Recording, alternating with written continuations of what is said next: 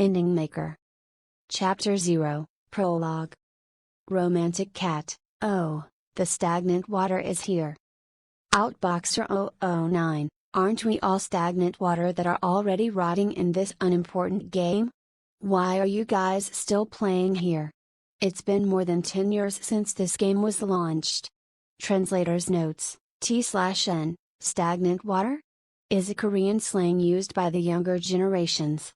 It means that someone has played a certain game for a long time, that they've mastered the game. Rotting, rotten water is an extreme version of stagnant water, meaning the stagnant water has pooled for too long that it had gone bad/rotten. Rotten water is higher in level than stagnant water, meaning they have spent time far longer than stagnant water, and are considered game pros, legends, or veterans. Source: Korean slang of the day. Reddit. Galabunga. Look in the mirror first and ask yourself. Outboxer 009, Kang Jin-ho laughed at the reply that came from beyond the screen monitor. Legend of Heroes 2. It has already been 10 years since the game was launched, and a third installment was even released. However, it was still a classic game among veteran players. But why do people play games that are more than 10 years old? Because it's fun. What other reasons do they need to play the game? In fact, there was one more decisive reason. Kang Jin-ho was one of the longest playing users of Legend of Heroes 2. No, he has reached the highest level and gained status as a rotten water. He was a ranker. And in this chat room, there was one more rotten water who as bad as Kang Jin-ho. Yellowstorm, are you here, Boxer? Are you ready to come down to second place? Outboxer 009, oh, you're still dreaming? Please, don't even look up at trees that you can't climb. Yellowstorm, bullshit. This time, I'll be first place. Outboxer 009, yes, yes. Everyone has the freedom to dream. You're allowed to dream. Romantic Cat, both of you shut up. This month's rankings are up. Legend of Heroes 2 announced server rankings every month by adding up various points earned in the game, such as time attacks. And this leaderboard that has been running for a long time has become the battlefield for the rotten waters. First place, Outboxer 009 to 315,234,999 points, 23 months in a row. Second place, Yellowstorm, 315,234,125 points, 22 months in a row. Third place, Yellowstorm, FCK. WHT the FCK is? Is this broken? AAA, look at all the typos. You must have had a mental breakdown. Romantic Cat, I think I can hear the sound of trembling. It seemed like he could really hear it trembling sound. After swallowing nervously and then sighing in relief at seeing the results, Kang Jin-ho burst out into laughter from the depth of his lungs. Outboxer 009, ha ha ha ha ha ha ha ha ha ha ha ha. Did you see it? Outboxer 009, you're eternally second place. Etc. Second class. Number 2. Yellowstorm, Slukiest Ksadistoyfstoy Iost, AAA. Oh, it's here. Mental breakdown. Galabunga, it's more fun to tease because he reacts like that. Shakes head, Outboxer 009, ah, it was fun. I'm going to have a good night's sleep. Good night to you too, Yellow second class. Try harder next month. Yellowstorm, hey. Why is the difference between us only 800 points? Outboxer 009, right. I don't know why you couldn't get that 874 points. Ah, is this the difference between first and second place? Yellowstorm, the use of abusive language is subject to sanctions. Yellowstorm, the use of abusive language is subject to sanctions. Yellowstorm, the use of abusive language is subject to sanctions. Yellowstorm, the use of abusive language is subject to sanctions. Yellowstorm, F is an exclamation, not a curse. Outboxer 009, anyway, I'm going to sleep. Good night. Dream of me, Yellowstorm, the use of abusive language is subject to sanctions. A few minutes later. When a new conversation did not appear in the chat room, the other Rotten Waters holding popcorn in one hand and watching the monthly event started to speak again. Romantic Cat, what, did they really go to bed? Galabunga, did Norfolk go to bed? Doesn't he have any other words? T/N, Norfolk came from baseball player, Yoon Suk Min's nickname, Norfolk Wars. Yoon was in a war with another Korean baseball player, and he was losing in the war while he was at the Norfolk Tides baseball team. So, Yellowstorm is Norfolk, as she had lost the war in the server rankings. More info about Norfolk can be found before the start of episode 8. Source? AAA, they're permanently first and second place in order together. Like a married couple that grows old together. Galabunga, it'll be published as a dark BL novel. AAA, oh, shit. I imagined it. Romantic Cat, what happened? I don't know about Boxer, but if it's Norfolk, it's normal for him to act trashly and talk nonsense. Did the two of them really go to bed? Only, Outboxer 009 has logged out. Yellowstorm has logged out. Episode 1, Pleiades, 1. Count Bear. It was once a famous family of swordsmen, and its head was the Margrave of the Salem Kingdom's northern frontier, but that was all in the past, as they are now just an old family clan. But even so, they were the Bear family. Even if the father and son fell and their family declined in approximately 3 years, they still maintained their position at the bottom place of the 12 northern families. In the mansion of such Count Bear, there was a struggling man in the second son's room, who was called the Anguish of Count Bear. Kuoio.2.2, it was a boy in his late teens who held his head and let out strange groans. He had dark blue hair, a white and slender face, and a pair of mysterious green eyes that all blended together to show off his good looks, but now, he was thinking of his situation as he looked at himself. The boy was named Jude Bear, who was also known as the second son of Count Bear, and was now thinking as he stared blankly at the mirror hung on the wall. Is this likeness totally real? Is everything that he could see in the mirror real? The fact that Jude Bear is now Jude Bear. The sentence was like a play on words, but Jude was serious. He would be, too, because he was both Jude and Kang Jin-ho at the same time. No matter how I look at it, this is the world of Legend of Heroes 2. 2 days have passed since Jude awakened his memory as Kang Jin-ho. And that time of 2 days was not short. The name Jude Bear. The situation of Count Bear. The Salem Kingdom and its surrounding circumstances. None of them were inconsistent with Legend of Heroes 2. Pleiades. A world that is the background of the entire series of Legend of Heroes. Let's face it. This world is Pleiades, and I am Jude Bear. It felt a little different from simply entering a game, which was common in novels and manhwa, comics. Rather, the situation felt like he was born as Jude Bear, and then remembered his past life as Kang Jin-ho. So, even though he had become Jude, it almost didn't feel out of place. Because from the very beginning, he was both Jude Bear and Kang Jin-ho at the same time. Jude raised his head and looked at the mirror again. He saw the beautiful view of a handsome-looking boy with superior looks, sitting down in front of the mirror. I am handsome. He wasn't just handsome. He was exceedingly handsome. Jude rose from his seat and looked around the room. It was spacious, nice, and clean. It seemed to be larger than the villa he had lived in when he was Kang Jin-ho, and though the furniture showed signs of age, one cannot deny that all the furniture were luxury items. Jude considered his situation objectively. The difference between the days of Kang Jin-ho and the days of Jude. He was young again, a dozen times more handsome than before, and he had become a golden spoon noble. It was absolutely perfect. It was an upgrade to the point where he felt like applauding. But then Jude thought. Isn't this effed up though? It wasn't because of Jude. Although Jude Bear was character with some flaws among the characters of Legend of Heroes 2, the bigger problem lies in the fact that this was the world of Legend of Heroes 2 itself. The background setting of Legend of Heroes 2 was not a peaceful fantasy world. No, it was a world of great tribulation. Demons descended from the demon world, and angels came down to fight against them. All the countries and races of the continent were embroiled and killed in the war. In short, it was a world destined for apocalypse. I was fortunate that it wasn't the third installment.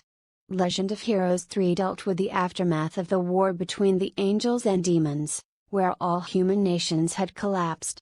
If he had entered Legend of Heroes 3, he wouldn't be sitting and looking in the mirror like this, but he would have been bitten and torn apart by monsters. As expected, there's only one way. He must become strong, so that when the times of great tribulation come, he could endure it. And if possible, he must become strong enough to protect himself and those around him. In the real world where Kang Jinho lived, there were clearly limitations for humans in becoming strong, but this was Pleiades, the world of Legend of Heroes. It was possible for an individual here to demolish mountains and become an absolute power that can shake the sky. Well, the authenticity of that is questionable, but moving on. For a while, he looked at his slender forearm, but soon made up his mind and clenched his fist again. Let's do it. He can do it. He must do it. Jude himself is Outboxer 009. Wasn't he the rotten water that kept the top spot in the server ranking list for a staggering 23 months? So, Jude decided to consider Jude Bayer's situation first. Jude Bayer, the second son of Count Bayer. He hails from the Bayer family, which has produced outstanding warriors for generations, but he himself hasn't mastered even one of the sword basics. Of course, he wasn't just a useless guy as he was one of the playable characters. Jude certainly had a talent. It wasn't just an ordinary talent but a truly incomparable talent. Qian Mujik, heavenly martial body. As the name implies, it's a heavenly talent for martial arts. But there's a trap card here. Jude was born with an abnormality in the yin meridians of his whole body, particularly called Gumjulmek, 9 yin severed meridians. T/N, Gumjulmek is a fictitious congenital disease seen in Korean martial arts novels, like the scholar's reincarnation. To quote its description from the above series, it is being innately born with yin energy but with blocked meridians. Treatment is very difficult and most people with this disease die very early. It means that the yin energy is so strong that the meridians are blocked, and the circulation of Qi does not work properly. Short-lived, weak, inability to use mana, but possessing a tremendous amount of yin energy. These were roughly the effects of Gumjulmek. He was an unlucky genius born in a body with both Qian Mujik and Gumjulmek. That was the boy named Jude Bayer. Couldn't I just have been Leon? Or Maximilian? In Legend of Heroes 2, where various playable characters existed, it was Maximilian who was the main character of the game. A cheat character born with a great talent in both sword and magic. It was the so-called title character prepared by the production team to allow beginners to see the ending of the game. Then, Maximilian will be here too, right? Maximilian wasn't the only one. There was a high possibility that all the characters in Legend of Heroes 2 existed here. It's making me excited for no reason. He had just lamented that he had fallen into this world, but this was Legend of Heroes 2. His heart began to throb when he thought that he would be able to meet the characters of the materialized Legend of Heroes 2. Okay, if that's it, all I have to do is treat my Gumjulmek. Then the heavenly martial body will start to bloom. Of course, it was not an easy task to cure Gumjulmek. The evidence was that Count Bayer had not been able to do anything about Jude's Gumjulmek even up to this day. But there is a way. As the rotten water of Legend of Heroes 2, he was a player who knew several treatments for Gumjulmek. However, knowing and executing it were different. Is it possible to secure a remedy with his current body, which is itself weak because of Gumjulmek? No matter how much he thought of it, it was impossible. It wasn't something he could do alone. But that was not the case if he could leave it to others. All of the methods he could think of were quite complicated, and he wondered if the Bayer family members would even believe in Jude's words. I need allies. Someone who will believe and carry out Jude's words. Someone who will be on Jude's side anytime and anywhere. But it was then. Young master, may I come in?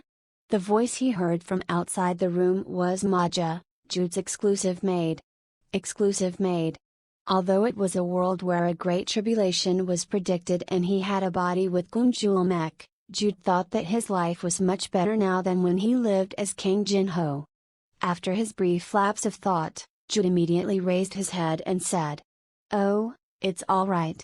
With his permission, Maja opened the door silently and entered. She was a woman in her early 20s with her blue hair tied neatly, and her cold expression belied her attractive beauty.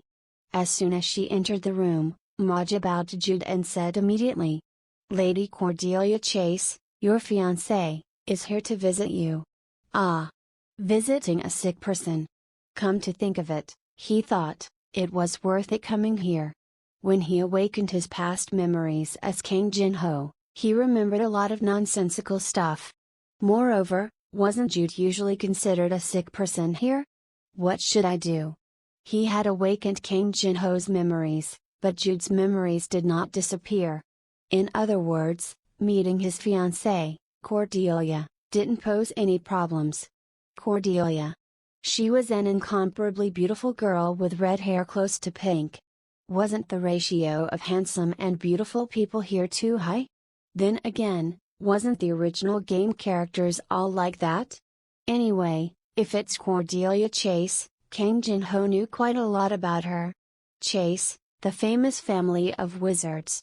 If Jude's family, the Bayers, were a famous family of swordsmen, the Chase family were a famous family of wizards. Of course, both families were now weak compared to the past. In any case, Cordelia Chase was a wizard character, born with a fairly outstanding magic talent. She didn't have a natural-born talent like Jude, but instead, she lacked a weakness like Gunjulmek, making her easier to handle in the game. I'm nervous. He didn't think he would meet his fiancée who's also a playable character in Legend of Heroes 2. Young master? Huh? Oh, yes, okay. I'm going to see her right now. When Jude willingly answered, Maja hesitated for a moment, but soon nodded and stepped back. She is waiting in the drawing room. After Maja said that, she began to take the lead as she guided him to the place. I am a real nobleman. It was a new experience for him, but as he stepped out of the hallway, Jude realized that this was a noble family's house, a residence that once boasted great power. It was a hall that emphasized practicality rather than splendor, but it was so big and grand that it felt like he was walking in a big castle rather than a mansion. Mr. Jude Bayer has arrived. Maja, who raised her voice once they were in front of the drawing room door, opened the door with a restrained movement. Unlike the hall which gave a stark impression, the drawing room was well decorated. Inside, there was a girl with red hair close to pink, and a female knight right next to her who served as an escort. Only, Cordelia Chase. Jude Bayer's fiancée. Jude swallowed deeply as stepped into the drawing room. He faced Cordelia with a natural smile. But right after, the moment he made eye contact with Cordelia, Jude widely opened his eyes. And so was Cordelia. The two shouted almost at the same time. Why are you here? Episode 2, Pleiades, 2. Young master? Miss? Maja and Cordelia's escort, a knight, said almost simultaneously. That's because Jude and Cordelia looked at each other out of the blue and said strange things. Why are they here? Didn't we come here to meet the visitor? Isn't it because we came here to visit? At a time when Maja and the female knight were thinking rationally, Jude calmed his astonished self and thought of the girl in front of him. And like himself, Cordelia was full of emotions too, such as embarrassment, surprise, and so on. What? Why is Yellowstorm here?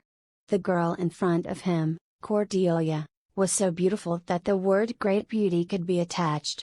The second place Yellowstorm had nothing to do with Jude's own fiancée. But it was strange. When their eyes met with each other, the player named Yellow Storm came to his mind. It was good to say that it was an absolute feeling. Moreover, it was important that the opponent showed a similar reaction to him. No way.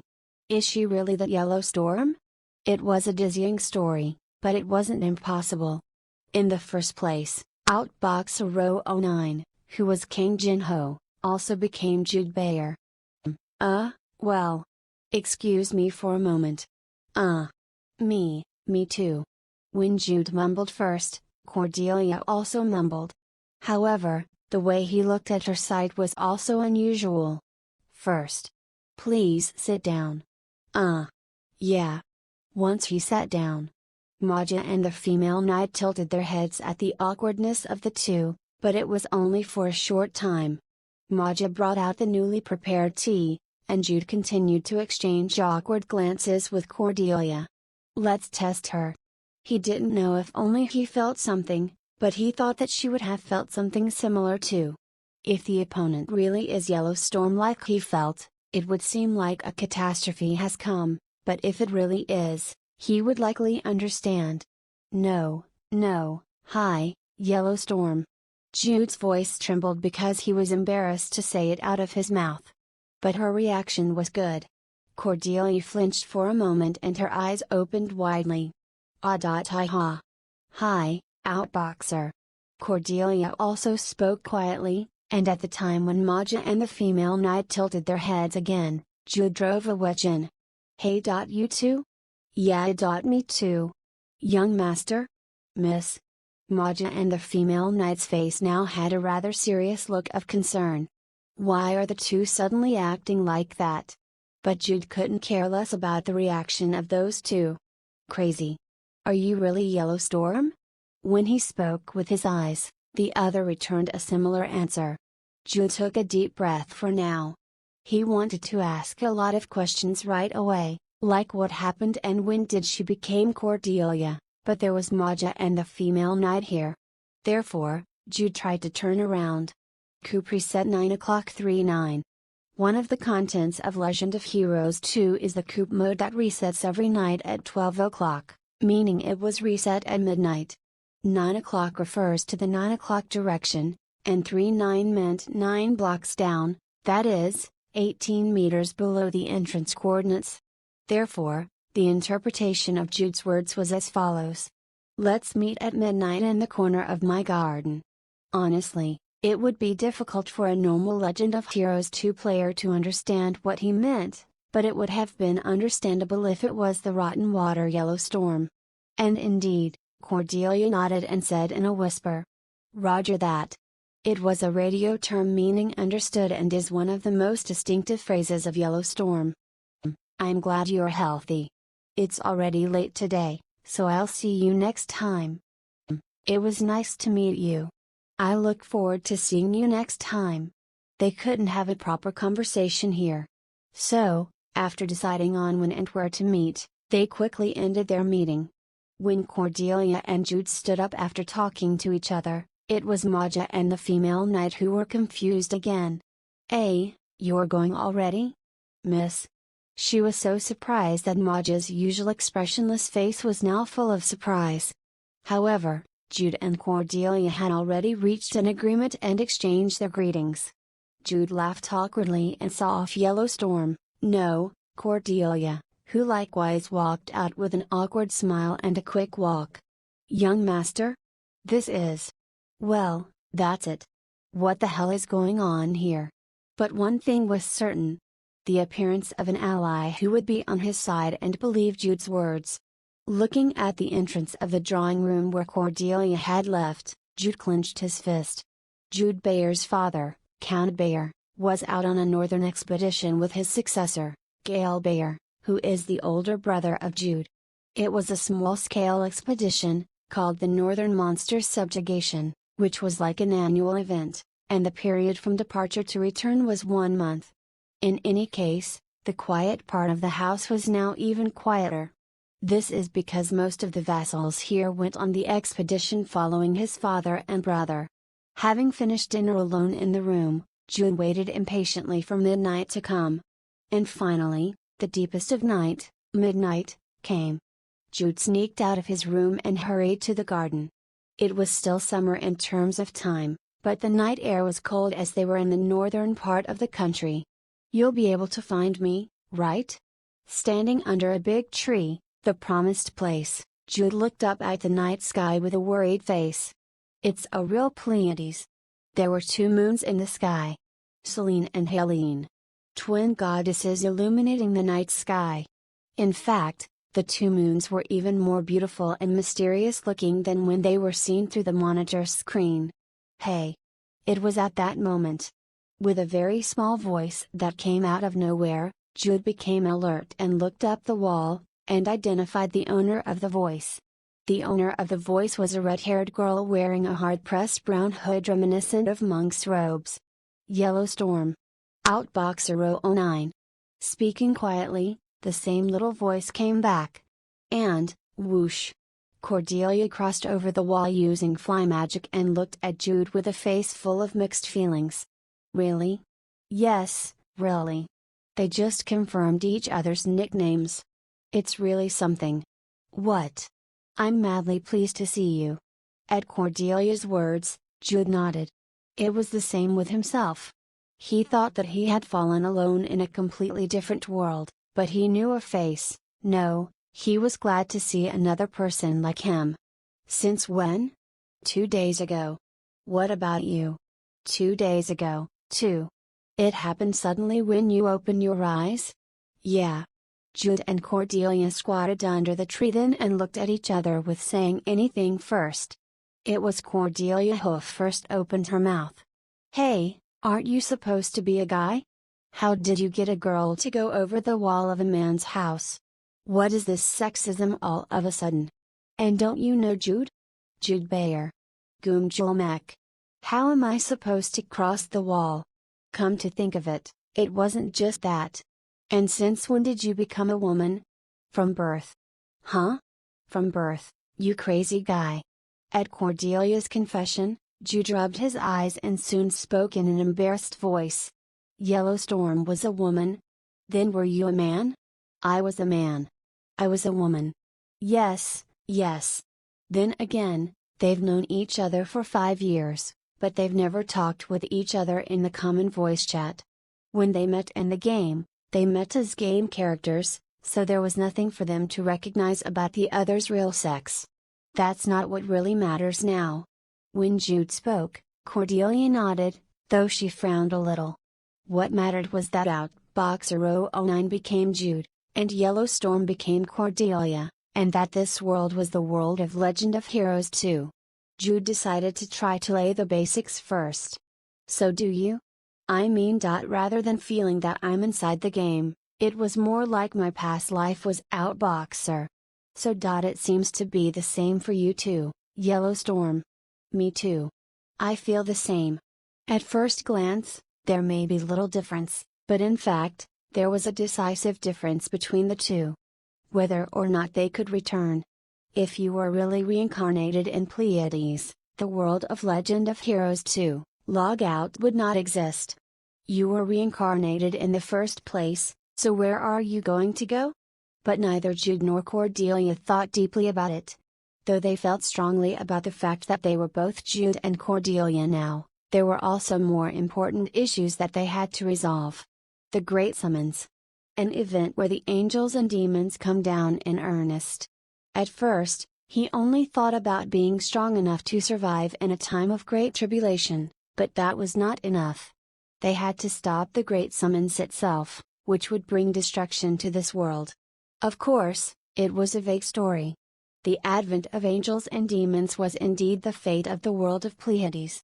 No matter how much of a rotten water he was, it was too much for him to do it all alone.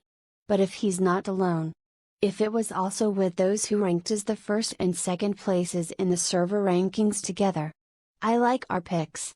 Jude Bayer and Cordelia Chase. Both were non-mainstream characters that were far from weak ones, but the picks that she spoke about weren't just about character performance. Cordelia said with a bitter smile. Perfect for sharing. Bingo. Jude was a warrior, and Cordelia was a wizard. As with all goods in the world, there was a limit to the number of various gifts and items that existed in Pleiades. If Jude and Cordelia were characters who walked the same path, they would inevitably interfere with each other's growth. But they were both warrior and wizard, so they could share the goods of the Pleiades with each other. I never thought I'd have a party here that I haven't had in 5 years. I know, this world is so weird. It's ridiculous to be reincarnated in the world of games, but he couldn't believe he reincarnated with a forever second place girl. Moreover, they were also engaged. Anyway, I'd like to ask you to cooperate on this. What cooperation? We're going to have to treat my Goomjul mech. Doesn't it automatically heal with an event? Indeed, it was true. In the game, after starting as Jude Bear and somehow spending half a year, an event was supposed to take place where Count Chase would send to Count Bear the cure of Goomjul mech. In other words, it meant that if he just waited calmly, he could completely cure the Goomjul mech. But at Cordelia's question, Jude said, kicking his tongue, "That's why you're still second place even in 1,000 years." What? Hey, be honest. You've never played Jude, have you? No? I've tried. I know it gets cured because I've played him. But do you agree to that? To just wait for half a year to get treated?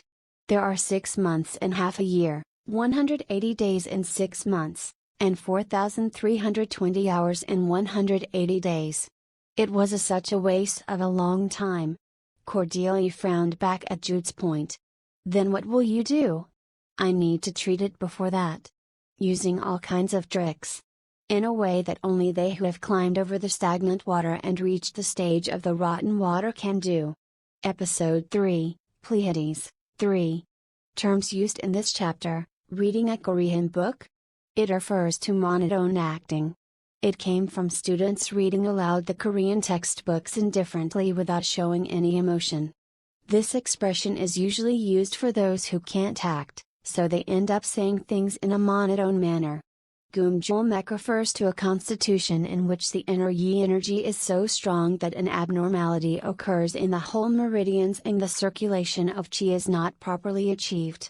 Therefore, in order to treat Goomjul mech, it was necessary to relieve the yin energy that were blocking the meridians at once. Do you know what Jude will eat in half a year? I know. It's the Sunfire Carp. Oh, it's not second place anymore. I'm a little rather, why do you keep saying second place? Cordelia warned sharply, but Jude just laughed. It was fun when he teased her in the chat window, but now that Yellowstorm had become an incomparably beautiful girl and showed her expressions, it had become more interesting. Well, as you know anyway, the Sunfire Carp is a carp that possesses extreme yang energy. So, let's go fishing to catch it? Are you really the second in the server? I am? I'm the second in the server? Yes, I'm the first. When Cordelia trembled and clenched her fists, Jude moved on to the next topic. Controlling the degree of anything was important. And this person was a little different from me. They were Outboxer 009 and Yellowstorm that had ranked first and second on the server back to back, but in fact, it was not an exaggeration to say that their playstyles took completely different paths. I was an attacker, and she was a fighter. If Outboxer 009 was an attacker who gained points for achievements by digging into the limit of characters, events, and items that exist in the game, Yellowstorm was the ultimate combat fighter that raised scores by hunting a lot. Of course, both were rotten waters, so Outboxer 009 is also a good fighter. And Yellowstorm also knew enough about Legend of Heroes too, but their majors were different. Whatever. Jude, who erased the distractions from his head, spoke quickly. If we can get in our hands an item with powerful yang energy, we can treat the Goomjul mech much faster. I know that, but was there something like that? Cordelia frowned and groped her memory. Although there were quite a lot of items with yang energy other than the Sunfire Carp that Jude had mentioned, it was questionable if Jude and Cordelia could find it for themselves now. There's one. Near that, too. You know what I'm talking about, right? Huh? Well. Oh, that's it. That. Well, there was that. Cordelia nodded, as if awkwardly reading a Korean book. Yes, that. So please help me deal with it. That's what I need to prepare. Oh, I know. Yes, I know. What does she know? Jude could completely see that she didn't know anything. Jude shook his tongue and decided to give the right answer. It was fun to tease her, but time wasn't infinite. You can just wear the sun's necklace that Lyskang has. Yeah, if you wear the sun's necklace of Lyskang. Lyskang? Demon Lyskang Eep. A startled Cordelia jumped up from her seat and tried to raise her voice, but fortunately, she was able to cut it in the middle. Jude, who hurriedly shut Cordelia's mouth, said in a low voice. Hey, we're meeting each other in secret, remember? It was midnight, a quiet time for the entire place. It was a good thing that most of the people in the house followed Jude's father and were out. Otherwise, someone would have come by after hearing the sound. Be serious, okay? I'll take my hand off only when you've calmed down, okay? Cordelia nodded at Jude's reminder. Okay, here. Phew. Hey, are you really talking about that Lyskang? The Red Moon Demon Lyskang? As soon as Jude pulled his hand out, Cordelia asked quickly in a low voice. She looked dumbfounded. Yes, the Red Moon's Lyskang. Are you crazy? How will you defeat him? Don't you know that its level is like a bully to us right now? The Red Moon's Lyskang. A demon sealed in the north of the Sailan Kingdom, and one of the mid-bosses that appeared in the middle of Legend of Heroes 2. Outboxer 009 and Yellow Storm were rotten waters, but no matter how much rotten Cordelia was, it was impossible to defeat him with her current power, which is as if she had just started the game. Jude also admitted it. Yes, how do we defeat it? But this is really like you, Yellow Storm. You can only hold your head tightly. You said you needed the sun's necklace. That's the Lyskang drop item.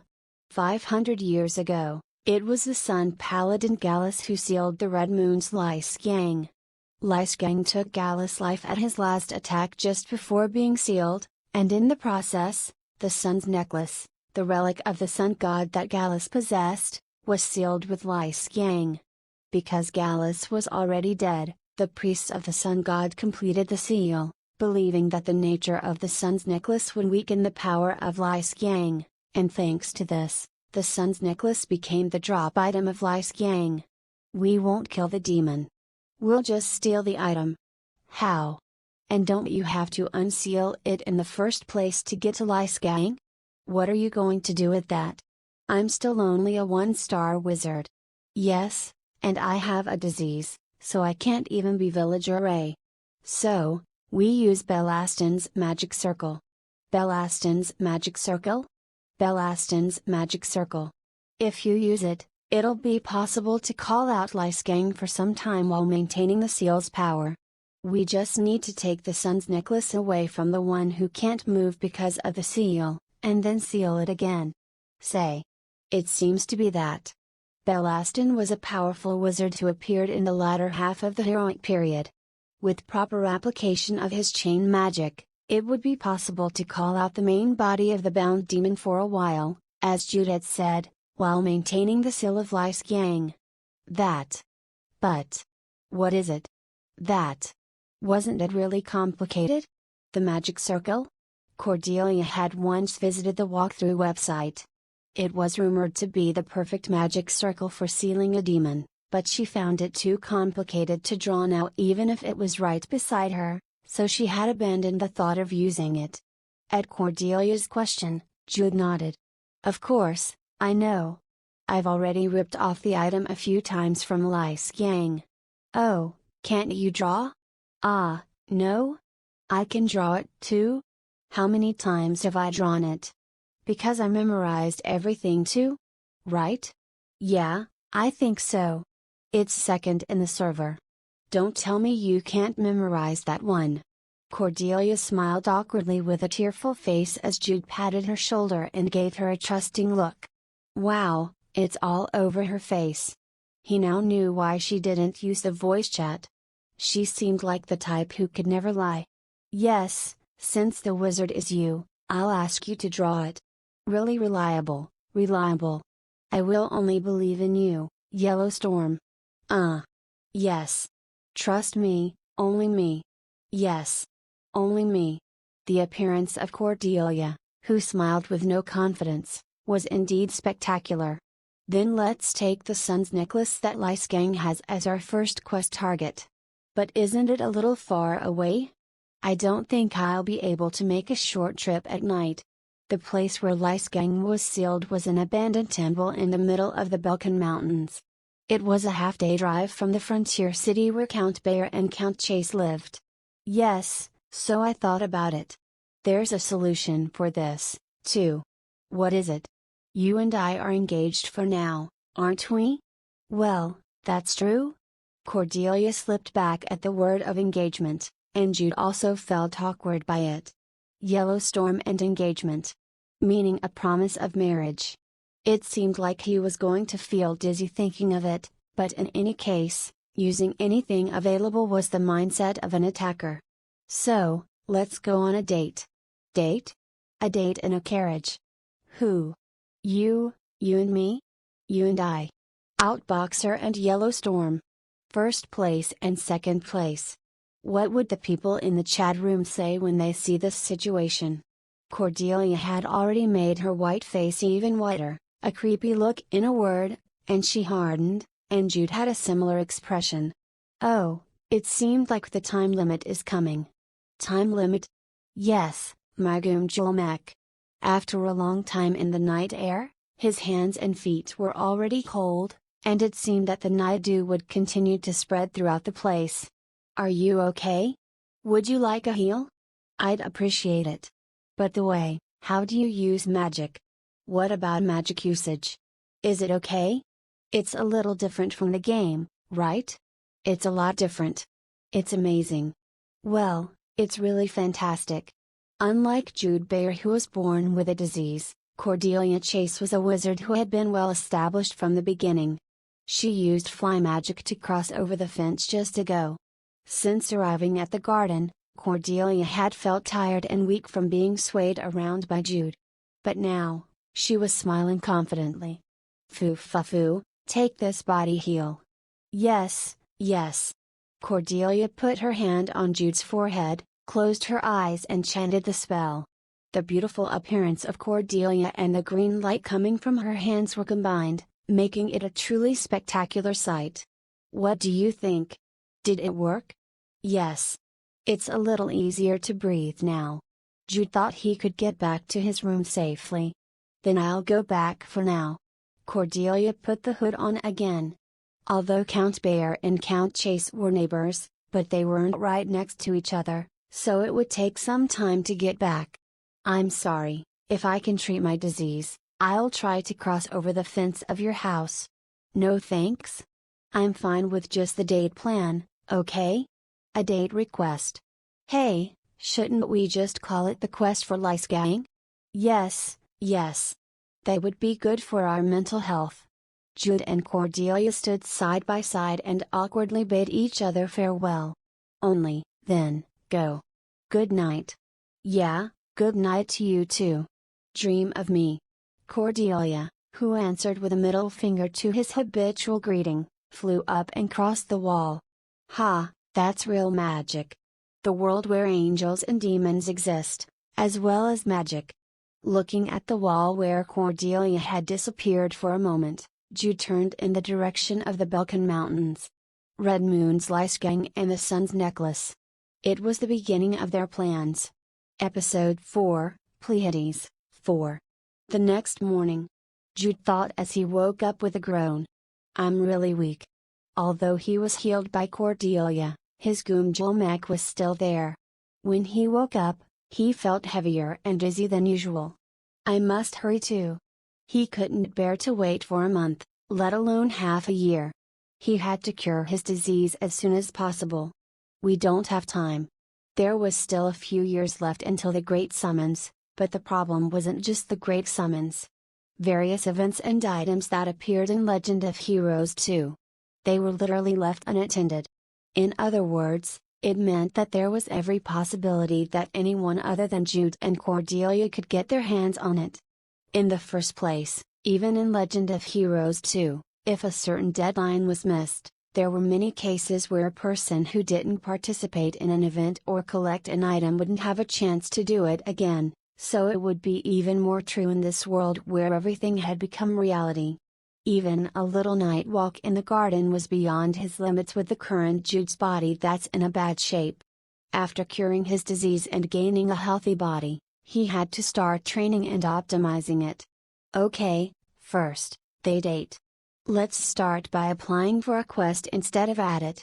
After Cordelia accepted his offer and tried to maintain their peace of mind from the word date, Jude got up from the bed and began his morning routine.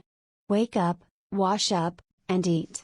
Usually, there would have been a greeting for his parents here, but both his father and mother were away from home. Thanks to that, it's easy to apply for a quest. A full-fledged day outside while riding the carriage, no, it's a picnic, so it would usually be difficult to get permission because of Jude's weak body. Of course, it's not going to be easy now. Upon returning to the room after the meal, Jude glanced to the side. Maja looked differently at him than usual, because she was thinking of his mysterious conversation with Cordelia yesterday. Her eyes were mixed with worries, concerns, and doubts that the young master might have something wrong with his brain. In the meantime, should I say I want to offer Cordelia a carriage date? In the meantime, how should I say that I want to ask out Cordelia for a carriage date?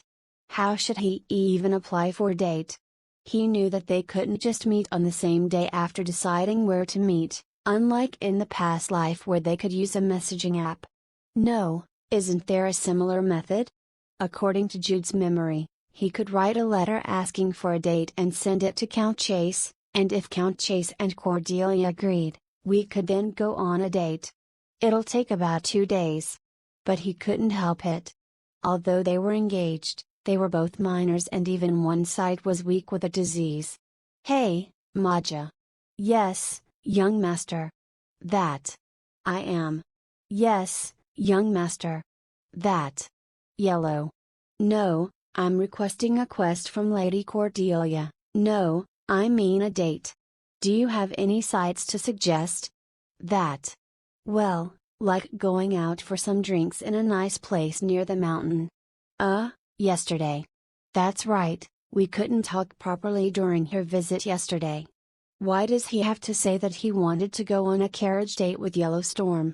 Jude was currently in deep agony, but what mattered most right now was Maja's help, not the anguish of his heart. Even if his parents were away, it was not possible to do everything according to his will.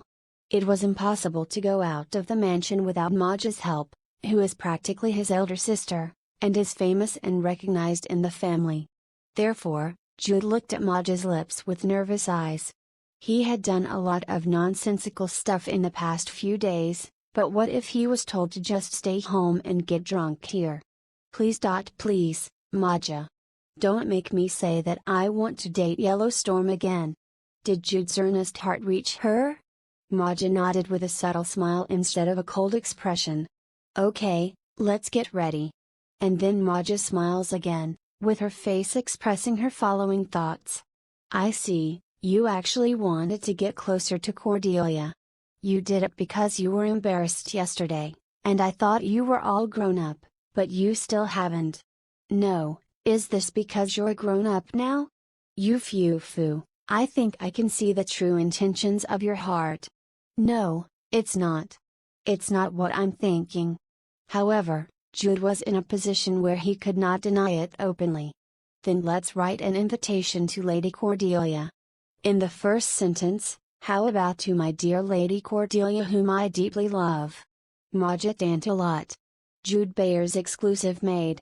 She is usually called the Ice Princess because of her cold expression, but in reality, she is a broad-minded woman. Yes. Accepting with a long sigh, Jude lifted his pen and began to write a love letter to Cordelia. 2 days later. The carriage that departed from Count Chase's manor and stopped at Count Bayer's was now running smoothly over the road leading to the Balkan Mountains. 4 people were inside the carriage. The first 2 was Count Bayer's youngest son, Jude Bayer, and his exclusive maid, Maja Tantalot, and the other 2 were Count Chase's daughter, Cordelia Chase, and her escort knight, Delia Ale.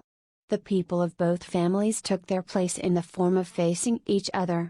In other words, Cordelia sat opposite Jude. Do you not like it? I hate it too. Cordelia also had to reply to Jude's love letter. Cordelia's letter was also a love letter, as it was about going out on a date in a carriage and drinking together. Yes, I know how you feel. He felt the same way when he wrote the letter. But instead of sighing, the corners of Jude's mouth raised slightly. It was because of the sight of Cordelia in front of him. It's a complete full set, perfect for a date. She was going to see flowers with her fiancé. She wore a wide-brimmed hat to keep the sun out, and her white and heavy dress, with a long skirt filled with laces, made her pinkish red hair stand out. Of course, it completely looked good on her. Anyone would admit that Cordelia was a very beautiful girl. Honestly, if you separate the fact that she was Yellow Storm, her appearance was pretty and cute enough to the point of applause. Yes, if only she was not Yellow Storm. As the pretty girl in front of him was also letting out looks of admiration at his looks, and as he thought that she was Yellow Storm, he couldn't help giggling and letting out a laugh. Well, I'm in the same situation. Jude also came here dressed in the best clothes for a date. Furthermore, Jude also had an Adonis kind of look.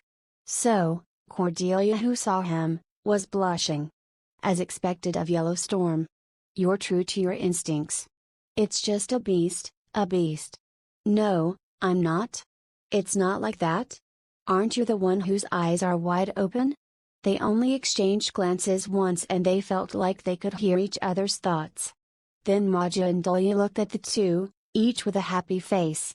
They're a good match. You're both cute. As the pair looked at each other, snarling and laughing, the other 2, who misunderstood their behavior as embarrassment, smiled warmly. And half a day passed by. The carriage finally reached their destination, the middle of the Balkan mountain range. Hey, isn't the weather nice? I know.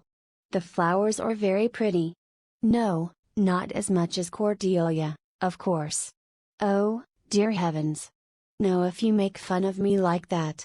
The 2 walked for a few minutes while exchanging words awkwardly as if reading a Korean book. The pair, barely keeping their distance from Maja and Delia, who looked pleased, sighed at one point.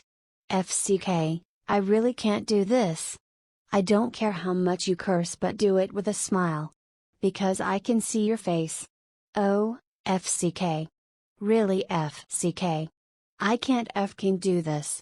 Jude felt dizzy and tried to speak, but at the same time, he felt a sense of self-destruction that he was thrilled with the appearance of a beautiful girl who kept cursing. By all means, hold it in.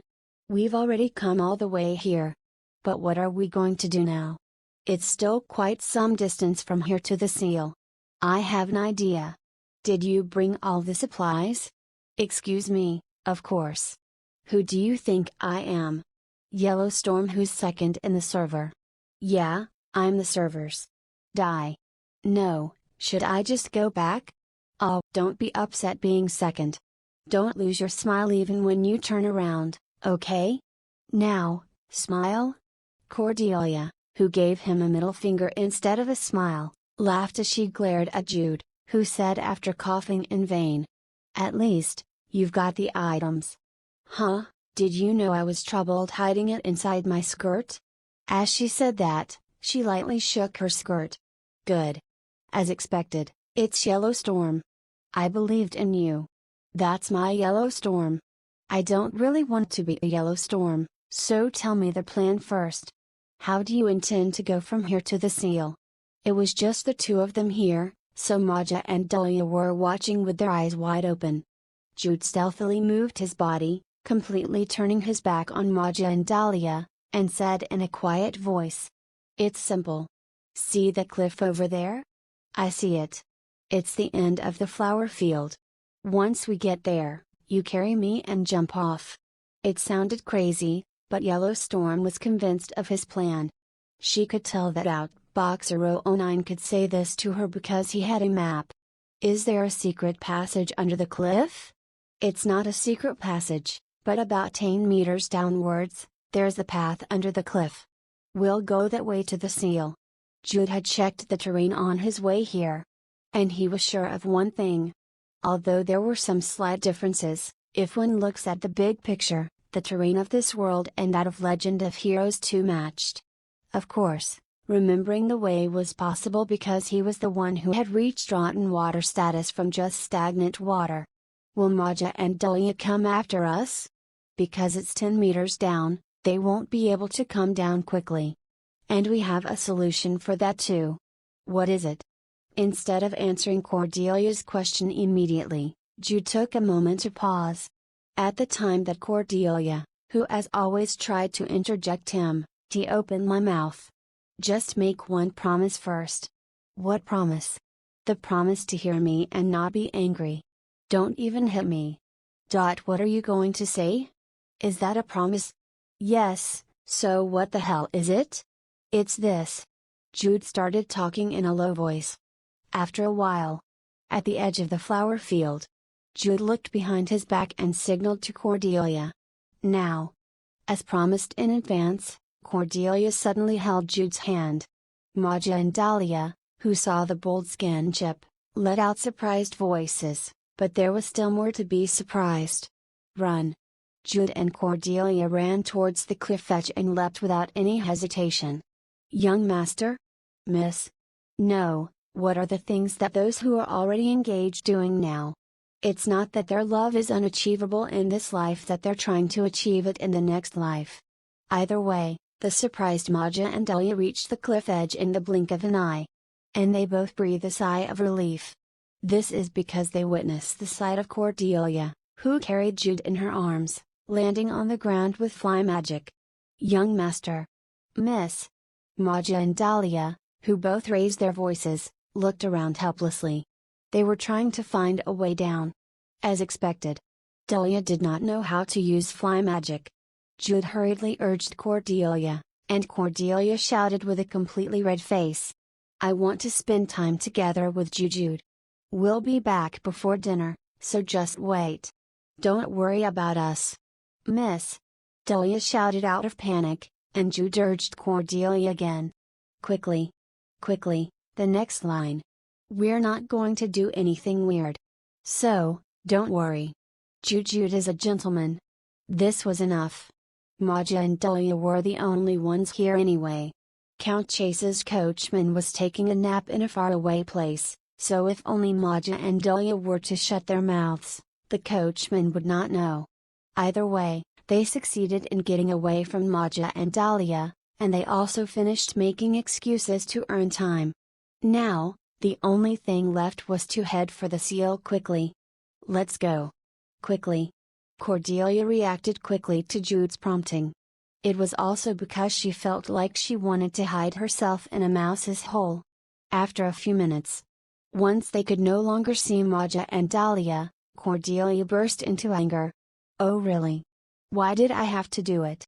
No, carrying you while jumping off a cliff, making excuses, and then I felt like you tried to hit me. She said that with a terrible face. For such a Cordelia, Jude explained in his calmest possible tone. I've already said it once, I have Goomjolmek. I can't carry you with this slender arm. And how will I hit you? It doesn't make sense if I hit you. Why, I'm a man with a disease. That Goomjolmek. Goomjolmek. Just heal that Goomjolmek. Yeah, I'll hug you so that you'll feel better, I'll also hit you. Only, no thanks? What is this crazy guy saying? Yes, yes. Anyway, are you feeling better now? Then let's hurry up. We don't have much time. The possibility that Maja and Delia would really wait for them was zero. They had to finish their job before the two finds them. Ha, really? Just heal that Goomjolmek. Yes, as soon as it gets better, I'll bake or boil or do whatever you want, so let's go to the seal first. Take the lead. Come along then. Looking back on the surrounding terrain, Jude strode along. Episode 5, Pleiades, 5. Hey. How long has it been since I started walking? At first, it seemed like Jude, who was well ahead of her, was walking side by side with Cordelia at some point, but now he was completely behind and panting. Eventually, the worried Cordelia turned around and asked, "Hey, are you okay?" "Hey. Hey. No, it's okay. Not good. Hey." I fell and barely continued talking, but it was at that moment that I felt like vomiting. At the sight of the sweat-soaked Jude, Cordelia said with a slightly dazed face, "You're really weak. Hey. Don't talk big. Come on, come on." "What?" "Okay, I'll ask you. Time. In. I have to go." "Huh?" Jude, who sat on the ground, stretched out his hands like a zombie. "Hey. Quickly." "Whoa, really?" As Jude fluttered his arms again, Cordelia sighed and walked to the front of Jude, turning her back and sitting. "Here." "Hey." Jude buried himself on Cordelia's back, almost as if he were falling. The sweaty Jude smelled and didn't feel very good, but Cordelia was more surprised by something else. "Hey, you have to gain some weight. Why is a man so light?" Jill. Just use Muon Sweet Water, Muon Sweet Water. T/N, Muon Sweet Water, is a Korean meme that originated from a religious group in Muon which claimed that their sweet water was miraculous. However, it was not sweet tasting, and upon actual testing, it was found to be just seawater. It became a parody that if you're suffering from troubles, just sprinkle Muon Sweet Water, wish for a miracle, and voila, your troubles will end. A famous parody of it is that throwing Muon Sweet Water to a raccoon will allow it to be able to walk upright like a human. Source namu.wiki, librewiki.net. Cordelia, who stood up from her sitting position, adjusted her position as she raised Jude. This is because it was difficult for her to lift Jude properly without supporting his buttocks. "Hey. Don't sneakily touch strange places. Aren't you too? Where are you placing your hands?" Cordelia, who struck down Jude's protest, strode again. She didn't need any guidance because they were on a single track anyway. After a few dozen minutes, Cordelia, who looked at the distance, asked Jude behind her back, "Hey, is that it? I think we're almost there. Don't sleep." "Huh? Yes, there it is. It's almost the same as what you saw in the game." At the end of the winding path next to the cliff, there was a cave entrance large enough for several people, and although it was damaged by rain and wind, it was a structure that was easily touched by human hands. "Let's hurry. Giddy up, giddy up. This is real." It was a low growling Cordelia, but for now, she was in a hurry. She wanted to get in quickly once she saw the entrance. The Temple of the Sun God. The Paladins protected this place 200 years ago, right? I suppose so. 200 years ago. The denomination of the Sun God, who had always been at the forefront in the battle against the demons, suffered a devastating blow from the great demon Anguirus, and was virtually destroyed. Thanks to this, even the temple, which seals the powerful demon of the Red Moon's Lai Skiang, was now in such a forgotten ruin. Now drop me off. Should I go inside more first? It's okay. If so, then. Cordelia let down Jude from her back, cast a light spell, and stepped into the cave first. At that moment. "Oh, can you feel it?" Cordelia looked back and asked, and he nodded with his eyes wide open. "Oh, I can feel it. You too?" Me too." The moment they passed through the cave entrance, the air around them changed. To be precise, it felt like sacred power was filling the cave. "Oh, this is how it feels." In the game, there was one line that said, "I can feel the divine power of the Sun God," but it was not something that I could only express in words. "I think my heart is being purified." As Cordelia looked around and spoke with sparkling eyes, Jude also nodded. "I think it's going to be the same as the game." I don't think you have to worry about monsters. The divine power of the sun god had the power to drive out monsters belonging to the demons. As Jude said that, Cordelia agreed, and he took the lead again. From here onwards, I know the way, so I'll take the lead. Be careful just in case. Yes, watch your step too. The inside of the cave was wider than expected, and sculptures of the sun god were all over the place, leaving Jude and Cordelia in amazement. Why do all the divine creatures look scary? Cordelia, who was ahead, said in a quivering voice.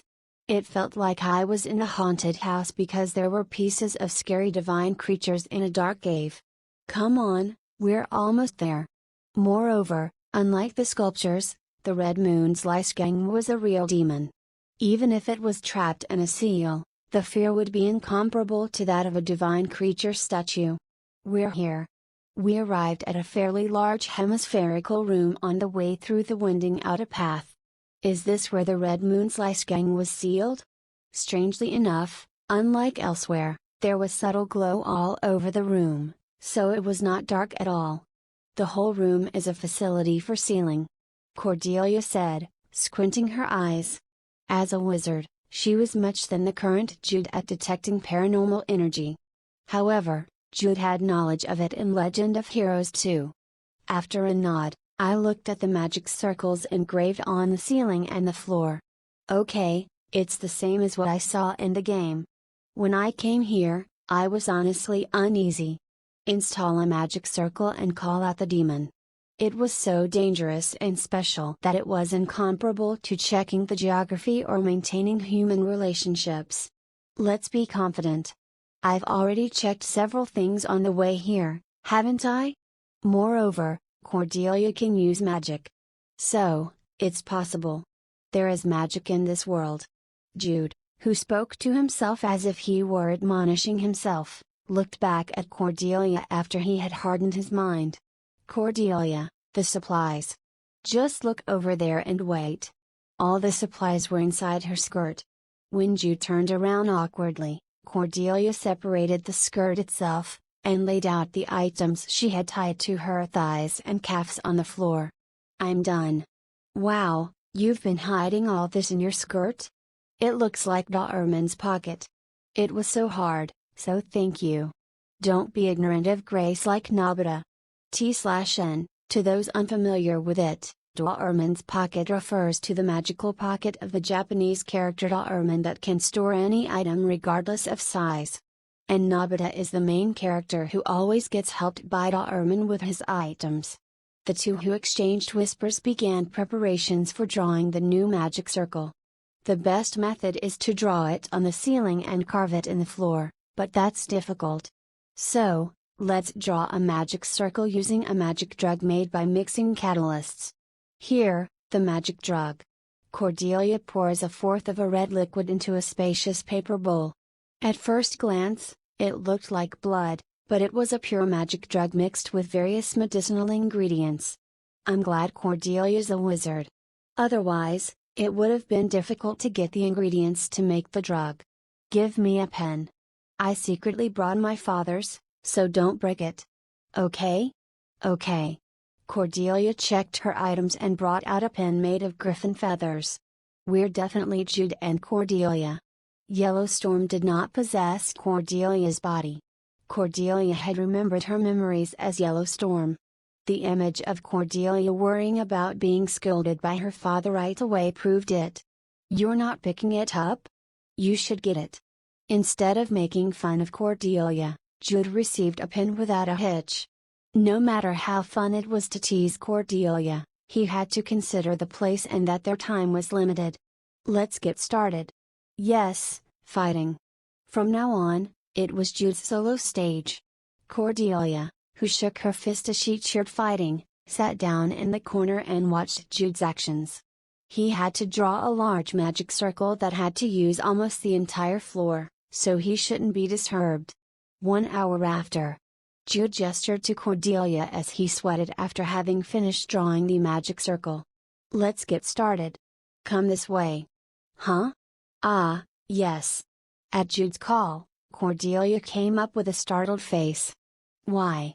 No, it's just. Actually, it wasn't just.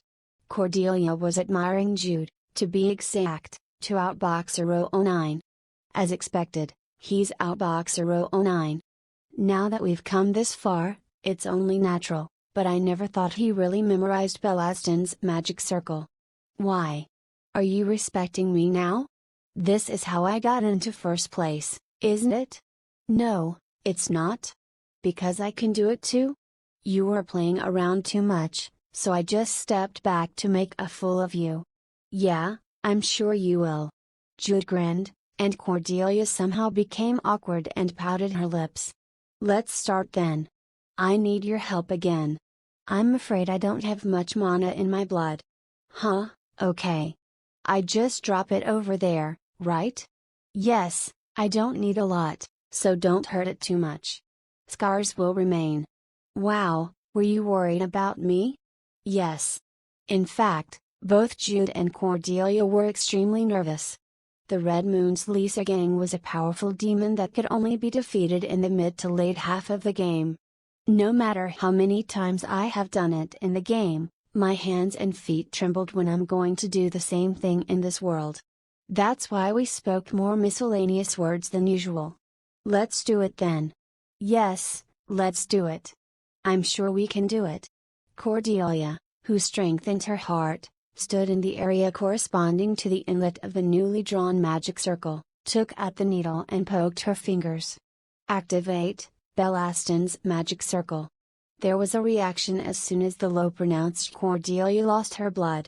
The magic circle drawn by Jude glowed red, and the whole air inside the seal began to vibrate. Cordelia! Get back! Jude shouted, looking at the center of the seal, and Cordelia stepped back and stared at the seal's center too. The seal was being opened. In addition to Jude's magic circle, the magic circle on the floor and ceiling of the seal began to shine too. It was a brilliant golden glow reminiscent of the sun. Jude! Get back! This time, Cordelia exclaimed. This is because the mana density of the seal increased rapidly. The air inside the seal would have been poison to the current Jude, who is worse than Villager Ray. But Outboxer 009 was into rotten water for no reason. Only, in the first place, Jude, who had been predicting the current situation, quickly took out the mask he had prepared at home and covered his mouth and nose. It was similar to a simple oxygen respirator used on airplanes, but the bear family had a few items like that, as they frequently battled against monsters. Here it comes! Shouted Jude. At the same time, the space at the center of the seal began to break. A crack formed in the air, and soon a huge presence emerged with dazzling light. The Red Moon's Lice gang. Undead, among them, the mighty blood demon that invokes vampires. A red and giant creature with a bat's head and wings spread out a red glow towards Jude and Cordelia. Episode 6, Pleiades, 6. Jude was bogged down by the sight before his eyes. For a moment, I forgot how to breathe. A huge being. Despite its kneeling and crouching posture, the hideous bat had touched the ceiling. The wings that rose behind its back covered the entire floor, making its presence clear. The Red Moon's Lice gang. Demon prince that covets blood. I couldn't even compare it to when I saw it in the game. The appearance itself was the same, but the pressure was different. The limbs had been bound. A chain that seemed to be thicker than Jude's waist covered the entire body of Lice gang. Nevertheless, I felt afraid. Just by facing it, Jude felt like his own existence was trampled and crushed. Get a hold of yourself. Just then, Cordelia shook Jude's shoulders. Unlike Jude, who can't handle mana itself because he had Goom Jewel Mech, she was a true wizard, even though she was only a one-star. She put the necklace she prepared in a hurry on Jude's neck. Are you okay? Is your mind okay? It was a magic tool that slightly raised one's magic resistance. I brought it just in case, but I think it was a good thing that I did. Jude's eyes began to refocus. Cordelia? Yes, it's me. Get a hold of yourself. Huh?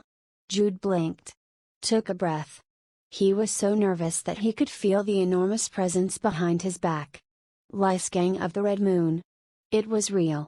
The mighty demon prince was before us. You can do it. Jude thought. The seal of the sun god was still working. Belastin's magic circle was also playing its part. The given time is about 3 minutes. More than that, the Belastin's magic circle could not hold out. There it is. Over there, by the waist. Cordelia said in a tense voice. Lyskang's waist. To be exact, the sun's necklace hung on the handle of the sword, which was worn at the waist. Hugh. Jude, who once again sighed, swallowed again. Lyskang's eyes were still closed. It fell asleep on its own to endure the time it was trapped by the seal, but as the seal itself was being maintained, it did not seem to know that it had temporarily come out. It's a chance. Take only the sun's necklace and immediately release Belastin's magic circle again. Then get out of its sight. You can do it. You can do it. It was the moment when Jude took a step forward. Hey! Huck?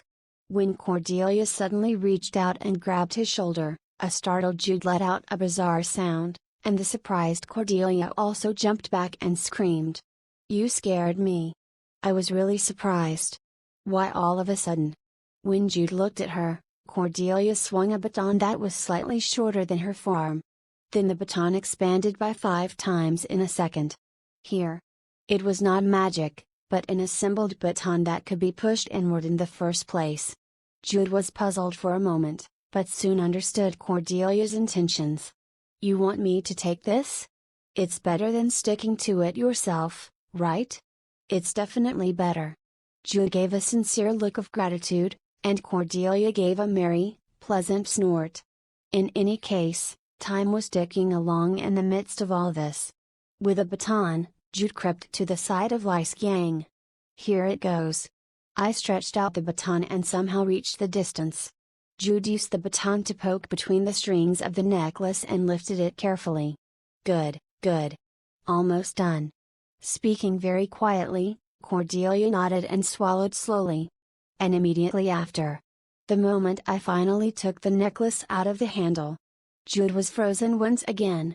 The same was true of Cordelia this time. And the two almost instinctively raised their heads and looked up to the heights. The red moon's Lyskang. It was opening its eyes. It glared at Jude and Cordelia and let out a red glow like when it first appeared in the seal. 1 second like that. No, it felt like an eternity. Take it. Bounce back. Cordelia and Jude shouted almost simultaneously. Jude quickly pulled the baton and backed away greatly. He grabbed the sun's necklace that came down along the baton. No. Said Lyskang. It opened its mouth, and the roar shook not only the seal but also the entire cave. Jude stumbled and fell. Lyskang gave strength to its arm to hold on to such Jude. Kyuk. But there was a chain. The seal of the sun god still held tight on Lyskang. Hurry up! Cordelia yelled. Jude stood up staggeringly, and Lyskang spoke again. And at that moment, Jude once again witnessed an incredible sight. A small light burst in the open mouth of Lyskang. To be exact, an arrow of light flew towards the mouth of Lyskang and exploded. Magic missile. The most basic attack magic that 1-star wizards can cast from the beginning. It was Cordelia. No, it was Yellow Storm. The moment Lyskang tried to attack Jude, her instinct as a fighter to the bone was triggered. Hey! Crazy! As he was about to shout loudly, Jude blinked in surprise. And so was Cordelia. Leveled up? Cordelia was enveloped in a ring of white light. The level up effect that I've seen countless times in Legend of Heroes 2 was clearly seen. Ah! Cordelia spoke out. Then she shouted again. This time, together with Jude. Ah! We understood it. It was an embarrassing situation, but the two who were rotten water immediately understood the current situation. In Legend of Heroes 2, levels existed. However, for NPCs of Legend of Heroes 2, the status window does not exist, so they had to somewhere like a level temple to measure their level. The important thing was that levels itself existed in this world, and it was also possible to become strong through leveling up. Then why did Cordelia level up at this moment? Combat experience. It wasn't necessary to kill the enemy to gain experience. The act of attacking the enemy itself could gain experience points. Of course, the latter was far too insignificant compared to the former. But with Cordelia and Lai Xiang, if you've just started as a 1-star wizard and fought against a mighty demon that you can only be dealt with in the second half of the game. A vast gap in levels. If it was the original game, a person would never even attempt an attack. That's why the combat experience was amplified. Vermin garbage. Lai Xiang roared again. But it was still stuck in chains and unable to move. Cordelia and Jude looked at each other and understood the moment they exchanged glances. The fact that their gamer brains started to turn. Magic missile.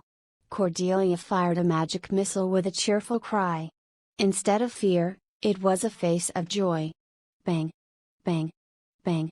A series of magic missiles exploded. It was simply a ticklish little magic for Lai Xiang, but somehow, the attack was an attack. Oh yeah! After 3 shots, a white ring appeared again around Cordelia's body.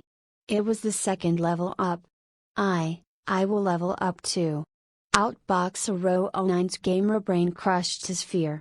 It was unforgivable as Outboxer Row 09 to miss out on these easy level up points. Here we go. At one stroke, Jude, who narrowed the distance to Lai Xiang, swung the baton like a sword. Ugh! I swung hard, but it was as if I had knocked on steel. Rather, the backlash was likely to damage Jude's wrist. But as long as you're leveling up, even if it's painful, huh? But nothing happened. No white rings were formed. Well. Like rotten water, Jude soon figured out the cause of the problem. O sun that illuminates the morning, O light that drives the night away, arise, let fire light at my fingertips. As I recited the prayer of the sun god Solari, the necklace of the sun god began to shine in a golden color. Of course, the effect was negligible because he was not a believer of Solari, but it was also a prayer that was recited by Jude, who had no mana. But even so, it was the power of Solari, the sun god who destroys monsters and burns injustice. Ha! The sound of Jude running, do-to-do, echoed as he struck Lai Xiang's shin with his fist. Like Cordelia's magic missile, it was a tickling attack for Lai Xiang, but it was still an attack. Level up. A white ring appeared in Jude's body. And Jude could feel it. It was a little, but he became stronger. His overall physical ability rose. These vermin. Lai Xiang roared again, but Jude and Cordelia did not stop. The Rotten Water's desire to level up overweighed their fear at this moment. We don't have time. One more shot. Belaston's magic circle has a 3-minute time limit. Cordelia made magic missiles while drinking mana potions, and Jude sweated and shook his fist like a boxer hitting a sandbag. Q. These bugs. I've remembered your faces. I've imprinted your souls in my brain. On the day I am released, I'll let you suffer pain worse than death, these vermin. Hear me. Listen. Jude and Cordelia did not listen to it. The time left now was only 10 seconds. I had to hit one more before the easy points passed. And 10 seconds later, a 5th ring aroused simultaneously around the waist of Jude and Cordelia. It was Cordelia who first started to attack, but it happened because the experience effectiveness of Jude, who was a raw level 1, was better in the first place because he had Goomjul mech. Once 10 seconds passed, Belaston's magic circle took effect. As the space began to close again, Lai Xiang vented his anger as he glared at Jude and Cordelia. Vermin. I'll see you again. Watch my words. Yeah, see you again at Act 7. It was nice meeting you, and I'll see you again next time. When Jude and Cordelia laughed and waved their hands, Lai Xiang, who was close to having Huabiang, grunted and closed its eyes. If its hands and feet were free, it would have caught them by the scruff of their necks. T/N, Huabiang, Coma is a Korean somatization disorder, a mental illness which arises when people are unable to confront their anger as a result of conditions which they perceive to be unfair. It is known as a Korean culture-specific syndrome. Source Wabyong, and light shone again.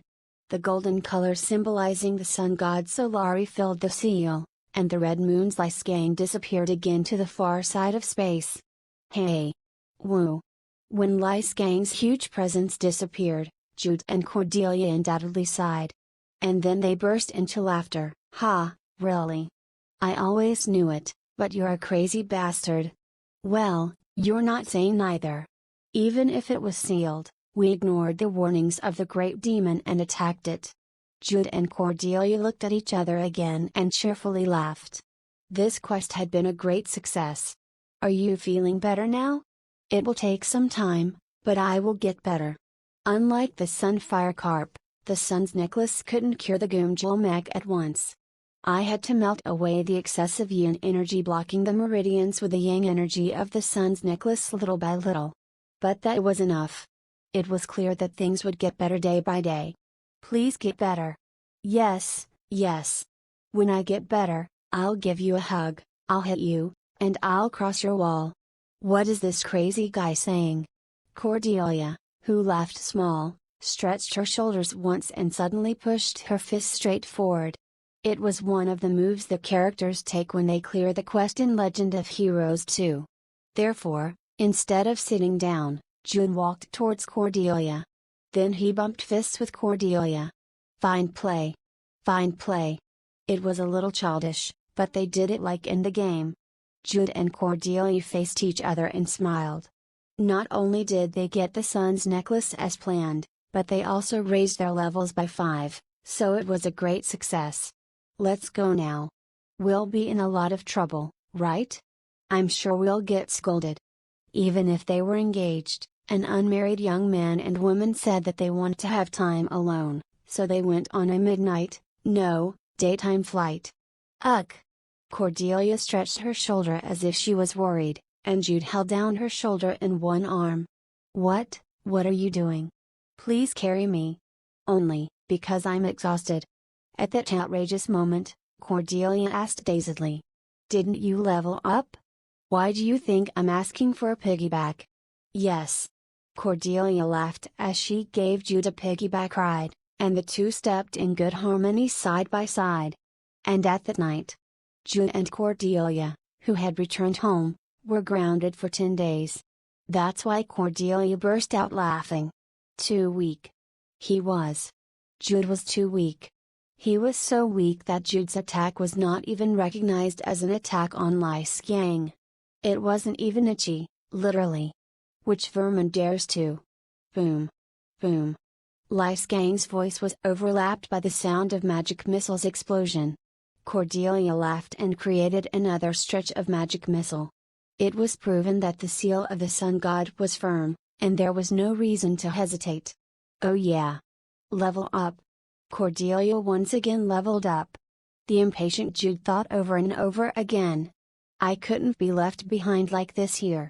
Somehow, he had to make an effective hit to gain combat experience. But how do you do that? But what? Bingo.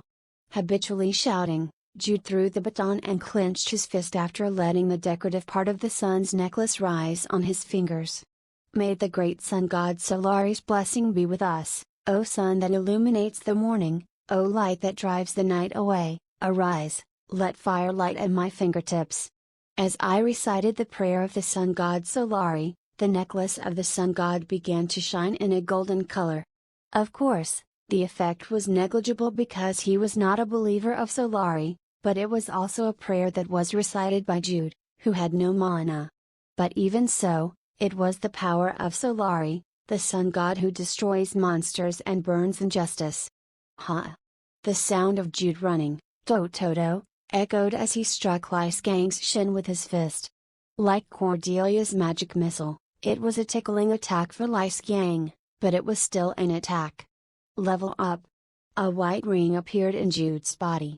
And Jude could feel it. It was a little, but he became stronger. His overall physical ability rose. These vermin. Lyskang roared again, but Jude and Cordelia did not stop. The Rotten Waters' desire to level up overweighed their fear at this moment. We don't have time. One more shot. Bellaston's magic circle has a 3-minute time limit. Cordelia made magic missiles while drinking mana potions, and Jude sweated and shook his fist like a boxer hitting a sandbag. Cura. These bugs. I've remembered your faces. I've imprinted your souls in my brain. On the day I am released, I'll let you suffer pain worse than death, these vermin. Hear me. Listen. Jude and Cordelia did not listen to it. The time left now was only 10 seconds. I had to hit one more before the easy points passed. And 10 seconds later, a fifth ring aroused simultaneously around the waist of Jude and Cordelia. It was Cordelia who first started to attack, but it happened because the experience effectiveness of Jude, who was a raw level 1, was better in the first place because he had Goomjul Mech. Once 10 seconds passed, Bellaston's magic circle took effect. As the space began to close again, Lyskang vented his anger as he glared at Jude and Cordelia. Vermin. I'll see you again. Watch my words. Yeah, see you again at Act 7. It was nice meeting you, and I'll see you again next time. When Jude and Cordelia laughed and waved their hands, Lyskang, who was close to having Huabiang, grunted and closed its eyes. If its hands and feet were free, it would have caught them by the scruff of their necks. T/N, Huabiang, is a Korean somatization disorder, a mental illness which arises when people are unable to confront their anger as a result of conditions which they perceive to be unfair. It is known as a Korean culture-specific syndrome. Source Huabiang, and light shone again. The golden color symbolizing the sun god Solari filled the seal, and the red moon's Lyskang disappeared again to the far side of space. Hey! Woo! When Lyskang's huge presence disappeared, Jude and Cordelia undoubtedly sighed. And then they burst into laughter. Ha, really? I always knew it, but you're a crazy bastard. Well, you're not sane either. Even if it was sealed, we ignored the warnings of the great demon and attacked it. Jude and Cordelia looked at each other again and cheerfully laughed. This quest had been a great success. Are you feeling better now?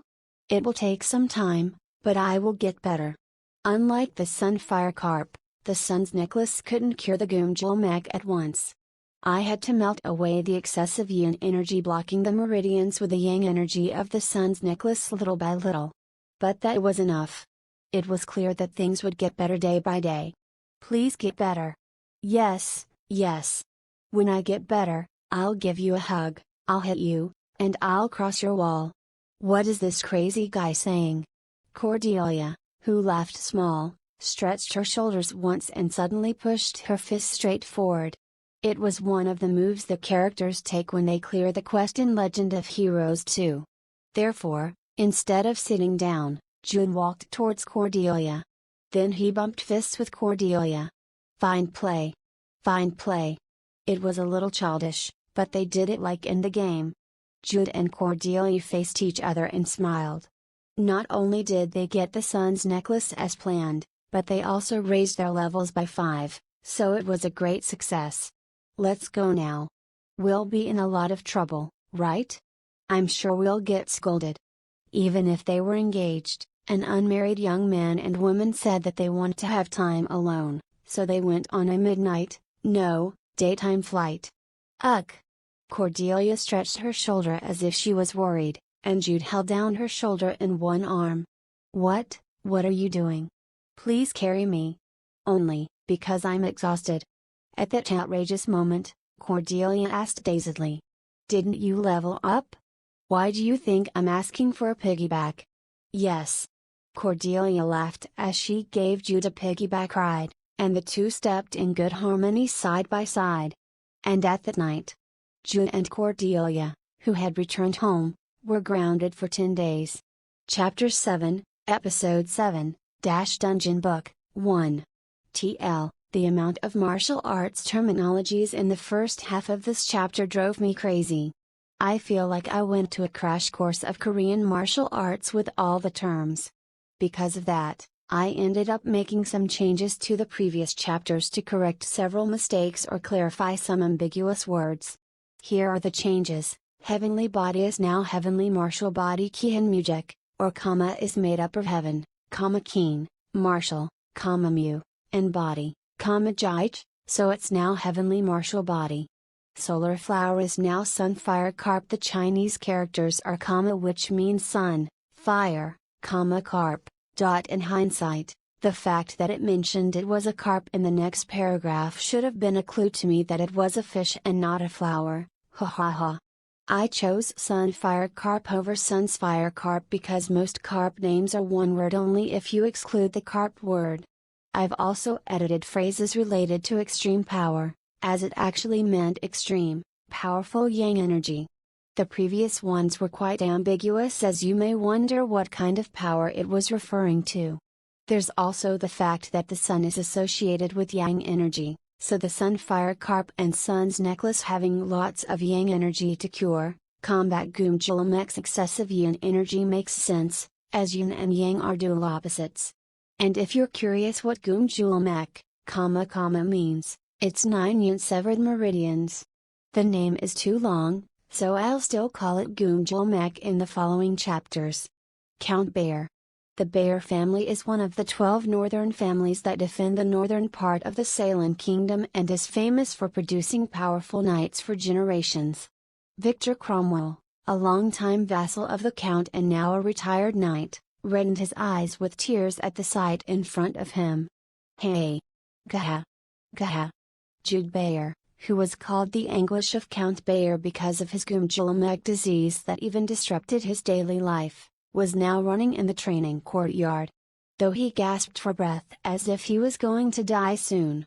It is indeed a gift of the heavens. During Jude's and his fiancée's stressed, their daytime escape, they got the sun god Solari's divine item, which helped in the treatment of his Gumjulamek. A literal eccentricity that is too coincidental to be seen as a coincidence but can only be seen as a coincidence. Oskinter, thank you for watching over the Bear family. Victor, who prayed to Oskinter, the god of war, looked back at the training courtyard with a smile. A red-faced Jude was turning around the corner to complete the last lap. 10 laps around the training field. For ordinary knights, it was only a warm-up and a barely possible amount of exercise, but for Jude, it was simply a great development. Just a week ago, he couldn't even properly run a lap around the training field. Hey! Hey! Gaha! Jude, who managed to keep the running form itself, collapsed in place almost as soon as he finished the last lap. Gaha! The sky seemed to be spinning. I didn't think of anything as if my head were empty. Gaha! I ended up lying down. I sweated so much that my whole body was wet as if I were drowning. Hey! How long has it been since I laid down? When my breath calmed down to some extent, I was able to think. I'm dying. 10 laps around the training field, considering the distance, it is just over 1 kilometer? It wasn't that short, but it wasn't that long either. Still. A smile began to spread on Jude's face. I could clearly feel that I was getting better little by little. Sun's necklace. The necklace of the sun god, Solari, was still hung on Jude's neck. Unlike the Sunfire Carp, which injects an enormous amount of yang energy at once, the sun's necklace slowly but continuously supplied yang energy. Gumjulamek meant blockage of the meridians due to the immense yin energy.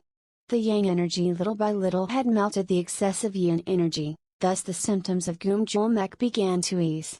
Moreover, that was not the only effect of the sun's necklace. As the energies of yin and yang met to covet each other, the result was the creation of a clear and pure energy. Right now, the mana training method, in other words, the energy cultivation method, was something that Jude couldn't properly train yet, so he couldn't use the pure energy that was created, but that didn't mean the energy disappeared. All these pure energies remained in Jude's body, so if he fully absorbs them later, he could achieve great achievements at once. Young Master. As I rolled my eyes at the call, I could see Victor with a face full of smiles. Having retired after reaching the age of 60, he didn't follow Count Bayer's expedition, but his will to continuously reform, train himself knows no bounds. I saw you achieve your goal without giving until the end. The Count will be very pleased when he comes back. What he said wasn't just flattery. Jude had managed to finish running 10 laps around the field even though he suffered and had a hard time breathing. Even though Jude's body was still in the process of being restored, Victor appreciated his strong will. As expected, Jude is also a bear. Gumjulmak was no different from a curse when it was appeared, but the spirit of Count Bayer, the master of the warriors, was also continuing to Jude. If you recover a little more, you'll also be able to master the family's martial arts. Young master, do you think you'll be able to unfold the Bayer family's martial arts? Ho ho, I may be old, but it gets my heart pounding. It was Victor who was not very eloquent. But what he said was good, so Jude ended up smiling. Count Bayer's Mugong, martial arts. Like a playable character, Jude was also given his own growth points. One of them was Count Bayer's Mugong. The Bayer family now barely occupies the lowest level among the 12 northern families, but at one time, Count Bayer was the head of the 12 families and held the Margrave position. The Mugong that have been passed down through generations never declined. It's Mugong. It was not just a martial art, but something superhuman that uses inner chi, that it is not an exaggeration to say it is magic in a sense. There was nothing strange about the world where not only angels and demons but also magic existed, but I felt amazed every time I felt it again. Now, young master. That's enough for today. It's not good if you overdo it. Don't forget that getting enough rest is part of the training. After Victor helped him stand up by holding him with his giant-like hands, Jude nodded and took another breath. 1 week. It had been a week since I got the sun's necklace from the Red Moon's Lai Skiang. In the next 3 days, the ban on going out would end, so it was time to prepare for the next step. If I were alone, I wouldn't have dreamed of it. Attempting to get it after the sun's necklace. The ultimate goal of Jude and Cordelia was to protect the world from the Armageddon of angels and demons by stopping the Great Summons, but they haven't made any progress yet. We're still powerless. It was obvious to say that it was impossible with the combination of a 1-star wizard and a guy who can barely run 10 laps. For now, they had to suppress their impatience and lay the foundations for growth. We can do it together. I hadn't intended to do so, but I had leveled up thanks to Lai Skiang, and so with Cordelia, I'll be able to proceed to the next step right away. But how to contact Cordelia? It was not that he hadn't had a means of communication. It was just a burden. Maja would like it. After last week's flight, she was happy with her eyes even though she scolded me. Dearest Yellow. No, Lady Cordelia. Recalling the first verse of the letter to his fiancée, Jude became a face of misery without realizing it. The next morning, at Count Chase's, Cordelia, who was training in meditation to raise mana hearts, suddenly opened her eyes shaking. Because I had an ominous feeling. What is it? Since her time as Yellowstorm, her senses were good enough to beat out boxers. I can't believe it's so sinister that I can't help but wake up in meditation. However, there was no need to worry for a long time. This is because I saw someone who is believed to be one of the causes of her premonition. Miss Delia Ale, Cordelia's escort. She was approaching with a suspicious, no, rather, an ominous smile. Leah? Why? Why is she smiling like that? In fact, she had a rough idea for the reason. I've seen her several times in the past week, and the name Jude Bayer always came out when she looked like that. It wasn't the act of a chaste maiden, but I support your love. Delia came up to her and said it to her, who had received a restraining order. Her words were creepy enough that I could remember it without a mistake. Why are you laughing like that again? You're going to say something strange this time again. When the anxious Cordelia smiled awkwardly, Delia nodded as if she understood everything and said in a soft tone. Miss, you have half a face. I understand. T/N half a face came from the Korean idiom, which literally means, to become half-faced. It means to look very haggard from sickness or pain. Source tutor K, I'm telling you. I've been training hard. It's not for any other reason. Ha. If you insist. She said she understands it, but her eyes say otherwise. It was clear that she was thinking completely different things. Oh, really? This was all because of Jude. If it wasn't for that day, or those shameful lines in dialogue, Delia wouldn't have misunderstood this much. In fact, Cordelia wasn't the only who got punished for her weekly run with Jude. Dahlia was also given a pay cut for failing to escort her properly, but she was still taking the same attitude. She's like a sister.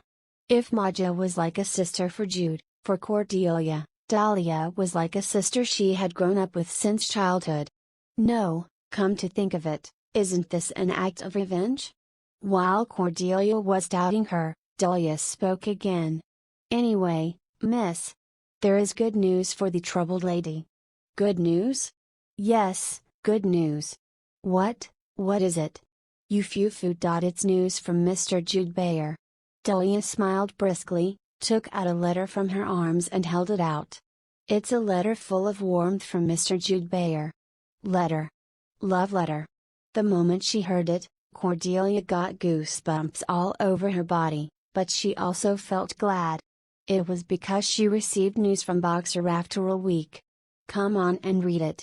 When Dahlia urged her with shining eyes, Cordelia had a complex and subtle expression as she opened the letter. To my dear Lady Cordelia, whom I truly yearn for. I couldn't stand it from just the first line. But still, Cordelia swallowed her breath and firmly prepared herself. I had to read anyway. Moreover, it couldn't have been just a letter. There could be some hidden message. Is it a vertical drip? Or a diagonal drip? T/N, vertical drip, is the Korean version of an acrostic cipher. An acrostic cipher or code is when the first letter or syllable of every word, line, or paragraph spells out a secret message. Vertical means that the message is hidden vertically. A variation of it is diagonal drip, meaning the message is hidden diagonally.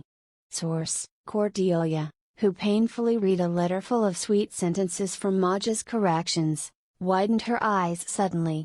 It wasn't because she found a vertical or diagonal drip. At the end of the letter full of words of love. One line of Hangul that is written honestly, without any finesse. 2 days later, let's meet at the temple of Varuna at 2 p.m. Oh, you've used your brain? The only ones who can recognize Hangul and Pleiades are Yellowstorm and Outboxer. At this rate, it was almost a perfect code. More than that, Varuna's temple? It was 2 days later, when the ban on going out was over, so I understood the date itself, but the temple of Varuna was on my mind. Varuna, the god of the mirror wall. A guardian and watcher of secrets. There was a temple of Varuna in the border city where Count Bayer and Count Chase lived. It wasn't that big, but as the god that governs secrets, people visited the temple to make confessions. Is there anything there? If you're asking me to see you there, there must be something. Cordelia traced her memories for a moment, but nothing came to mind. Anyway, the problem is. Cordelia, who folded the letter after reading everything, glanced slightly towards Dahlia. And as expected, Dahlia's brightly shining eyes greeted Cordelia. I hate to say it. I really hate to say it. But I still had to. I had to take Dahlia with me to go out in broad daylight, whether the ban is over or not. Dahlia. Yes, miss. 2 days later. Yes, miss. Are you going to have a secret love affair with Mr. Jude Bayer a day after the ban ends 2 days later? Huh? Say secret love affair? Mr. Bayer must have been very sweet. I can't believe he's asking you out as soon as the ban ends. At that moment, Cordelia's mind went blank, but she nodded her head for now. I had to go anyway. The misunderstanding was a bit annoying, but I couldn't help it. Anyway. I'm going to the Temple of Varuna in 2 days. Oh, even the place looks pretty good. Having a secret love affair at the Temple of the God of Secrets. Don't run away this time. I'll make time for you too. Dahlia, who finished talking with a smile, even winked. What should I say? It's definitely a helpful story, but I feel like I'm strangled. Cordelia closed her eyes once and took a very long breath. It was for her peace of mind. But Dahlia's views on it was different. You're very relieved. The fact that I can finally meet my beloved Jude. Didn't Cordelia focus on training for the past week to suppress the pain of not being able to meet him? It is not known when love has become so deep, but in nature, instant communion was more important than absolute time between men and women.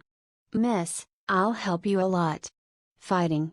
Dahlia looked at Cordelia with warm eyes, and Cordelia, who had just opened her eyes, thought with astonishment. What's wrong with her?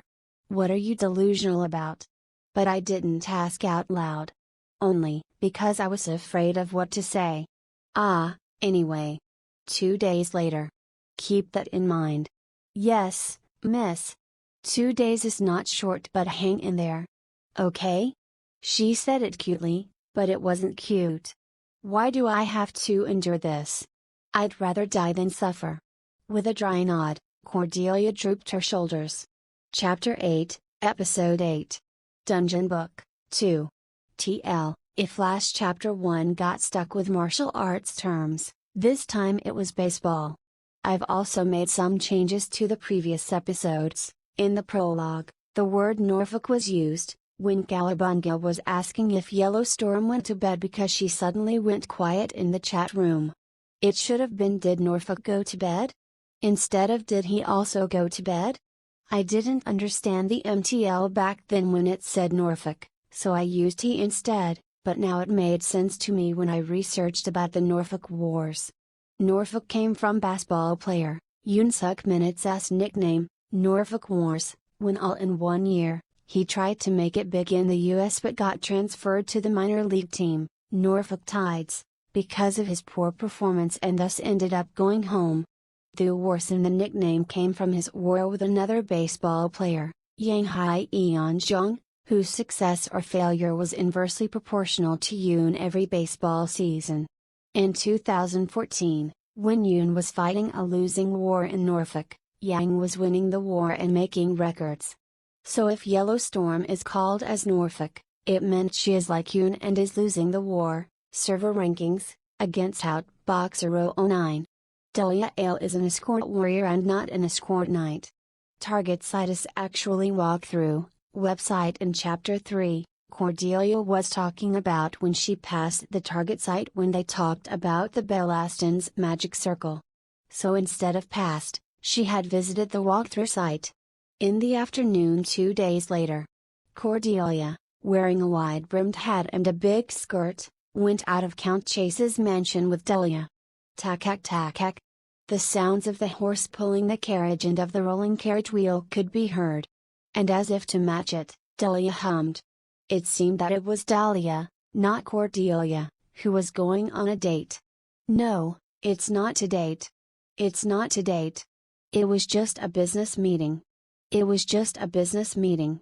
Because it is important, Cordelia, who repeated it twice, turned away from Dahlia's high tension and looked out of the window. The site of the Temple of Varuna was located in the outskirts of the border town, but there were many people and buildings. Varuna's temple was built not only in the Saiyan kingdom, but also anywhere on the continent. To be exact, it was erected where there was a large floating population, and the reason was simple. To hide the tree, hide it in the forest.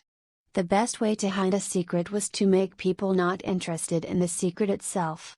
If there were many visitors, those who visited the Temple of Varuna could easily conceal themselves. Miss, we're almost there. You can meet him now. Yes, yes. Cordelia, with a forced smile, hoped the carriage would arrive quickly. Rather than wanting to meet Jude, I wanted to escape from this awkward space and the excited gaze of Dahlia. We're here. And finally, the carriage stopped.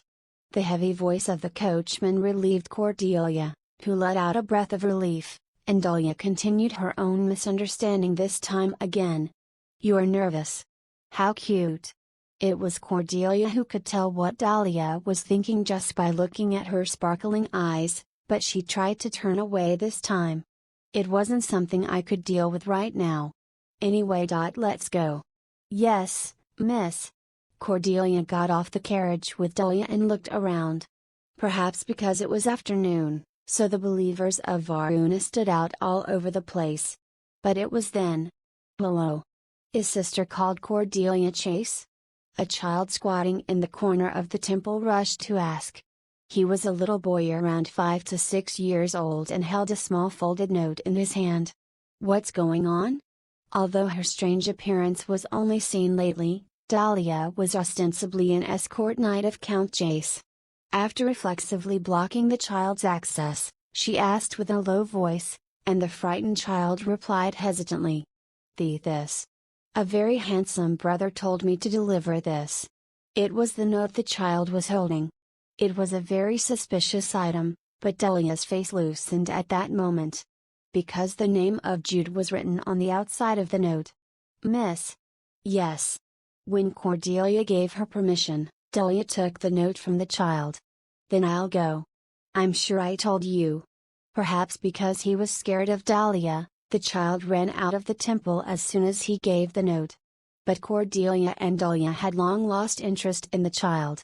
"Come on and open it. Hurry." Yes." At Dahlia's prompting, I opened the note, and the content was simple. "See you in the confession room." Confession room. It is one of the reasons why the cult of the god of secrets, Varuna, is enjoying popularity. In Varuna's temple, there was a confession room where you could confide and keep any secrets. Varuna didn't perform any miracles for those who told secrets, but the fact that there was a place to confide secrets to those who lived under the weight of secrecy was bound to be comforting. "Oh my, is this a love affair in the confession room? Foo, how cute." At that moment, Cordelia was worried that Dahlia's brain had gone haywire, because she kept relating all of Cordelia's actions to a maiden in love, but she couldn't protest against it. "Anyway, let's go." "Yes, miss." In the temple of Varuna, I had memories that I had visited here several times previously before my memories as Yellowstorm awakened. As Cordelia moved to the eastern section of the temple where the confession room was located, a middle-aged priest, who appeared to be in charge of the confession room, approached and guided the way. "He is inside." He didn't tell who, but it was obvious who was there. The priest retired with a smile, and Dahlia stopped at the door and smiled brightly. "I'll stay here." And a wink. It was Dahlia's helpful consideration, but I feel like I'm falling into a quagmire. "I'll be back." "Yes, miss." "Good luck." Yes." After responding awkwardly, Cordelia entered the confession room as if she was running away. And it was at that moment. "Yo, long time no see." In the confession room, where a small desk and 2 chairs were placed, there was Jude was waiting as expected. This side suffered from all kinds of misunderstandings, but the face on the other side seemed to be well fed and well off. "Hey, I'd rather die than suffer." "Yellowstorm?" Instead of answering, Cordelia asked Jude. "How did you borrow this place?" "Huh? The temple's confession room." "Have you caught the priest's weakness?" Outboxer Row 09 was someone who knew the inner workings of the big and even the small NPCs in the streets. The priest seemed to have quite a weakness, given that he had come all the way to meet her. At Cordelia's question, Jude blinked once and soon laughed lightly. "What is the weakness? It's money." "Money?" "Yes, money. He lent it to me because I gave him money." "Why would he threaten him with weakness?" "I have money. You seem to forget, but I'm the son of a count." "He is also the son of Count Bayer, one of the 12 northern families." Even though they were weaker than they used to be, the Bayer family was still one of the most prominent families. "What, I'm a daughter of a count, too? I know." As the awkward Cordelia grumbled for no reason, Jude smiled small and offered her a seat, while Cordelia, opposite Jude, asked, slightly opening her eyes. "How is your Goomjulmek?" "I'm recovering little by little." Perhaps because I heard the story, it did seem that Jude's complexion was better than before. "What about you? Any accomplishments?" "I think there's a little more before I become a 2-star. I leveled up a lot last time." A smile spread across Cordelia's face when she recalled the fight against Lei Skiang. "I wanted to do it one more time at heart, but unfortunately, Belaston's magic circle was good for one use only. If we forcibly summon Lei Skiang again, there could have been some problems with the seal this time." "Why did you call me anyway?" "There's nothing here." "Why not?" "You know." "Huh? There is?" "Oh, there is. Hidden event." In Jude's response, Cordelia blinked. "Because I could not understand." "No way. That's not possible. There was nothing on the walkthrough sites." "I wasn't talking about a typical walkthrough site. She was talking about Legend of Heroes Wall, a site created by a large number of rotten and stagnant water, including Yellowstorm." Did Cordelia forget about it? But that was not it. Yellowstorm's memory was correct. The cause of the problem was with Outboxer 009, not Yellowstorm. "No wonder there isn't." "Huh? Because I'm the only one who found it. The first discovery notice came up when it was discovered." And Jude kept this event in his mind. "No, why would you post hidden event information that you've struggled to find on the walkthrough site?" "Wait, you didn't post on the Legend of Heroes Wall walkthrough site?" I did post, but only the things that everyone knows. Secrets can only have value when they're kept secret." "What, so you just put it all up?" "Really?" Cordelia didn't answer, but you could tell the answer by just looking at her face. "Yes, so your tune place. No wonder you always came in second. FCK, you jerk. I knew there was something fishy. I struggled and couldn't catch up. Our Norfolk is naive. I never imagined stealing the base. T/N, for Norfolk, please see the explanation I wrote before the beginning of this chapter. As for stealing the base, that's a baseball terminology. Yeah, the author's a baseball fan. Source, but in fact, I had just guessed it. While I was having fun browsing at people's comments, I saw a clue buried in the guide's posts. So, what is it? What is hidden here? Is it yours again?" When Cordelia asked with a pout on her lips, Jude hid his laughter and continued to speak. "There is mine, and there's yours too. Do you know the dungeon book?" "I know." "Is there a dungeon book hidden here?" "It's hidden. The rewards are pretty good." Dungeon book, as its name suggests, was a virtual dungeon that could be entered by using the book. "What's the reward?" "Mine is a Mugong, martial art. Yours is probably magic." "Skill book?" "Skill book. Using the skill book, you could acquire the skill at once without having to learn it." The tempted Cordelia leaned towards Jude and asked, "What kind of Mugong and magic is it in detail?" "For Mugong, it's a footwork, but I don't know for magic." "Why don't you know?" "I haven't broken it yet as a wizard." Sure enough. It was a valid explanation. I had to break it to know. "Rank?" "It wouldn't be too high if we could challenge it in the beginning." "B rank." "B rank?" "B rank." Cordelia's eyes widened. She would have, as it was B rank. Of course, if you looked at Legend of Heroes 2 as a whole, B rank wasn't that great. But if you had just begun, it was not an exaggeration to say that B rank was a rank above the sky. Originally, what you could get at this point was usually E or D, or C at best. Then the magic would be B rank? Perhaps? A bright smile came over Cordelia's face. Good. Then let's settle it quickly. Where is it? Where is it hidden? Here. Huh? Here. I've already found it. It was located in a secret room deep in the temple library, but I came in the morning to find it. That was why I asked to meet Cordelia in the afternoon in the first place. Time is gold, right? Only, saying that with a smile, Jude brought out a thin book from his arms and put it on the desk. Varuna's Dungeon Book. Cordelia stared at the cover of the red book, raised her head and asked. Right now? Right now. No further consultation was necessary. Jude opened the book and recited the spell, and pure white light filled the confession room. Episode 9, Dungeon Book, 3. Dungeon Book. There were quite a variety of types, but the use itself was all the same. Move the person who opened the book into the dungeon. There were times when the dungeon was a virtual space like a virtual reality game, and there were times when it was real dungeon, but in a big way, it was also the key to teleport. Jude slowly opened his eyes. The pure white light faded, and what came to sight was not the narrow and dark confession room, but a black sky and white floor, to be exact, a large space covered with pure white cloth. I've come to the right place.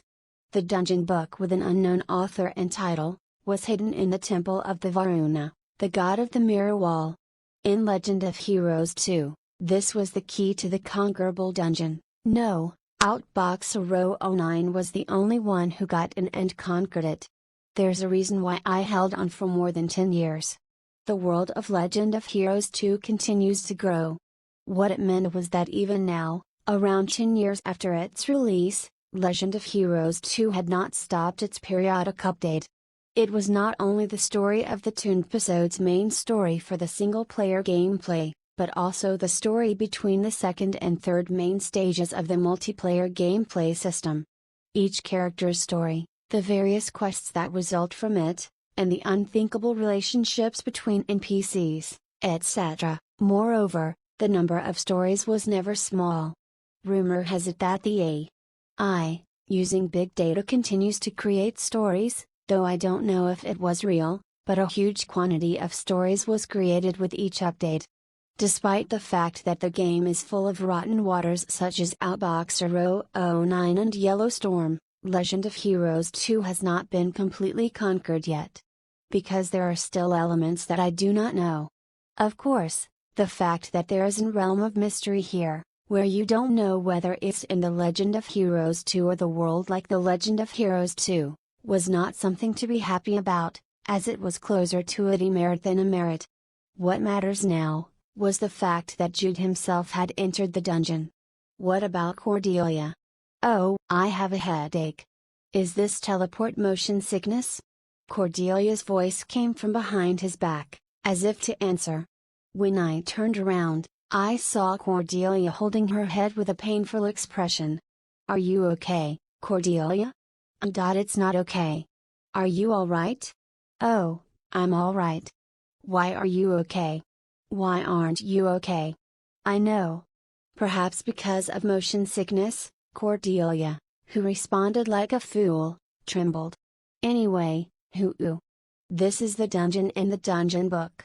Looks like a virtual dungeon type? The biggest difference between a virtual dungeon and a real dungeon was the presence or absence of death. If it's a virtual dungeon, even if you die inside the dungeon, you don't really die. Though you felt pain, you were deported from the book and no injuries were all left. Of course, there were penalties besides pain. Retry is impossible.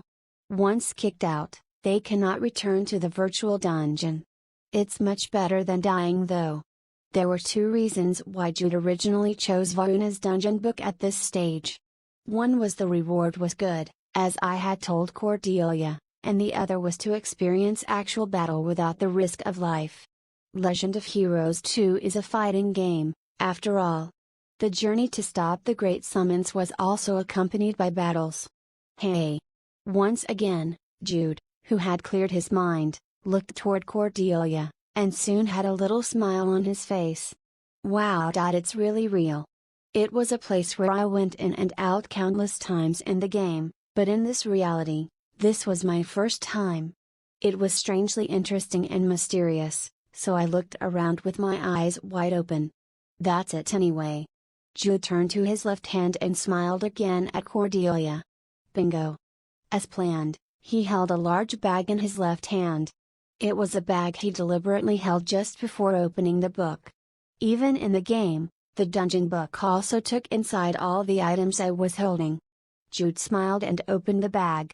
As the size of the bag was large, there were quite a variety of items inside.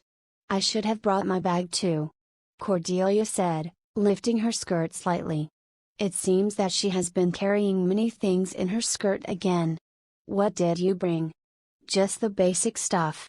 Cordelia, answering Jude's question, looked around again and said, pouting her lips, "Don't look back until I tell you." "Should I just turn my back and sit?" "That's good, then." Cordelia, who had said so far, laughed, and Jude quickly turned around and then rummaged through the things in his bag again. "By the way." "Yes." "What tech are you specializing on?" "You mean magic?" "Yes, magic. First, elemental. I'm going for the flame types." "What about buff sortie buffs?" "I have to get it. But the base is elemental. Because I'll need firepower." "Well, what a typical Yellowstorm answer. A life-risking battle maniac." In response to Jude's comments, Cordelia replied with a small smile. "Because that's me. You can turn around now." Then without hesitation, sitting around again, Jude's eyes widened, and soon smiled again. "It's our Yellowstorm, as expected." Cordelia, who had just been wearing a wide skirt and a dress full of lace, was wearing her own combat uniform at this moment. Body-fitting blouse and leather trousers, a dagger in the waist, and a short magic wand shaped like a baton in her hand. Her shoes were not dress shoes but leather boots. "Did you know you were coming here?" "No, but I thought something must have happened when you called me, so I brought it in my skirt." "Can you show me the inside of that skirt later? I'm curious about the internal structure." "What is this crazy bastard saying?" There was a stream of abuse, but Cordelia was smiling. Jude also shrugged once, and then approached Cordelia with some of the things he took out of his bag. "Come on, put this on, too." "Huh?" "Don't hesitate." What Jude brought was a leather vest with chains, and hard gaiters and cuff guards made of oiled leather. There's also a helmet and a shield. Again, it was made of leather.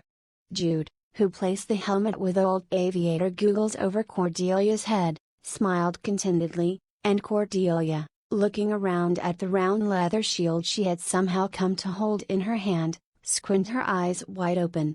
"Outboxer." "Yes? If my eyes weren't wrong, isn't this the only armor set in the bag?" "That's right. But why are you putting this on me?" "That's because you're in the line."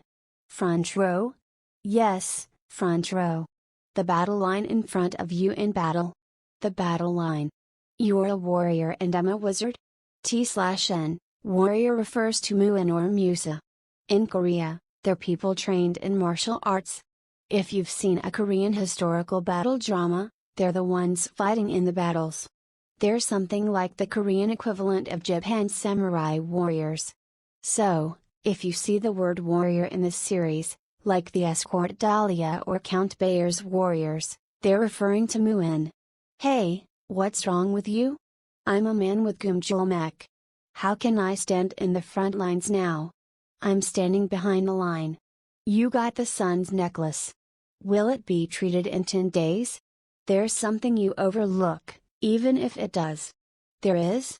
Even without Gumjulmek, Jude is still weak. The limbs were weak, and the body weight was light. Perhaps the muscle mass is even less than Cordelia. How conscientious it is, though. "They'll dress you in your only armor to stand in front of you." Jude grinned, and Cordelia said with a bright smile, "2. FCK. Yes, yes. If my Gumjulmek is healed, I'll give you a hug, hit you, cross the wall, and even stand in the front row." Jude smiled and raised his thumb again, while Cordelia stood still. "Hey. Yeah, I'll be in the front line for now." "Then what are you going to do in the back row?" "I'm going to use this." Jude walked back to his bag and took out a bunch of papers he packed inside. "Magic circle? I've made them available at our level."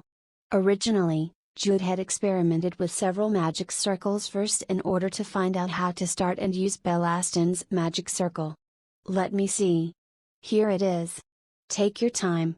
On the paper slightly larger than the size of a palm, drawings of quite complex patterns could be seen.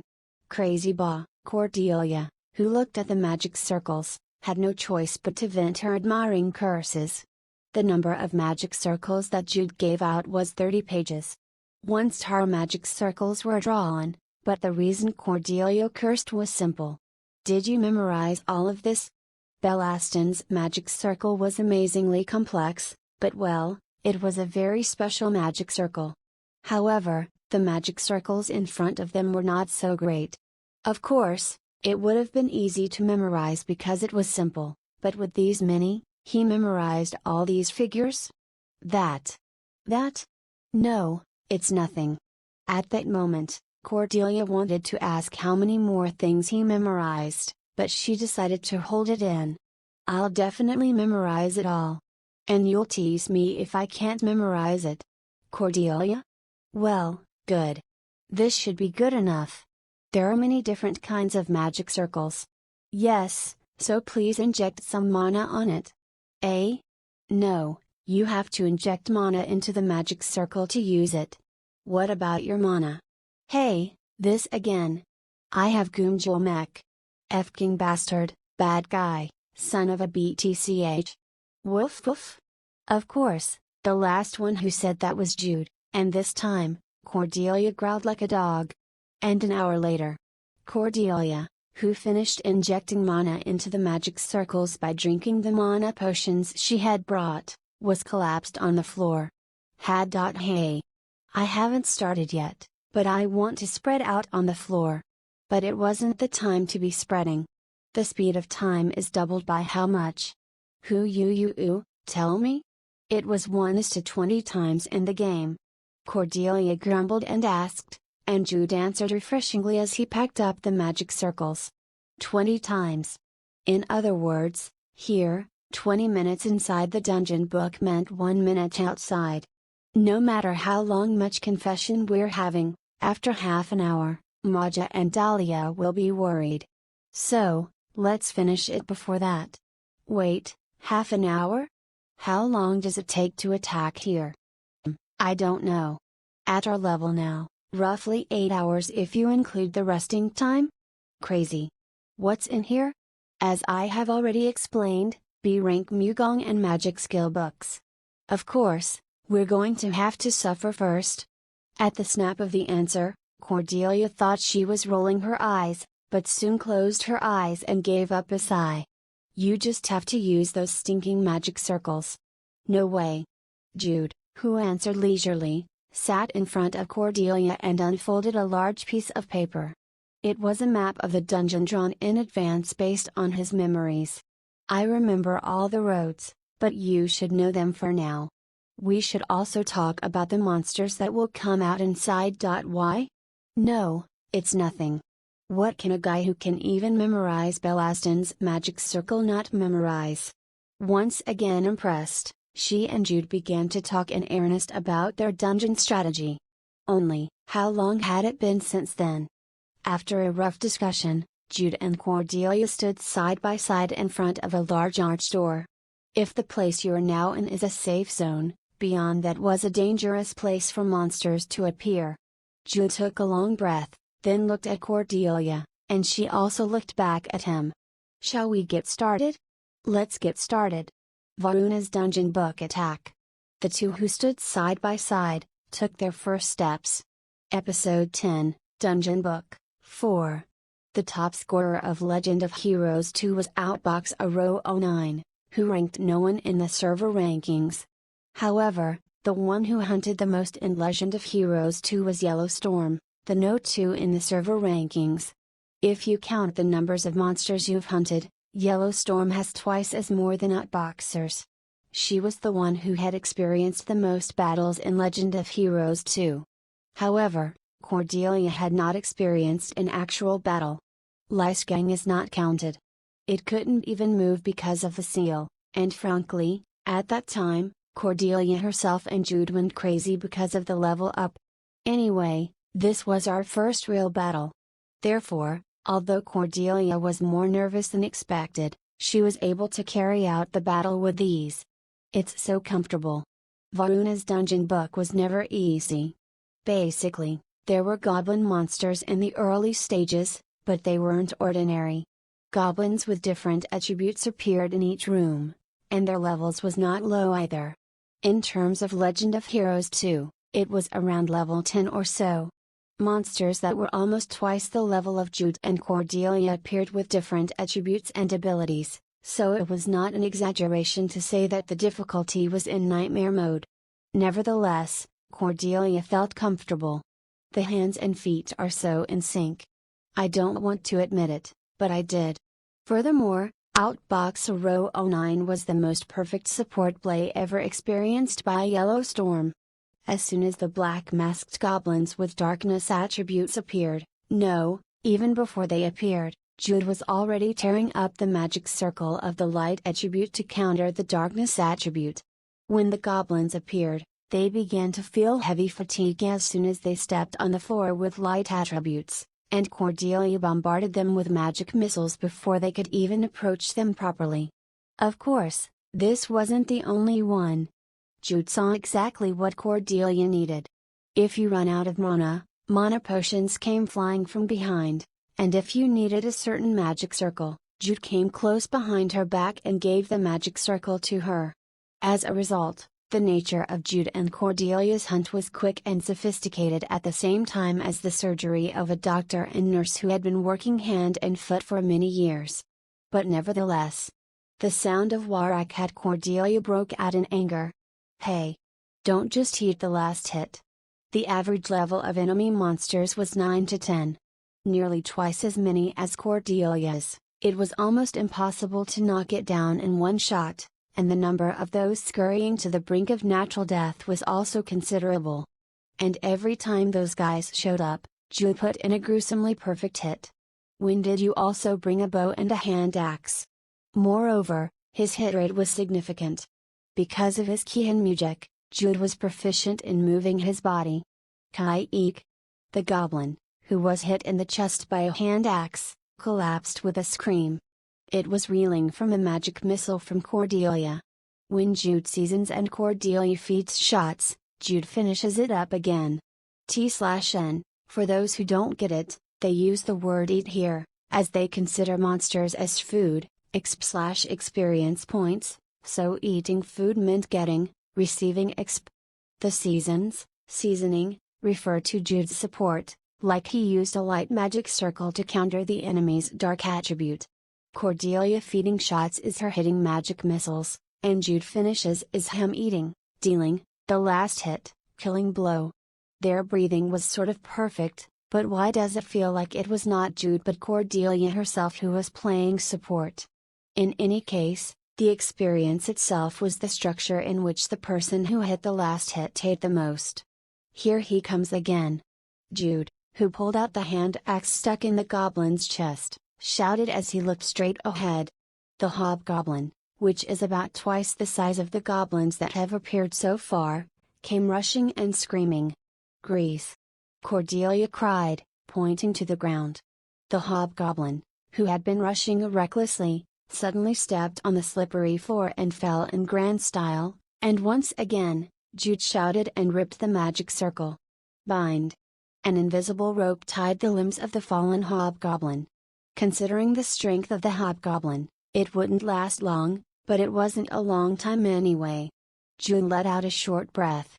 As he grasped his axe and rushed forward, Cordelia quickly cast a spell instead of looking at such a Jude. Yurisa! T/N, Yurisa, is a variation of Yurakaka, which is an onomatopoeic sound. It is a shout of energy when a person lifts or moves something heavy literally or figuratively, lifting yourself up when you're feeling down. In Jude's case, it's his body. Sources, High native, Jude did not lie to Cordelia. Thanks to the sun's necklace, his Gumjulmak was being treated, but he still had a weak body. Even so, he still possessed minimal strength. If so, it would have been enough to attack a place where even that minimal strength could strike a critical hit. Kwa! The hobgoblin screamed when an axe hit in between its crotch. The struggle was so severe that the bind magic was shattered at once. Oops! Although he was the attacker, Jude, who was rolling on the floor to avoid the kick of the hobgoblin, put his hands between his groin without realizing it. And Cordelia completed her spell. Fire Arrow. Unlike the non-attribute magic missile, Fire Arrow was of the fire attribute. For Cordelia, who was still a 1-star wizard, it was a magic that required time in casting. Kua. The arrows of the flame fell again between the groin of the hobgoblin, and the fluctuating hobgoblin stretched out at one moment with a crackling sound. It was a shock caused by a series of shocks. Ha. Cordelia, wrapped in a ring of white light, collapsed with a wild breath, and Jude let out a breath of relief too. It's the end of the monster waves. Now, only the boss room is left. Hearing the words of Jude, who was stretched out on the floor, Cordelia closed her eyes and wiped the sweat off her forehead. 5 hours. It was the time it took to get here. Of course, we took a break from time to time. However, it was evident that this forced march was incredibly tiring. Indeed, it's Yellow Storm. Jude, who sat down as he raised his upper body to soothe his breathing, looked at Cordelia and smiled. Perhaps, if it was someone other than Cordelia who came along, I would not have come here in 5 hours. No, I guess I didn't have to plan at all. Anyway, I've come here. It was a virtual dungeon where you never die, so the experience was poor, but because of the level gap between monsters, the level of Jude himself reached 7 just before 8, and Cordelia was 8. It's possible. Jude, who counted the number of remaining magic circles, nodded. We consumed less than expected against the enemies, so this much was enough to challenge the boss room. Cordelia, are you exhausted? In response to Jude's question, Cordelia lay down instead of answering, so Jude decided to take a little more rest. An hour later, Jude and Cordelia, who recovered their physical strength and mana through their respective respite and meditation, stood side by side at the large black door, which is the entrance to the boss room. T/N, respite, Ngajisig, is a term in fictional martial arts that refers to the act of generating energy and controlling the flow through breathing in the pores. It literally means moving, chi, energy, to regulate, breathing. In the game Mabinogi, respite is described as using your inner willpower to restore health and stamina. Sources, Mabinogi World Wiki, what's going to come out? Fury Wolf. It's not a goblin? Fury Wolf. Its movement is fast. You and I have to constantly move. What's our plan of action? I tie him up, you beat him. But? You focus on evading until I give the signal. I have some preliminary work to do. Why? When Jude asked, Cordelia narrowed her eyes once instead of answering immediately. Are you trying to do something weird? What's weird? The two of us are on the verge of catching them when we work together. Alright. If you insist. The determined Cordelia relaxed lightly and then jabbed at Jude, who opened the door of the boss room. The moment I opened the door, silence fell. The atmosphere itself has changed. A land covered with white cloth under a black sky. In the middle of it stood a giant wolf. With its green fur and clear yellow stripes, its eyes lit up yellow and it gave out a hot breath. The distance is about 30 meters. It was never close, but it wasn't a safe distance either. Jude had a side glance at Cordelia, and so did Cordelia. The two gradually distanced themselves from each other after they exchanged looks. The Fury Wolf did not move hastily. With hot drooling, it alternately between Jude and Cordelia, and at some point, it bristled up its hair and gave strength to its limbs. Right after, when Cordelia exhaled, Quang! The Fury Wolf kicked the ground. It rushed at Jude, and Jude, who had predicted it in advance, threw his body without delay and rolled on the floor. Cordelia. Instead of answering, Cordelia tore up the magic circle that she had taken over during the break. The bind magic struck the Fury Wolf, and in the midst of it, Jude, who stood up, also ripped a magic circle. It was bind again. Kyohong. The Fury Wolf roared. Cordelia's bind was destroyed by the wolf's roar, but Jude's bind tied its body down. Grease. Cordelia unfolds the magic again. It was between Jude and the Fury Wolf, and the wolf who released the binds by force, slipped on the floor.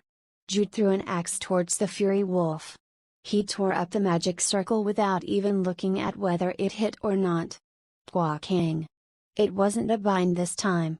The first one was a waterfall that he had saved, and the second one was lightning.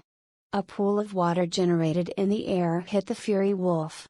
Then a single bolt of lightning struck the wet wolf's head. Kyohong. The Fury Wolf roared in pain. But Cordelia felt a sense of incompatibility at that moment. Jude? She screamed and moved away at the same time. This is because the Fury Wolf rushed towards Cordelia. It was also faster than ever. Not yet. Jude stomped on the floor and tore another magic circle. Then again, a ray of lightning struck the Fury Wolf. And Cordelia was convinced. Jude wasn't attacking the Fury Wolf now. Rather, he was strengthening it. Crazy. Lightning attribute. To the Fury Wolf, the lightning attribute lightning spell was nothing more than a nutritional supplement that strengthens it. Nevertheless, Jude hit it with lightning twice to strengthen it. Why? What for? Bingo. At the time of Jude's cry, the Fury Wolf roared into the sky. At the same time, a huge horn shot up between its forehead. Pajijijik. Lightning flashed along its horn. And Cordelia understood. In the first place, this was Jude's goal. Strengthening the Fury Wolf to bring out its hidden powers. It was a hidden piece to get the B rank skill book. FCK. I knew something was weird. From the beginning, he had said that it was safe for a dungeon that gives a B rank skill book. Enhanced Dungeon Boss. The horns that grew on its forehead was not the only change in the Fury Wolf. The size itself felt much bigger than before. Good. It was awakened properly. As Jude shouted in a jubilant voice, Cordelia immediately cursed. Only, crazy bastard. Can we catch that? We have to catch it. What? Can't you catch it? Evil bastard. Damn it, you bastard. In the midst of all this provocation, Cordelia hurriedly swept her hair aside as she fixed a magic wand that looked like a baton. Jude laughed hard as he held a bunch of magic circles in his left hand and an axe in his right hand. It's coming. As Jude said that, the Fury Wolf rushed forward. Episode 11, Dungeon Book 5. The Fury Wolf and other wolf race monsters shared one characteristic. Straight line attack. Use a powerful angular force to rush forward like a bullet. However, the trajectory of the attack was as simple as that. Therefore, I could avoid it as much as I could with the right timing. The Fury Wolf kicked the ground. Roughly pushing the ground with its hind legs, the whole body of the Fury Wolf shot forward at the moment. Chupai-hack. Lightning rose from the horns. It burst sharply, and the sound ripples was pierced through by the Fury Wolf. A speed that was hard for the eye to chase. The same was true of Jude. He was level 8, but it was only 8. It was impossible to capture the movement of the Fury Wolf with the eye of Jude. But there was something he could do. The moment it departed. When the Fury Wolf hit the ground, Jude also began to move. He threw himself to the left without any hesitation. Quajik. The Fury Wolf had penetrated the spot where Jude stood. Jude had rolled down the floor, and Cordelia screamed. Outboxer. It wasn't that I was mistaken that Jude allowed a valid strike. Cordelia knew.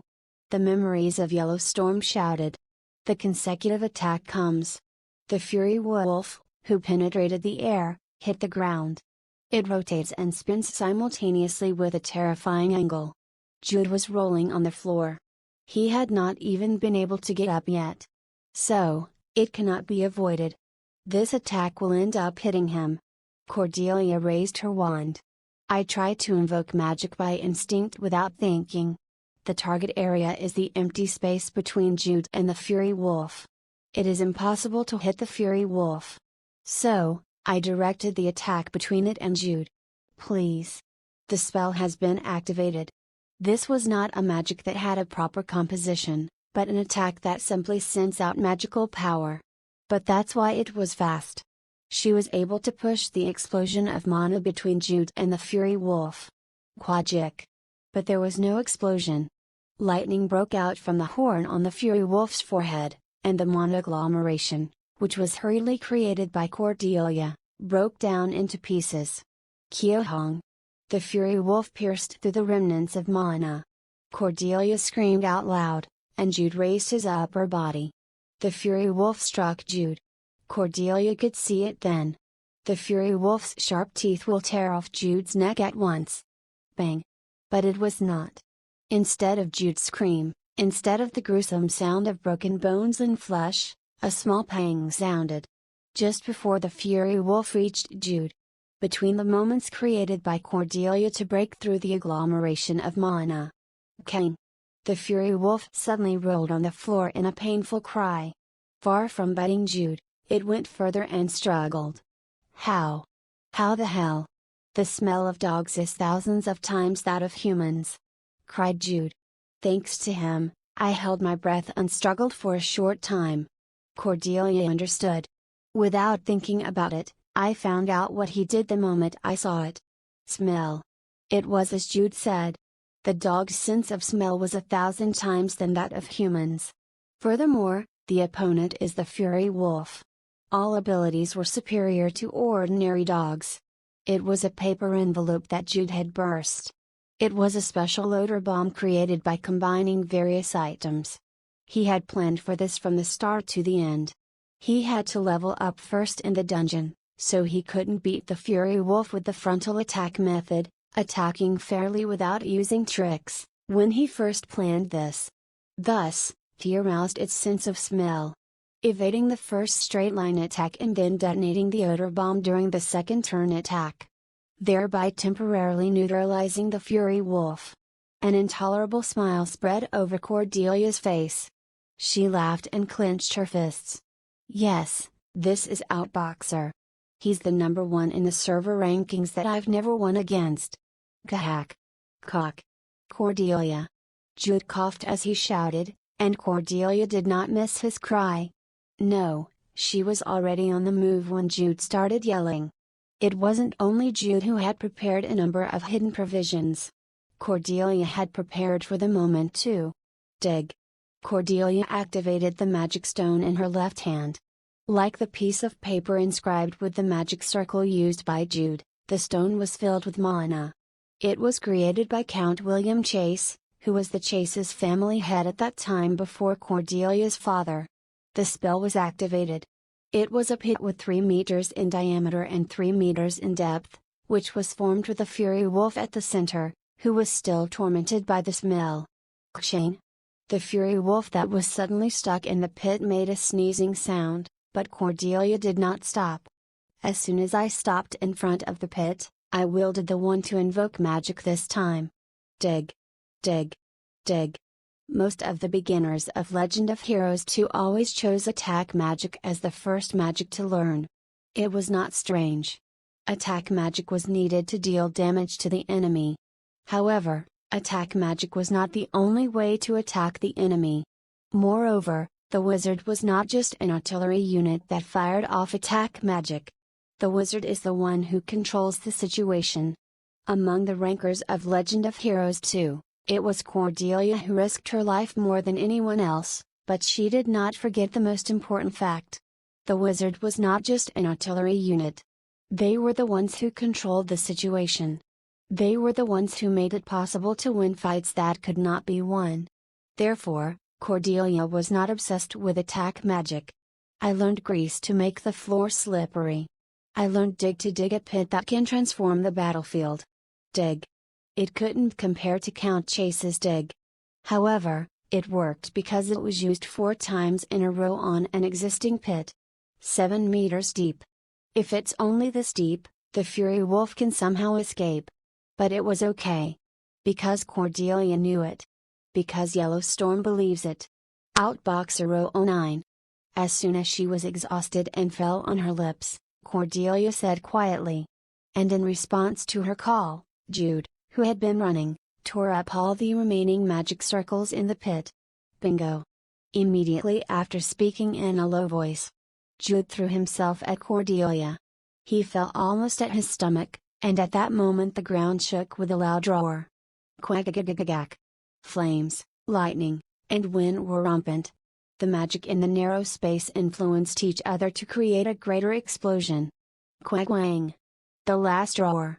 Jude and Cordelia raised themselves up almost simultaneously. The two of them slid their heads into the pit side by side, and soon smiled contentedly. The level has gone up.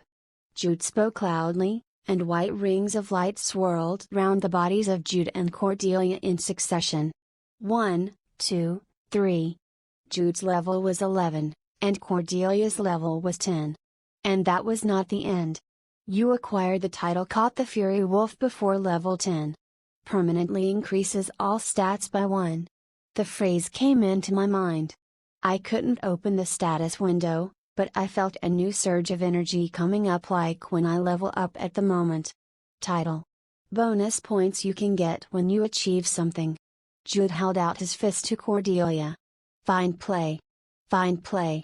Cordelia, who bumped fists with him, replied with a smile, but only for a moment.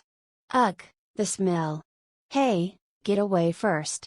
You smell like shit right now. When the odor bomb was burst, the smell had clung to Jude too. In response to Cordelia's reproach, rather than feeling sad, Jude laughed and leaned towards Cordelia. Ugh, I'm suddenly feeling anemic because of my Goomjul mech. Hey. I can see you're acting. But still, Cordelia reflexively supported Jude. Jude leaned on against such Cordelia and pointed his chin at the sky. I guess it finally came out. It's true. Wow. Cordelia, who was trying to push Jude away, opened her eyes wide and admired. I had no choice but to. B-rank skill book. 2 columns of light formed in the shape of a book and floated in the air. Jude and Cordelia exchanged looks, and a bright smile spread across their faces. Skill book. As the name implies, it is a book which you use to acquire skills, and it's the most popular means to acquire skills in Legend of Heroes 2. Because it's easy and simple. Using the skill book, you could acquire the skill right away without having to learn it. Of course, each skill has its own skill level, so it was impossible to master it as soon as you learn it, but its biggest advantage was being able to use it right away. Learning from the NPC or self-studying by reading from a book takes time to learn. However, one drawback to the skill book is that it was a one-time use only. When you get the skill book disappears. Therefore, it is impossible to share it with others. Wow, it's really B rank, B rank.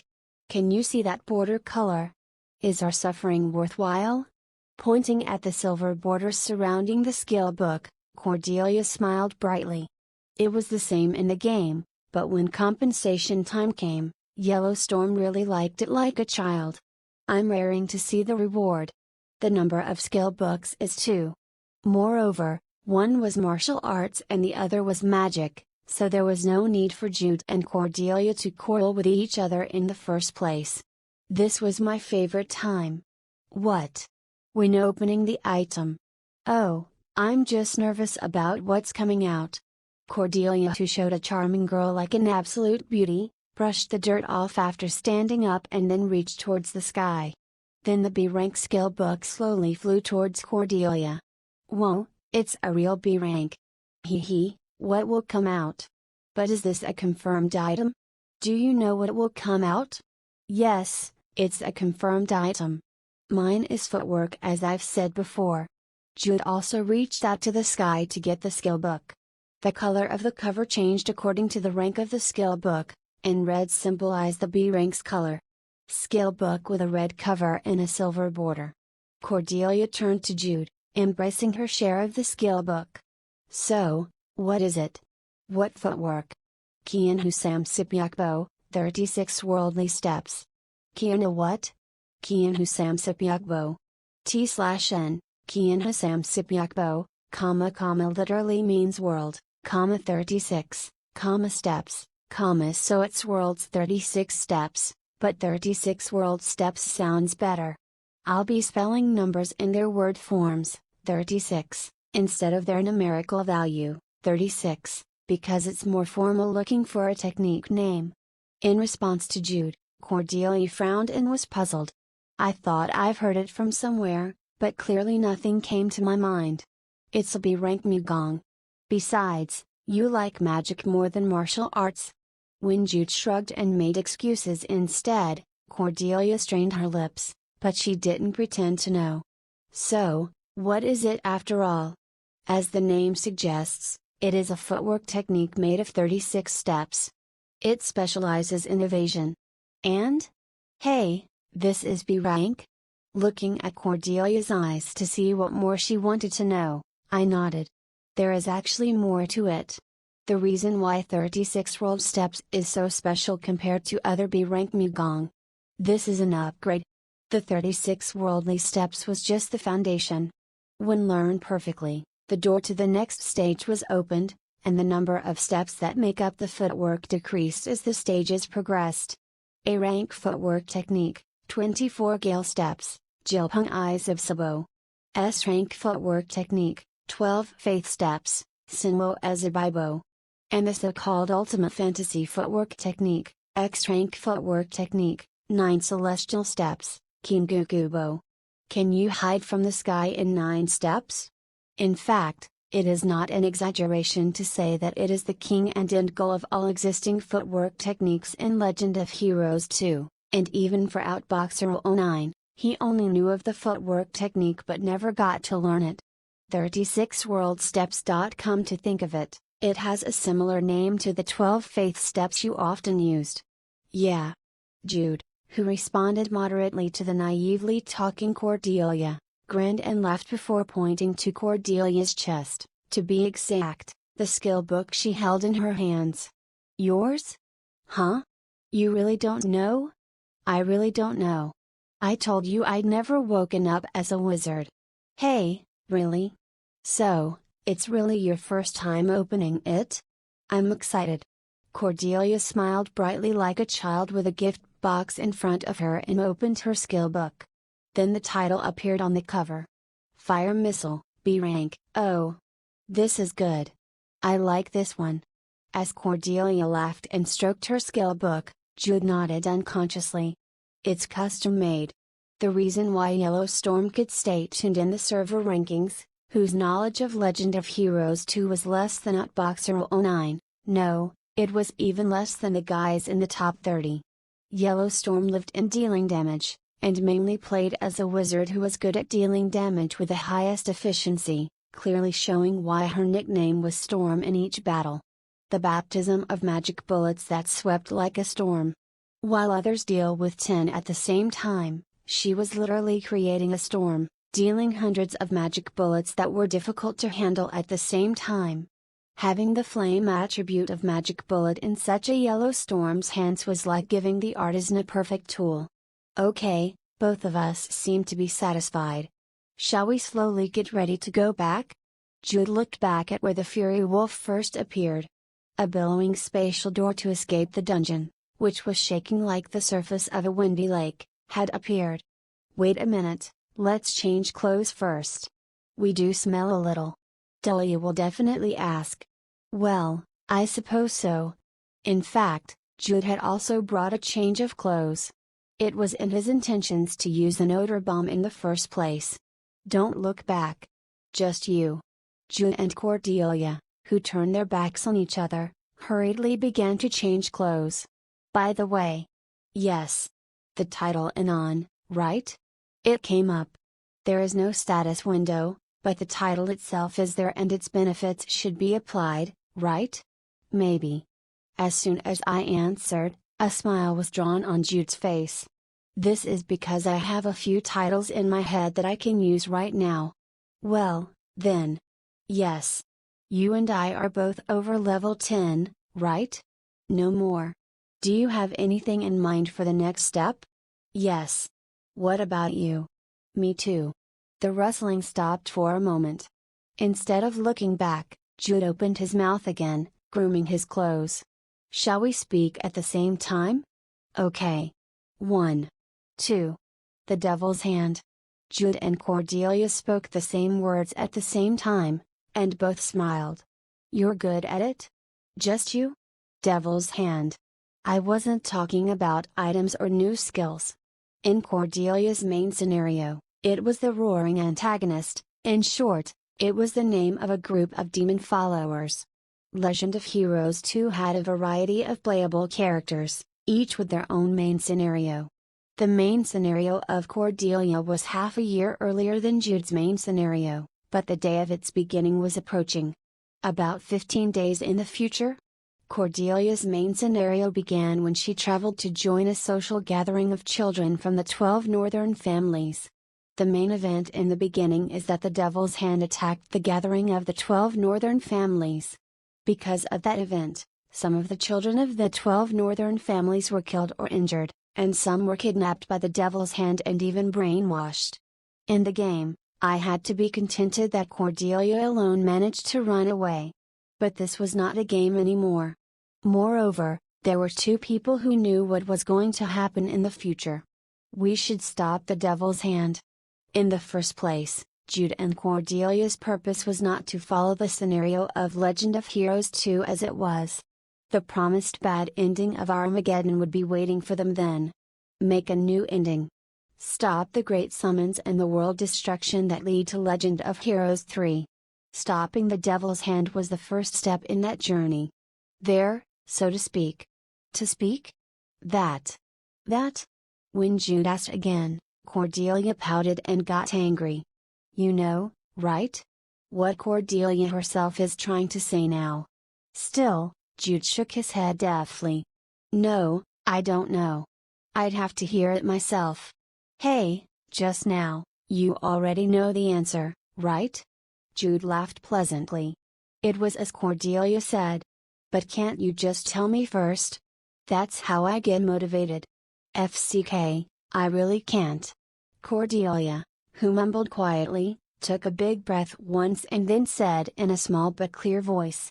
Let's go together. The social gathering of the 12 northern families will be held at the northern heart of Langesthai. Jude Baer did not originally go to Langesthai. It was because long-distance travel was impossible due to his Gumjulmak. But now it was different. If you are the Jude now, it was possible to go together. It was why I was in a hurry in the first place. It was one of the reasons for hastening the treatment of Gumjulmak. If my beloved Lady Cordelia wishes for it. On Jude's answer, Cordelia shuddered for a moment, but only for a short time. After smiling brightly, she finished the hem of the skirt, turned around and said. Only, okay, you can turn around. I'm already looking. FCK? Jude, who completely laughed at Cordelia's blushing face, walked towards the spatial door and said. Anyway, hurry up. Time is gold, right? Just talk, only talk. Cordelia, who was grumbling and pouting her lips, stood beside Jude, and the two took a step at the same time after looking back at each other. The two began their first steps towards a new ending. Episode 12, Count Chase, 1. The Kingdom of Ceylon, which is competing for supremacy with the Argon Empire for the position of the continent's most powerful nation, had three major territories. The north, connected with the unexplored northern region, a land of severe cold and barbarism. In the center, the Silates Plains, which was called the continent's breadbasket. And the southern region extending its influence on both the inland and foreign seas. The north was like another kingdom that existed within the Ceylon kingdom, which protected the kingdom and the entire continent from the barbarians beyond the unexplored regions for many years. For generation, the king of Ceylon entrusted the rule and defense of the north to the northern margrave, and the northern margrave cooperated with the famous northern families in protecting the borders. Just as the margrave's seat was transferred from Count Bayer to Count Rasvulgar, the northern families also differed in number or organization from generation to generation, with 12 families occupying seats at the present time. Count Bayer, the famous family of warriors. Now that the power of the house had declined, he has handed over the margrave position to Count Rasvulgar, but it was still a family whose power cannot be ignored.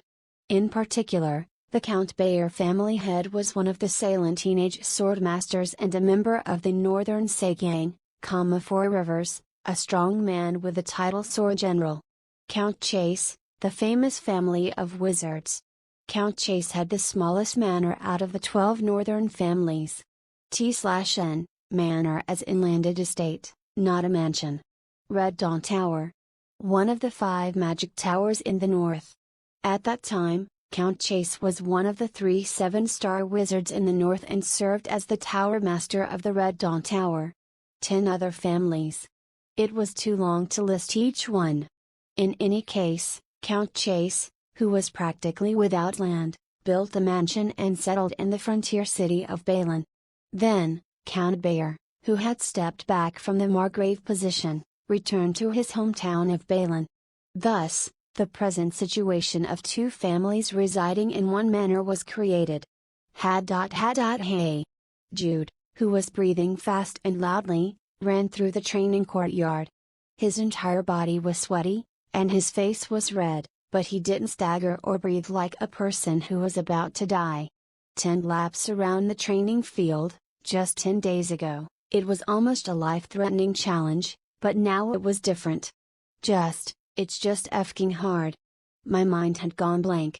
I was sweating so much that I felt like I had fallen into the water. But my breathing was regular. My limbs were sore, but they didn't look like they were going to break. Gah! Once Jude stopped running, he breathed loudly. Instead of lying down, he bent his upper body, took his breath, and slowly stabilized his breathing. There's a result. His stamina increased. A lot of it. Because he was so weak at the beginning. But still it was that. His visible growth was enough to inspire motivation. This one too. Jude stabilized his breath to some extent and sat upright, as he closed his eyes and focused on his consciousness. Mana training method. In other words, it was to operate the inner chi cultivation method. Legend of Heroes 2's inner chi cultivation method was somewhat different from the inner chi cultivation method that usually appears in martial arts. It was the same in its use of the 3 danshin, but there was no need to move or stick to a specific posture during training. T/N, danshin, loosely translated as Sea of Chi or Energy Center, are the Chi focus flow centers, important focal points for meditative and exercise techniques such as Qigong and martial arts. It has 3 categories, the upper, middle, and lower danshin. Source Wikipedia. Should I say that it is close to practically the same if I pick it out? Jude tried to use the basic F-rank cultivation skill he learned from Victor. Feel it. I felt the warm and lively energy that was as big as a bin. Moreover, it was pure. It was not an exaggeration to say that the pure energy created by the combination of yin and yang energy was the crystallization of purity. But it's still tough. The Gumjulmeg hasn't been completely healed yet.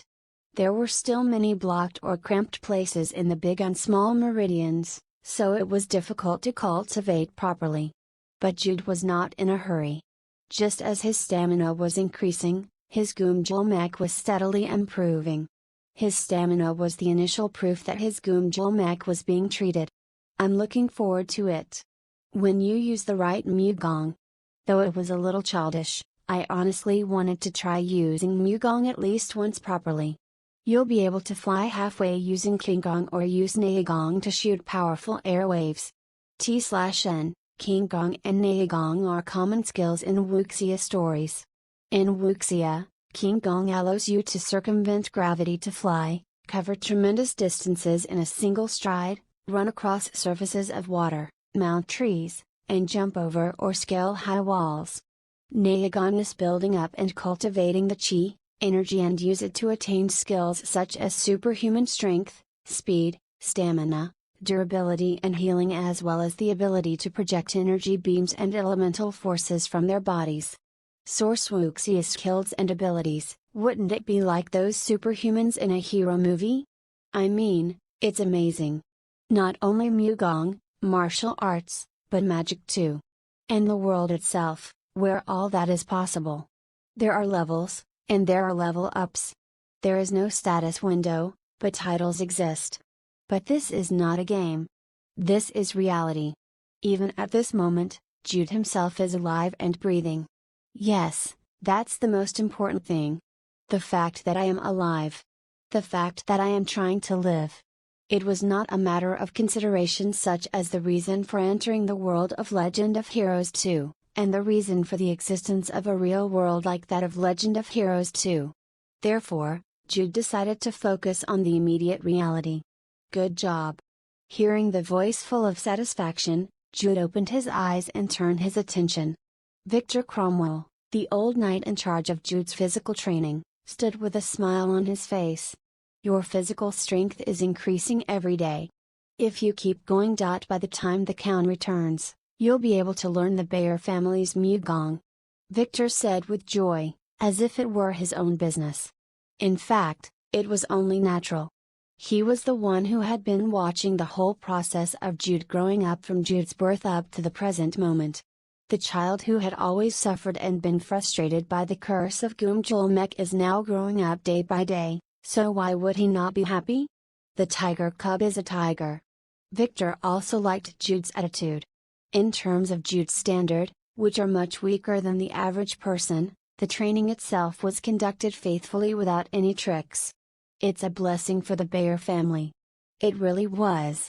Because the sincere and faithful Jude had outstanding talents. It had only been 20 days since he began to treat the Gumjulmek with a sun's necklace, but it wasn't only Jude's physical strength. Almost all body functions such as muscle strength, agility, flexibility, etc. have changed beyond recognition. That's because I leveled up. Level 1 became level 11 now, so it was natural that it would be different. But anyway, whatever it was, what was good was good. I mean, Victor's gaze of admiration also felt pleasant. Young master is talented. So, you don't have to be disappointed or frustrated to your late initiation to Mugong. You know what I mean, don't you? Yes, Sir Victor. I will keep that in mind.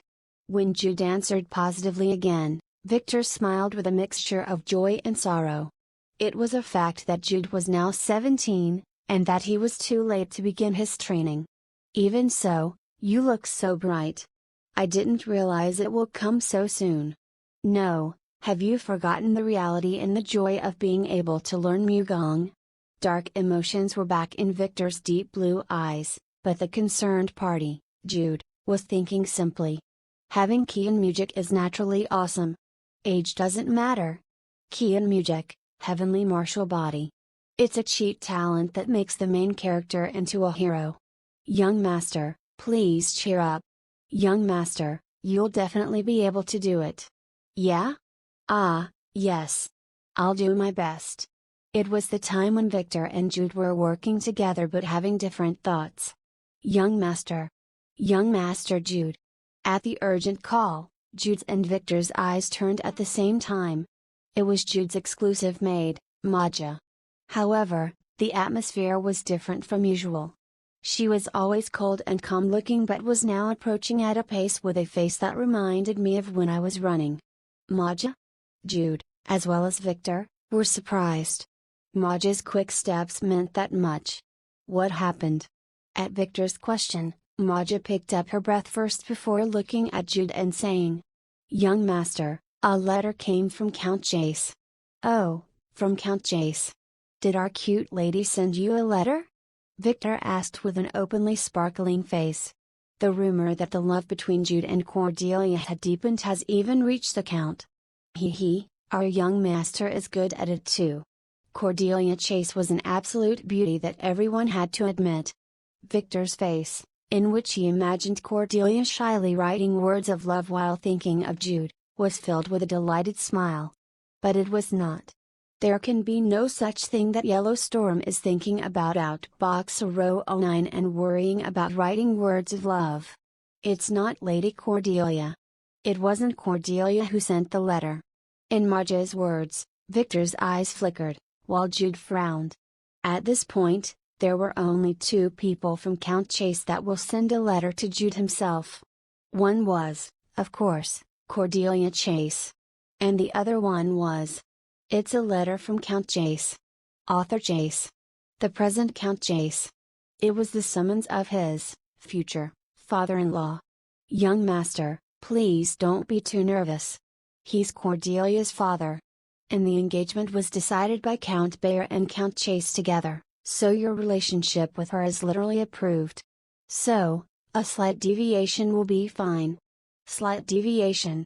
The daylight runaway where Jude and Cordelia said that they needed to spend some time alone together. Jude swallowed his saliva unconsciously. "I'm nervous. Very much. That's strange enough. In fact, it was natural. How will he not be nervous when the son-in-law is going to see his father-in-law? Moreover, the daylight runaway incident was enough to make even Maja, who was called the Ice Queen of the Bayer family, talkative. It was natural to be nervous. Hoo-oo, hoo-oo, hoo-oo. In a carriage that rattled faster than usual, Jude gathered his breath to stay calm. I closed my eyes and focused on my thoughts. Author Chase. Count Chase. Cordelia's father. He is one of the northern Four Rivers and is one of the best battle wizards in the Salem Kingdom. In fact, his role in the original scenario wasn't that big. In Cordelia's main scenario, there were few appearances, and in Jude Bayer's main scenario, his presence was also small. Because Jude and Cordelia's engagement eventually fizzled out. In Cordelia's main scenario, the two had become estranged because of Jude's struggle with Gunjalmek. Because the two rarely met. Although the two started in the same city, but when you followed their main scenarios, the areas where they were active were in opposite directions. To be precise, both were active in the north, but when one was in the east, the other was in the west. In Cordelia's story, it became out of hand. There was nothing else that came to mind in other respects. Well, why did he call for me? Is it because of the daytime runaway? But then, why now? Over 10 days have passed since the ban on going out was lifted. Calm down, Outboxer 009. It was unusual. My head did not work properly because I was strangely nervous. No, why are you so nervous in the first place? It's not a problem. Right? Isn't he Cordelia's father? Father-in-law. It was a time that I screamed silently at the strangeness. Young master, we've arrived. When Jude opened his eyes to Maja's words, he saw Count Chase's mansion when he looked out the carriage window. The wall that I promised to cross over someday was alas high and waist too high. If Count Bayer's mansion was the knight's castle, Count Chase's mansion was the wizard's model garden. After arriving at the front door of the mansion past the well-decorated spacious garden, Jude swallowed down. The reality that I visited the house of my soon-to-be wife dawned on me. We welcome your visit. Please come this way. Following the butler's guidance, Jude admired the atmosphere of Count Chase's mansion, which was clearly different from Count Bayer's mansion. It was bright, radiant, and splendid. The direction itself felt different from that of Count Bayer's mansion, which was plain and somber that it was reminiscent of the castle on the border. But it was just when I entered the long hallway. Cordelia and Dahlia, as if they had been waiting in advance for a long time while standing restlessly in the hallway, approached Jude. "Butler Norton, please give us a moment." Dahlia smiled and pressured Norton, and Cordelia pointed at the corner of the hallway with an urgent glance. Her eyes suggested that before going to the boss room, they should have a little operational meeting. Jude was also in a situation where he desperately needed information, so it was not something to refuse.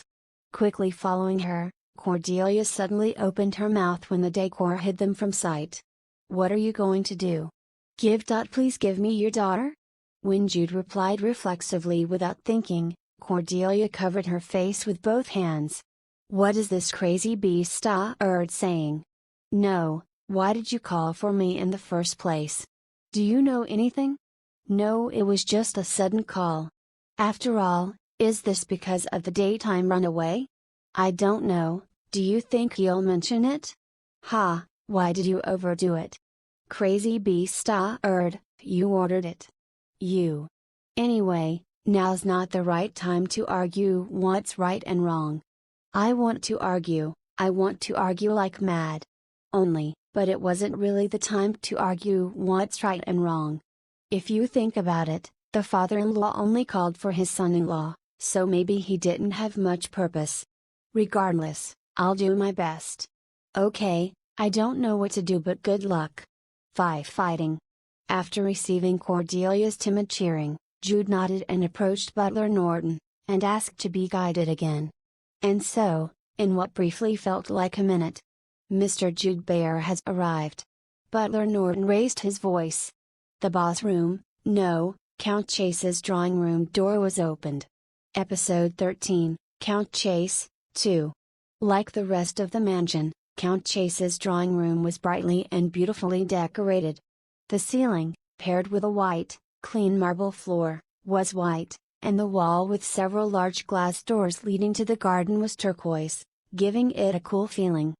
A carpet with a bold use of red and yellow colors to give off a sense of splendor, and luxurious furniture with a bright overall tone. A foreign presence stood alone in a place where it would seem more right for beautiful ladies to have a tea party here. Have you come? Author Chase. Count Chase. He is a member of the Northern Four Rivers and a 7-star wizard, and one of the most prominent battle wizards in the North. And as if to reveal that fact with his whole body, he was big, scary, and sharp-looking. If I can compare it to a sword, should I say he's like a claymore? Red Storm. Count Chase's nickname. He is also known as the Red Monk, and always wore blood-like red robes, as he is now. Mr. Jude Bear greets Lord Chase. When Jude showed proper decorum, Count Chase, who was standing facing the garden, turned around. He had short-cut red hair and a height nearing 2 meters tall. Strong broad shoulders and rock-like muscles presumed to be honed on the battlefield. In addition, sharp piercing eyes that could see through the opponent, and the overall impression was truly overwhelming. I felt more like facing a mighty warrior than a wizard. The mother's genes worked hard. All 3 children of Count Chase, including Cordelia, were good-looking men and women that were as beautiful as flowers. Of course, Count Chase didn't have an ugly face. Rather, he had a thick, dark, and manly handsome face. It was like the time when I went to Lai Skiang. All the big talk in my head went out because of my nervousness. Sit down. Count Chase spoke low again and sat down at the head of the table. Jude took a bated breath after Count Chase sat in his seat of authority. If this was an ordinary meeting, the maids would have come in and served tea and cookies at this point, but only the deep and heavy silence was set between Count Chase and Jude. As such, a dozen or so seconds passed. Around the time the cold sweat began to flow along Jude's back, Count Chase opened his mouth again. I heard a few stories. It has come. Count Chase looked down at Jude while maintaining a straight posture, and Jude swallowed nervously as he faced Count Chase's chilly gaze. Frankly, I'm scared. Similar feelings sprang up in my heart like when I first saw Lai Skiang. But I did not turn away. I mustered up and endured Count Chase's gaze. A few seconds passed then. Count Chase, who looked at Jude with glassy eyes, opened his mouth and said again. I heard about your actions during the deviation. Deviation, weekend getaway. It was Count Chase who came in hard from the start. However, Jude kept his composure. What Count Chase mentioned was not just the deviation. You were lucky to get the sun's necklace. Count Chase could not have known that he had obtained the sun's necklace. But Jude didn't answer, and instead took the sun's necklace that he had put in his clothes and put it on the table. It's the sun's necklace. A golden necklace engraved with the crest of Solari, the sun god. Count Chase's gaze, which had been focused on Jude, shifted to the sun's necklace. He stroked the necklace a few times with his thick, coarse fingers and nodded. By all means, is it an item that constantly radiates yang energy? You got a great start. The sun's necklace was the divine item used by the sun god Solari's champion Gallus, and not anyone else. It was not an exaggeration to say that it was a divine treasure of the denomination, so it was natural for Count Chase to admire it. Whatever. Count Chase laid down the sun's necklace. He once again looked at Jude as if searching him before suddenly pulling out a small box from his bosom, pushing it to Jude, and speaking. "This is of no use to me. But I already brought it, so take it." "What the hell is it?" When Jude sent a glance to ask if he could open it, Count Chase said with a snort. "HMPH, I'm telling you in advance, but it's not much." It was a little vague, but I thought it was okay to open it, so Jude carefully opened the box and soon opened his eyes wide. "It's a big deal." What was inside was a Yang Earth pill, which possessed a powerful amount of Yang energy. I just opened the box, but the fragrant aroma seemed to fill the drawing room. It wasn't something that cured Julamek at once like the Sunfire Carp, but it was still a valuable item that would be of considerable help to the treatment. And Count Chase spoke again before I could even express my gratitude for the Yang Earth pill. Once again, he asked, looking at Jude with fierce eyes. "I heard that Cordelia carried you when you jumped off the cliff. Was it true?" "It's true." "TSK, how foolish." Count Chase, who clicked his tongue in disapproval, searched his arms again and held out a small box. "It's a fruit that strengthens muscle strength. All I have around me is a bunch of wizards who just need the strength of a cane, that's why it's useless to us, so take it." "The fruit of strength?" Jude once again looked in surprise. The fruit of strength was an item that permanently increases muscle strength a little, and it was hard to obtain this in the beginning, as all of these kinds of items do. From the Yang Earth pill to even the fruit of strength. He's actually a very nice person. No, maybe he's very fond of Jude himself?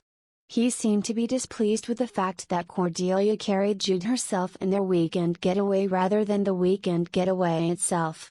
It's because he has a fierce impression and he's awkward at expressing himself, but he's actually a good person.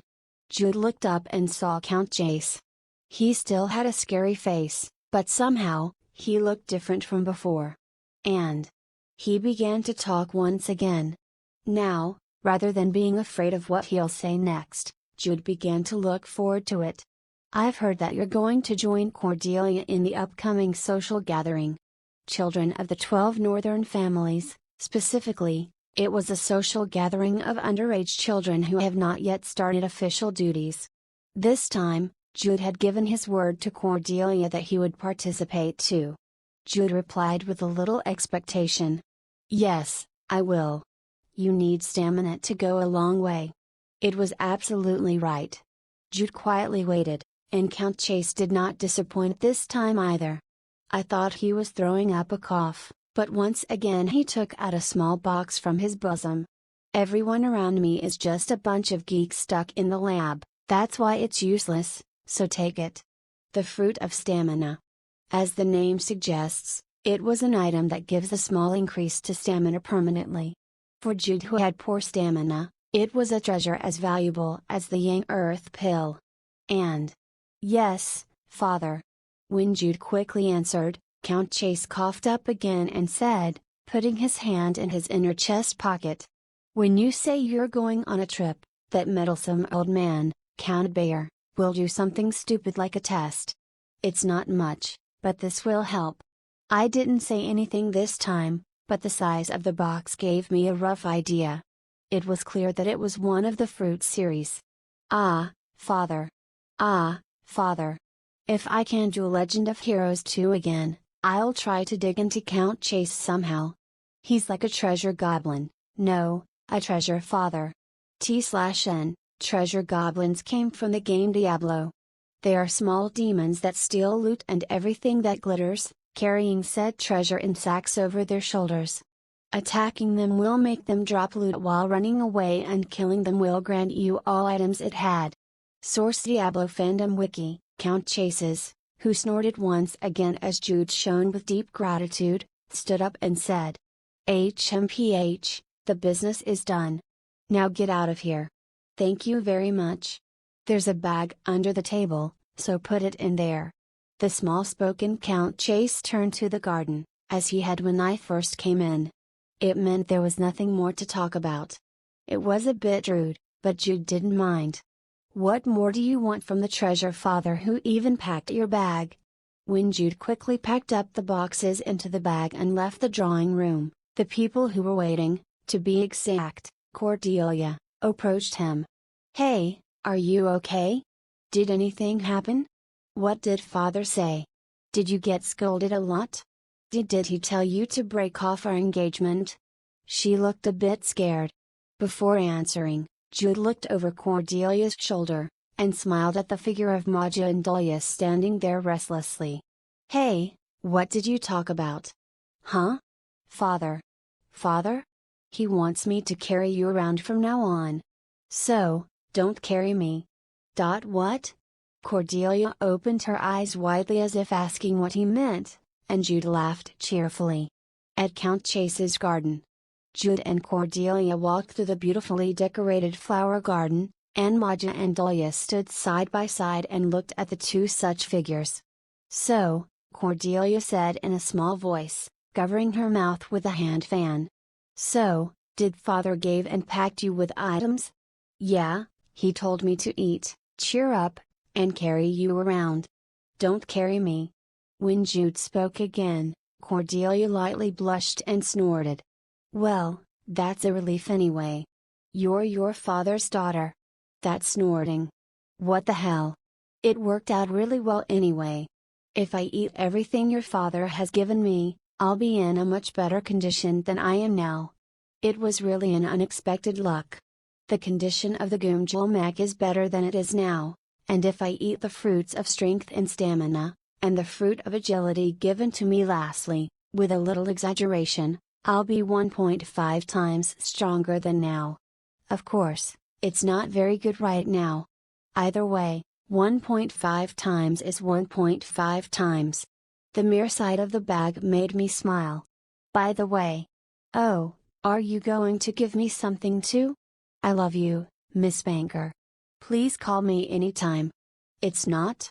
Hey, anyway, are you starting that now? Father's test quest?" "I suppose so.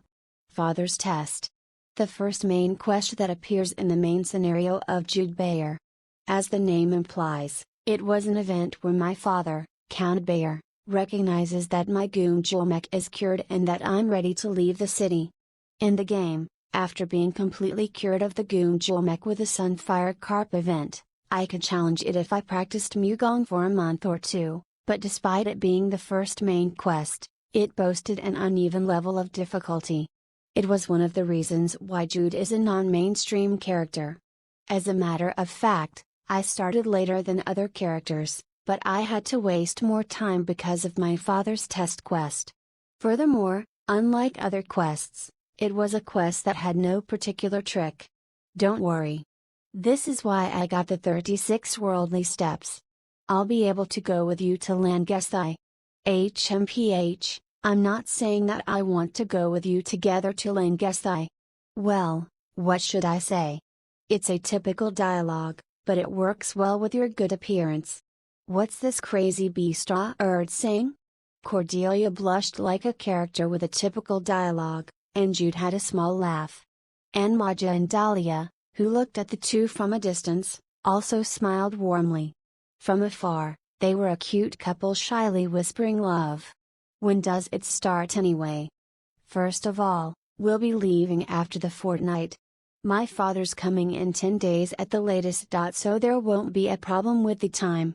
After passing his father's test quest and preparing for his trip, he'll head to Langesthai with Cordelia. Can I trust you? Only, just make sure you're well prepared for the trip. There are things to pack on the way. This was enough. It was Cordelia who understood exactly what Jude was saying as a rotten water. Then I'll be waiting for the news. Yes, I'll see you again soon. The two who bumped their fists like a habit, moved towards Maja and Dahlia. And a week later, Count Bayer is back. Episode 14, Count Chase, 3. The mornings in Count Bayer's mansion were originally quiet. However, it was different today. Led by Baron, the long-serving butler of Count Bayer, all of the servants of Count Bayer's mansion has been very busy since morning. This is because the news that Count Bayer, who had been away for more than 2 months on an expedition, will arrive 3 days earlier than scheduled. It was the return of the Lord of the Bayer family after their annual expedition to reduce the number of monsters in the Balin area prior to winter. After all, the preparations for the reception could not be neglected. While sitting in a sunny spot and looking at the bustling servants, Jude turned to his side and asked, "But why are you here?" "I know." Cordelia, who was dressed up and sitting next to Jude, answered with a slightly absent-minded voice. In fact, both of them knew why Cordelia was here now. "I didn't realize that your father was this great until today." "He is great, isn't he?" Count Chase. It was because he had appeared with Cordelia today. Count Chase and Count Bayer were comrades who have experienced life and death several times. "Is father-in-law in my house to give greetings?" As Jude looked at the front gate as if he were welcoming Count Bayer's return, he was secretly feeling stressed as he thought on what would happen once word gets out that he had made Cordelia act trashly. "You know what? Huh? Isn't our situation too peaceful?" About a month after awakening the memories of a past life. At Cordelia's words, Jude turned his head, and soon he laughed. "Ah, enjoy it now. You know we haven't started the main scenario yet, right? It's hard work when we leave home. Hard work. Ugh, I know, right? Is that the look of a person who knows that?" When Jude kicked his tongue, Cordelia wanted to refute it, but she had nothing to say, so her lips were puffed up. As Jude said, once the main scenario began, the hardship gate would be wide open. Because the attack of the Devil's Hand is very hard. It was a brutal event where several children of the 12 northern families were killed and kidnapped. Even in the game, there were only 3 routes for Cordelia: be kidnapped by the Devil's Hand and sacrificed, be killed on the spot, or be in a struggle to survive by barely escaping. In the first place, Jude's main scenario began with a trip to find out the whereabouts of the missing Cordelia in Balin, and if it really went as the original, the future of Cordelia was itself a path of flames that crossed the thorny road. "I'm not going to let that happen. They have to change the original story and create a new ending." Changing Cordelia's main scenario was the beginning. "Well, it's not because of that." When Jude suddenly smiled, Cordelia said with a startling look. "What is it? Those sad eyes?" Jude's eyes are worrying about the Lady Cordelia he yearns for? Hey, I got goosebumps. That, aren't you getting too used to it? What? That. That what? You know, that one? Yearn for? Dear? The cute and lovely Lady Cordelia who is the apple of my eyes? Cordelia shuddered and blushed as Jude spoke shamelessly. What is this crazy bastard saying? Because your father is coming. Huh? Father. Cordelia also understood. When she looked back, Count Chase was walking their way. Lady Cordelia, you're beautiful again today. Oh, my goodness, I'm so embarrassed. Thank you, Mr. Bayer. By the time Cordelia responded with a clumsy smile, Count Chase, who had arrived before the two, looked at Jude and said with a disapproving look. "TSK, you're still skinny." He had a dissatisfied expression, disagreeing eyes, and was clicking his tongue. But Jude was not afraid at all. Because he knew the next words. "This isn't much but eat this up." "Thank you, Father." When Count Chase pulled out a small box, Jude quickly accepted it and thanked him.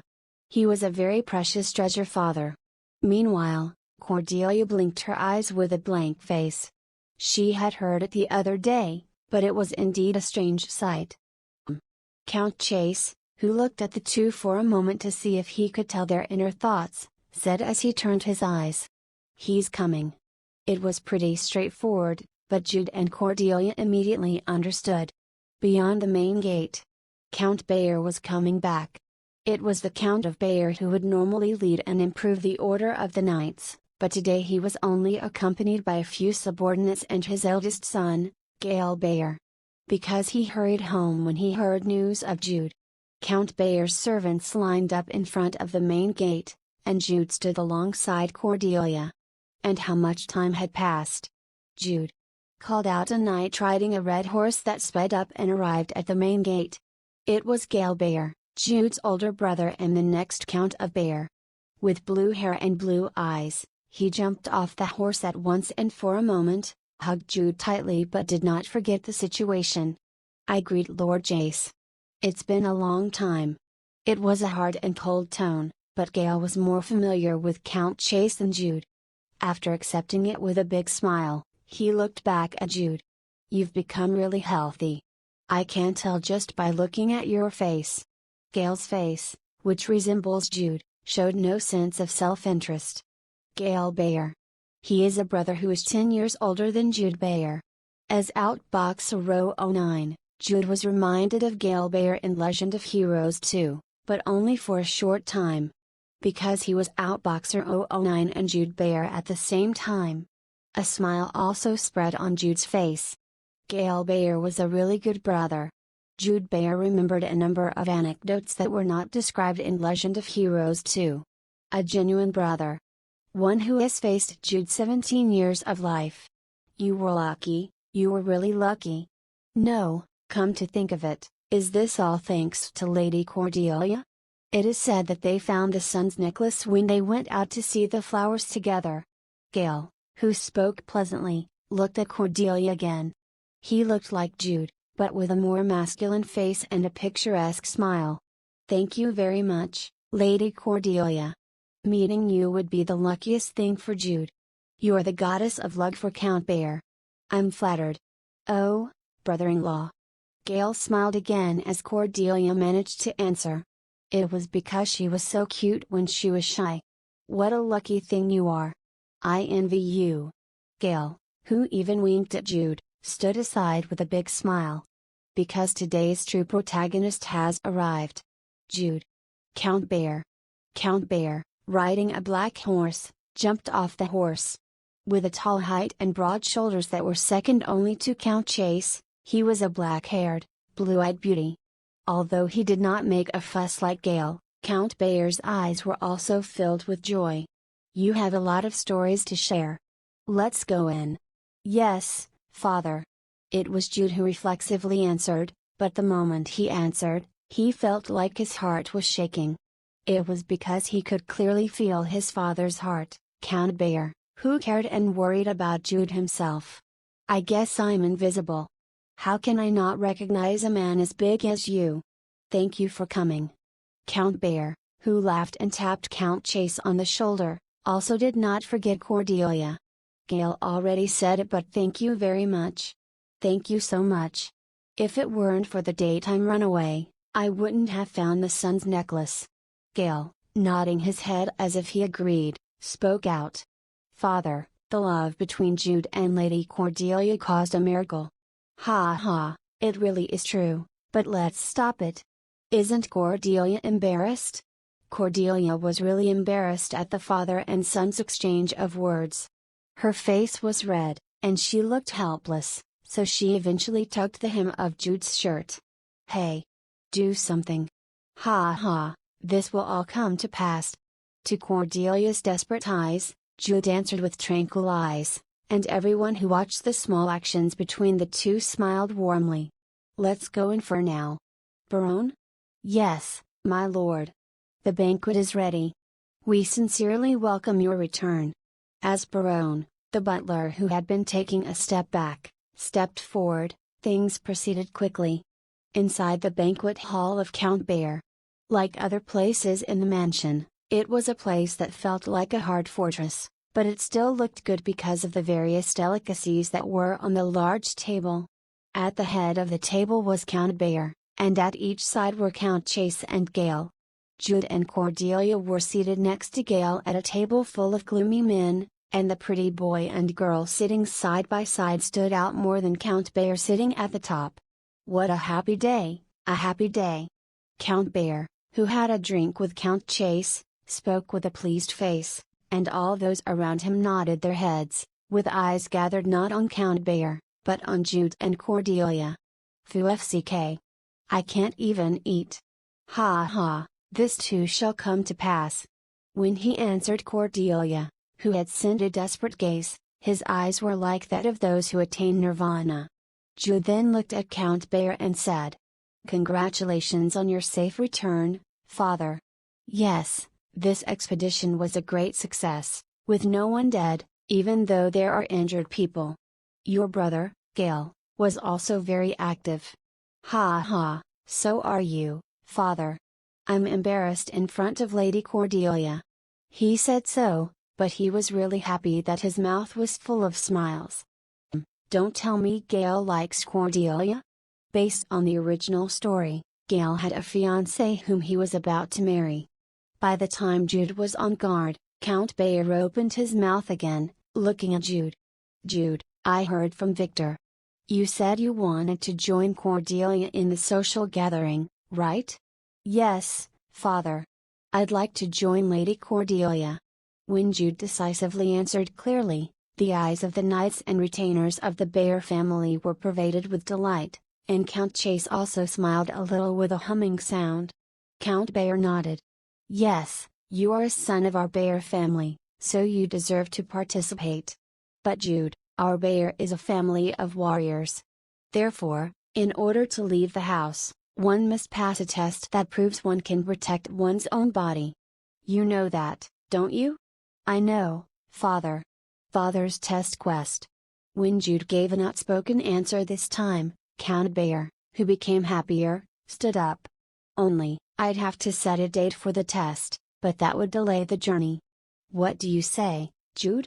Would you like to be tested right now?" It was a sudden offer, but Jude was not embarrassed. As the preparation was already done, the earlier the test schedule, the better. "Can you do it?" "I can do it." Jude, who answered Cordelia with his eyes, took a breath once and stood up from his seat. "You have a lot of stories to share. Let's go in." "Yes, father." It was Jude who reflexively answered, but the moment he answered, he felt like his heart was shaking. It was because he could clearly feel his father's heart, Count Bayer, who cared and worried about Jude himself. "I guess I'm invisible. How can I not recognize a man as big as you? Thank you for coming." Count Bayer, who laughed and tapped Count Chase on the shoulder, also did not forget Cordelia. "Gale already said it, but thank you very much. Thank you so much. If it weren't for the daytime runaway, I wouldn't have found the sun's necklace."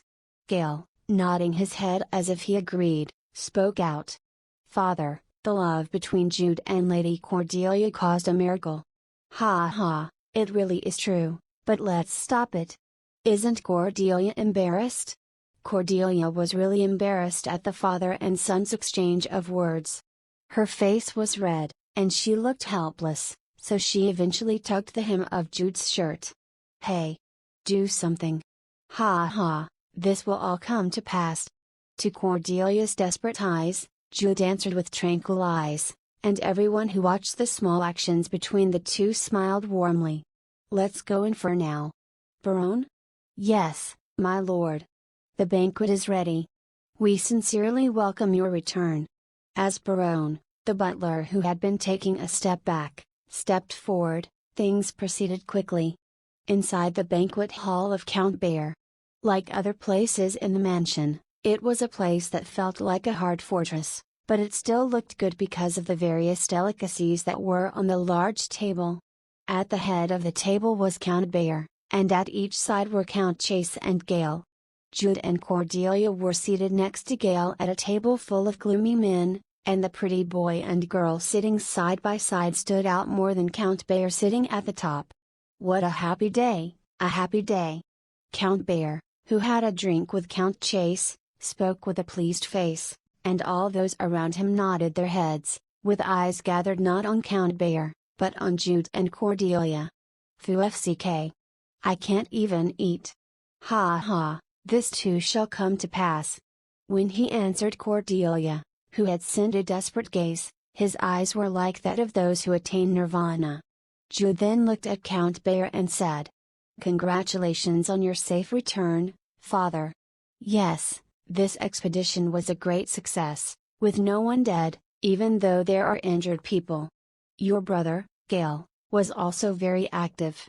Ha ha, so are you, father. I'm embarrassed in front of Lady Cordelia." He said so, but he was really happy that his mouth was full of smiles. Don't tell me Gale likes Cordelia? Based on the original story, Gale had a fiancée whom he was about to marry.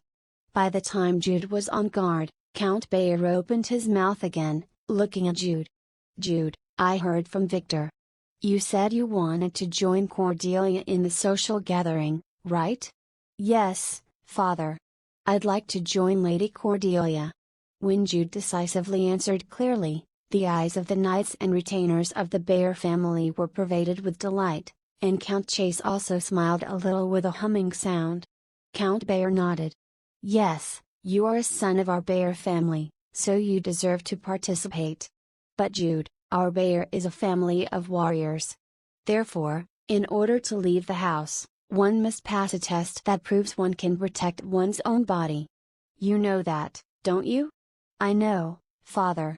Father's test quest. When Jude gave an outspoken answer this time, Count Bayer, who became happier, stood up. "Only, I'd have to set a date for the test, but that would delay the journey. What do you say, Jude? Would you like to be tested right now?" It was a sudden offer, but Jude was not embarrassed. As the preparation was already done, the earlier the test schedule, the better. "Can you do it?" "I can do it."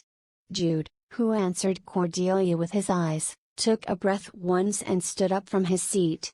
"I'll take the test, father." The last hurdle to start the main scenario. It was a natural conversation, but Jude knew the correct answer. "I'll take the test, father." The last hurdle to start the main scenario. It was a natural conversation, but Jude knew the correct answer. Episode 15, Count Chase, 4. Count Bayer's test for leaving home was simple. Succeed in dealing a strike against an opponent, who is at the standard of an ordinary knight, in a duel. Although it was very simple and clear, there was little room for the so-called tricks. Testing only your abilities in a fair manner. Count Bayer passed the test when he was at the young age of 12, and Gale, though he wasn't naturally gifted and as good as his father, passed the test at 13, younger than the average age. Jude's age is 17. The truth is, at this time, applying for the test was close to irrational because his age was 2 years older than the average age of passing the test for the Bayer family, which is 15 years old. 1 month at the most. Before he got the sun's necklace, let alone having proper training, even training his physical strength was difficult for Jude. No matter how long Jude tried to catch up on his training period, it was only a month ago that he got the sun's necklace and started his treatment, of which his martial arts training time was less than 15 days. Furthermore, Jude's condition, as of now, was not completely cured. His Gumjulmek was getting better and he was gradually getting closer to having normal strength, but if you look at it from the knight's standard, he was still on the weak side. However, Count Bayer did not intend to humiliate Jude in front of everyone. Of course, he also had no intention of conducting a sloppy test on purpose for his child. "Victor, I believe in you." A day before he arrived home, there was a phrase in the last letter that came from Victor, the family's old knight. "The young master will pass the test." I believe it if Victor said so. He was not one to speak at length groundless stories. But even so, Count Bayer was also a man. His curiosity grew. What was it that gave confidence to Victor that he came to the point in his report? Perhaps it was a stupid idea that Jude did not have talent, and that maybe, Jude actually had a talent that even surpasses his?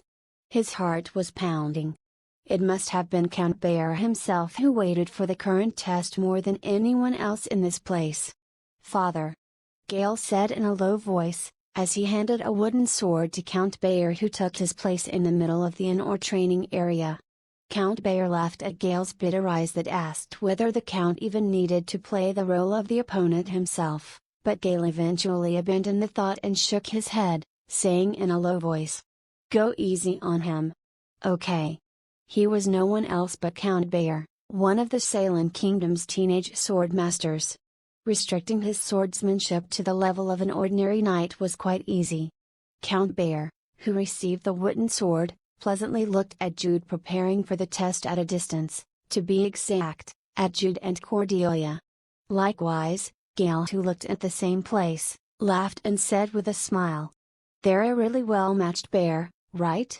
Yeah, it's really a nice sight. I think it was not to that degree before I left for the expedition. But in the meantime, they've significantly become closer. Because they had a good time together. A man taking the test and the fiancé worrying about such a man. What a beautiful sight it was. Surely, they must be exchanging pretty and sweet words. Hey, you crazy bastard!" Count Bayer directly came out. "Ask him to at least change your opponent. Hey, I'm certain he'll adjust the level. And if you lose? You clamor about your goom mech day in day out. If I lose, you're going to Langesthai alone. Main scenario, fighting. What's this crazy bastard saying?" Cordelia, who said those pretty and sweet words in a hushed whisper, said with a sigh. "Okay, I'll believe in you. You're outboxer, so you'll do it somehow. Still? Don't overdo it and get hurt. Okay? Yellowstorm. Why? You really resemble your father." "Of course, who else will I resemble but my father?" "You're right." Jude, who wrapped up the conversation with a giggling laugh, stretched his shoulders and exhaled a long breath. Finally, he looked back at Cordelia and said, "Let's go together. To Langesthai. To reform the main scenarios of Jude and Cordelia." Jude grinned, and Cordelia snorted, shaking her fist lightly as if cheering. Fighting. This was enough. Jude fixed his wooden sword and stepped forward, while Cordelia retreated to where Count Chase stood. "Miss, are you all right?" Windelia asked in a small voice. Cordelia nodded. "He'll be fine. Outboxer Row 09 said so." Holding back her backbiting, Cordelia looked at Jude as if to observe how he'll do it, and Jude stood before Count Bayer. "Let's begin." There was no need to prolong it. Count Bayer spoke at the moment they faced each other, and as soon as Jude took a stance, he launched an offensive. It was the kingdom swordsmanship that Count Bayer and any knights who used swords had learned. Count Bayer kept his word. The speed of the wooden sword and the strength he used was at the level of an ordinary knight. But even so, the swordplay he wielded was the one of the 10 swordsmanship attack styles. It was an attack that was like the standard of the kingdom swordsmanship. And so, "I can do it." Jude averted Count Bayer's sword. In a way, it was a simple avoidance, but in the eyes of the observing knights, it was conspicuously reflected at that moment. Half the step of a footprint. It was the distance that Jude moved to avoid Count Bayer's sword. He evaded Count Bayer's sword with minimal movement.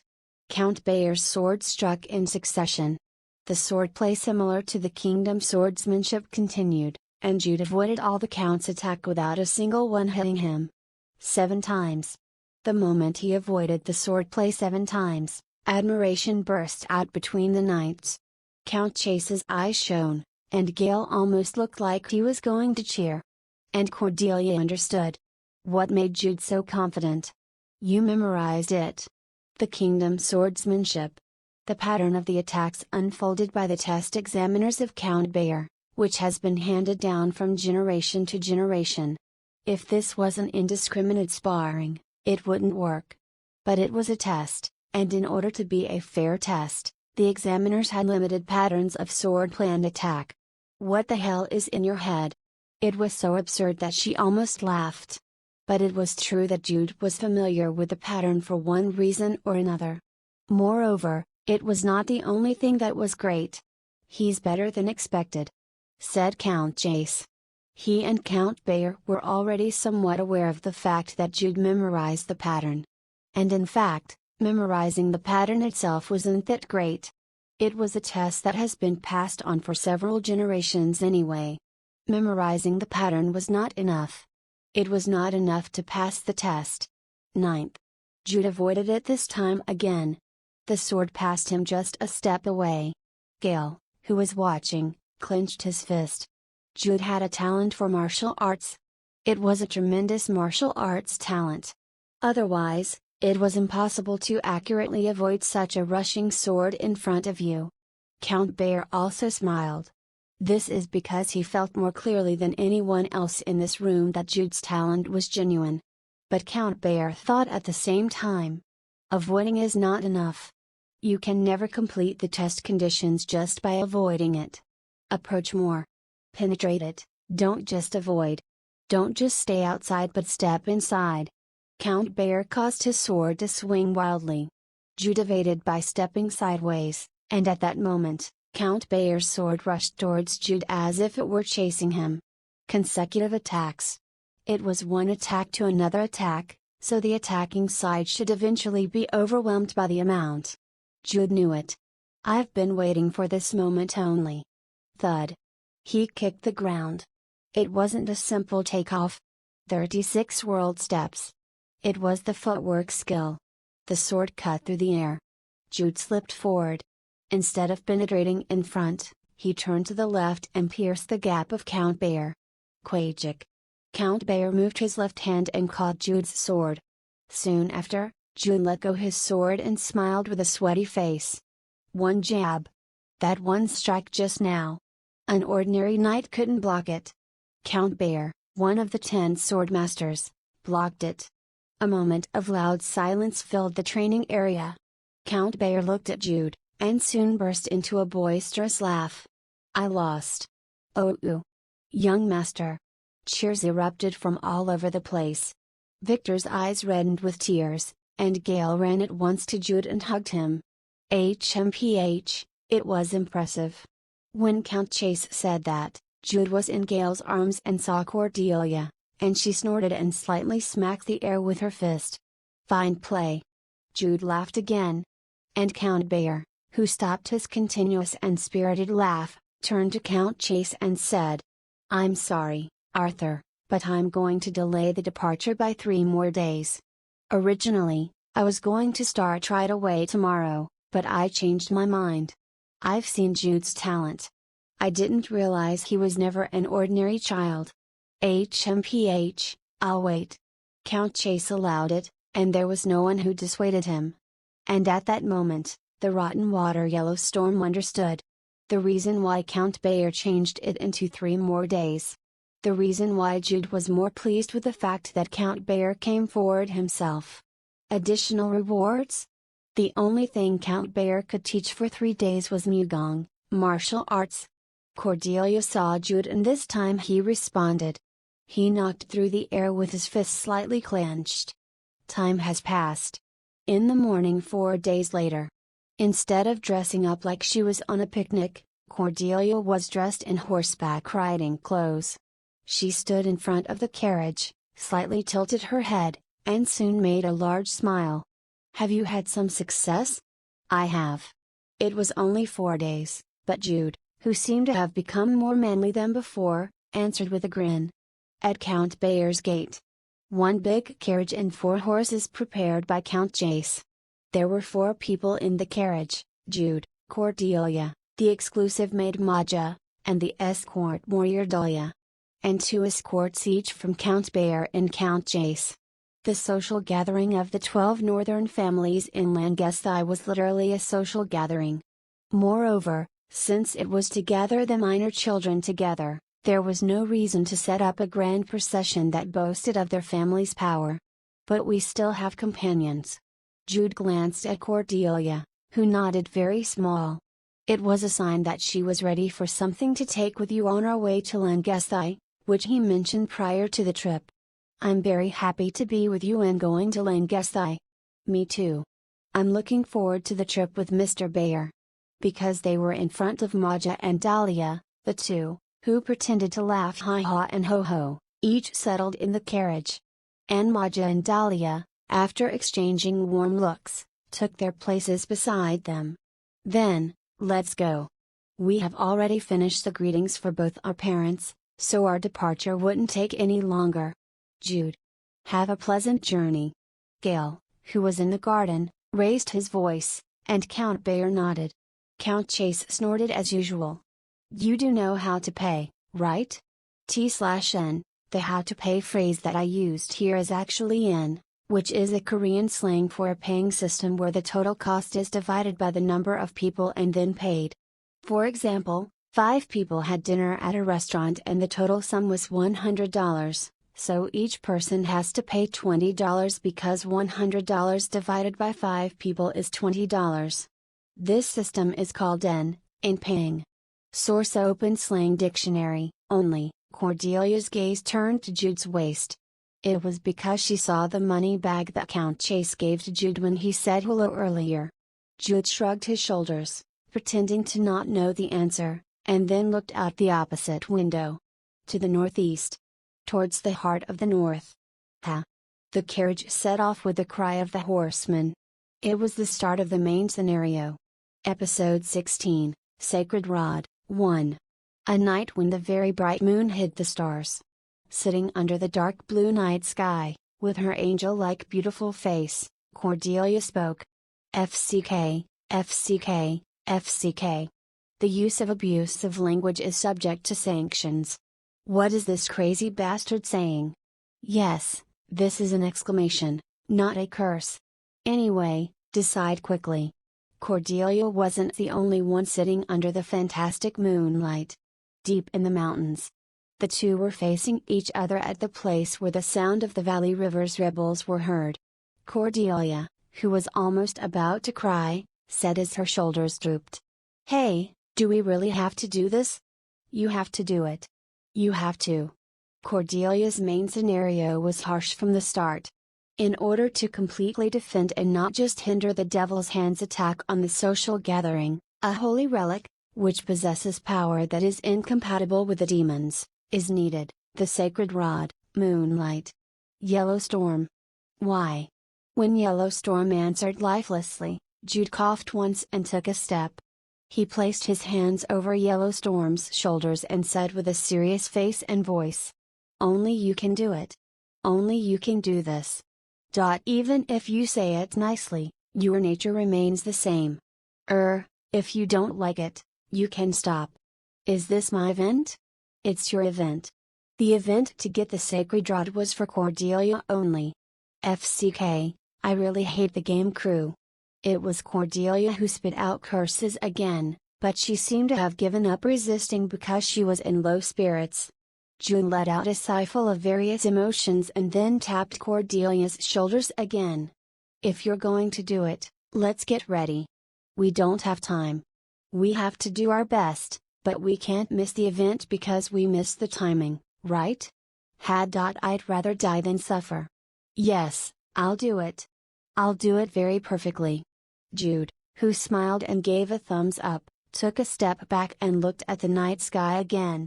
It was the incident on the road to Langesthai 2 days ago that started all of this. A day after leaving Count Bear. Their travel schedule was generous in the first place, so the party was not in a hurry. We advanced slowly to let the horses rest, but when we stopped somewhere and rested, Maja and Delia went out of the carriage and took a break. It was to get out of the stuffy carriage and breathe some fresh air, but rather, it was to give both Jude and Cordelia some alone time. How should I say, we're very considerate. They're a really good couple.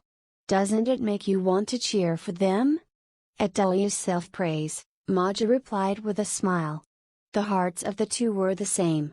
In the first place, the promise to come out and make time for the two whenever the carriage stopped was not something discussed in advance. It naturally happened because of the consideration of the maid and escort who really thought of their masters. Sitting in the shade of a tree, Dahlia, who took the offered teacup from Maja, continued while laughing Yufufu. Originally, they were a good-looking man and woman who got along well, but their relationship has suddenly improved since last month? Yes, especially at the daytime runaway. No, after they've had their time alone together. I'm only telling you this. But just before, the young lady was feeling a little hurt. So, I was really worried, but I guess it was a good thing now because it could have been worse in the future. Oh my goodness, the young lady too? When Maja blinked as if she was surprised, Dahlia spoke along with an aha!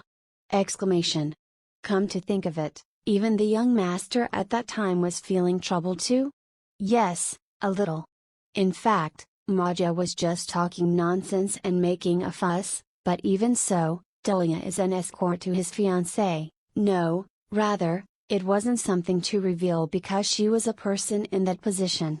And it was the same with Dahlia. When Cordelia was feeling hurt a month ago, she did a lot of nonsensical stuff as well as spilling a storm of curses that surprised all those who were listening. What it was really back then. A pretty lady that looked like a doll was pouring out such vulgar curses out of her mouth. Indeed, it was a sight I would never want to see again. But it worked out really well. The young master's body is getting better, and they're going to the social gathering together. You're right. After looking at each other, the laughing maid and escort gazed at the carriage again. What are the two people inside talking about? Is it my imagination that the two were smiling cutely and exchanging sweet words of love? Hey, be humane and pay properly? Your father gave me this, who do I have to pay? T/N, pay dash they're talking about the paying system in that I explained in the previous chapter. It's the money my father gave me to buy me something delicious. Yes, I'll properly budget it and buy you something delicious. Both Cordelia and Jude, who had an unsatisfactory conversation about the stuffed money bag that Count Chase gave before the trip, did some stretching exercises. The magical carriage boasted of a comfortable ride even though it was running on the road, but because they were stuck inside, they were feeling frustrated. But it's better than playing the fiancé role in front of everyone. Even though it was a bit frustrating, it was much easier and better to be alone together like this. Anyway, let's have a productive conversation now. What? Like the future schedule? Yes, schedule. Especially what's really going to happen in the future about that. A month after awakening the memories of Outboxer 09. Jude has already confirmed several times that this world is almost the same as Legend of Heroes 2. However, only the elements that make up the world have been confirmed so far. Those that just exist, such as people, terrain, history, and objects. Will the story itself proceed just like the Legend of Heroes 2? Of course, it would have been like the beginning if it were to proceed. If Jude and Cordelia intervene in this and that, the story itself would change due to the butterfly effect. But even so, what's going to happen had a great meaning. First of all, our departure date is almost the same as that of Cordelia in the original. If it goes exactly the same as the game, the bridge at the front of the road we're going on now has collapsed, and the road is blocked. In the original work, there were two options. Take a detour by using the mountain path or go south to get a boat for the river. In Cordelia's main scenario, it was the first multiple choice options a player encounter. And most of those who were stagnant water chose the detour route here. That's the only way to get the hidden event. Ugh! At the time Jude spoke, Cordelia had an unwilling expression. It was because of the contents of the hidden event. But it was then. Young master, there's an issue I have to report. Would you mind for a moment? A young knight's voice came from outside the carriage. It was a knight named June, whom Count Bayer assigned as an escort for the trip, and he had made quite a brilliant contribution to the expedition despite it being his first campaign. Yes, I don't mind. Excuse me for a moment. When Jude responded, June opened the carriage door. For a moment, he glanced at Jude and Cordelia sitting face to face, before looking back at Jude and continuing his words. There were some people coming back from the road ahead, so I asked them, and they said that the bridge has collapsed, and that the road is blocked. It couldn't be helped, but I think we should take a detour. As expected. Something happened. Jude glanced back at Cordelia, who frowned and nodded her head. All right. Then are we going to take the mountain road? Yes, Mr. Bayer is knowledgeable of the nearby geography. Because it was my first trip, I did some studying in advance. Indeed. Yes, we're going to take the mountain road as young master had said. I'm afraid the schedule will be delayed by a day or so. But I think it's the best we can do right now. Let's do that.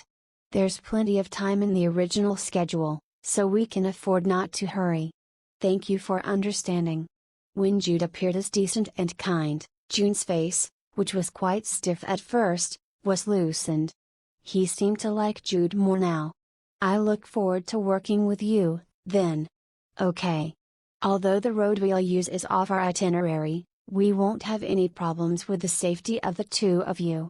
June, who declared proudly as a knight, bowed again to Jude and Cordelia and closed the carriage door. And immediately after, Jude said to Cordelia, "It happened. As in the game, the road was blocked, and a detour was taken. The significance of this event was quite great, and in local terms, the basic conditions for beginning the hidden event were in place." Cordelia stretched her shoulders and said, "Hey, by the way. Yeah. In the game, the event automatically occurs when you go to the mountain road and head to a certain area, right? It will occur. But even if we head to a certain area, the event won't occur automatically here, right? Of course it won't occur. Legend of Heroes 2 was a game with a very high degree of freedom, but it was still a story RPG. In other words, when certain events occurred, the characters were supposed to take certain actions that were out of the player's control. But in reality, the story was different. There was no way for him to suddenly move his body spontaneously and recite a set line just because he went to a certain area. If that exists, it's a problem. In any case, the important thing was to trigger the event. If so, what should we do? How can I trigger an event in the game and get the same rewards? It was actually a simple story. Both Jude and Cordelia already knew the answer. You have to recreate the event. As we saw in Legend of Heroes 2, they perform certain actions in certain places. As if, like a play. Please do a good acting, Yellowstorm. Jude winked and Cordelia raised up her middle finger. And 2 days later, the time of promise finally arrived. FCK, FCK, FCK. The use of abusive language. Fuck, fuck, fuck. Okay, I give up. It would be good if you could focus on acting because you've relaxed your mind by cursing. Near a valley where you can pass by the mountain route. Jude, who had kept his back on the cursing Cordelia, had opened a watch he received from Gale and counted the remaining time left. It's midnight when the event starts. Delia's bedtime was from 11 p.m. to 1 a.m., and in these 2 hours, only Jude and Cordelia were here. It was the only time possible. Maja was a maid in the first place, so she was out of the night vigil, and if we asked the other knights to give us time alone, it would not have worked. The current time is 11:50. There were only 10 minutes left until the event was started. Are you ready? Wait. If you look back, I'll kill you. You're all dressed up anyway. FCK. Alright, you can turn around now. When Cordelia gave her permission, Jude turned around and unconsciously let out his admiration. Wow. To be honest, I was surprised. I've known before that she was pretty, but should I say that I realized it again? Before Jude's eyes, Cordelia, wearing only a large towel, stood barefoot with her hair untied. Of course she's wearing clothes under the towel. Anyway, what should I say? Standing with her hair down under the fantastic moonlight, Cordelia was so beautiful that it was such a mysterious sight. If you laugh, I'll kill you. I'll kill you if you turn your eyes around. If you even keep looking at me, I'll kill you. Of course, if she hadn't opened her mouth. Hey, where the hell do you want me to look then? I don't know. Anyway, I'll start now, so hide well. Okay? I understand, ma'am. Finally, the two, who exchanged glances, took a deep breath and moved to their respective designated positions. This was the beginning of the event. After using the mountain path, Cordelia finds a valley with a river during her journey, and bathes in the river to wash off the sweat around midnight, away from people's eyes. Should I call it the service event? Actually, there was a similar event for Jude too. Either way, Cordelia, who was taking a bath, sings against the beauty of the moonlight, Ah, the water's effing cold. Are you crazy? Why would I even go into the Valley River in the middle of autumn, not in the summer? Cordelia, who dipped her feet slightly in the water, shuddered, and Jude, who hid in the bushes, sent the sign in a miserable mood. It was a sign to roughly begin to sing. Ha, really? Cordelia's totally crazy. Cordelia, who was criticizing her game character, shuddered in the water and opened her lips as she looked at the moon. In fact, at this point I could understand why Cordelia was singing. When I went into the wide Valley River alone in the darkness of night, I knew Jude was looking at me, but I was scared. How should I say it? It feels like something's about to pop out of the water. Only, if I didn't sing, I couldn't withstand it. Twinkle little star shining beautifully. When Cordelia began to sing timidly, Jude sent a sign again. It was a sign to sing the original song, but Yellow Storm was not out. Boxer 009. How am I supposed to memorize a song that briefly played in the event? It's roughly the same as a song about stars, so it should work. How long has it been since I continued to sing with that thought? Beyond that, under the fantasy moonlight, there were those who responded to the song. Episode 17, Sacred Rod, 2. The original event was like this. The beautiful song of Cordelia softly spread across the tranquil valley. The small animals that went down the valley to quench their throats tilted their ears to the clear voice and fine tunes, and even the fairy people that lived nearby started to react. The gathered fairies in twos and threes were first surprised by Cordelia's songs, and second, they were surprised by the dazzling appearance of Cordelia, who boasted a goddess-like beauty under the fantasy moonlight. And among them, one opened their mouth and spoke. Let's invite her to the Queen's night banquet. The Queen will be happy, too. We can't be the only ones to hear it. It's such a beautiful song. Although Cordelia was briefly embarrassed by the appearance of the fairies, she soon had the intention to accept the invitation of the cute and lovely fairies. And I wonder if it could lead to that. Jude, who was watching the situation while hiding in the bushes, looked at the valley with a terrible face. Twinkle twinkle little star. Yeah, well, the song from the original event was about stars. The present situation was similar to the original event because both songs were about stars and had a person singing.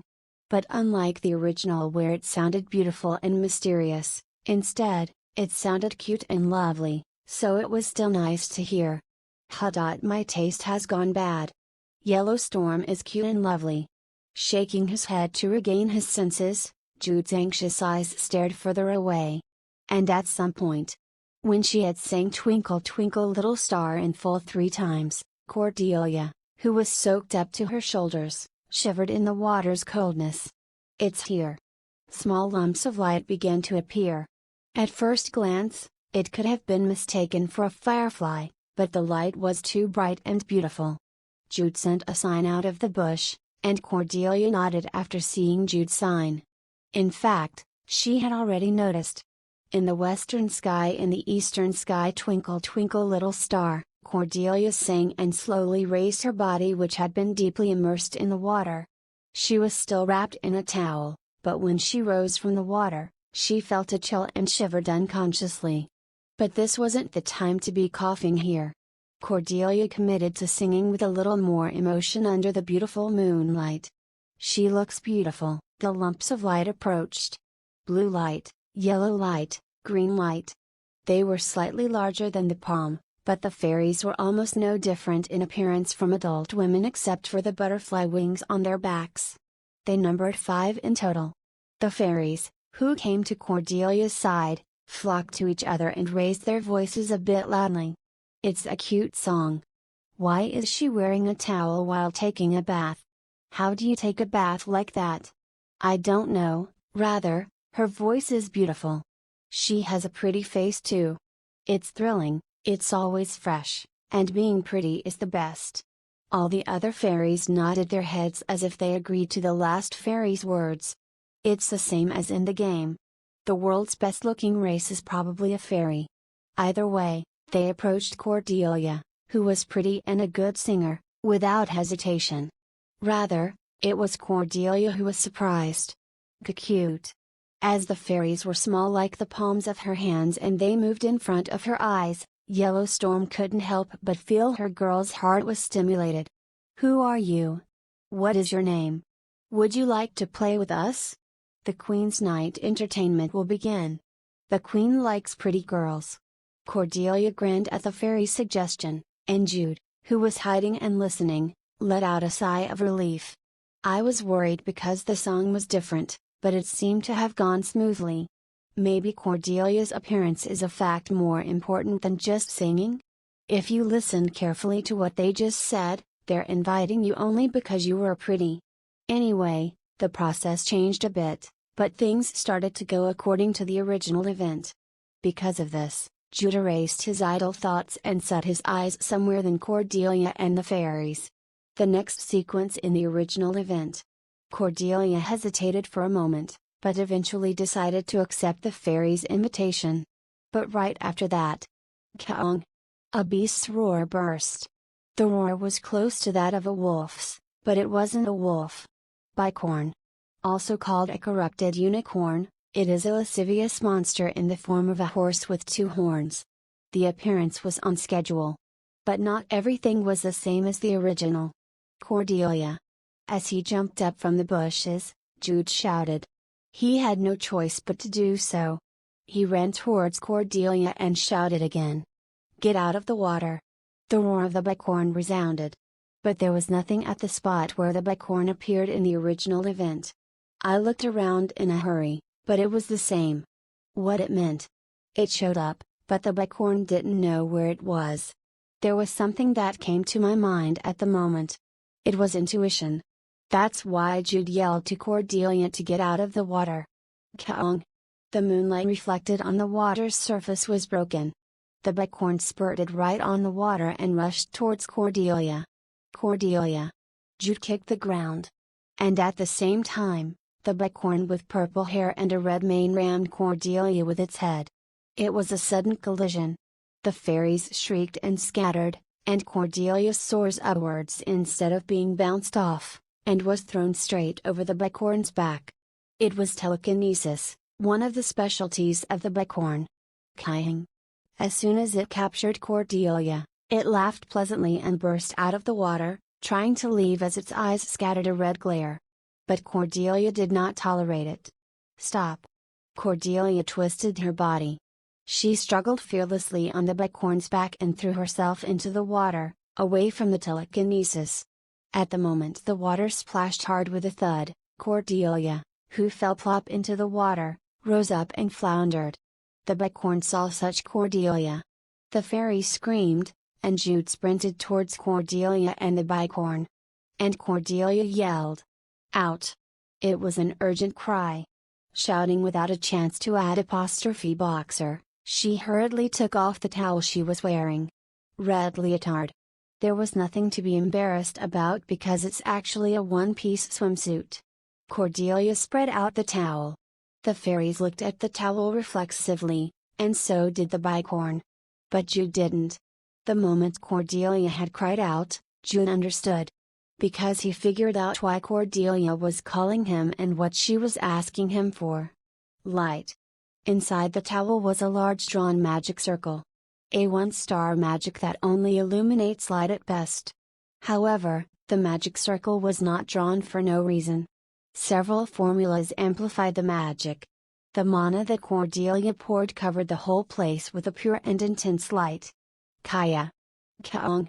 The fairies and bicorn who were exposed to the vast amount of light closed their eyes and groaned. It was just a moment, but it was completely blinding. And it was the same for Cordelia, who kept her eyes open to focus the light on the bicorn. But only one person. Jude didn't close his eyes when Cordelia shouted.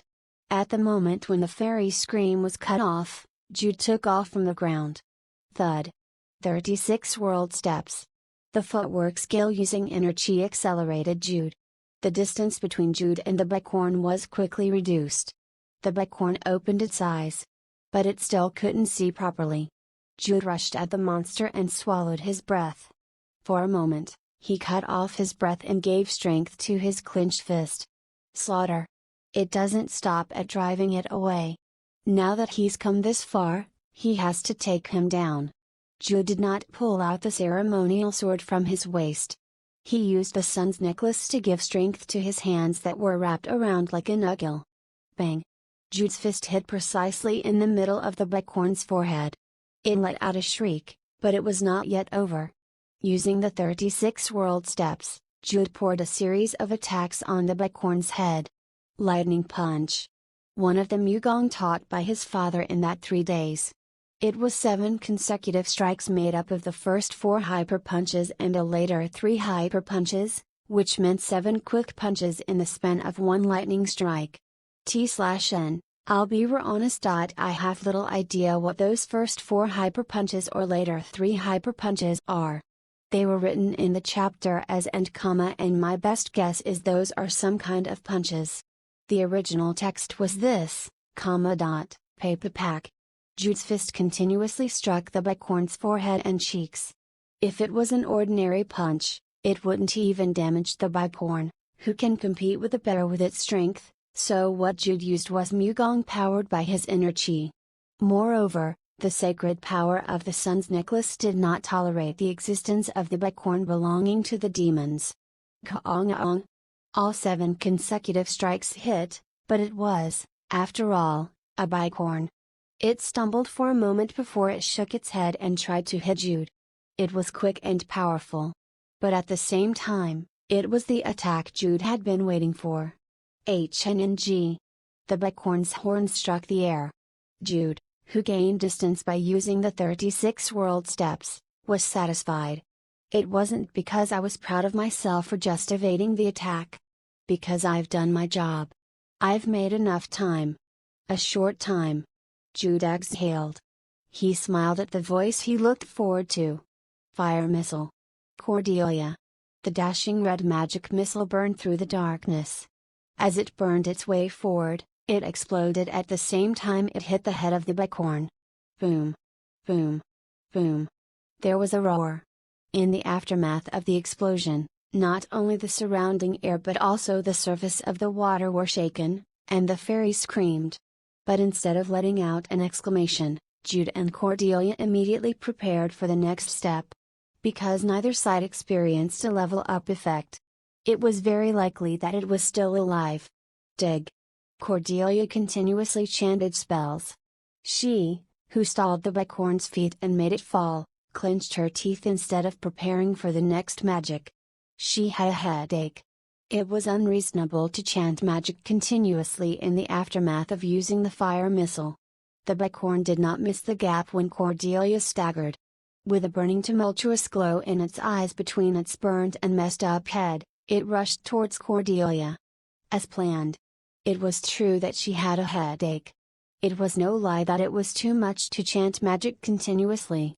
However, chanting magic wasn't the only thing that she could do. Bind. Cordelia shouted as she stretched out the magic stone. The magic stone was made by Count Chase himself and contained the magic of bind. It was originally given to her to use if Jude does some bullshit, and the magic stone boasted a very powerful and sturdy ability as it contained her father's heart. Kyoyuk. The bicorn that was tied by the translucent golden string, fell into the water and struggled to regain its footing. Ugh! Cordelia was not entirely unharmed either. She was already staggering, and the splash of water caused by the bicorn when it struggled and kicked made her fall down. But now she was in battle. Yellowstorm's head did not stop for a moment. About 10 seconds. The time when the bind can withstand the bicorn's struggle. About 15 seconds. The time needed for Cordelia to use the spell again. It was enough. Time was not running out. Right? Outboxer 009. One of the 2 things passed down by Count Bear. Something I already heard in the carriage. That's why I was looking forward to this moment. Outboxer did not disappoint Yellowstorm's expectations. When Cordelia caught the bicorn's attention, he was already in preparation. I learned 2 things. Count Bear properly recognized Jude's talent. At the same time, He also did not make a mistake of overlooking Jude's physical condition because he was blinded by Jude's talent. Therefore, he taught only two things for 3 days. Continuous strikes for normal use. Lightning punch. It was a good technique. The power was not weak either, because a successful strike lets you pour 7 consecutive punches in the blink of an eye. But in the end, it was just a normal attack skill. One shot for the killing hit. In fact, it wasn't the right skill for the current Jude. The preparation time for using one shot took too long. Moreover, during the preparation time to concentrate the power, he had to be virtually defenseless. But that's why it was so powerful. Lightning punch could not even compare to it in terms of power. Cordelia flopped down into the water and looked at Jude. She smiled at the golden flash of light centered on Jude's fist. Lightning strike fist. Lightning burst from his fist. Jude advanced forward. A lightning bolt dropped over the bicorn's head. Episode 18, Sacred Rod, 3. Quacking.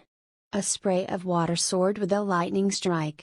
As the water surface broke down, the water that soared upwards poured down like a shower. Cordelia gasped while she sank to her knees in the water, and afterwards, breathed a sigh of relief. We killed it. We defeated the bicorn. The level up effect has not yet emerged, but the situation was different from before. It's practically finished. We killed it. A smile spread across Cordelia's face. Yellowstorm herself admitted that deep down, she was a simple-minded person. Because of that, she fought with the bicorn and was very happy with the fact that they killed it. He's a little bit cool, isn't he? In front of Cordelia. She could see Jude standing with his fist still in the hitting position. Just as Cordelia was an absolute beauty, Jude was an incomparably handsome boy. What she had seen was a handsome-looking Jude standing in a cool posture, so it was quite a nice scenery. If he wasn't outboxer, my heart would have been pounding. Cordelia giggled as she swept up her wet hair because of the water that poured, and then opened her mouth. She was going to ask for help in standing up. But right after that, Gwiak! Jude, who had stiffened while still in his punching position, suddenly gasped for air and then collapsed. Ooh, outboxer? The startled Cordelia hurriedly stood up and forced the drooping Jude to rise. Hey, are you okay? Hey? Gahak. Jude was panting heavily as his mouth tried to say something, but it was hard to understand at that moment. Therefore, Cordelia held and dragged Jude as they got out of the water. Son's necklace. When she laid him down on the ground, it became more difficult to tell whether his condition slightly improved, or he was squeezing his last breaths. His right hand, that held on the sun's necklace with strength, was about to droop. At that moment, Cordelia widely opened her eyes, shook her head and shouted. Hey! No! You can't die. I'm not getting any mementos. Kahak. Chest. Jude made a gasping sound again and drooped his arm, and Cordelia blinked at that moment as she understood what Jude was trying to say. Bring the sun's necklace back to his chest. Cordelia hurriedly unraveled the sun's necklace that Jude was holding and hung it around his neck. Don't die. All right? Huh? As she continued talking while using heel and checking if it was effective, Jude's fast breathing lessened and got calmer. I thought I was dying. Jude stuttered as he touched the sun's necklace in his chest and panted. Lightning strike fist. The principle was really simple, it was quick and powerful like the strike of a lightning. Gather strength in one place and then hit. To be exact, it was a simple but powerful technique that gathers strength from all over the body into one place and then strikes the enemy. Although he was successful in somehow defeating the bicorn due to the power of the lightning strike fist added to the anti-demon effect of the sun's necklace, the aftermath of using lightning strike fist was not small. Though Jude had used the footwork skill and Mugong, he has yet to fully recover from his Gumjulmek. This is what happens if I use the inner chi. I didn't know exactly what the effect was, but I felt like my heart was going to stop because of the chill in my whole body. Fortunately, Cordelia was next to me, or I would have died holding the sun's necklace in my hand if there was no one else here. Hey, you're not some Iron Man. Understanding the situation at a glance, Cordelia flopped down next to Jude. It was because the rough tension had broken thanks to the fact that Jude was safe now. But at that exact moment, several white rings of light emerged around the bodies of Jude and Cordelia. It was the level up effect. Ah, we killed it, Cordelia said absent-mindedly, and Jude nodded. Perhaps the bicorn, which lost consciousness after being hit by Jude, finally stopped breathing due to its injuries and breathing difficulties overlapping. Let me see, is it level 14 now? Yours is 15. When Cordelia asked, counting her fingers, Jude answered with only a nod. Since there was no status window, it was hard to know the level unless they memorized it or have it measured at the level temple. Anyway, it's improving a little. Leveling up fully restores your health and mana. No, there was no such kind of service, but somehow, the stats have increased. Whether it was due to a rise in physical strength or a placebo effect, it felt like the recovery was faster. Then next is. In the original event, Cordelia protects the fairies and drives out the bicorn, and the impressed fairies invite Cordelia to the Fairy Queen's night banquet. Since I was the one who killed it, wouldn't they more or less give me more rewards? It was when I was thinking about it. Wow! They killed the bicorn. I have to report to the Queen. But who else is this? Handsome.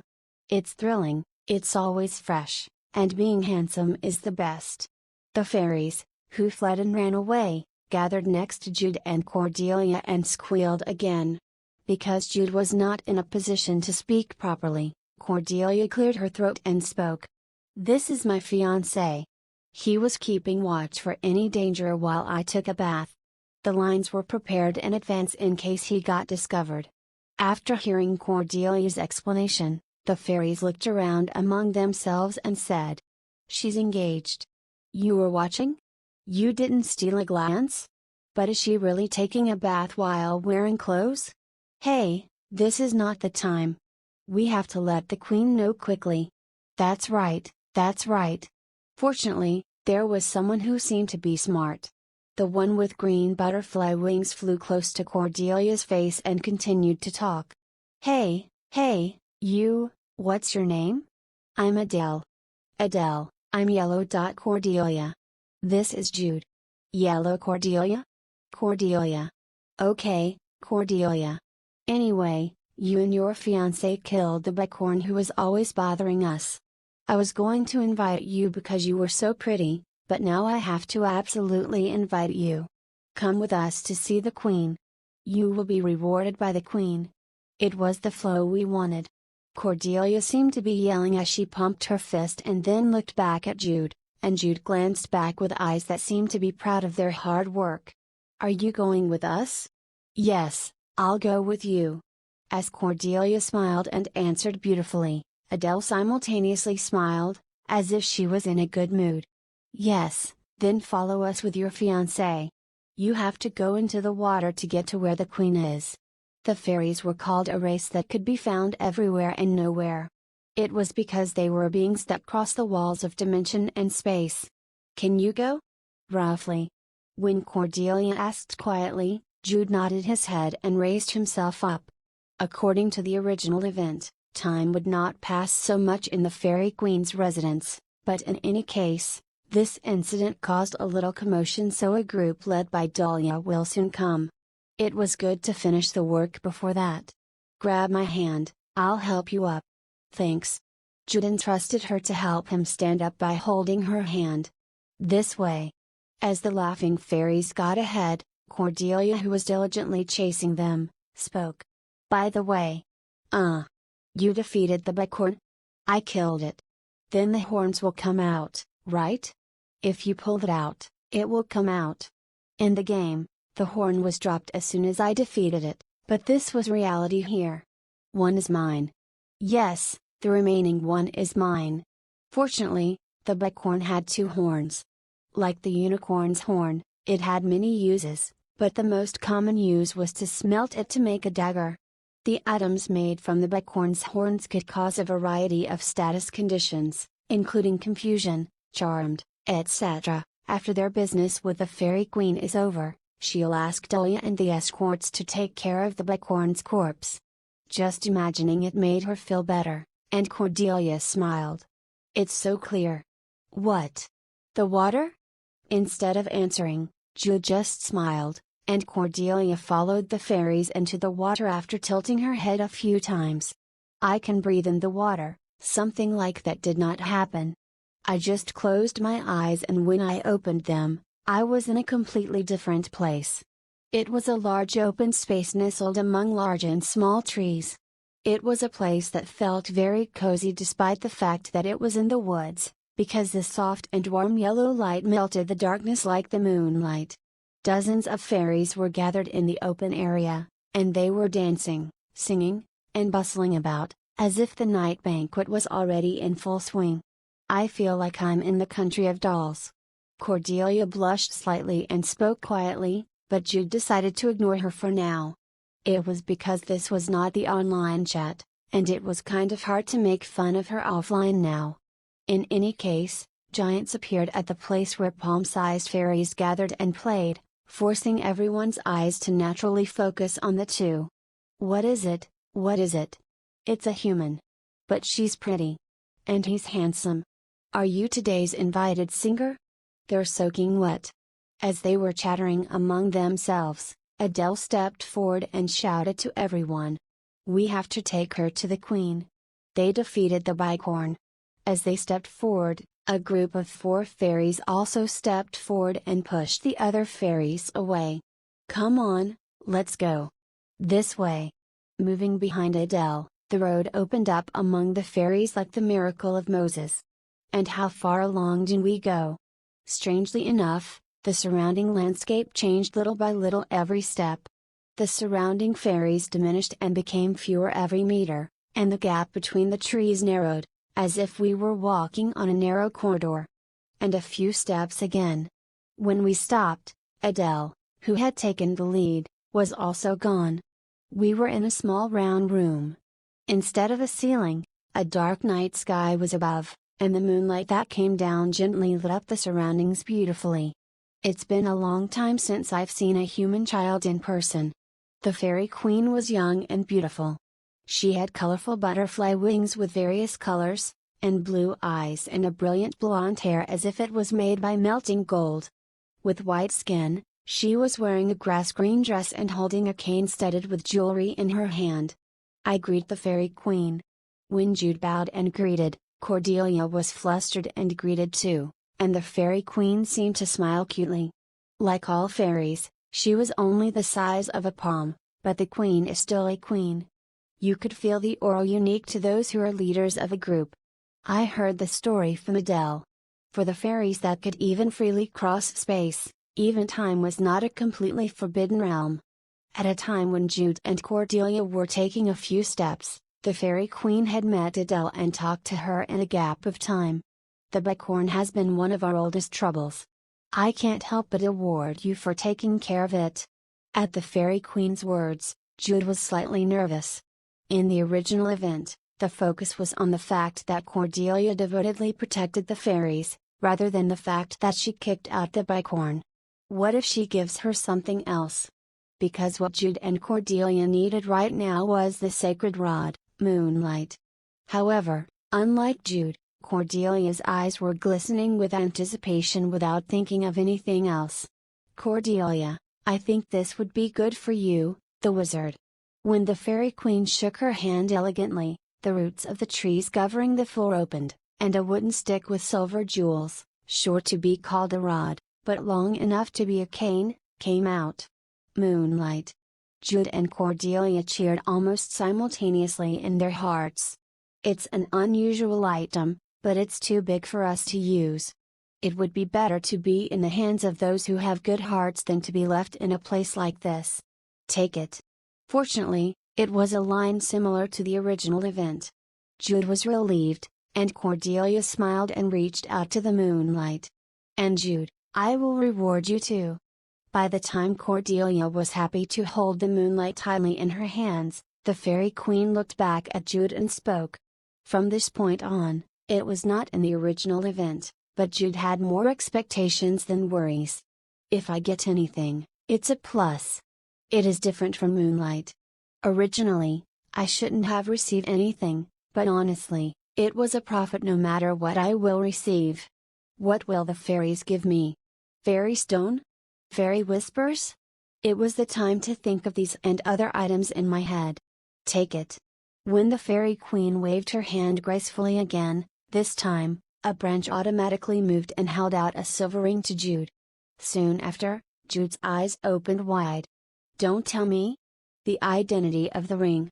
Cordelia was also surprised. If Moonlight was a B rank item, the item in front of us was actually an E rank, but in a sense, closer to an S rank. Fairy steps. The effect was simple. The number of daily uses varies from 1 to 3 depending on the user's ability, but the user can jump over space. In fact, from the game's perspective, it was a rather vague explanation. However, the walkthrough site, Legend of Heroes Wall, summarized the fairy steps as follows. Ignore enemy attacks. The moment the attack comes in, you will be temporarily moved to another space to completely avoid the attack. What was different from normal evasion was the fact that there was no need at all to move on the spot. It was indeed a tremendous effect, even if there was a daily limit in the number of uses. You're giving me this? Of course, defeating the Bicorn was not an easy task. Maybe the Bicorn caused more trouble to the fairies than I could have imagined. But even so, the reward felt a bit excessive. This has the same reason as the Moonlight. Moreover, the fairy steps were originally made to be used by other races. And it wasn't just that. The Fairy Queen, who can transcend space and even time, felt a strong fate from Jude and Cordelia, though it was limited. It's touching. The fate of the world. The fate of these two wasn't going to just end with an individual's destiny. If I had been a little stronger, I would have known more. The Fairy Queen in this world wasn't just one, and she was still a young Fairy Queen. But she was definitely a queen, and it was also true that she felt a strong fate. Therefore, the Fairy Queen did not hesitate to pass on the fairy steps and Moonlight to Jude and Cordelia. Thank you. When Jude carefully accepted the ring and bowed to her, the Fairy Queen smiled gracefully and then looked at Cordelia. I'm happy to get an unexpected high-end item, but in a word, I was envious and slightly upset because Jude received a higher than expected item. Though her appearance was cute, but the Fairy Queen made a deeper smile. There's a reason why this is the reward. Cordelia flinched at the Fairy Queen's words, but soon nodded. In fact, Cordelia roughly knew the reason. She was a wizard, and Jude was a warrior. It was only natural to give a wizard a magic wand, and an evasive item to a close combat warrior. But the Fairy Queen suddenly shook her head. She knew what Jude and Cordelia were thinking, and it wasn't wrong, but there was actually one more reason. I like a handsome man more than a pretty woman. The Fairy Queen was a fairy after all. The Fairy Queen wore an elegant smile in front of Jude and Cordelia, who looked at her with a blank expression. Episode 19, Sacred Rod, 4. Time had passed, and when Jude and Cordelia opened their eyes, they suddenly found themselves sitting in the valley at midnight instead of the fairies' banquet hall. Coo. We were in a daze for a while, but when Jude suddenly sneezed, Cordelia came to her senses and looked around. The valley? Are we back? The banquet's over, right? They had been desperate earlier, but now, Jude nodded to her comment. That's right, it's the valley. The banquet is over. It's over. Wow. It's over. It's finally over. Cordelia jumped up and down in the water and hugged Jude. He embraced Cordelia too, as they both felt emotional and relieved. For 12 hours, Jude and Cordelia spent their time at the fairies' banquet hall after their meeting with the Fairy Queen. Ah, FCK. I will never sing Little Star again. Cordelia shuddered as she was fed up with it. She was made to sing it not just 6 times but more than a dozen times. Moreover, it wasn't just Little Star. Yellow Storm. Why? Do you only know the nursery rhymes? She had sung Three Bears after Twinkle Twinkle Little Star. Cordelia said with a snort. No, it's not. I know a lot of other songs. I adjusted it to that of a fairy's level, okay? Okay. Well, it was cute. In fact, Jude himself could only sing in full a handful of popular Korean songs. Jude laughed and moved on, and Cordelia pushed Jude away from their hug and then grumbled. Moving on, I really thought I was dying. In the game, I didn't understand the true meaning of the line, "Time has passed," that was said in passing. But now, I realize that this isn't something a normal human could completely do. I agree. Playing with dozens of fairies felt like taking care of dozens of beagles at the same time. Cordelia was made to sing endlessly, but both also had to struggle hard among the fairies, especially Jude, who was well liked because of his handsomeness. The Fairy Queen too, was a fairy. Yeah. Jude could still remember in his eyes the elegant-looking figure of the Fairy Queen smiling and even encouraging the fairies trying to undress him. If the Fairy Queen hadn't come out in person, I would have been very thankful to her. Hey! Hoo! Sighing almost at the same time, Jude and Cordelia soon sneered and laughed. Regardless. Mission clear. The two did a high five before looking at their own loot. Cordelia got her hands on the sacred rod, Moonlight. Moonlight is an item that can be recharged by converting moonlight into mana. It was a very useful tool for wizards who always had to suffer from constantly running out of mana. It has a built-in lethal move too. It was the true reason why Jude tried to get the moonlight. It would clearly play a big part in their fight against the Devil's Hand. And the fairy steps. Looking at the silver ring on his right index finger, a smile was drawn on his face. The number of uses was limited to once per day at Jude's current level, but that alone was something to be very grateful of. In essence, it was like having another life. Hee, the buckhorn's good too. Yeah, it's good. 12 hours have passed at the fairies' banquet, but in reality, only 10 seconds have passed. Jude and Cordelia looked back in the direction where the buckhorn collapsed. With faces mixed with joy and awkwardness, they looked at the buckhorn's corpse floating halfway in the water. The reason was simple. I suppose we'll have to pull it out from there? At Cordelia's question, Jude nodded. Because it doesn't drop like in the game. But it was also a good thing. When you defeat the buckhorn, you can get 2 horns. In the game, however, it was very natural for it to be an uncommon drop. I defeated it, but I only got 1 horn or didn't get any at all. Whereas in reality, you could obtain not only the horns but everything else too. Don't worry too much. The knights would do the collecting. Oh yeah. We're the children of counts, right? Cordelia felt the sweetness of power again. Miss. Young master. Where are you? Young master. Miss. From afar came the voices of the knights. It would be strange for them to not notice the bursting of a tremendous amount of light and the roaring sounds. Miss. Where are you? Lady Cordelia. Young Master Jude. Delia and Maja's voices gradually approached. Cordelia made a long face and said while looking at Jude. We are.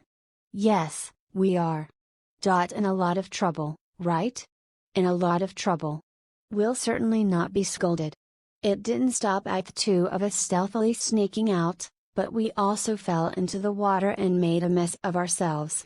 Don't worry, Cordelia. Huh? Do you perhaps have a plan so that we won't get scolded? No, just. If you give up, it's easy. Jude smiled refreshingly, and Cordelia gave him a middle finger. Jude and Cordelia were exceedingly scolded. Surzabek, a knight from Count Chase, was in charge of the party's journey. Count Bayer and Count Chase had put him up as their proxy, and so, he issued Jude and Cordelia a ban on going out of the carriage. If the young master and miss would find it necessary to spend some time alone together, this humble knight would offer to make it possible. In front of Surzabek, who spoke very seriously, Jude and Cordelia could only bow their heads. But it wasn't really that bad for them.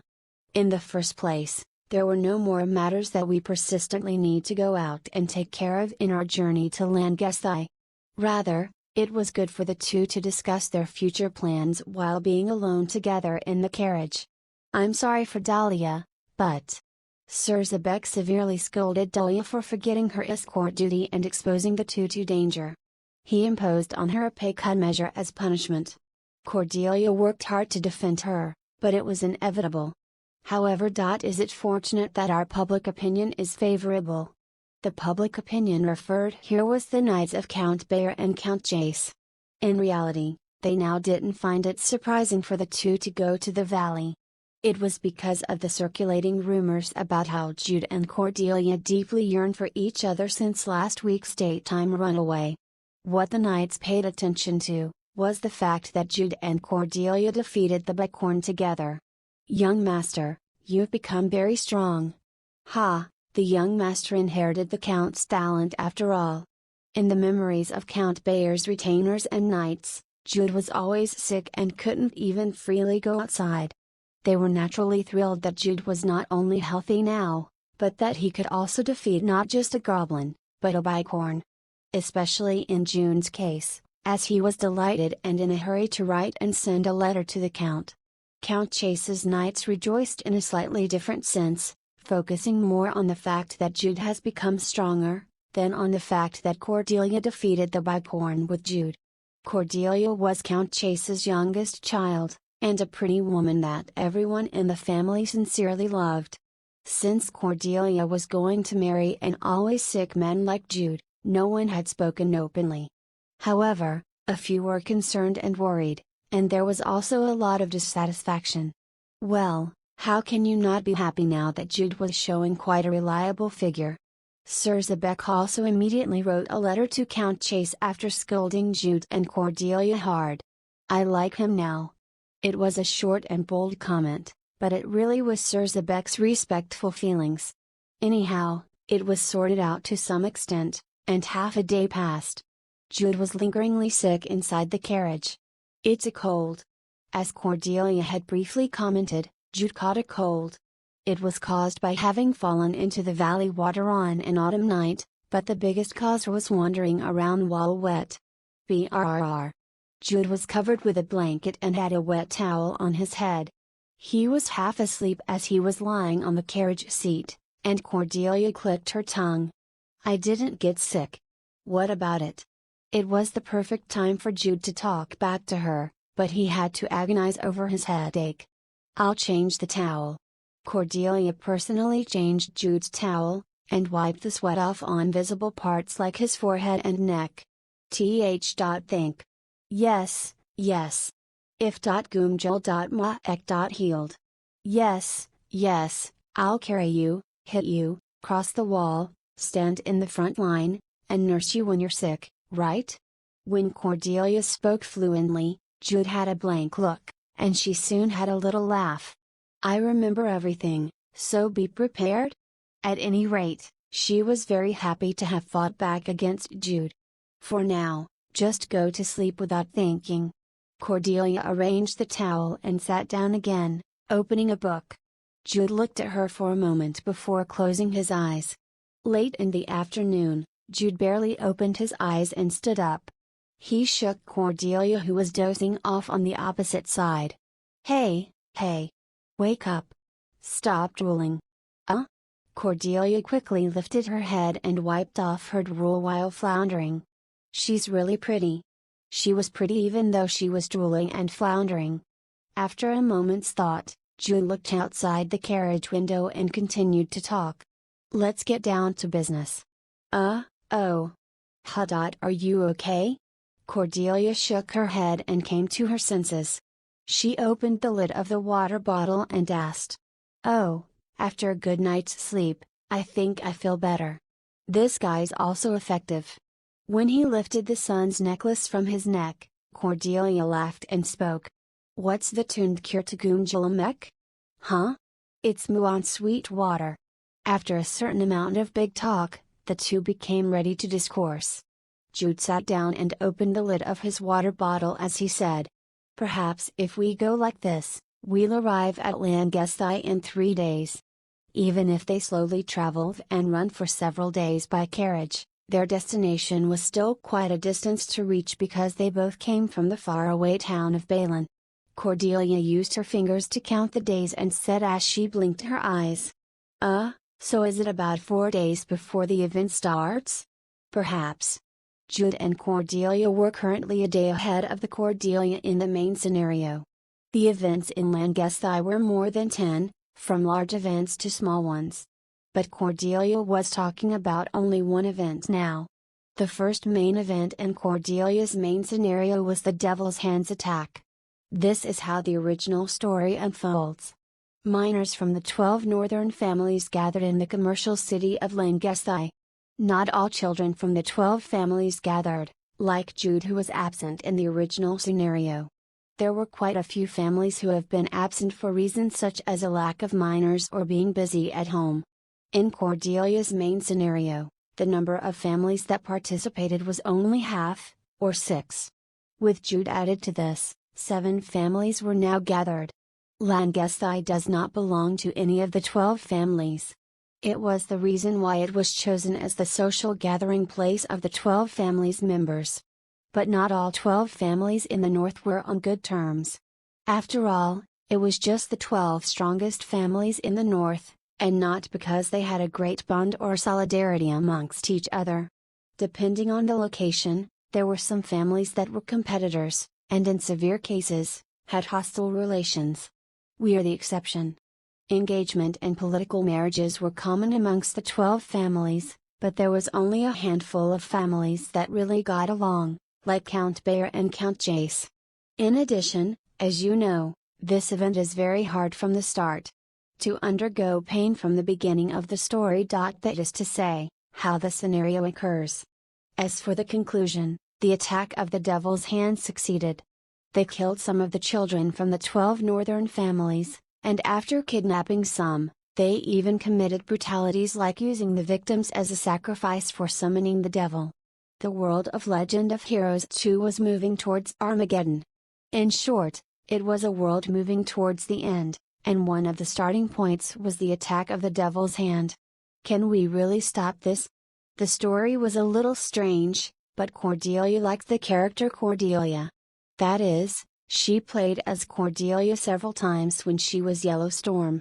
Therefore, Yellowstorm knew the severity of the attack of the Devil's Hand. The number of enemies mobilized in the immediate attack exceeded 100 by a ridiculous margin. Even though she now possessed moonlight, she wondered if they could stop the event with just the power of Jude and herself. Isn't it better to just cancel the event itself? How? When Jude asked back, Cordelia opened her lips, but soon shut it again. It was because she couldn't think of anything. It was doubtful if people will believe Jude and Cordelia if they talk about the attack of the Devil's Hand. However, it was too much to create a mess in the social gathering itself just for an excuse to cancel it. If that happened, it was highly likely that Jude and Cordelia would be kicked out of the social gatherings. There was no clear evidence that there would be an attack by the Devil's Hand. Furthermore, it was possible that the story would get messed up if it was dismissed carelessly. The Devil's Hand could have attacked the 12 families individually. Ugh! As Cordelia racked her brains and was distressed, Jude clicked his tongue and unfolded a paper. I have an idea. Only, what is it? A good idea. FCK. When Cordelia got angry, Jude laughed and continued to talk, moving his pen on the paper. First of all, let's do this. It was a plan that the two rotten waters, Jude and Cordelia, can pull off in this world. Jude began to explain, and Cordelia listened attentively. She soon opened her eyes wide. Cordelia had a bright smile on her face. Episode 20, Devil's Hand, 1. The schedule went smoothly. It's been 3 days since the fairies' night banquet. In the carriage running towards Langesthai, Jude kept his eyes slightly open and looked at the front. Cordelia and Dahlia sat close together, chatting in small voices. They looked like real sisters. I already knew that in Legend of Heroes 2, the relationship between the two were more than an escort warrior and an escort target. However, seeing it in reality now feels new to me. It's a relief. Cordelia wasn't the only one worried about the troubles she continuously caused to Dahlia ever since the daytime runaway. Back then, Cordelia had said this in my presence with a tearful face. What should I do if Dahlia hates me? It was her Cordelia self that was more than her being Yellowstorm too. For Cordelia, Dahlia was not just an escort but a real older sister. If you think that you are hated by such a person, it's a huge relief. Dahlia forgave Cordelia again this time. Of course, Dahlia was not an infinitely virtuous person, so she scolded Cordelia properly this time. Recalling the image of Cordelia who was laughing after being scolded, Jude unwittingly smiled and turned his eyes to the side at that moment. Yufu. Jude's exclusive maid, Maja, was like a real older sister to him. She was curiously watching Jude looking at Cordelia, and her elegant smile was reminiscent of the fairy queen. She seemed to be holding back what she wanted to say. "Don't talk to me, don't talk to me." I could almost tell what she wanted to say. Jude turned away from Maja's gaze and closed his eyes. And 20 minutes later, around the time Jude was blinking and about to fall asleep. "Miss, we have arrived. This is Langesthai." Dahlia's bright voice suddenly woke Jude up as he opened his eyes and looked around. Cordelia was sticking her head out of the carriage window. "Wow, it's real." It was Cordelia's first time in Langesthai.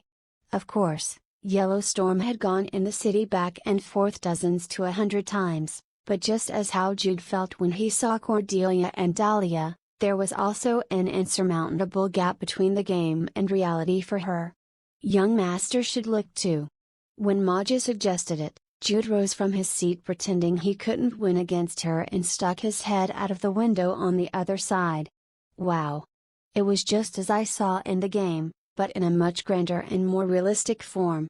The symbol of Langesthai was the huge gate with the 10-meter-tall knight statues on the gate's left and right. People filled the wide road that could fit a couple of carriages at the same time. At the sunlight that broke and scattered throughout the city, Jude took a deep breath. Langesthai. It was the beginning city where Jude and Cordelia's main scenarios started. It was the same this time.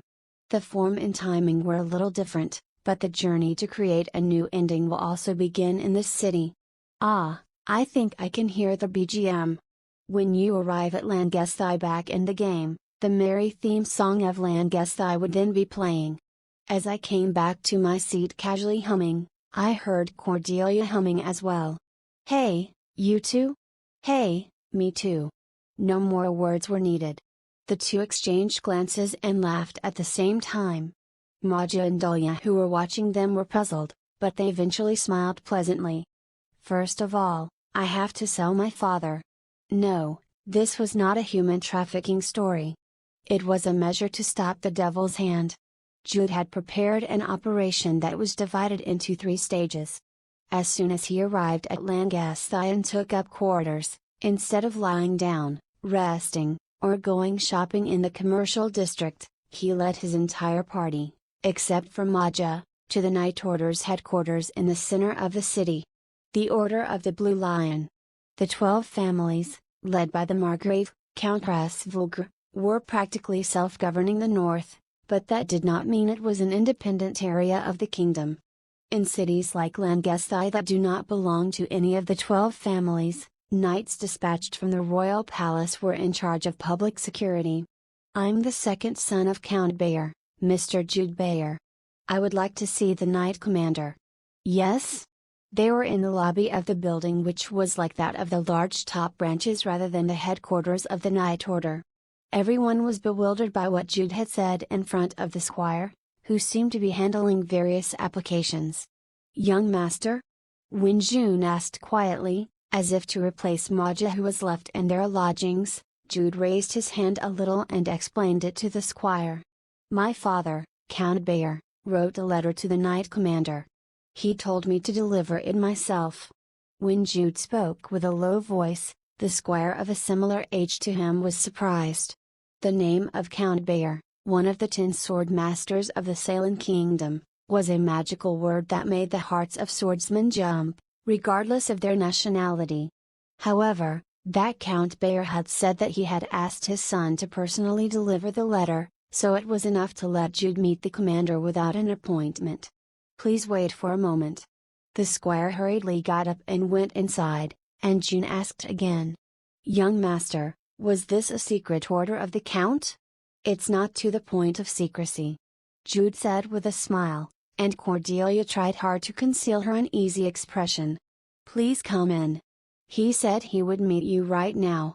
When the squire came back and spoke, Jude took a small deep breath and turned towards Cordelia. She was the only one here who knew the truth, so she asked with an eye gesture. "Can you do it?" "I can do it." It was just the beginning. The determined Jude told the party to wait and then followed the instructions of the squire to the knight commander's office. The story was simple. Count Bayer accidentally bumped into a group of demon followers on his way back from the expedition, which resulted in the discovery of a document. It was a cryptographic document, but when interpreted, pointed to a specific place in Langesthai. There was nothing else except for a listed place, so perhaps it's got something to do with the demon followers. The Blue Lion's commander, who was a typical middle-aged knight, Sir Barwa nodded at Jude's words. He had always respected Count Bayer, and because the Count was entangled with the demon followers, which can be said to be the kingdom's enemies, it was necessary to search that place. "Well, I understand. I'll try to move as soon as possible. Thank you. By the way." "What is it?" "There is something I would like to ask for." "Tell me." "It's an immature story, but can I come with you?" "Mr. Bayer?" "Yes, I'm ashamed to tell you, but I've always been in the house because of my illness, Gumjulmek, so I've never been involved in a proper family affair. So at least, I would like to participate in this work that my father entrusted to me. What's more, it's the Order of the Blue Lion which my father usually praised in many ways, so I think I'll have a lot to learn." As Jude spoke in an earnest tone, he caught a glimpse of Sir Barwa's reaction, which was not bad. Especially in the part where Count Bayer praised the Order of the Blue Lion, the corners of Sir Barwa's mouth was raised. Of course, if Cordelia was here, rather than focusing on the illness, she would have commented on how good of a scammer he was. In any case, Lord Barwa hid his delight with a cough, and opened his mouth again. "But Mr. Bayer, it can be dangerous." "Yes, I will take the risk. Of course, if it gets really dangerous, I'll take a step back with Count Bayer's and Count Chase's knights so that I won't cause trouble for the Order of the Blue Lion." Indeed, there was a social gathering of the 12 families. Sir Barwa nodded as if his thoughts had gone crazy overhearing Count Chase's name too. "Okay, I'll allow you to accompany me. But like you said, you should just follow us. Do you understand?" "I'll keep that in mind. Thank you very much." When Jude smiled broadly, Sir Barwa also smiled pleasantly. Having a connection with Count Bayer in any way was quite a pleasure for any warrior. After 2 hours has passed. Let's start. In the name of the Blue Lion. If this was Korea, it would have had to go through complicated procedures such as getting warrants, but not in the Salen Kingdom. Members of the Blue Lion, led by the Knight Commander, Sir Barwa, rushed into the building located in the suburbs. Soon, the sounds of fighting, including yelling and screaming, were heard loudly. The knights of Count Bayer and Count Chase, who came all the way here, were somewhat embarrassed, but their eyes changed when the knights began the battle. "Do you think it will work out?" "It will work out." As we watched the start of the operation from quite a distance, Cordelia asked in a whisper. In fact, the most important thing was from now on. In Langesthai, the Devil's Hand gathered in 12 places. Because more than 100 people could not be gathered in one place, they were divided into small groups to lie low. It was only one place that the Order of the Blue Lion raided. I only know the locations of 6 more places. The game did not reveal the locations of all 12 places. The problem is how to deliver the locations of the 6 more places I know. Of course, there was a way to give out the other 6 locations, saying that Count Bayer found them in some documents, but there were some problems. It was strange that Count Bayer do not immediately give out all 7 locations. And the documents that were obtained unexpectedly contained not only the gathering locations but also the information of all the key members of the attack. All of that would seriously feel out of place. That's why I prepared this. It seems to have been sorted out. June said when the sound of fighting inside the building stopped. Now that we are going to start searching the place in earnest, we had to move as well. Let's go into. Cordelia followed Jude as he declared and strode in, and the knights followed them after a moment's consideration of whether to dissuade him or not. Okay, let's start. The inside of the building was bizarre, unlike the outside that looked fine. It was because of the symbols and ornaments of demon worship scattered everywhere. As the blue lion scoured around the building for more information, Jude slipped in and spotted a box that looked adequate, so he winked at Cordelia. Now? Now. When Jude sent her a sign, Cordelia suddenly placed her hand on her forehead and pretended to stagger. Dizzy. Miss. So sorry. I'm a little dizzy. It was a performance that was close to reading a Korean language book as usual, but the effect was good anyhow. This is because not only their group but also the knights around them were looking at the beautiful and fragile Cordelia, who was dizzy at the sight of the devil's bust. And in the meantime, Jude quickly moved his hand. As soon as he opened the lid of the box, he lifted up the documents he had brought in his pocket. Sir Barrowa. I think I found something. When Jude shouted, Sir Barrowa and his aides who were looking around the place rushed to him. The same was true of Jude's party. I found these in the box. I think it's some important documents. Sir Barrowa received the documents that Jude presented. His expression hardened immediately and then nodded his head. The documents contained information on important members as well as other gathering locations of the Devil's Hand in Langesthai. Did it help? Of course. It was a great help. Your father will be happy too. I'm glad to hear that. Jude breathed a sigh of relief with a bright face at Sir Barrowa's loud praise, and Cordelia's lips cringed. Wow, that fraudster. Look at him lying through his teeth. It was a natural reaction, because Jude had created the documents in the first place. Diminish their power. He shakes off 7 out of the 12 locations. Even if some failed due to information that leaked along the way, it was enough to hurt the Devil's Hand group in Langesthai. With Sir Barrowa at the forefront, the Order of the Blue Lion rushed back to their headquarters, and Jude and his party headed back to their quarters. Perhaps some good news will be delivered today or tomorrow. However, the operation is not yet over. Do you think they'll give up? No, because they're fanatics. The Devil's Hand's members were the exact definition of a fanatic. In the first place, they didn't care about using humans as sacrifices for summoning demons, so they wouldn't give up easily even if their power diminished. Therefore, Jude looked back at Cordelia and said refreshingly, So, let's sell your father now. What is this crazy bastard saying? In truth, it was far from real selling. Rather than committing fraud using Count Chase's name, it was about getting help. The outline of the second stage of the operation was also simple. Call up the wizards from the Red Dawn Tower. If the Devil's Hand actually pushes ahead with the attack, we would eventually have to rely on force at the end. That is why we cut the enemy's power and increase our allies' strength. In order to defeat demonic human Minos, the attack's boss, we desperately needed the help of the flame wizard Ronan. Cordelia, Count Chase's biological daughter, visits the wizards of the Red Dawn Tower to ask for help. Demon followers have appeared in Langesthai. Can you help us during the social gathering in case they attack? It was a request made by a beautiful girl, who was also the daughter of the Tower Master. In fact, the Order of the Blue Lion were in the middle of rushing around Langesthai, so if you were an ordinary wizard, you'd definitely reply to Cordelia asking for a favor. because as Sir Barwa said, the demon followers were the enemy of the Salem kingdom. I had prepared in case they didn't listen. Cordelia took out the letter she had kept in her inner chest pocket and opened it. It was a summons signed by Count Chase, but it was actually fake and not real. It was a felony to counterfeit official documents with the signature of the Tower Master, so it was made to be used in the worst case scenario. Wow! How did he make this look so real? I've already admired it several times, but the more I looked at it, the more amazing the forgery skill was.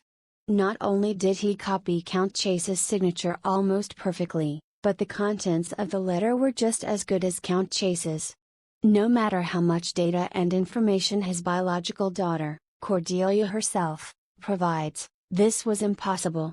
This is absolutely not the skill of an ordinary citizen. Was he really a scammer? There was the almost perfect forgery skills, the cunning acting performance, and in the first place, the idea that you can forge documents. It's possible. The excited Cordelia exhaled loudly from her nose and clenched her fist. Then, Jude spoke, poking her side. Hey, I can totally see your delusions. For your information, I was a law-abiding good citizen who paid my taxes well. Tax? You paid taxes? Then, will you evade taxes? Stop talking nonsense and let's begin. We needed time for the wizards near Langasthai to come all the way here. We also had to hurry so that we could meet the schedule of the social gathering. But it was then. Cordelia? Huh? Ah, yes. When Cordelia, who was intently thinking about something, suddenly looked up and answered, Jude looked at her in suspicion for a moment. Let's hurry. Yes.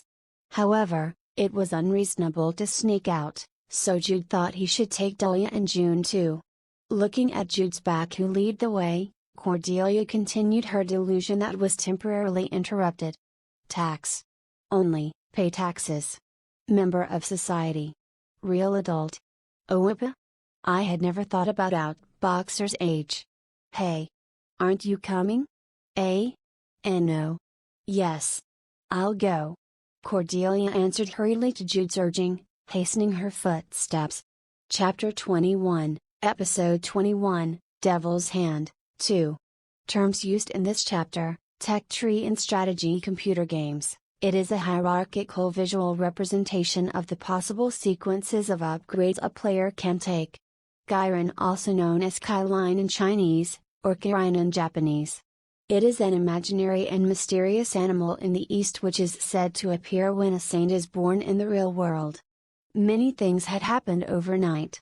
Recognizing the seriousness of the problem, the Blue Lion's commander, Sir Barwa, mobilized not only the knights, but also the general soldiers of the Langasthai Guard, to simultaneously strike all 6 branches of the Devil's Hand.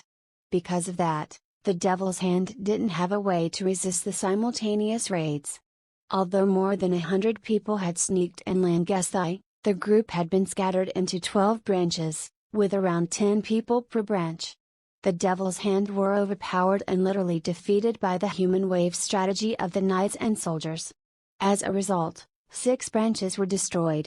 Even though one branch noticed the situation and fled, it was already a huge achievement that 6 out of 7 branches were destroyed. This meant that the Devil's Hand had suffered a huge blow. When what the hell happened?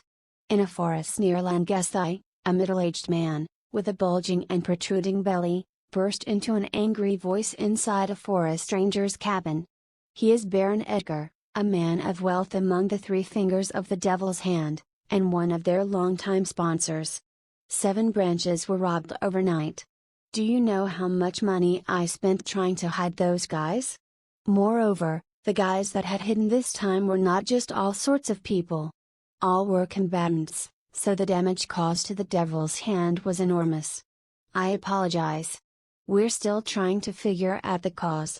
The demon follower, disguised as a forest ranger, bowed his head at the end of Baron Edgar's gaze.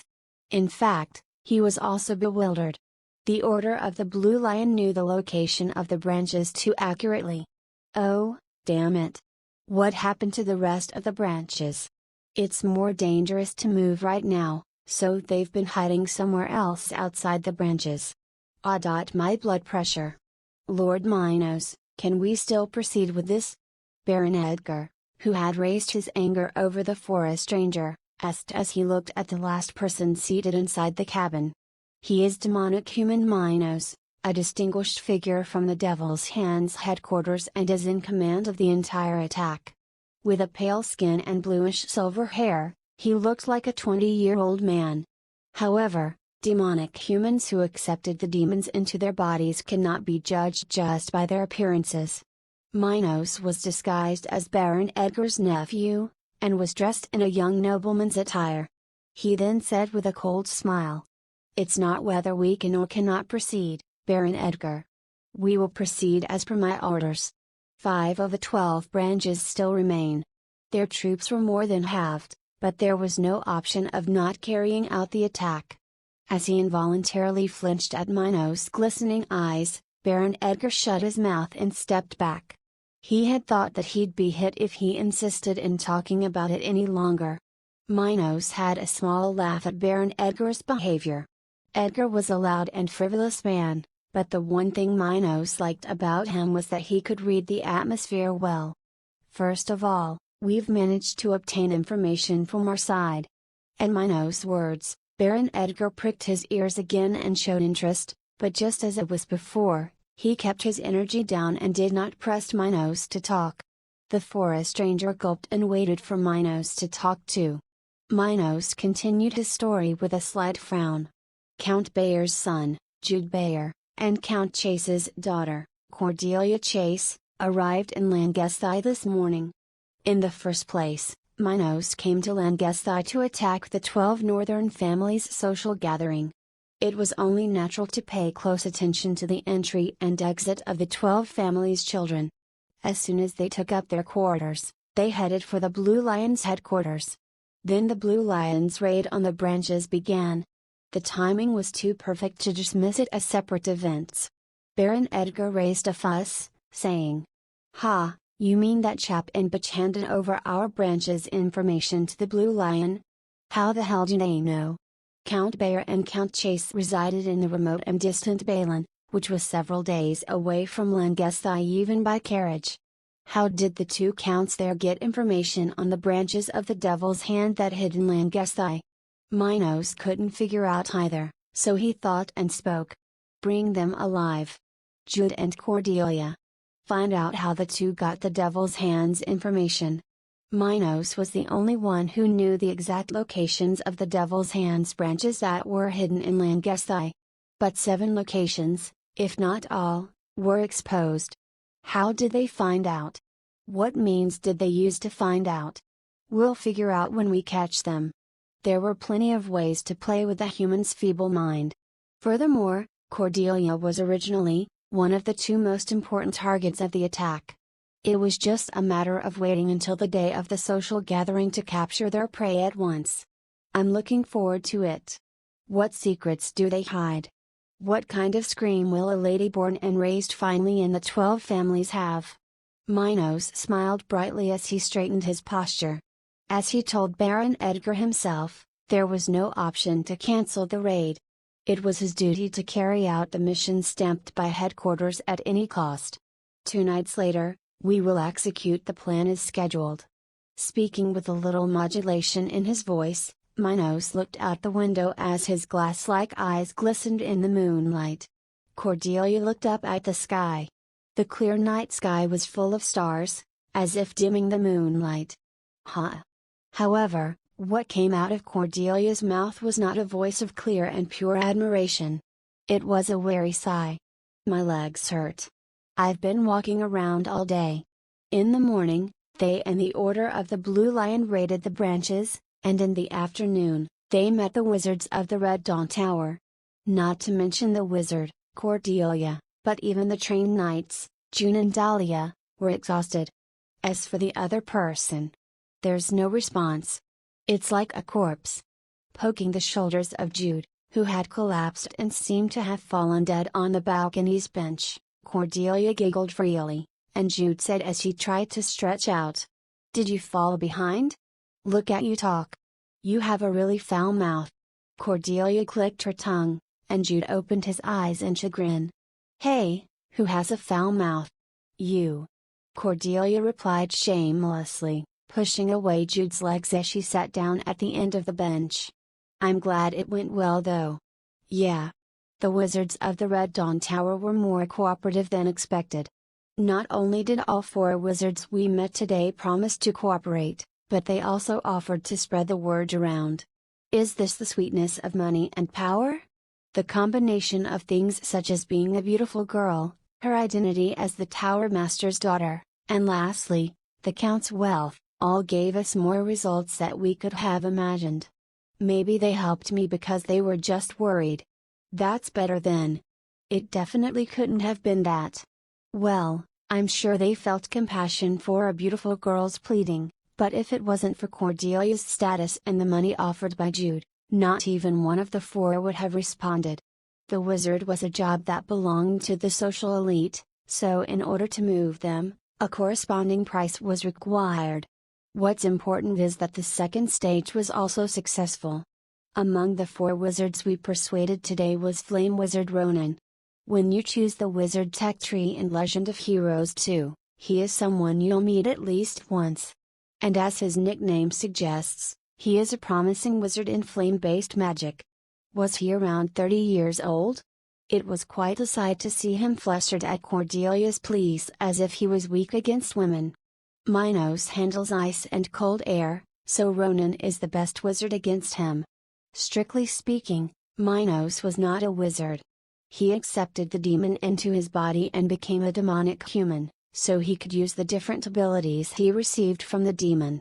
He's close to a battle mage. Can Ronan handle it?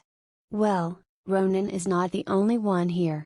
Serb Arwa, the Blue Lion's commander, wasn't a weakling.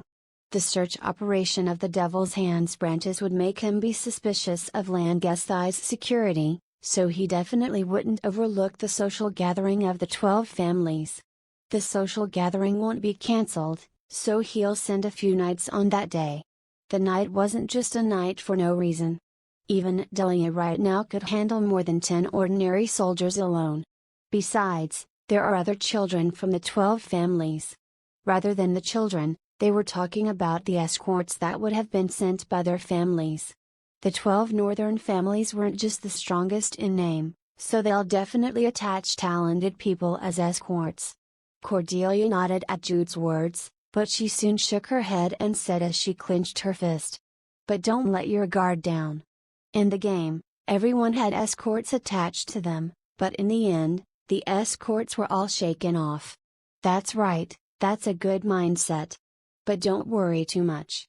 We knew that in the first place, so we prepared for stages 1 and 2, right? Cut the enemy's forces in half and reinforce our allies' forces. Both the one-stanchion stages went smoothly, so it was a much better situation than the game. Okay, then let's do stage 3 now. Cordelia asked as her glistening eyes were full of expectations. It was no wonder, because Jude haven't told her what the 3rd stage is yet. Well, that's the thing. Yes, that's what? How should I say it? The 3rd stage is actually almost over? Huh? What's stage 3? When Cordelia became confused, Jude replied with a bitter smile. Guess it. Guess? In the original scenario, the attack itself was literally a raid, and there were a lot of Devil's Hand members, right? Oh, I think I know what you mean. You mean their target? Yes, the target of their attack. In the original story, the number of children from the 12 families that were at the social gathering were 6, including Cordelia, and the Devil's Hand targeted all 6 of them. The ultimate goal of these guys is to summon demons after all. It was only a secondary goal to kidnap the children of the 12 families and cause confusion in the north. The easiest way to summon the demon was a human sacrifice, but simply having a large number of sacrifices did not mean that a high-ranking demon will be summoned. Because the rank should match. In order to summon a high-ranking demon, it was necessary to offer a worthy sacrifice. And in terms of human sacrifices, the children from the 12 families were all appetizing prey. It's because there is, more or less, angels' blood flowing in the 12 families' blood. The nobles of Pleiades were really special beings, not just nobles in name. However, though they had the blood of angels, that was already over hundreds of years ago. The angels' blood may be diluted now, but it was still the blood of angels. Occasionally, there were people born with a strong awakening of the angel's blood because of atavism, a recurrence of traits of an ancestor, even among the 12 families members. Their power is only half now. So they won't be able to go after all the 12 families' children just like in the game. They will focus all their power on the one person they need to secure. And we stick to that one person. Yes, that's stage 3. To weaken the enemy, to strengthen the allies, and to focus on defending the enemy's target, those were the 3 stages. So who is it? You said it was almost over? At Cordelia's question, Jude smiled bitterly and looked at Cordelia again as he spoke. As you already know, if you consider the original development and their goal, they will target 2 people. 2 people. At this point, Cordelia finally guessed it.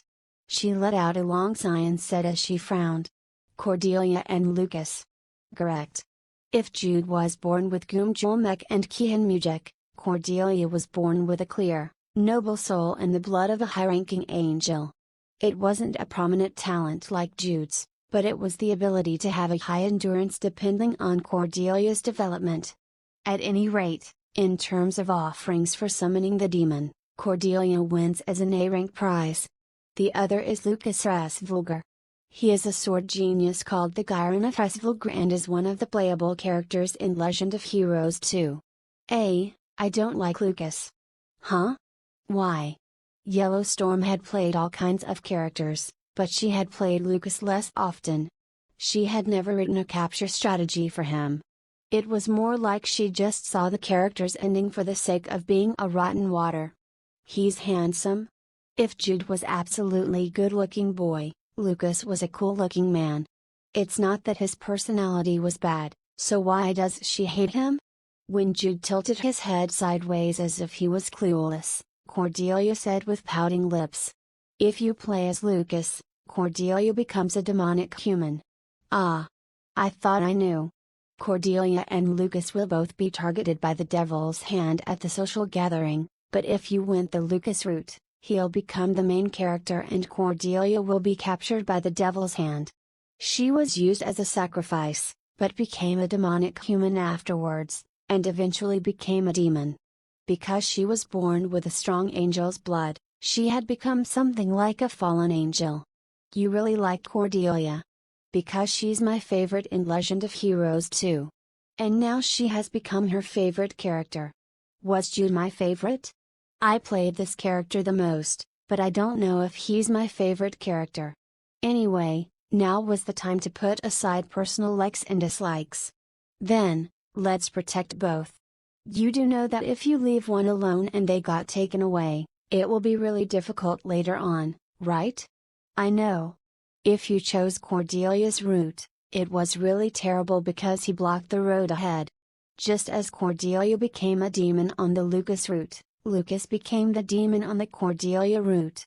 And because his inborn talent for the sword itself was colossal, he became a terrifying monster. Let's protect them both. Yes, let's protect Cordelia and Lucas. Cordelia suddenly giggled, as she found it funny to say it with her own mouth. She, who was Cordelia herself now, was talking in the third-person perspective to protect Cordelia. And it was at that moment. Young master. Miss. Beyond the balcony window came the voices of Maja and Dahlia. It was a call that implied that they should finish their secret time together and come in now. I should go to sleep now. Yes, I think I'm going to sleep very well tonight. It's been a while since we've been to a luxurious accommodation, and we've had a hard time today.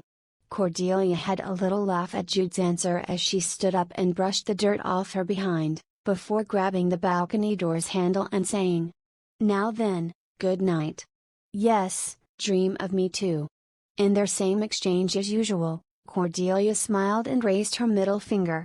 She opened the balcony door, but Jude looked up the night sky for a moment instead of following her in right away. Lucas Resvulgar. He is the heir to the Resvulgar family, who is the current head of the 12 families. In Legend of Heroes 2, he and Maximilian were the two greatest heroes talented in the sword. Well, I'm looking forward to Sylvia rather than Lucas. Only, Sylvia was an incomparably beautiful woman, and belonged to the Crossbow family, one of the 12 northern families. As a man, it was in his nature to expect for an absolute beauty more than a handsome man. Fairy Queen, you were right. As I recalled the Fairy Queen's graceful smile, I heard Maja's voice again. Young master. I'm coming in. After taking one more look at Langesthi's night view, Jude opened the balcony door and entered.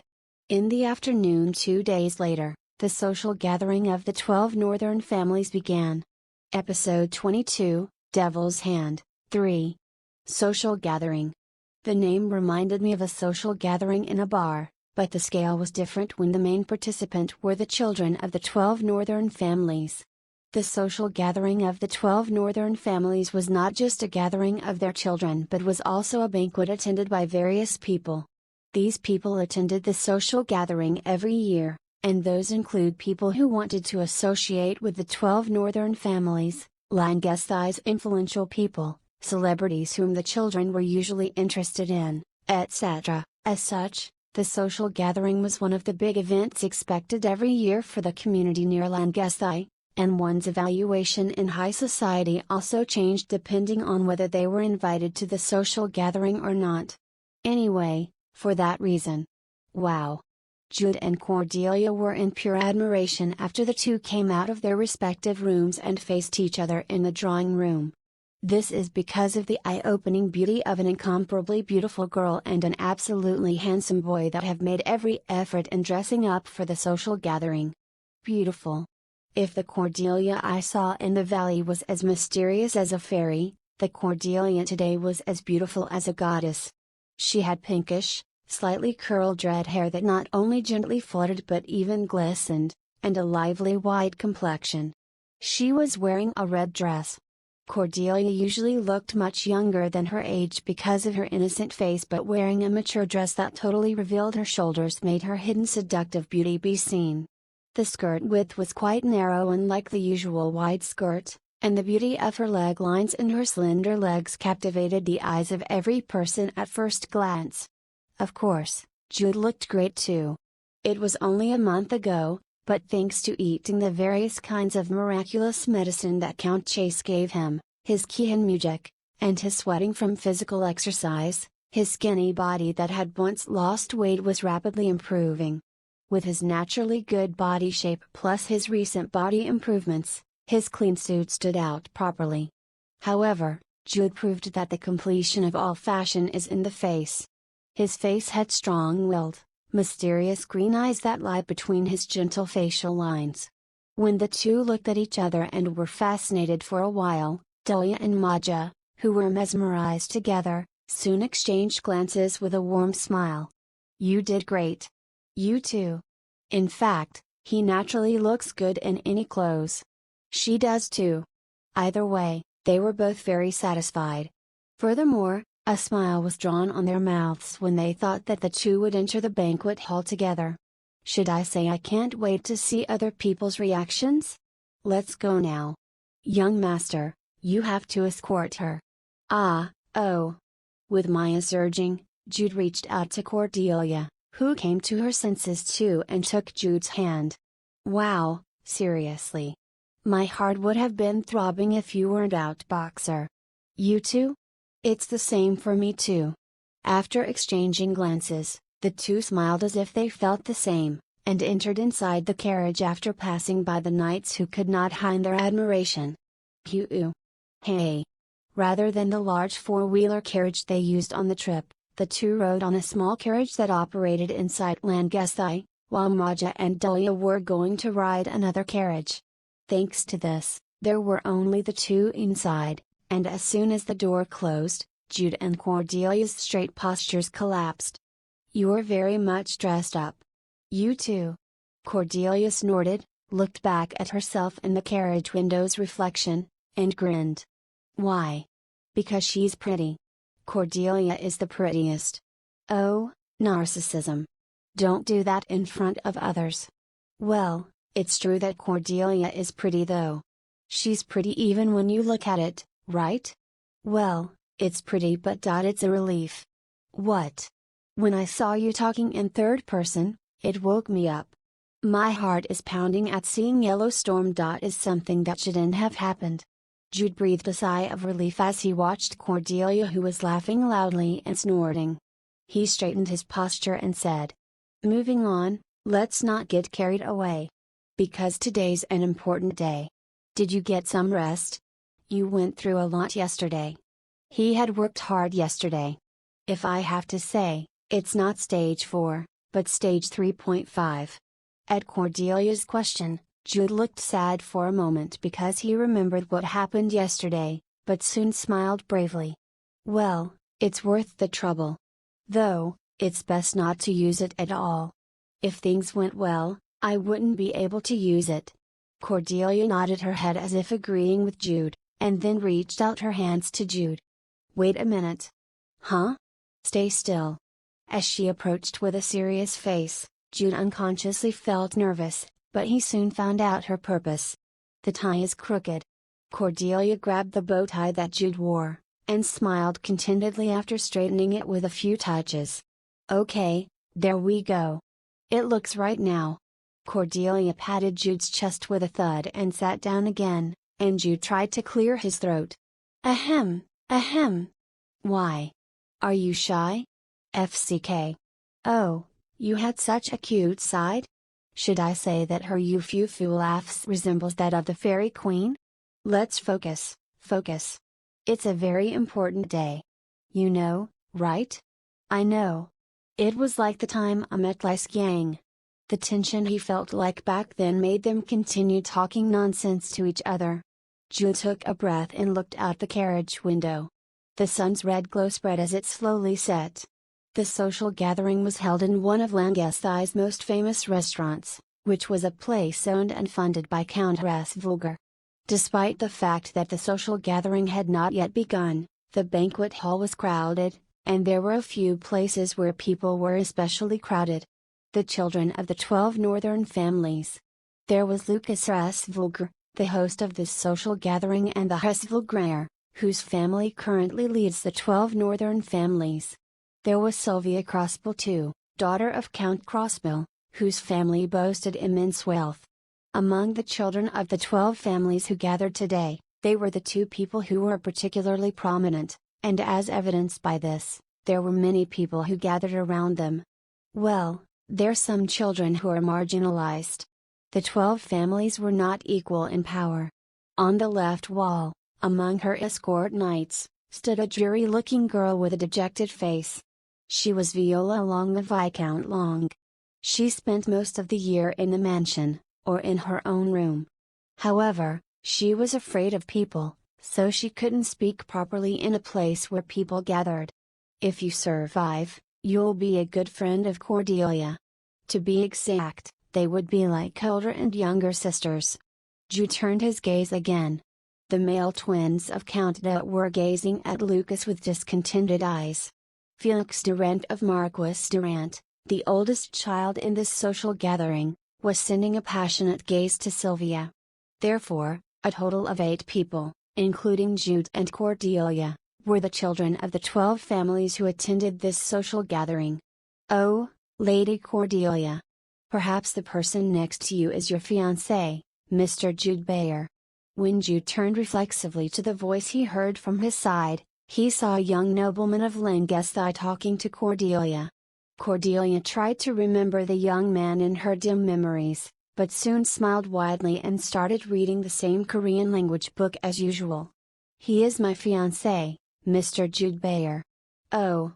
As expected. Count Bayer. In an instant, the banquet hall stirred with the appearance of the new face, Jude, who had never made an official appearance before. That guy? He has an ideal beautiful face like the rumors. Doesn't he look fine despite being called the Count's anguish? Has he recovered from his disease? There were lots of chattering here and there in small voices. The scattered children of the 12 families moved towards Jude and Cordelia, and the way opened at once as if it was split like the Red Sea. Cordelia glanced at the coming Viola from afar. Jude chuckled at the approaching twin brothers and looked at Lucas and Sylvia after moderately turning away from Felix's gaze, who will not appear at the social gathering next year. They both stand out. While Cordelia still retains her girlishness, Sylvia has grown mature not only in her eyes but also in her small gestures, even though they were only a year apart. Of course, her body had distinct curves too. She had long sky blue hair and was wearing a snow-white dress, and with her blue eyes full of curiosity, she looked at Jude and Cordelia. And Lucas Vulgar. Today's most important figure, a blond attractive-looking man, strutted his way to their side. Although he was 16 years old and younger than Jude, he was much taller by almost a head. He has been training since he was young, so his body was firm. It's been a long time, Cordelia. It's been a long time, Sylvia. When Sylvia smiled and spoke to her, Cordelia answered with a slight blush in her cheeks. Sylvia's beauty was so alluring that even people from the same sex were enchanted. But it's surprisingly bearable.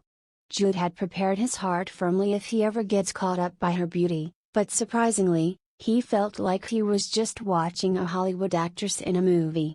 Maybe I'm used to seeing an incomparably beautiful girl. Sylvia was also an incomparably beautiful woman. In any case, Jude was able to introduce himself in a calm manner in front of Sylvia, a woman of great beauty. I'm Mr. Jude Bayer of Count Bayer. It's a pleasure to meet you. Me too, Mr. Bayer. I was very curious about what Cordelia's fiancé would be like. Sylvia gracefully smiled at Jude with a slight but observant look, but unfortunately, now was not the time to talk to Sylvia. After entrusting Sylvia to Cordelia, Jude saw Lucas approaching and about to greet him. Lucas opened his mouth first as expected. I'm Lord Lucas Vulgar of Count Vulgar. He put out his hand as if he were asking for a handshake, but his blue eyes did not contain any emotion. It's not that he's indifferent, but it's just a feeling of welcoming new guests. Well, Jude was rumored to have a body unable to master martial arts due to a chronic illness. As a person who had a great talent for swords, Lucas enjoyed being strong himself, so he had a bad habit that once he met someone, his degree of interest changed depending on whether they were strong or not. Is he too? There is another reason Jude left for the social gathering and paid attention to Lucas. Playable character.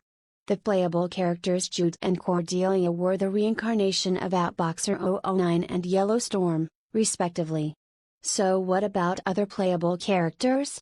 Maybe Lucas is someone's, for example, the reincarnation of the 3-year rank in the server rankings? I can't figure it out by just looking at his eyes. If his opponent was a ranker of Legend of Heroes 2, he would have had similar thoughts. What's more, the mysterious sensation I felt when I first met Cordelia was not at all felt when I met Lucas. PSST, I can't help it. I have no choice but to experiment as I did when I first met Cordelia. I'm Mr. Jude Bayer of Count Bayer. Jude smiled and held Lucas' hand, and then said with his upper body slightly forward. Hey, you two? Mr. Bayer? Lucas, who was shaking hands, was puzzled and looked at Jude as if he was strange. He was thinking along the lines of what are you talking about suddenly while shaking hands? No, I abruptly spoke some absurd words for a moment. My Goomjolmek is not completely cured yet.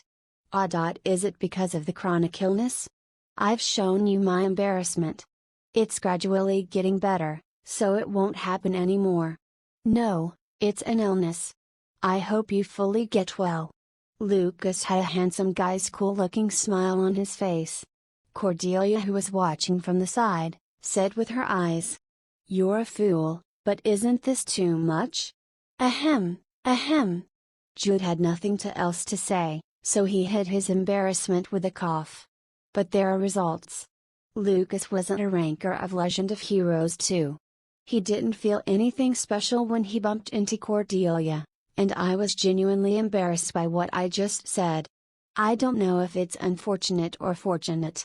There were pros and cons for both rankers and non-rankers. Because the playable characters are not just one or two. Legend of Heroes 2 has over 10 playable characters. What if more than 10 rankers start moving with different ideas? There was no guarantee that the rankers would unite with one mind like Jude and Cordelia. Moreover, he did not enter Legend of Heroes 2 as a ranker, but he lived as a Legend of Heroes 2 character and awakened his ranker's memory. Among the playable characters, there are not only villains but also demon followers, so there was a possibility that rankers might become powerful enemies blocking Jude and Cordelia. I'm Lord Felix Durand. I'm Mr. Jude Bayer. Jude also greeted the other children of the 12 families in a perfunctory manner. The twins of Count Dut, who disliked Felix and Lucas and were obsessed with Sylvia, didn't have much impact in the scenario's progress, even if they lived or died in the social gathering attack. Of course I'm going to save them all. Thinking moderately, Jude looked around the banquet hall. A total of 6 wizards, including 2 newly joined wizards who were convinced by the original 4 on the first day, were scattered around. They were under the leadership of Ronan, and it seemed like they had decided on an area to cover. In addition to them, more than 30 knights were guarding the banquet hall, combined with the 6 knights from the Order of the Blue Lion that were sent by Serb Arwa, and the escorts brought by each member of the 12 families. This is much better than the original. What's left is when they come in. There was no guarantee that they would attack at the same time as the original because Jude had already shaken the board a lot. In the first game, it just displayed the lines, "Time has passed." And time did pass. Has it been more than an hour since the banquet started? Suddenly, the music that was flowing in the banquet hall changed, and Jude and Cordelia realized that what was coming had come. Dance time. It was a scene that was depicted in Legend of Heroes 2. I danced with Sylvia when I went to Lucas' route, and I danced with Lucas when I went to Cordelia's route. But today was different. Do you feel it? I feel it. Maja and Delia's eyes are looking at our side with eager eyes. In particular, Delia's gaze was stinging because she was really showing a lot of excitement for the 2 of us. Actually, it wasn't just the 2 of them. A lot of people showed interest in the engaged couple from the 12 families who first appeared together at the banquet hall. Lady Cordelia, will you give me the honor to dance with you? My pleasure, Mr. Bayer. Cordelia answered with an awkward smile, and small cheers and applause came from around. Moving to the center of a naturally made stage, Cordelia said quietly, "Hey, do you know how to dance? What's wrong with you? Have you forgotten that I have key and music?" Jude smiled and answered gently, placing his hand on Cordelia's waist and gently grasping her hands, which were flinching for a moment. "Let's dance." HMPH. Cordelia, who snorted like Count Chase, entrusted herself to Jude's guidance, and the 2 began to dance in rhythm. No, we were just about to start. Bang! Bang! Boom! The whole building shook with a loud roar. Losing their balance for a moment, Jude and Cordelia leaned at each other and hurriedly turned their eyes. There was a loud roar, an explosion, and a huge amount of smoke in the air. Kaya! Dozens of unidentified men wearing black masks broke into the balcony windows and walls as people screamed. At the same time, the escorts everywhere also pulled out their swords. "Miss! Young master!" Only, it wasn't just Delia and Maja. The escorts called out the names of the children they served, and fighting began everywhere. In a fleeting moment, Jude and Cordelia had the same idea at the same time. Even if we had gone to the center of the banquet hall to dance, our eyes had still chased the position of a certain person. Lucas. Lucas Rasvulgar. As a sword genius, he tried to fight in the current situation by pulling out his own sword. And there was another person. He looked at Lucas the same way, and their eyes crossed with each other. Beyond the broken wall, the demonic human, Minos, was standing. Chapter 23, Episode 23, Devil's Hand, 4. Terms used in this chapter: Rhodos, the goddess wife of the Greek sun god, Helios. She is also the personification of the Rhode Islands in Greece. Demonic human Minos. He was a result of the Devil's Hand's efforts in unifying a human and demon. Minos was not just given powers by the demon, but was united with the demon itself, boasting a power that was different from ordinary demon followers. In Legend of Heroes 2, Minos reigned as the unbeatable boss. In the social gathering attack event, the premise of the story was to lose to Minos in the first place, so winning was impossible no matter what you tried to do. The condition for continuing the game was not to defeat Minos, but to escape from his hands. However, this was reality. It was different from the game. Furthermore, the time of Minos' appearance was different from the game. Originally, he was supposed to appear near the end of the event like game bosses do, but he has now appeared at the same time as the start of the attack. Jude and Cordelia thought and moved at the same time when they encountered demonic human Minos. Lucas. Cordelia called Lucas' name loudly. Demonic human Minos possessed a soul-tracking ability, allowing him to identify and track the souls of beings located in his close proximity. It was this ability that made him distinguish Lucas at once. Therefore, it was not a problem to him whether you're noticeable or not. What was important to him was to secure Lucas. As he couldn't attend the banquet while armed, Lucas pulled out a dagger he had for self-defense and turned to Cordelia after hearing her call him. But at that moment, Minos started moving. Lakuza Urupio. The demonic language flowed from the mouth of the man wearing a white mask without any pattern. His eyes shine blue, and a great amount of cold air began to rise in both of his hands. Jude felt like he was being suffocated. It was because of the pressure of facing an absolutely powerful being, just like the time when he had faced Lys Yang. But it was a little different. When he met Minos' eyes for a moment, Jude felt that his spiritual and physical body were bound. Outboxer! Cordelia shouted as she had Jude's back, and thanks to her, Jude was released from the bondage and he gasped for breath. Let's go! Cordelia shouted again. She ran towards Lucas and grabbed his arm to Lucas' bewilderment. Lady Cordelia? Cordelia? Sylvia, who was by Lucas' side, also raised her voice, but Jude saw Minos instead of the three. Minos took a step. The cold air from his arm began to take shape. However. O fierce flames of Rhodos! Strike down my enemies! Flame Wizard Ronan rushed at Minos, invoking his magic spell. Two beasts of flames materialized beside him and flew towards Minos. Young master! Miss! June and Dahlia shouted from a distance. Due to the nature of the banquet, they were only waiting outside and couldn't stay by Jude and Cordelia's side. Even now, they tried to run and shout, but there were people rushing towards them with swords, so it wasn't easy to get out of their situation. Jude made a quick judgment. The original plan was to move after joining Dahlia, but now that Minos had appeared, there was no time for it. Lucas! We have to run. This way. Sylvia nodded immediately when Jude shouted, but not Lucas. As a sword genius and the heir of Count Vulgar, the head of the 12 families, he spoke confidently. What do you mean? Running away from the enemy. As a knight, I must face. What is this crazy bastard saying? Paralyze. Lucas' words did not last until the end. Cordelia showed her true colors and used paralyze magic that caused him to be knocked down. Cordelia? Sylvia was terrified, but it wasn't the time to worry about that. Cordelia picked and grabbed one of the fallen Lucas' arms and shouted to Jude. Let's go. Jude understood right away. Holding Lucas' other arm, he said to Sylvia. Lady Sylvia. This way. Yes? Ah, yes. Besides, the entire banquet hall had turned into a battleground. Sylvia didn't have a reason to refuse because she was going to run and not fight back in the first place. This. Lucas mumbled as he was not completely paralyzed, but Jude and Cordelia didn't care. He may be a sword genius, but his power now was just like in the beginning of the game.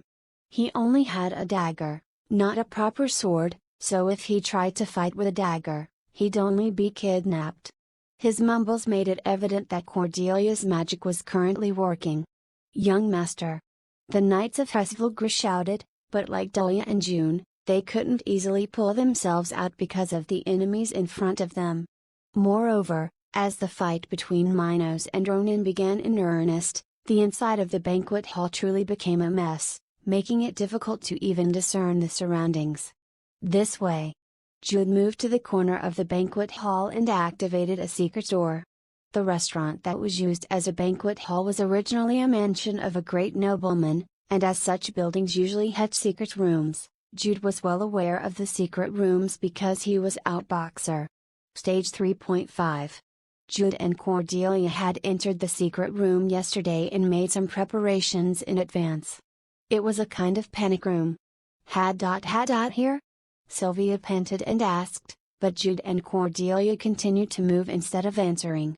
As soon as the still paralyzed Lucas was laid down on the floor, Cordelia used magic to light up the place. Jude went to the left corner, removed the carpet, and opened a lid a little larger than an adult's upper body. "This way." Unfortunately, it wasn't a secret passage that led outside. It was a pit that Jude and Cordelia had dug with dig magic yesterday. "Hurry up!" Cordelia urged him, and Jude took out the items he had placed inside. The items kept there were the sacred rod, moonlight, and various armor, swords, shields, magic circles, etc. "Sylvia, go in. You're not an important target, so you'll be fine hiding." "Huh? I'm not an important target?" Sylvia had always lived in the center of people's attention since she was born, so she was surprised at being told that she was not an important target. Cordelia had a bitter smile as she helped Sylvia into the pit, and Sylvia hid herself while being embarrassed at somehow being treated like a burden. "Okay, let's arm ourselves."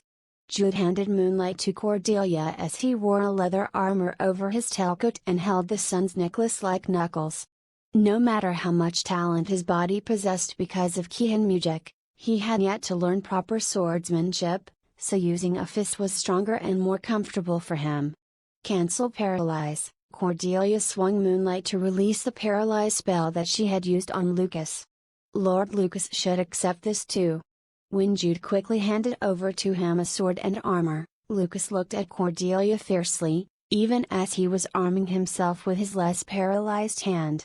"Lady Cordelia. What the hell is this?" "Silence." The effect of silence magic was awesome. He was like the main character in a silent movie, as Lucas shouted with his mouth wide open, but his voice did not come out. Cordelia came close to such Lucas, staring straight at him as she said, "Hey, listen up. It's an emergency right now. Didn't you just get neutralized with one magic shot? Stop being unruly. The enemy is stronger than you. You should be alert and not nervous. Do you understand?" The cold and sharp truth was much more intense than foul language. Lucas bit his lips and nodded, and Cordelia, who was fiercely staring at Lucas, smiled brightly. "Don't be too scared though. Let's do well together." Tapping his shoulder, she took a long deep breath and exhaled, before boldly ripping off the hem of her skirt. "Wow. Why? Are you going to fall in love again?" FCK. The light exchange was also beneficial to the two. In the midst of all this, the sounds of people crying and struggling from the chaos outside were heard, so no matter how much they had predicted the situation, it was inevitable for them to become tense. "Will he come here? It's best if he doesn't come, but maybe he will." The range of Minos' soul tracking ability was quite short, but it was still enough to cover the entire banquet hall. After defeating Ronan, it was clear that he would head here. I'm nervous. It was different from that time with Li Xiang. Demonic human Minos is an unsealed being who could show off all his abilities to his heart's content. You can do it. We are prepared, right? And if we can do it, it'll be a first. Defeating Minos? Yes, defeating Minos. It was something that countless rotten waters have not achieved, so defeating him would be a great achievement. Will we be in a feature article of Legend of Heroes? It'll be a hot article. We'll get lots of likes. We'll totally be bombarded by likes, right? Hey. Cordelia had a bright smile as she imagined it, and Jude also had a pleasant smile. It was just nonsensical stuff, but they had missed those times and thus enjoyed imagining it. You told me not to be nervous, but I'm just standing around. Lucas complained, but because he was still enchanted by the silence magic, it was just a silent clamor. And a few seconds passed. A few minutes passed. At the moment when their cold sweat came. Bang! A roar broke out outside the secret room. Screams and shouts followed, and the sound of fighting swords became even sharper. It's coming. The door of the secret room froze when Jude instinctively spoke. The chilly air spread along the wall, and soon, the whole wall turned into cold ice. Demonic human Minos. Ruler of the extreme cold. Bang! Bang! Bang! I thought there was just a crack in the frozen wall, but it all collapsed at once. The messy banquet hall and the combatants of the Devil's Hand suddenly came into view, and a blood-stained Minos with a pair of horns on his forehead came in the room. Ronan. Ronan was defeated. But he didn't just lose. He had succeeded in dealing a huge blow to Minos because of their opposing elements. Jude recalled the banquet hall's map in his mind. He instantly grasped the situation. Their side has prevailed. But the situation was not good. The Devil's Hand's combatants were blocking the way, and Minos overpowered Cordelia and Lucas. For him, it was easier to defeat them than to wring a child's wrist. As if to prove this, a deep smile was drawn around Minos' mouth. The rats were hiding here. Minos took a step. Lucas, who was feeling nervous, flinched unconsciously. Cordelia grasped the moonlight with clenched teeth. It's coming. He's coming. Jude thought. I gave a final look to Cordelia and then stepped forward. Thud.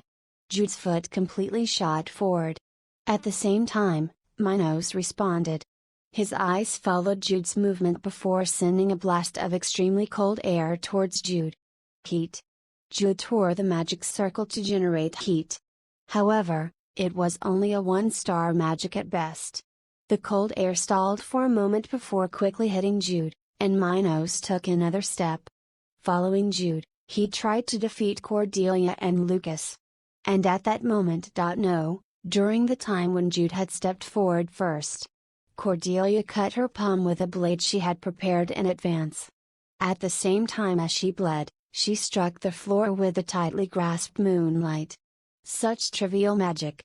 A powerful demonic energy rose and burst from Minos' body. It was to tear apart Cordelia's magic formation with his powerful mana.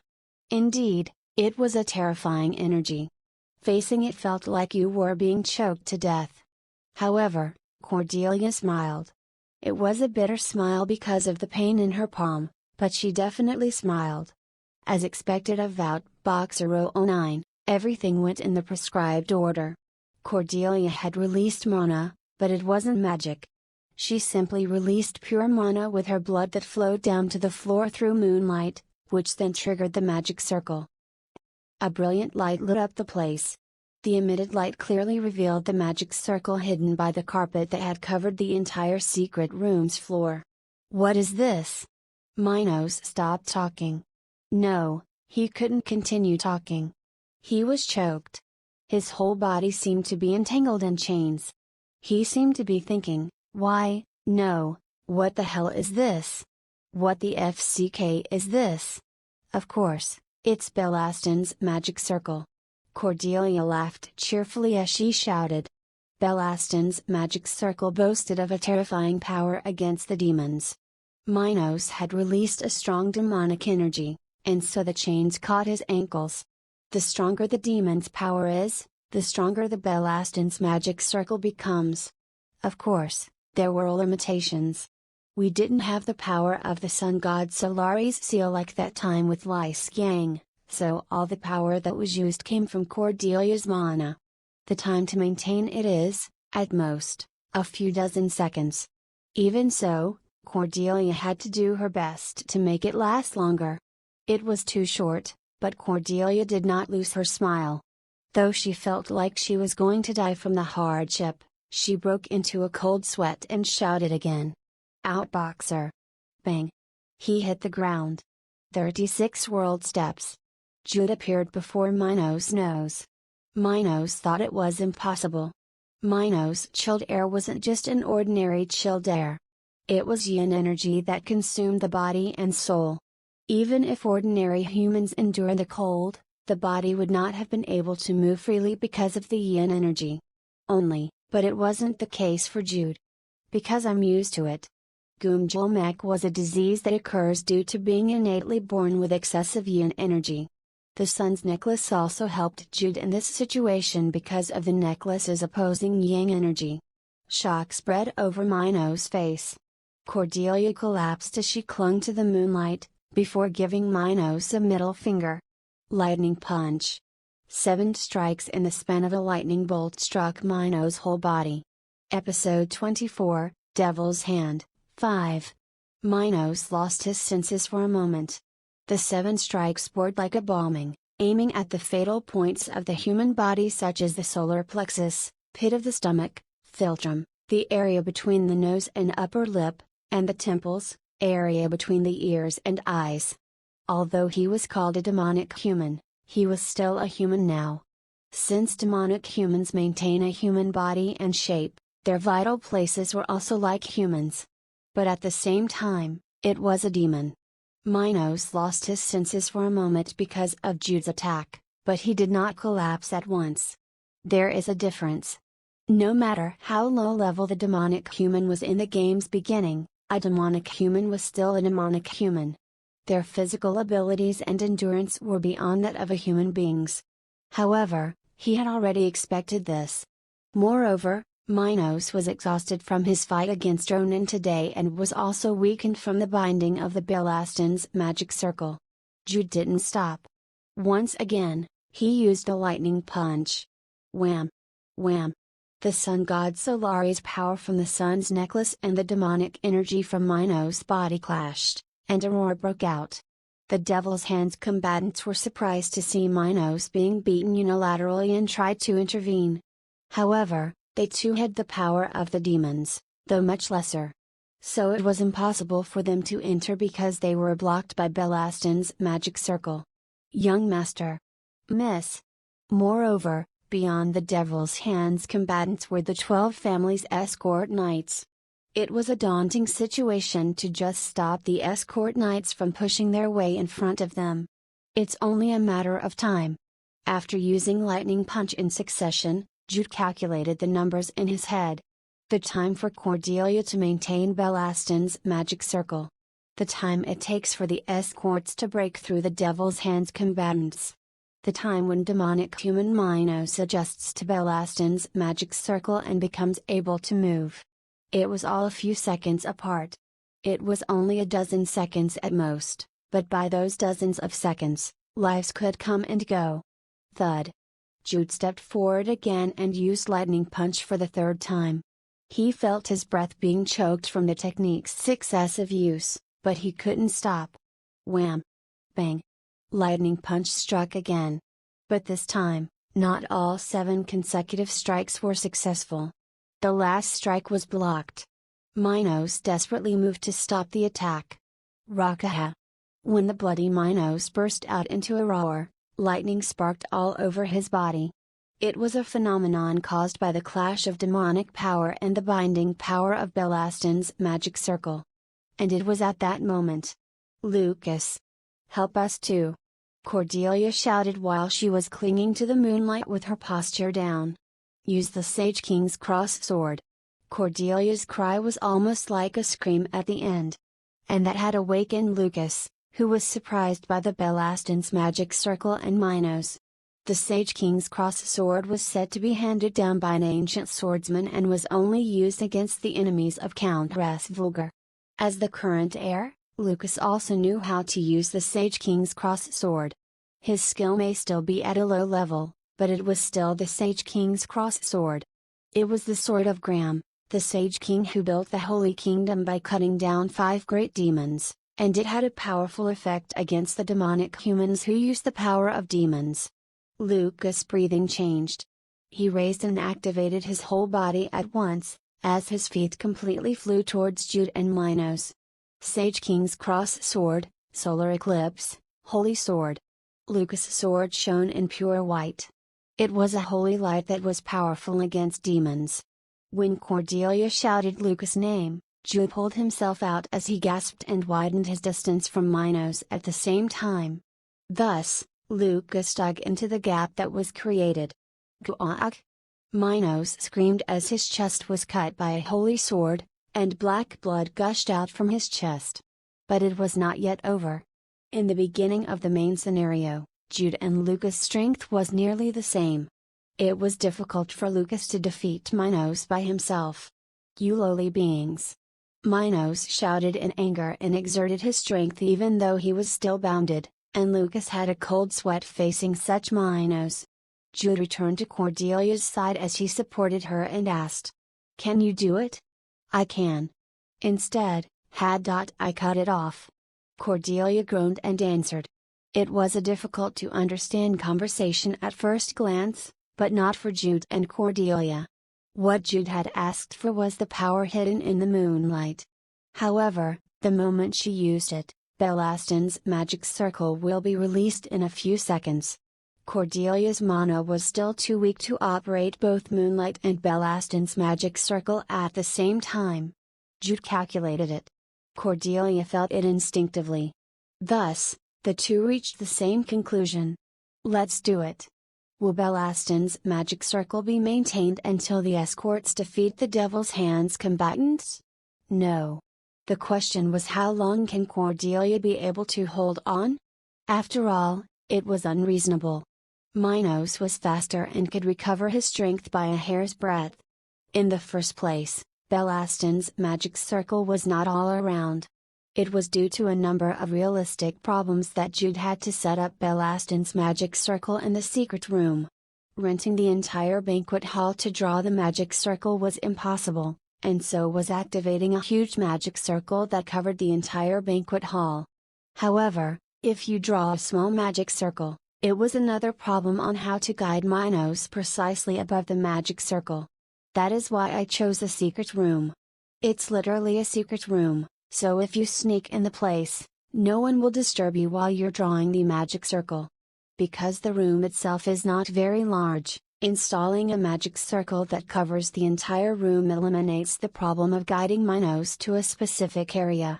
It's the best solution. In the first place, the current situation itself was the best situation that I made with every effort. So let's try again. Instead of vaguely hoping to succeed, let's struggle in hitting him one more time. Lucas and Minos clashed. Lucas groaned at the shock caused by the collision of the Sage King's cross sword and the demonic power. On the other hand, blood spilled out of the nose of Cordelia, who was forcibly maintaining Belastin's magic circle. Jude did not hesitate anymore. As he grabbed and modified the sun's necklace's position, Cordelia clenched her teeth and stood up. The important thing is the timing. In that narrow moment, he needs to accurately strike in the gap. Jude calculated again. Cordelia felt it instinctively once again. 1 second. 2 seconds. When Lucas's sword cut Minos' chest once again. "O glory of the moonlight! Arise, wake up from your slumber and shine." Cordelia removed the moonlight from the magic circle. She lifted it up and chanted, releasing from the moonlight the moon's mana, which had been stored and accumulated for over 100 years. There was light. It was a subtle light that spreads in the darkness, and not a light that breaks the darkness. The moonlight filled the secret room. It did not stop there, as it delivered its power completely into one place, the sun's necklace, causing it to begin shining too. A light that contained the sacred power of Solari. The mana of the moon accumulated over 100 years was not small. From the sun's necklace, unequal amount light was emitted, like when it was with Gallus, Solari's champion. Kurak? Minos winced at the moment the moon's mana pressed his whole body and closed his eyes with a painful groan. Lucas opened his mouth in surprise. Thud. Jude rushed in. He had to finish it before the effect of Belastin's magic circle, which had lost its power source, disappeared. Grease. It was a simple yet fatal magic that came from the magic circle drawn on his left hand's glove. Minos, who had stepped back as his eyes were closed, slipped and fell on the floor. And Jude got on top of him and pulled his fist. He only had one chance. His current blow should deal the most fatal blow. Jude held his breath.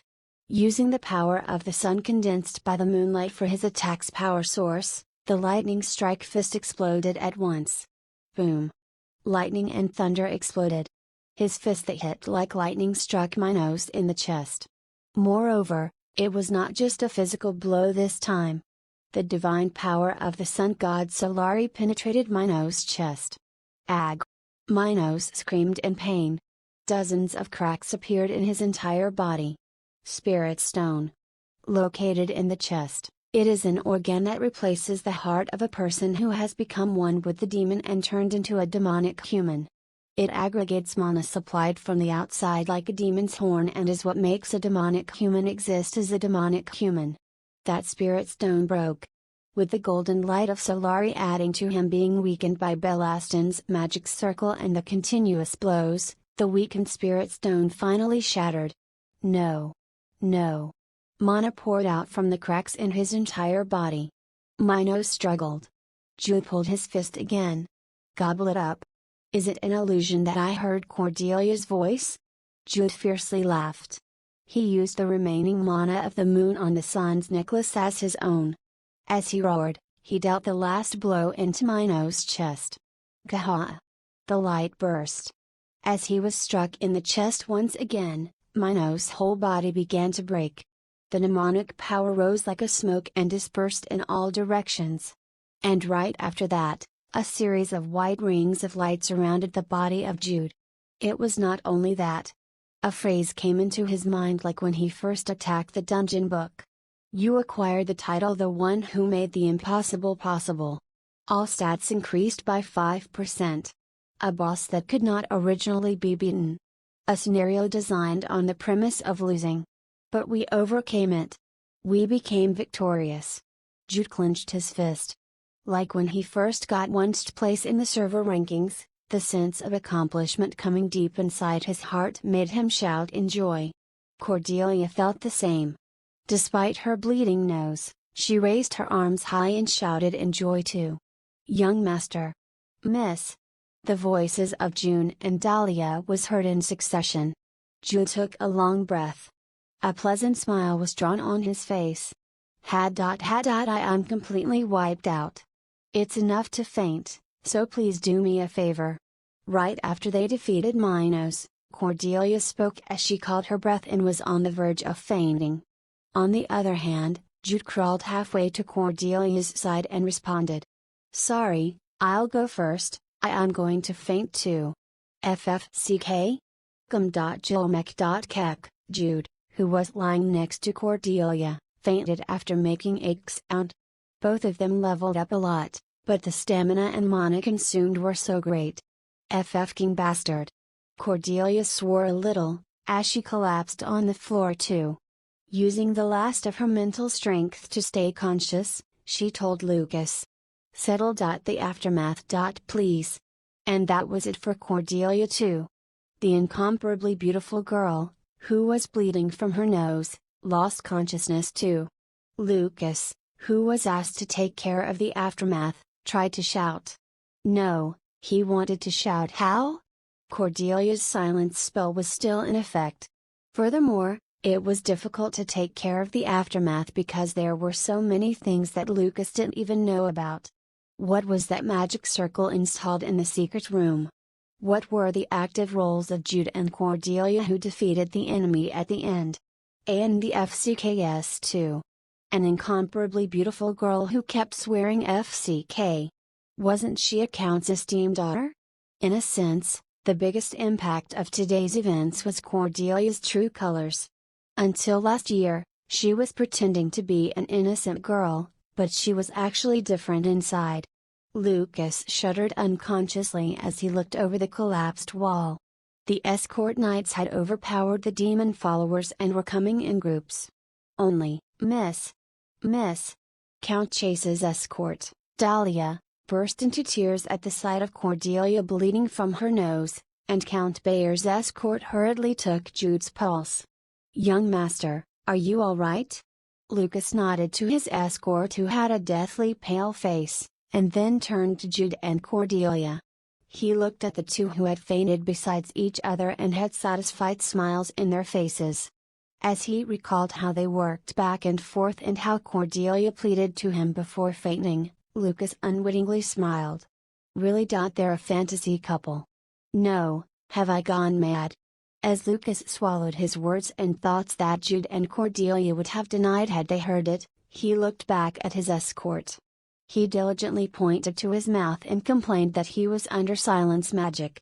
Chapter 25, Episode 25, Devil's Hand, 6. Terms used in this chapter: 언니 means older sister in Korean, and is used by girls to call another girl who is older than them, or to a girl whom they admire. Time has passed. Just as what a person does when they wake up from a deep sleep, Jude slowly opened his eyes halfway. A lot of things, including the ceiling, came in his blurry vision, but everything was blurred, and he couldn't properly recognize the shapes. Oh, ooh. With a voice close to groaning, Jude closed and opened his eyes repeatedly, and the blurriness began to disappear. A few seconds. No, maybe a dozen seconds after, Jude was finally fully awake and looked around. He was in a well-decorated and luxurious bedroom. It was evident to him that this was the high-class accommodation that he had stayed in when they first came to Langesthai. "Young master. Are you awake?" Just then, he heard Maja's voice. It was a voice close to a scream that was mixed with anxiety and joy. "Maja. Young master." In the Bayer family, Maja was often called the Ice Queen, but she often smiled in front of Jude. But now she wasn't just smiling. Maya was both crying and laughing now. "Young master. I'm okay, Maja. What about you? Did you get hurt?" Maja was like a family to Jude, but outside Count Bayer, she was only an exclusive mate in the end. She was the only one who was uncomfortable when she was forced to attend the banquet, so Jude had sent her back earlier to their accommodation. Of course, this was because he had predicted the attack. "I'm all right. In the first place, I was staying in the accommodation. Rather than that, young master. As Maja shed tears again, Jude was feeling restless and puzzled on what to do, so he awkwardly reached out his hands and hugged her. "It's all right. I'm safe. Young master." After a few minutes, Maja calmed down from her crying storm, and Jude patted her back and asked, "Maja, what about Lady Cordelia?" "She's all right." Maja wiped away her tears and took a breath as she adjusted her posture, and then spoke with a light smile. "She overworked herself, so she's still lying down, but she has regained her consciousness a little earlier than young master. The doctors said that she was just too tired and that there was no harm to her health." "Hey!" Jude breathed a sigh of relief, and then began stretching. He was worried about her one way or another. "Young master, if you don't mind, would you like to go see Lady Cordelia?" As Maja smiled and said that, Jude immediately nodded. "Please. As you wish, young master." With Maja's help, Jude got up and left the room after roughly washing and grooming himself. Their rooms were on the same floor, so after passing the drawing room between their rooms, he was now in front of Cordelia's bedroom. "Lady Cordelia, Mr. Jude Bayer has come to visit." Count Chase's knight was guarding Cordelia's bedroom and greeted Jude with a very welcoming face. He immediately reported to Cordelia about Jude's visit. Without waiting for too long, Cordelia's bedroom door opened wide. "Mr. Jude Bayer." Dahlia, who had tear marks on her face like Maja, greeted Jude with a smile. And in the room was Cordelia lying on a bed large enough to wrestle. "Lady Cordelia." Instead of answering Jude's call, Cordelia simply nodded once. Her condition seemed much worse than Jude's, as she had a pale white face and eyes that had no strength, that it seemed like she'll fall asleep anytime soon. Dahlia, I apologize, but may we be alone for a moment? Yes, Mr. Bayer. Please take care of the lady. Dahlia readily accepted and left the room together with Maja after bowing to Cordelia. After a few seconds, when the door was completely closed, Cordelia spoke. I think I'm going to die. Yes, me too. Coming to the edge of the bed with a wobbly gait, Jude flopped on the chair where Dahlia had sat on earlier. Is your condition not good? I use too much mana. My head is so heavy, and I feel like it's going to break. Oh, is it similar to a hangover? A hangover? Yes. Oh, maybe it is?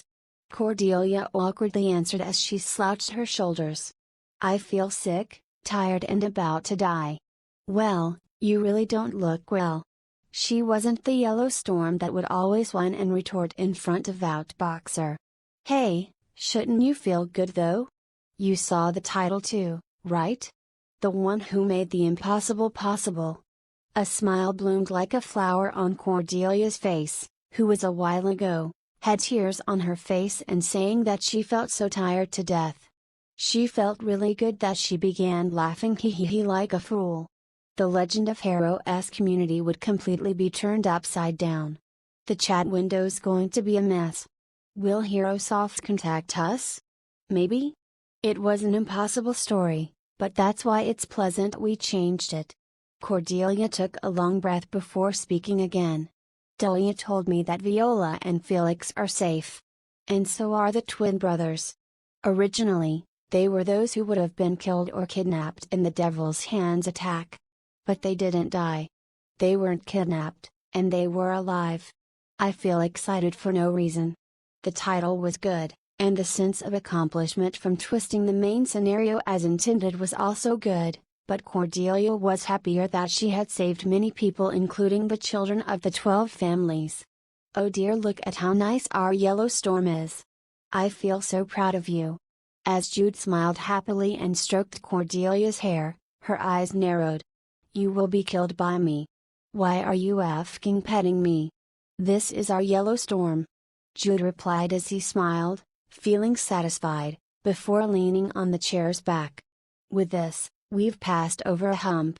What should we do now? Well, we've twisted the main scenario, but we still have to follow it. In Cordelia's main scenario, she was destined to be kidnapped in the Devil's Hands attack event no matter what she did. Wasn't her second mission to escape from her kidnap situation? If she successfully escapes, the survival route opens. But if she fails, she becomes a sacrifice and it would be game over. The survival route was as follows. Cordelia escapes from an unknown Devil's Hands branch and wanders around a deep and dark forest to escape her pursuers and monsters. She then meets the witch's soul as if she were led by fate.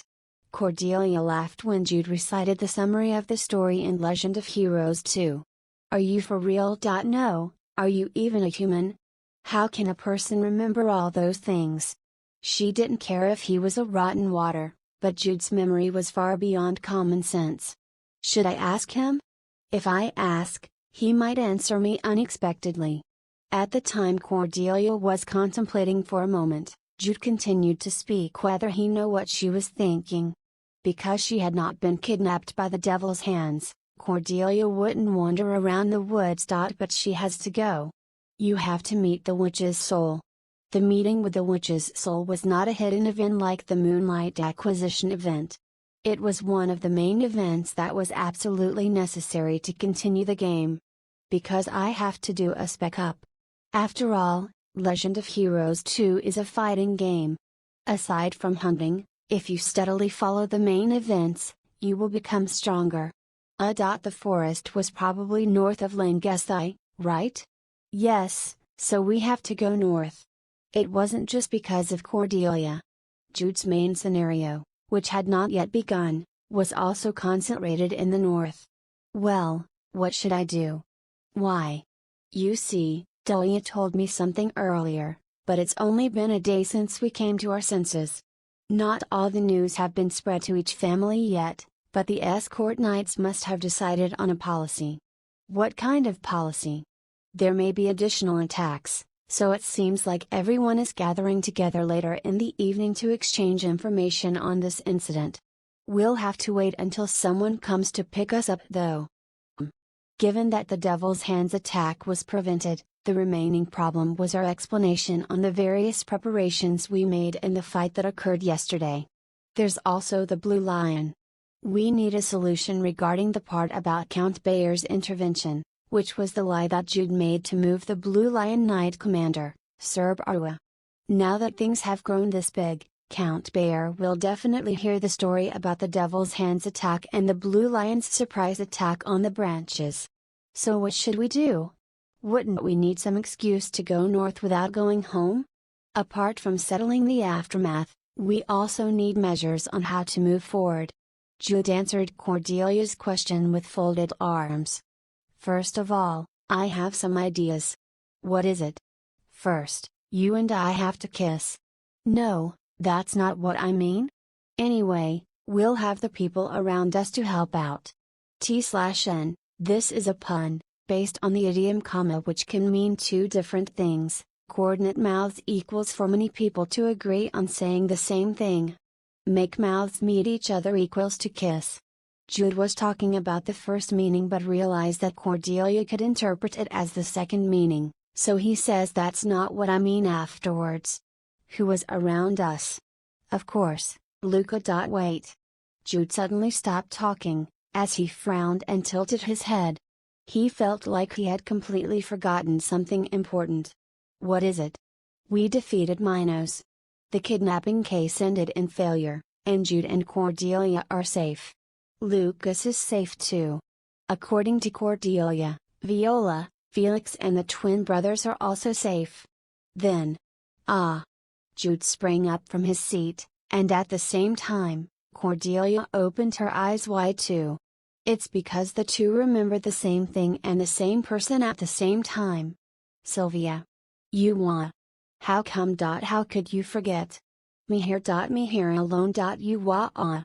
In the secret room in the corner of the banquet hall, which is now the scene of the incident.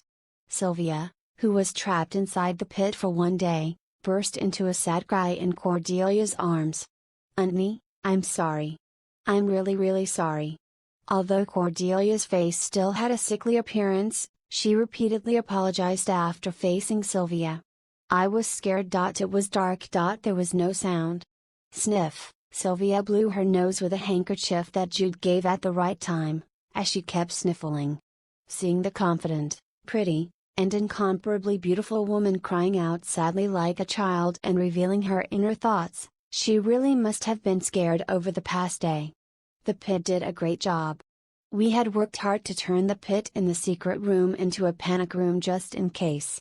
I even drew a silence magic circle inside the pit, in the fear of being caught because of the sound. Because of that, Sylvia, who was forcibly dropped into the pit, didn't know what was happening outside because everything was in perfect silence and there was no light. Auntie, I'm sorry. She was Cordelia now before she was Yellowstorm.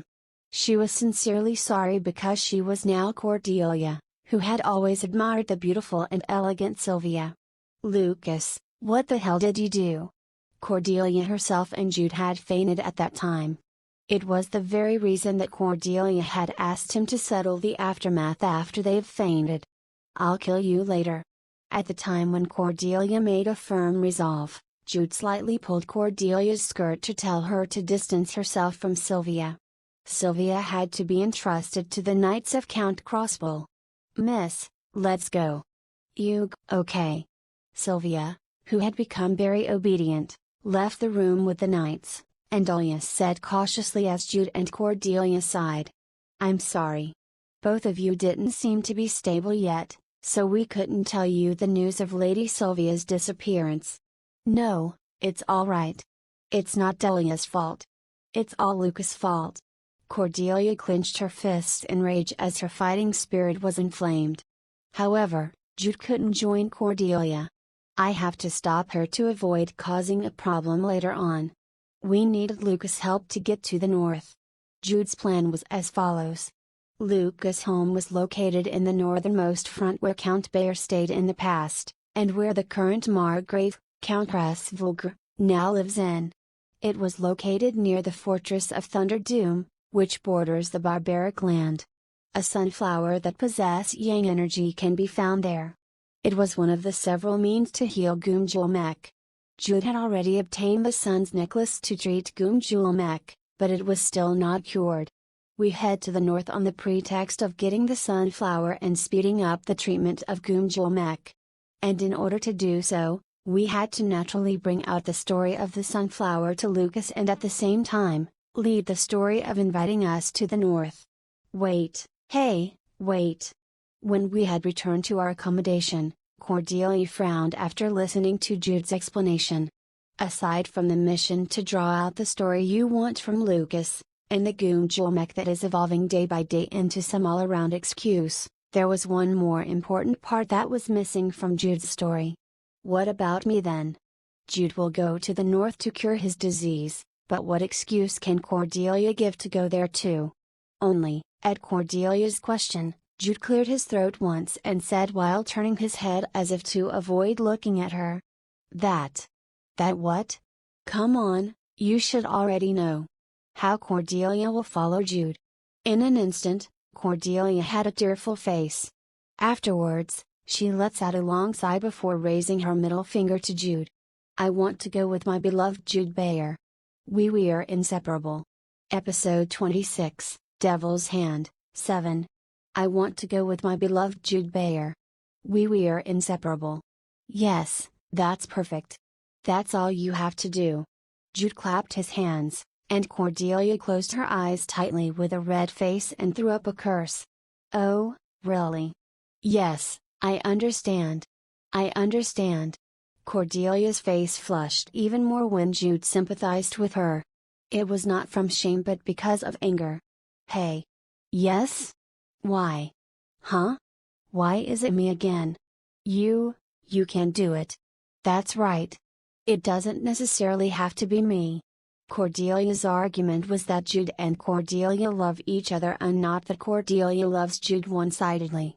As if she came to a great realization, Cordelia's eyes sparkled in excitement, but Jude shook his head. Hey, that's not it. Why is it not you? Is this because of Gumjulmek again? No, it's not because of Gumjulmek. Just think it through with common sense. Jude made some big gestures with his two hands to calm her down, and then stood up and continued to speak. Who of us has business in the north? You or me? You. That's right, it's me. So it's a situation where Cordelia wants to follow me, right? And? If I say that I don't want to be separated from Cordelia here, and that I want to take Cordelia with me because we're in love, it sounds different, right? Jude had an awkward and bitter smile, and Cordelia was in tears again. It was as Jude said. There was a huge difference between Jude taking Cordelia, and Cordelia following Jude. So, if you think about it rationally, it's a situation where Cordelia has to appeal to follow Jude. I would have done it had I been in the opposite situation. Really? Cross my heart. Cordelia frowned when Jude put his hand on his chest as if he really swore. I hate you. I'm sorry, I love you. What is this crazy bastard saying? I just told you, okay? Jude slyly smiled as he sat back down, and the pouting Cordelia sat down too. Okay, let's say that we'll solve that problem with that. However, we still need to coordinate our stories for the information exchange and so on that will happen later tonight. Is it because we defeated Minos? Yes, Lucas helped us, but no matter how you think of it, it was still too much for the three of us to defeat Minos. If Minos had only fought with Jude's party, he could have said, Minos was just weak. The problem was the fact that Minos defeated none other than the flame wizard Ronan in front of everyone. Everyone would have thought it was strange if Jude and Cordelia had defeated such a strong man. How about we say that he was tired and weak because he fought with Ronan? That will work, But I even sold my father's name. So to draw a big picture, we need to play another card. Another card? Come closer for a second. Jude suddenly looked around as he spoke in a small voice, and Cordelia blinked her eyes and sat closer to Jude. So, as Jude explained in a small whisper, Cordelia quietly listened and at some point, nodded. It's because she thought that it was a plausible story. Hey. By the way. What? Do we really have to talk in whispers? There was only the two of us in the room in the first place. No, I did it unconsciously. I just went along with the ambience.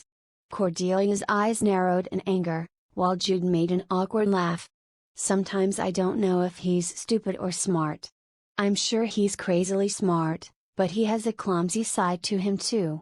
Indeed, Outboxer is a human too.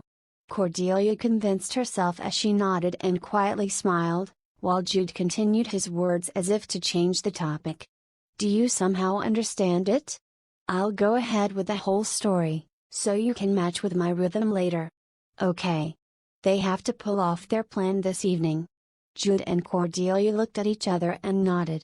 Trajan, one of Langesthai's leading luxury lodgings, was much more crowded than usual. This is because all the children from the 12 northern families who were staying in Langesthai moved to Trajan. And at night, guests from various places gathered there too, including the knights. While the Order of the Blue Lion and the Langesthai Guard fiercely guarded Trajan, the Blue Lion's Knight Commander, Serb Arwa, and the Langesthai Guard's captain were inside. Langesthai's mayor and the wizards of the Red Dawn Tower, led by Flame Wizard Ronan, also visited Trajan. And at 8 p.m., in the conference room located in Trajan's once floor, Jude stood and started talking to everyone. We met the Fairy Queen. What? Fairy Queen? The Queen of the Fairies. Oh, of course, the fairies have many queens just like humans. It's not just one. Everyone in the conference room looked around at each other in confusion to Jude's explanation. Wasn't he going to talk about how he defeated the mnemonic human? Why did he talk about the Fairy Queen all of a sudden? Moreover, he met the Fairy Queen? Are you confused? I understand, but it's true. Me and Lady Cordelia met the Fairy Queen a few days before arriving at Langesthai. The atmosphere in the conference room shifted to let's hear it for now as Jude calmly spoke. A satisfied Jude continued to speak. It was a fantastic night with a very beautiful moon. The fairies fell in love with Lady Cordelia's dazzling appearance and asked her if she wanted to participate in the Fairy Queen's night banquet. Jude pointed to Cordelia as he spoke, and everyone's eyes turned to her. Cordelia's face instantly blushed red and she lowered her head. What's the crazy bastard saying? It was true, but it was still embarrassing. However, Jude asked Cordelia indifferently. Isn't it true, Lady Cordelia? The fairies approached and said that Lady Cordelia was so beautiful, and that you were invited to the Fairy Queen's night banquet, right? Yes. Cordelia responded with a despondent voice, but everyone in the room did not doubt her sincerity. It was indeed true that Cordelia was a very beautiful girl. Furthermore, it was cute to see her blushing in embarrassment. In the meantime, a bicorn suddenly appeared and attacked us. The fairies said that the bicorn always bothered them. The word bicorn lit up the eyes of the wizards, including Ronan. The bicorn was a monster that was hard to see like the unicorn. This is the horn of the bicorn we defeated at that time. Me and Lady Cordelia fought together to bring it down, and we took one horn each. Wonder and amazement spread among the wizards as Jude gently shook the bicorn's horn he held in his hand. Wait, can you show me that for a moment? Of course. In response to the wizard's request, Jude handed over the bicorn's horn through June, who was next to him. Oh, it's real. It's real. It's clearly the bicorn's horn. It's filled with chaotic energy. The atmosphere in the conference room changed a little when the wizards admired the horn. It slowly became an atmosphere of complete trust in Jude's words. When the bicorn was defeated, the fairies wanted to invite us more to the fairies' banquet hall. So they guided me and Lady Cordelia there, and we met the Fairy Queen. Wow! Sylvia let out a word of admiration. She may be an incomparably beautiful woman, but she was also a young maiden of 18 years and still a girl at heart. If this was a private meeting, she would have approached us right away and asked questions about the Fairy Queen. Jude described the Fairy Queen's appearance in quite detail for such Sylvia, and then looked back at Cordelia again. The Fairy Queen gave us one gift for defeating the bicorn. It's the moonlight. It was now Cordelia's turn. Cordelia gulped before she got up from her seat while holding Moonlight and then stood next to Jude. This is the sacred rod Moonlight. It possesses a powerful amount of the moon's mana. When Cordelia raised the Moonlight forward, not only the wizards, but also the knights, showed their interest. Jude was satisfied with everyone's reactions. He had succeeded in creating the atmosphere. From now on, whatever he said would sound quite credible as long as he did not make excessive claims. Moonlight has accumulated the moon's mana for the past 100 years. In the fight against the demonic human, Lady Cordelia released its power all at once. As a result, we were able to defeat the enemy, who had been greatly exhausted from his battle with Ronan. There was no need to mention the sun's necklace or Belastin's magic circle. Lucas doesn't know much about Belastin's magic circle anyway. Like a swordsman, he'd only think I used some magic and not think about it too much. I see. So that was what happened. Sir Barwa, the Blue Lion's commander, gave Jude the answer he wanted the most, and everyone in the room began to look convinced, as if a line of dominoes collapsed. Okay, it worked. The majority were also convinced when Lucas, who actually participated in the fight, had also nodded to their story. Now, no one will raise an objection to this matter. It would be nice if my explanation for my father's involvement works well too. It was the reason why Jude chose to use the Fairy Queen's name. The Fairy Queen told me, "Something big is going to happen in Langesthai." She said it was a place where an ominous force was gathered, and she also taught me the place. I had no choice but to use my father's name because I thought you wouldn't believe what the Fairy Queen said. I'm really sorry. I will accept any deserving punishment. Sir Barwa had said the source of their information was Count Bayer, so it was clear that Count Bayer would question Jude on where he got such information. That's why I use the Fairy Queen as the source, as she is someone who cannot easily be found if you want to verify the information. It's also important that we managed to stop it. Thanks to Jude's information, they were able to capture close to 70 demon followers, and as a result, we were able to minimize the damages from the attack as well. Count Bayer judges a person's merits and demerits fairly, so the contributions that I made will be enough to cover the fact that I sold his name. Perfect. As Jude smiled with satisfaction, Cordelia was staring from the side with eyes full of suspicion. His ability to create a story by mixing truth and falsehood, and his acting ability to lie without faltering in front of so many people made her suspicious. Was it really possible that Outboxer 009's job was a scammer? There is a possibility. It was when Cordelia snorted and was getting excited. Hey, I can see what you're thinking. Anyway, let's get back to our seats. Jude slightly nudged the stiff Cordelia, who squealed from his nudging. The two then descended from the platform and returned to their seats. After that, the story went on as Jude had thought. Since the purpose of the attack is still unclear, I would like the children of the 12 northern families to stay only at their lodgings, even if it's a little uncomfortable, until reinforcements from the families arrive. The enemy's purpose was unclear. Only Jude and Cordelia knew that the Devil's Hand was aiming at Lucas and Cordelia. They wouldn't know because the Devil's Hand's combatants were not informed of the attack's purpose in the first place, and Minos, who knew their purpose, unexpectedly died.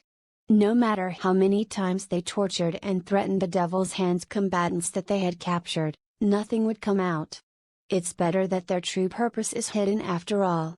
If it becomes known, it will be more difficult to move with Cordelia. It was decided in the meeting that they should prepare for any future attacks of the Devil's Hand, but frankly, It would be difficult for the demon followers to execute a large-scale operation again when they've failed once already. That is all. The Order of the Blue Lion will be stationed on the 1st floor, so please feel free to contact us if you need help or have any questions. After Serb Arwa's words, the meeting was virtually over. However, only Serb Arwa's party left the conference room. Most of them wanted to talk with each other, and some wanted to talk to Jude and Cordelia. Thank you so much. I lived thanks to the two of you. The first person that came to Jude and Cordelia was Sylvia. When she, an absolutely beautiful woman, thanked them with tears in her eyes, even Jude's face was bound to turn red from the sight. Cordelia made a HMPH sound at seeing Jude blushing, before she held Sylvia's hands and said, "No, Annie. You were very scared, right?" "Yeah," but even Cordelia herself thought. It was really great. And, as Sylvia slightly slurred at the end of her sentence, Cordelia tilted her head and waited for her next words. She was Cordelia, who only showed her yellow storm side when she was with Jude. But in front of others, her Cordelia Chase self was more active. "Can we talk a little more? The story of the fight with the mnemonic human is scary. But I'd like to hear more about the fairies." "Of course, Annie. I'll tell you everything." This time, Sylvia slightly blushed when Cordelia smiled brightly. It was because Cordelia's beautiful smile was like that of a blooming flower. "Viola, come here too. Let's talk together." "Yes, Annie." Whilst in the corner, Viola trembled at Cordelia's beckoning. However, when she saw Cordelia's slightly excited voice and eyes, she was very happy that Cordelia called her. So, it was a very beautiful night with the moon. As Cordelia began to talk, the twins and Felix slipped in, and the wizards and knight who were interested in the fairy queen also gathered. "Okay, let's leave that side to Cordelia." Instead of going to Cordelia, Jude turned to Lucas, who was still present in the room. Their eyes met with each other, whether by coincidence or that Lucas was already looking this way in the first place. "Mr. Jude Bayer, can I talk to you?" Lucas got up from his seat and asked Jude after approaching. It was a welcome situation for Jude, who also had something to say to Lucas. "Of course, Lord Lucas. I want to talk about the fight that day. I've managed to live because of Lord Lucas' help." Lucas had a bitter smile as Jude spoke smoothly. Lucas had eyes that could make an accurate evaluation of people and things. So he knew that it was Jude and Cordelia who led the fight that day, not Lucas himself. "Now, how do I do this?" Jude pondered as he sat down with Lucas. As he had told Cordelia, he had to inform Lucas about the sunflower and at the same time, draw out a story that I wanted to invite him to the north. "Let's start talking about the fight." Only, starting with the fight against Minos, he spills the story of his Gumjulmek, and tells the story of an implicit cure. It was the moment when Jude had roughly finished planning in his head and was about to open his mouth. "Mr. Jude Bayer." "Yes, Lord Lucas." When Jude responded smoothly, Lucas thought Jude was picking his breath, and said in a slightly lowered voice, "By any chance, have you ever heard of the sunflower?" "Sunflower." A gentle smile was formed on Jude's face. Episode 27, Devil's Hand, 8. Sunflower. Beyond the northernmost border of the Salient Kingdom, at the entrance to the land of barbarians, lies a historic site called Frost Anvil. The most prevalent theory is that it is the ruins of an old kingdom built by the Frost Dwarves. However, the important thing about the Frost Anvil area is that it was an extreme land with the harshest temperatures. What's the coldest place on the continent? It's Frost Anvil, of course. In fact, it wasn't just a cold place. It was a place where if you sprayed water in the air, it would become icicles. Opinions were divided on why this extreme zone was created, with some saying that the Frost Dwarves' device was still in operation, and the theological view that it was created because of a god's curse. There is one legend in Frost Anvil. Once every 20 years, somewhere in Frost Anvil, a sunflower blooms with yang energy. a flower rich in yang that blooms in an extreme land. And this story was a fact, not a legend. In a way, it's more useful than the sunfire carp. Among the items with yang energy that appeared in Legend of Heroes 2, the king of items was obviously the sunfire carp, but in fact, the sunfire carp was an item that didn't have any other uses except for its yang energy. On the other hand, the sunflower may have less yang energy than the sunfire carp, but it had a function that increased the overall abilities of the body, and also transformed the body of the person absorbing it into having a special physical constitution. Lucas had said it first. In the original story, the sunflower event didn't happen until the main event. It was close to a hidden event like Cordelia and the fairies' banquet, and it could be said to be an event prepared for Lucas, although any character in the North, including Jude and Lucas, could trigger it. Well, Lucas only knows that the sunflower is a flower with yang energy. There is a saying that those with too much yin or yang energy can be rather harmful to the body because the energy is biased towards one side. An example is Gumjulmek. I have heard of it. It's a flower with yang energy, right? Yes, it's a flower that is passed down like a legend in the North. But Lucas suddenly lowered his voice and approached Jude a little closer before speaking in a low voice. It's a fact, not a legend.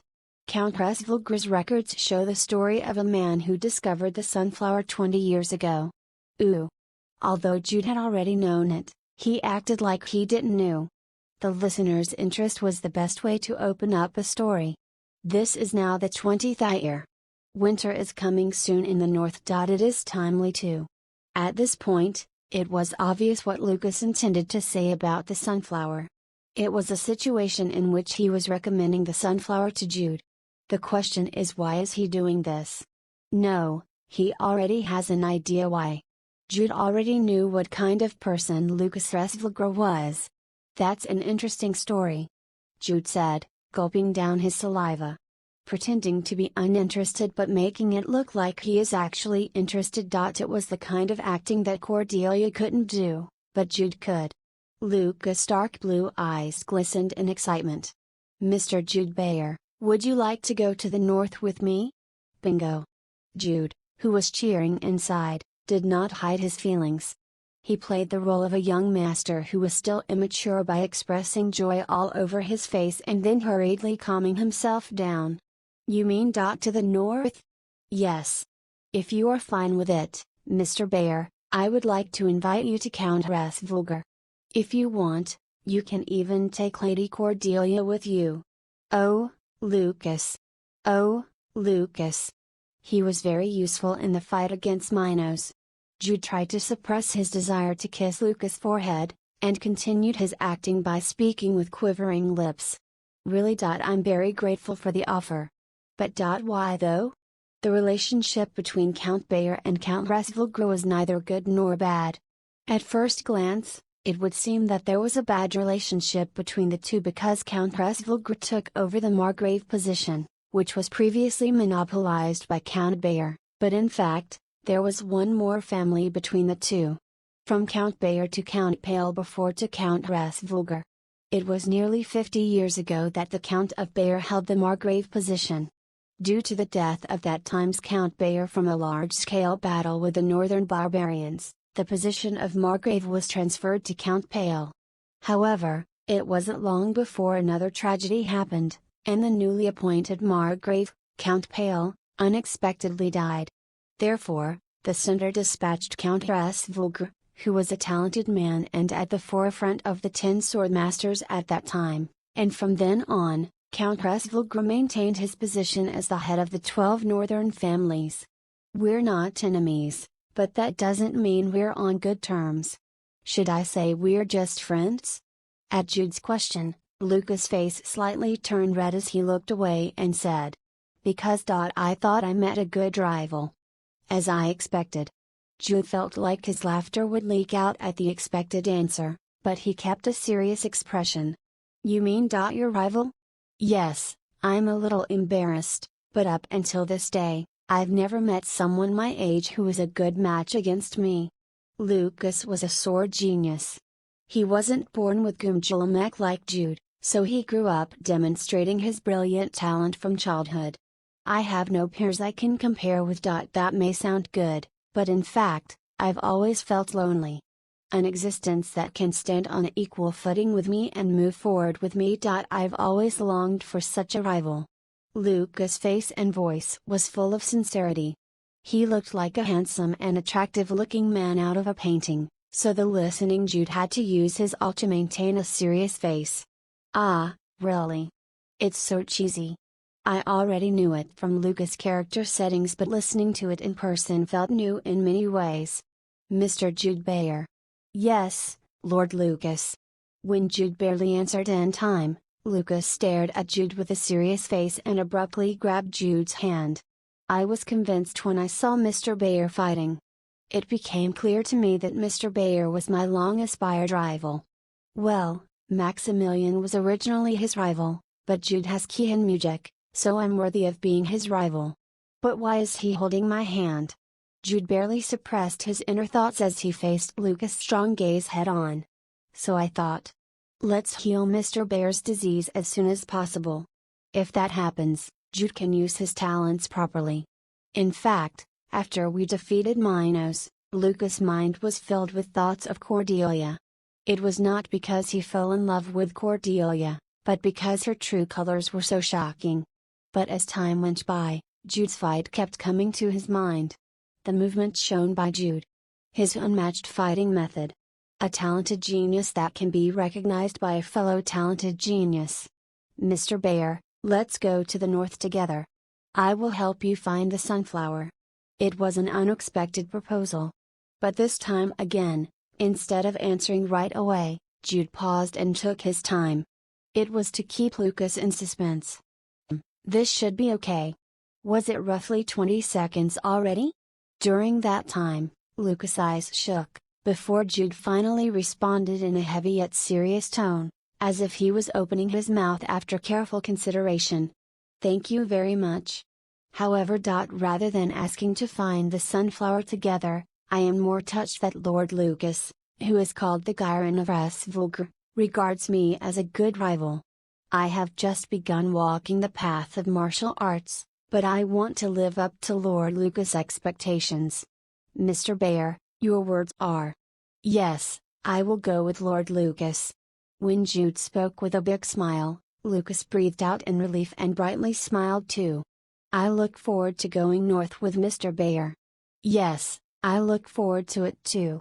Once the story came to an end, Lucas rose from his seat with a happy face and returned to the Knights of Count Rasvulgar.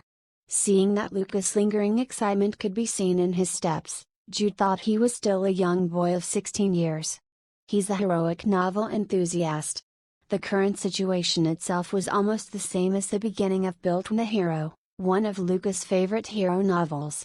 The words that Jude said in the end, about being happier that he became Lucas' rival more than the sunflower, was almost the same words that Catelyn, the rival of the main character Built, said. Lucas must have felt like he was built during our conversation. So, does that solve one thing? Jude's shoulders slightly drooped as he turned to Cordelia. Cordelia was even using body movements in telling Sylvia and Viola, who were so absorbed in the story, about the fairies' banquet. After all, her Cordelia self becomes stronger except when she's with me. Jude and Cordelia have awakened their memories of their previous lives. And as a result, many things have changed. With the sudden addition of 20 or so years of memories to a life that has only lived for more than a decade, his Outboxer 009 self was a little more prominent than his Jude self. And it got even worse as he faced Cordelia, who equally had memories of her previous life as Yellow Storm. Although Jude and Cordelia were engaged, they were originally in an indifferent relationship. But it was not for Outboxer 009 and Yellow Storm. It's been 5 years since I've known her, and nearly 3 years since we've been arguing with each other in the chat rooms every day, so when we're together, our identities as Outboxer and Yellow Storm were more prominent than our Jude and Cordelia selves. The proof was that we still call each other by our past lives' nicknames rather than our present lives' names. The affection for our previous lives that only the two of us shared. Maybe it's something like an obsession. Of course, as time goes by, it would change little by little. Right now, the memories of Jude and Outbox are mixed with each other, so his personality has changed as well.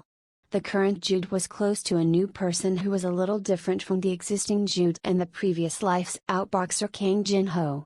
The way we address each other will also change someday. Since the first meeting, the frequency of calling each other's nicknames has gradually decreased. The day may come that we'll call each other with new nicknames that have special meanings. Someday. Jude stood up and walked to Cordelia, who was still excitedly talking. Time has passed, and it's been 2 days since the Devil's Hands attack. The first to arrive was Count Det, who was the closest in geographical location. The Golden Deer Knights, the pride of Count Det, quickly left Langesthai with the twin brothers. The next to arrive were Count Crossbill and Viscount Long's Knights. Cordelia, this social gathering was scary, but it was really nice to meet you. I look forward to next year's social gathering. Me too. Cordelia and me. They were two people who sincerely regretted breaking up with Cordelia because they had become close in the last few days. I look forward to it too. I'll miss the two of you so much. Cordelia hugged Sylvia and Viola in turn, and the hug of an incomparably beautiful girl made the absolutely beautiful woman and cute girl blush their cheeks. 3 days from the Devil's Hands attack, Sylvia, Viola, and Felix have left. Now, only 3 people were left in Trajan: Jude, Cordelia, and Lucas. My family's knights will be joining halfway through our journey. Lucas, who had been in touch with his family for the last few days, smiled as he said that. The Thunderdome Fortress, where Count Pressvulgar is located, was too far from Langesthai. It meant that if Jude and Cordelia were together, then Count Bayer and Count Chase's escort would be together too, so there would be no problem in terms of escorts. It would be alright for Count Pressvulgar's knights to join in the middle. Are we the ones left? They from Count Bayer and Count Chase. And in the next morning, the group from the 2 counts finally arrived in Langesthai. HMPH, you're still weak and frail. Father? Surprisingly, it was Count Chase himself, not anyone else, who came from the Count Chase side. Ha ha ha, Jude. I heard the story. You've become incredibly strong in just a few days. It was Gale Bayer, the next Count of Bayer, who came from the Count Bayer side. Count Chase himself went, so shouldn't our side match their assortment? Gale whispered to Jude with a smile. Since it was Count Chase himself who went, Count Bayer's heir would at least be approximate to match Count Chase's group assortment. Count Chase looked at Jude with a stern face as usual, as he said with a snort. You fought against a demonic human? Yes. Thanks to Lady Cordelia and the wizards of the Red Dawn Tower, we were able to take it down. HMPH, you're still weak if you can't take it down alone. Count Chase's harsh criticism embarrassed those around him, but not for Jude. He had a happy smile when he saw Count Chase, who was now searching for something in his inner pocket. You're too weak that my mind can't be at ease. This isn't something big, so take it. I love you, Father. Jude took the pitch-black bracelet from Count Chase without hesitation and smiled again. It was because the C-rank dark bracelet had a blessing to increase one's magic defense. TSK, you still look dried up as before. This is something I bought by chance on the way here. Take it. Jude looked back and saw Count Chase's knight with an awkward smile, who lifted up a paper bag he was holding in his arms. It was clear that the contents were healthy food that was good for the body. I didn't really prepare it for you, so don't be mistaken. Of course, Father. It was at that time when Jude's eyes were sparkling. Cordelia stealthily peeked at Jude's side. Why? Do you want us to properly divide this again? This crazy bastard. It's not that. You know, that one. Ah, that one. After communicating with their eyes only, Jude and Cordelia looked back at Count Chase together, and Jude cleared his throat and adjusted his breath before opening his mouth. Father and brother. I have something to tell you. He then told the story of the sunflower and of Lucas' invitation. He also added about Cordelia joining him. I want to go with my beloved Mr. Jude Bayer. I don't want to be separated from him. Cordelia held Jude's arm tightly as she said that with a flushed and tearful face. She was embarrassed by her act, but in the eyes of others, she seemed like a girl who was strongly in love with him, that she even had tears in her eyes because she wanted to be with her fiancé. My brother will say okay for sure. Gail was staring at Cordelia with a fully satisfied smile. Jude turned to Count Chase with his arm held by the clinging Cordelia as he gulped unconsciously. Count Chase's gaze was too scary. But it was only for a moment. Count Chase snorted as he searched around in his inner pocket again and said, I wonder if this weak guy can protect Cordelia. The way he spoke was aggressive, but there was a new item in his hand already. These are trivial items, but still take it. What Count Chase offered was a pair of rings. It looked like he casually bought and prepared it for Jude and Cordelia, but it seemed to be items that he had carried for a long time, as one could feel the energy of powerful mana emanating from the rings. It was at that moment. Please take care of Cordelia. Jude heard those words in his mind from message magic. As Jude raised his head, Count Chase turned around with a cold expression. Now that I've finished my business, I'm going home. I'll tell that old man, Count Bayer, well, so make sure to get back safely from the north. Thank you, Father. Father. I'll be back.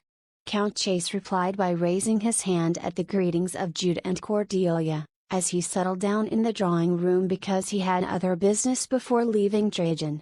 His business with Jude and Cordelia was over, but there were still other things to do, such as meeting with Ronan and the other wizards of the Red Dawn Tower. HMPH, do your work. When the slightly red-eared Count Chase turned his head and waved his hands, the Count's knights went to Sirzabek, who was in charge of the journey, and began to coordinate this and that. Because we were going on a long trip again, there were a lot of things to discuss, which included the composition of escorts. Father won't say much either, so don't worry and leave. Only, Gale spoke without hesitation, as he personally arranged the escort group who'd follow Jude. As for the remaining two, Cordelia was fiddling with the ring Count Chase gave her, as she slightly pouted her lips and looked at Jude. Well, what the hell just happened? Jude was invited by Lucas, and I got permission from my father. There's even a couple ring. No, we got a magic item. It's a great success. Jude smiled in satisfaction as he held out his fist to her. Cordelia laughed and snorted as she bumped her fists with him. The next morning, the three groups of Count Bayer, Count Chase, and Countess Vlugr set off for Thunderdoom Fortress, in the northernmost part of the Salen Kingdom. Chapter 28, Witch's Forest, 1. Mutually assured destruction, a military strategy in which two opposing military forces are powerful enough to completely destroy each other. The attacker must think that he will be destroyed with his victim if he attacks.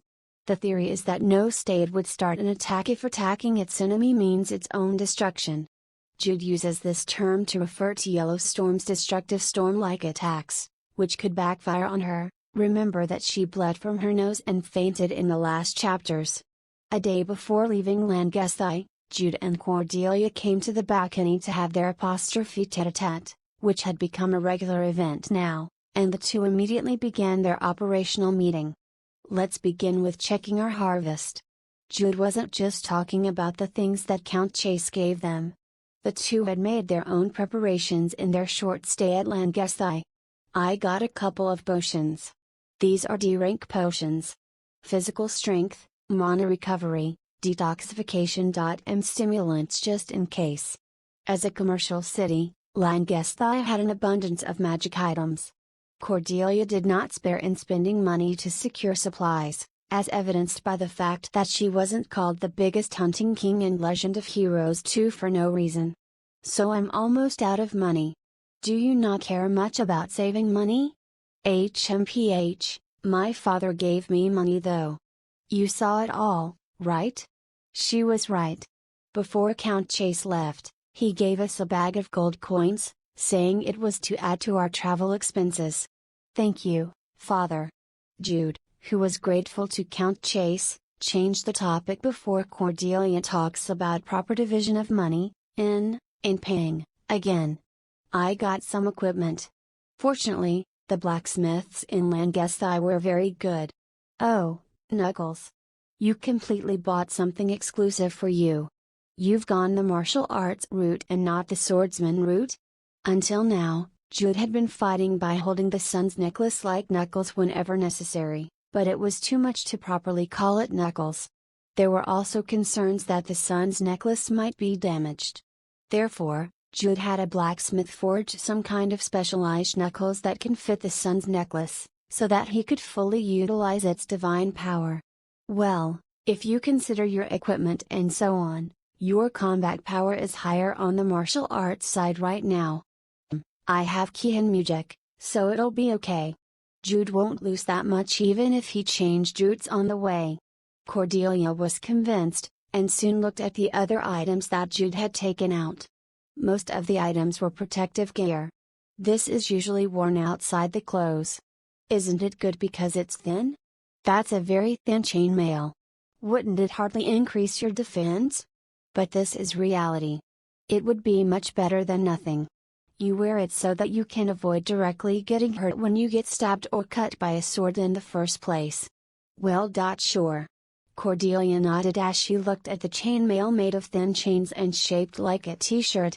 Now, let's move on to today's highlight. It was the items given by Count Chase. Jude pointed to the black bracelet he wore on his right wrist. You've known this bracelet once, right?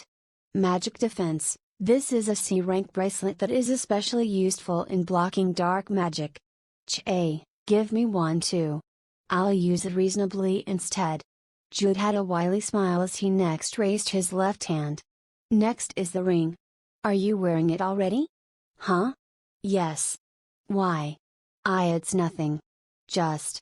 Cordelia mumbled at the end of her words, before she took out a handkerchief from her pocket and carefully unfolded it. Inside it was a ring that looked exactly like Jude's.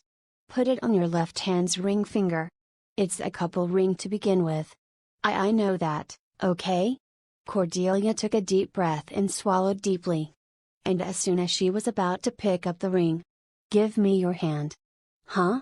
Give me your hand. Oh. When Cordelia held out her hand reflexively, Jude immediately picked up the ring and naturally put it on her left ring finger. Well, good. Is it because your hands are pretty? Cordelia? Huh? Yes. Oh, of course. Cordelia's pretty. Cordelia snorted and quickly pulled her hand back, pretending to be calm, and Jude laughed at the sight. Why? No, just. Jude shrugged once and turned the topic around for Cordelia. Before your father left, he gave me the instructions. About the ring? As Cordelia asked while fiddling with her left ring finger, Jude nodded and answered. First off, there are two effects. What effects? The first is that the magical effect of the rings becomes stronger if it's worn by two people. By how much? 1.1 to 1.2 times. Oh. Is that good? Does that make attack or curse magic stronger? Both were generally magic, whether it's attack or curse. At the idea that was truly yellow storms, Jude showed the ring's magic circle as he said. Let's refrain from talking about mutually assured destruction. Okay? You're not even a wizard. He was a martial arts fighter by profession, but if Jude could use magic like an ordinary wizard, it would be a slap to the cheek for Cordelia. What is the second effect? When the rings are close together, the built-in magic becomes stronger. Mine is recovery magic, and yours is defense magic. When we are close to each other, it overlaps with the first effect, which greatly enhances its power. Cordelia looked at the ring and found the built-in shield magic in the ring. What do you think? It's faithful to the concept of rings, right? Yeah. The effect is stronger when it's worn by each other and its performance improves when we're together. These strangely cute magic effects were precisely made by Count Chase himself. Why? No, I just had a little rude thought. In front of Cordelia, who tilted her head while wondering what he was talking about, Jude recalled Count Chase's stern face, and after taking several deep breaths, he was able to regain his calmness. Well, that's it for our harvest inspection, so let's move on to our operational meeting. You mean the way to the witch's forest? That's right. It's both in the north, but if we go straight to Count Rasvulgar, we won't pass by the witch's forest. So we need to create a reason. Moreover, monsters even appeared in the witch's forest. We needed a pretty much good reason to convince the escorts who'd make the safety of our journey to Count Rasvulgar's territory their top priority. So, what do you have in mind? Seeing that you're talking about it at this point, don't you already have a plan? Cordelia was already familiar with Jude even before they came to Pleds. Jude wasn't a person who'd bring up a story like this without having any plans. Indeed, he had a plan, so Jude grinned and answered. Of course I have. Do you remember what I told you during our last information exchange meeting? The story of playing another card to draw a big picture? Yes, the time has come for a new Moo on Sweetwater. It would be a new all-around exclamation following Goomjulmek. A dark smile was drawn on Jude's face. Did the Fairy Queen say that? Yes, the Fairy Queen said that. The Witch's Forest has an influential connection that will benefit Cordelia, so make sure to stop by if you need to go to the north. When Jude spoke with a very serious face, Lucas turned to Cordelia and she nodded while having the same serious face as Jude. I'm serious, Lord Lucas. It was indeed true that there was an event for Cordelia in the Witch's Forest. What are they going to do if we said the Fairy Queen said that? Are they going to check it? By what means? It was what Jude had said last night. Jude and Cordelia met the Fairy Queen. It was certainly true, and the moonlight proved it. No one else can meet the Fairy Queen.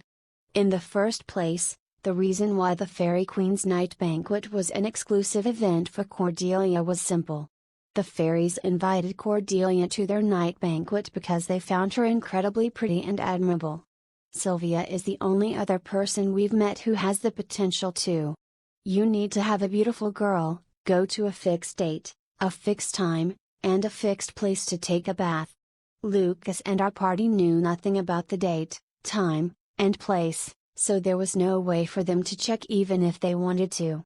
And we're going to add something extra here. You know Lucas' character settings, right? A heroic novel enthusiast. He is a young 16-year-old boy who wants to live a life like the heroes in novels. When I close my eyes even now, the day I met the Fairy Queen vividly comes to my mind. It was a really fantastic and beautiful night. As Jude spoke with his eyes closed, Cordelia continued, covering her mouth with both hands. It's a memory I'll never forget. It was true.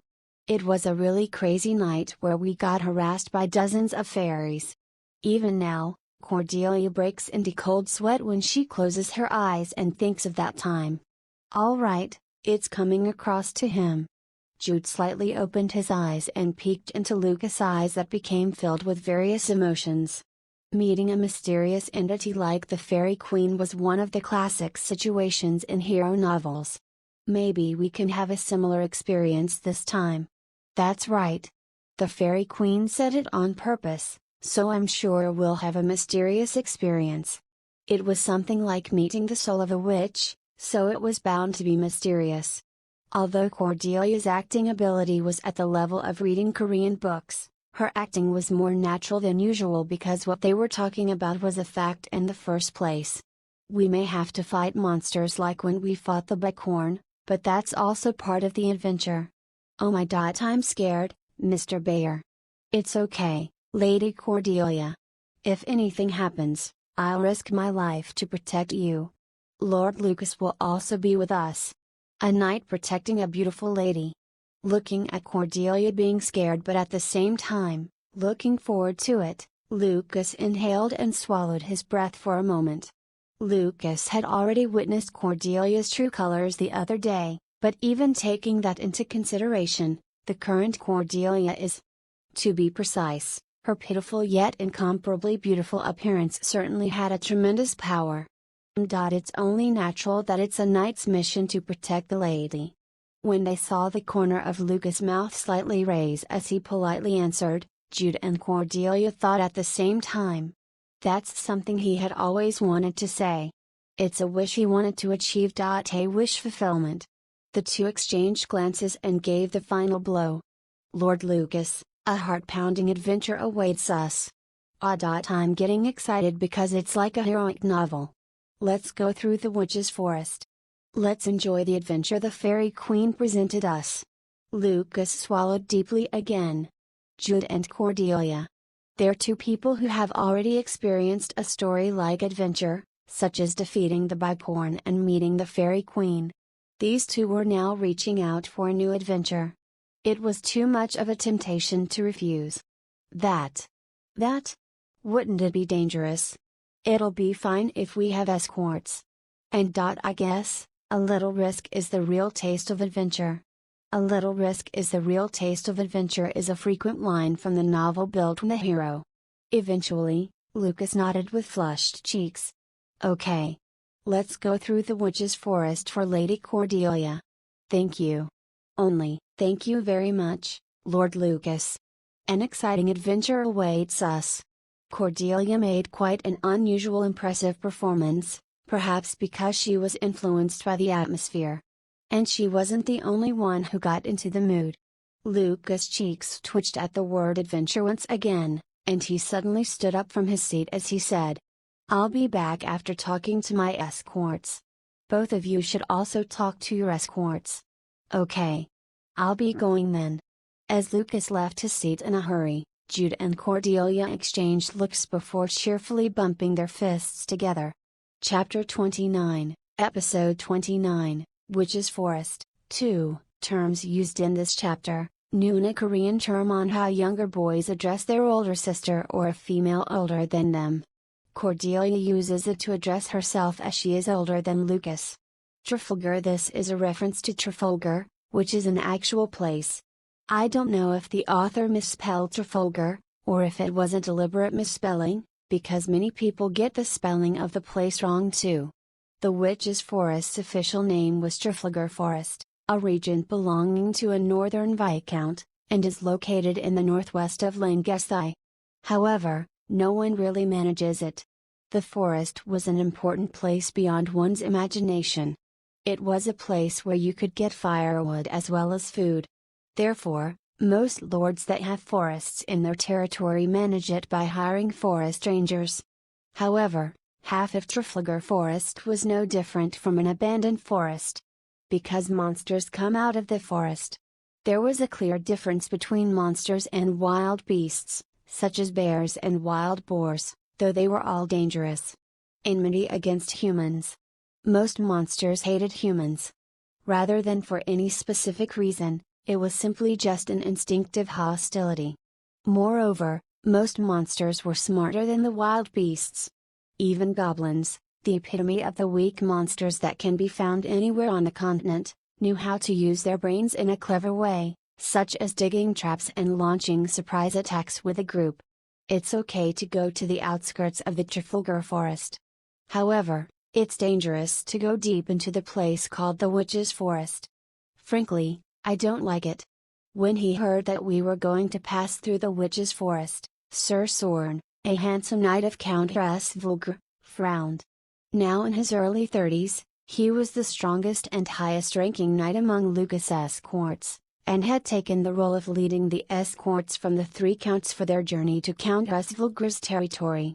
If he objected, it would be impossible to go through the Witch's Forest no matter how much Lucas wanted to. Lucas was only Sir Soren's escort target and not his master, Count Rasvulgar. But Sir Soren. Yes, I understand. If the Fairy Queen said we had to stop by, then there must be a good reason. When Sir Soren spoke with a bitter smile, Lucas' restless face brightened up a little. Sir Soren, then. All right. Let's go through it. However, there will be conditions. Condition? You shouldn't be at the forefront.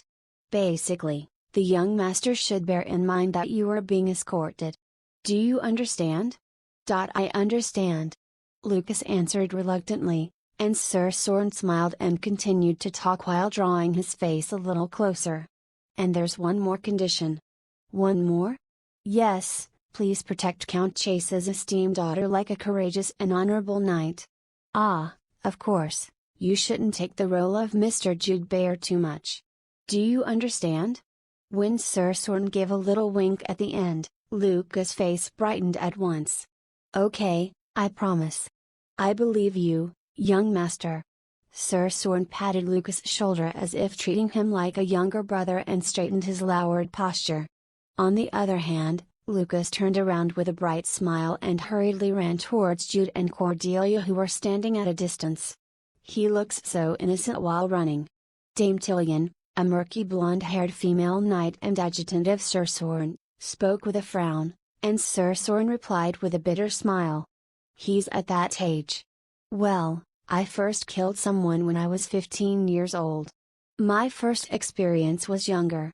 Why are you comparing based on misfortune? You are different from him.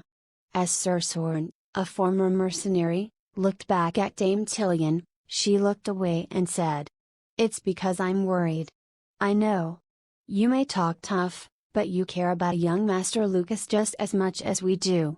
If Cordelia was the youngest and loved by everyone in Count Chase's family, Lucas was the only child born to Countess Vulgar, who didn't have a child for a long time since he got married.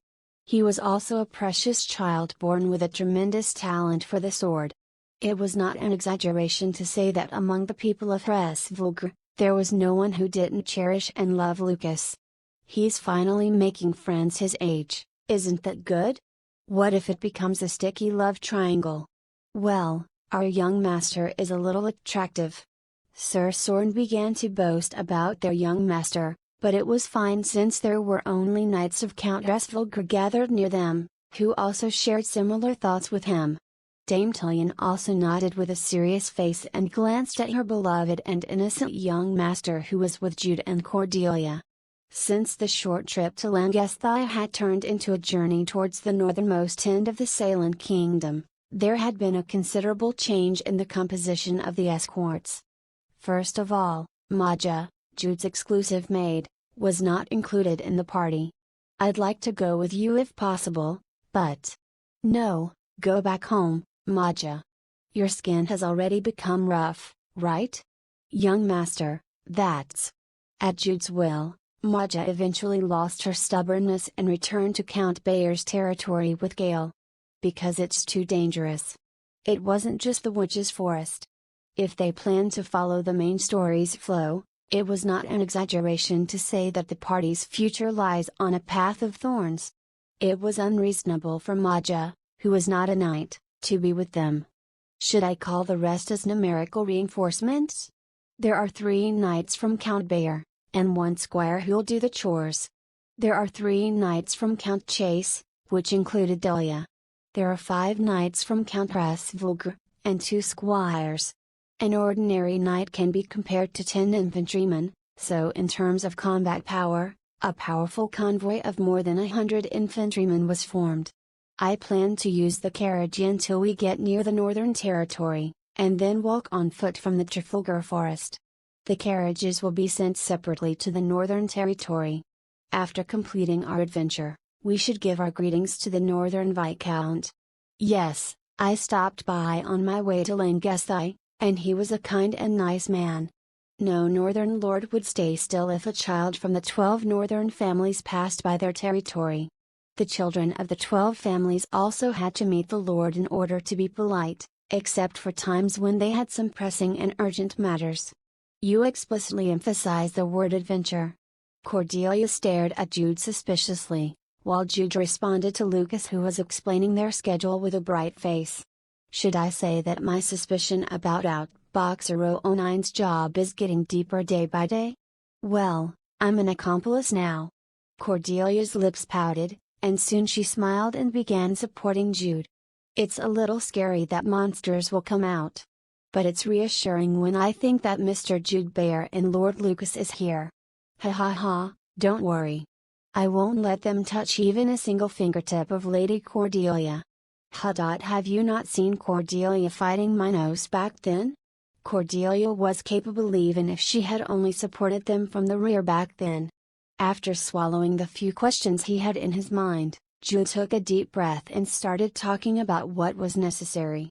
Lord Lucas, it's very important to have information before going on an adventure. We have to figure out in advance where we are going, what kind of place, what enemies will come out, and what are their strengths and weaknesses. Jude had very much felt responsible for Lucas because he had tricked him. Even though Lucas was a sword genius, he was still a young and innocent 16-year-old boy. Well, that's what I learned. It was another similar phrase that appeared in Built the Hero. Jude looked back at Cordelia and continued his words. In the witch's forest, a poor witch's soul is sealed. An evil being is suppressing the witch's soul. The fairy queen said she wished to set the witch free. Such a secret story. Like a story that would only appear in hero novels, Lucas naturally admired it as he completely got sucked in by Jude's story. And that story now was becoming true. While listening to Jude's story, Cordelia briefly recalled Cordelia's main story. After she was obviously kidnapped and managed to run away, Cordelia desperately escaped through a gap that the Devil's Hands guard had neglected, and she wanders through the Trafalgar Forest. Cordelia was not only chased by the Devil's Hands pursuers, but also by the monsters living in the forest.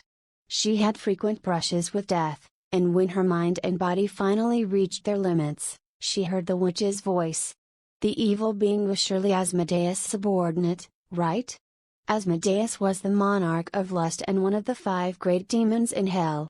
As one of the enemies in the entire Legend of Heroes series, he was one of the greatest demons that could only be dealt with in Legend of Heroes 3.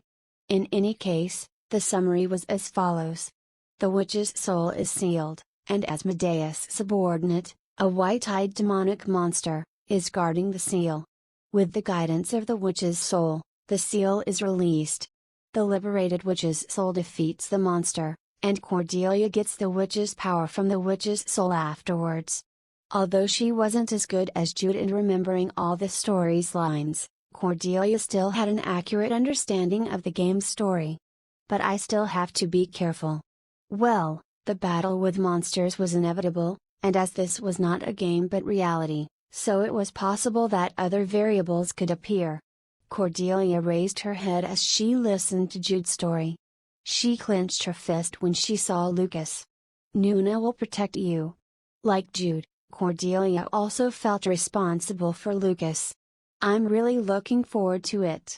Lucas smiled naively, and Jude and Cordelia looked at each other. The two exchanged glances of guilt and responsibility. The journey to Trafalgar Forest was smooth, and not much changed after entering the witch's forest. It's a little different from what I imagined. When Lucas spoke quietly, Jude and Cordelia exchanged bitter smiles. The current situation was different from the thrilling adventure that Lucas imagined. There are 11 knights. If you include the squires, it becomes 14. Whether it was a wild beast or monster, they at least possessed basic intelligence. 14 armed personnel were moving forward with a threatening atmosphere, so only a few ones were dumb and reckless enough to attack first. Very often, unlucky and stupid ones like the forest goblin appeared, but they were cut down instantly. It's peaceful. In the original Cordelia's story, the forest was like hell. Everything was hard for Cordelia, who was injured and exhausted from running away. Even a single goblin could threaten her life, so she was extremely nervous that a small sound or a glimpse of a shadow could make her heart jump. But now. Jude was surprised at the appearance of Cordelia, who was clenching and opening her fists. So he whispered to her ear. Hey, what's wrong? Are you feeling sick? Cordelia frowned at Jude's question and whispered back. Something is missing. It was a vague explanation, but Jude understood it. You're frustrated. It must be painful for a hunting king to come to the hunting ground and watch other people hunt. Well, this is unexpected, but she's not normal either. What were you thinking? Did you think I'm weird? No, not really. Stay still like that. Huh? Stay still. When Cordelia tilted her head in confusion and stopped walking, Jude loosened the cord from his waist, wound it around her waist, and held the end firmly. What are you doing? If you suddenly run and leave, I can catch you. You're not allowed to bite anyone. Shall I bite you first? It was when Cordelia growled like a dog. Mr. Jude Bayer? What's going on? Why is Lady Cordelia's waist? The fog is getting thicker. When the view is blocked, there is a risk of us being scattered, so we use this to connect each other. If it's fine with Lord Lucas, will you like to join us as well? Oh, I see. Yes, I'll tie it up too. Lucas nodded and approached Jude, who quickly tied the cord to his waist and handed the remaining cord to Lucas. Cordelia thought while looking at them. It had an authentic reason? I thought of the reason for tying the cord. I think I've had stories that when people climb places like snowy mountains, they use cords to tie themselves and stay connected with each other. Cordelia was alone in the original, but not now. The fog is thick. The fog that had been up to my ankles at first had now suddenly rose to my waist. When the fog finally came at the top of my head. Wait. When Jude, who was in the middle, suddenly stopped, and not only Lucas, who was in the lead, but also Cordelia, had no choice but to stop. Cordelia, whose mind was wandering while walking behind them, hit her forehead on Jude's back. She then asked while touching her forehead. Why? The soil has changed. What? Instead of answering, Jude turned the soil and showed it to them. He sat down, rubbed the soil, and explained to Lucas and Cordelia, who came close to him. The soil had changed. The smell, particle size, and the composition are different from the soil of Trafalgar Forest. At Jude's sudden words, Lucas blinked, and Cordelia sat down too and touched the soil, but she couldn't tell the difference. She didn't even know what the soil of the Trafalgar Forest was like in the first place. Delia. June. Jude suddenly shouted loudly, but no one answered back. Lucas flinched and also called the names of Sorn and Tillian, but it was the same too. Cordelia realized at that moment. I was too relaxed. I didn't even think of the escorts until Jude cried out. They had just walked without thinking, even though they lost sight of their escorts. Barrier. It was an independent space like the dungeon book. The story fell into place. The knights that suddenly disappeared. A completely different soil composition. If they hadn't tied each other with a cord, not only Lucas, but Jude and Cordelia would also have been scattered. Cordelia quickly turned to Jude, and he nodded. This is certainly a barrier. It was the same as the original, but also different. In the original, Cordelia wandered through the forest alone, so she didn't even notice the existence of a barrier. But it wasn't for the party. Several people were heading straight towards the target without wandering through the forest. That was what made the difference.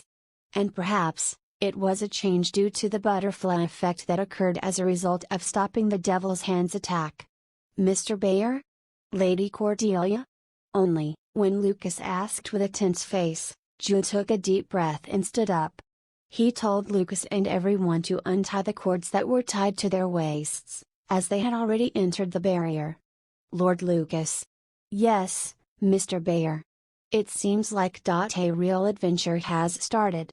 A real adventure where they had no idea of the outcome and process. Tension, anxiety, indescribable joy and anticipation spread simultaneously on Lucas' face, and Jude and Cordelia looked back at each other. Amidst their concerns and responsibilities, they were prepared to fight. Chapter 30, Episode 30, Witch's Forest, 3.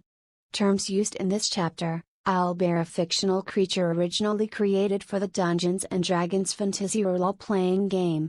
It is depicted as a cross between a bear and an owl, which hugs like a bear and attacks with its beak. Wereboar, fictional creature capable of polymorphing into a boar humanoid hybrid or into a boar, or back into its true form, which is humanoid. When moving in groups, it was very important to have a proper line and formation. Jude spoke, looking at Lucas and Cordelia. I'll take the lead, Lady Cordelia will be in the middle, and last will be Lord Lucas.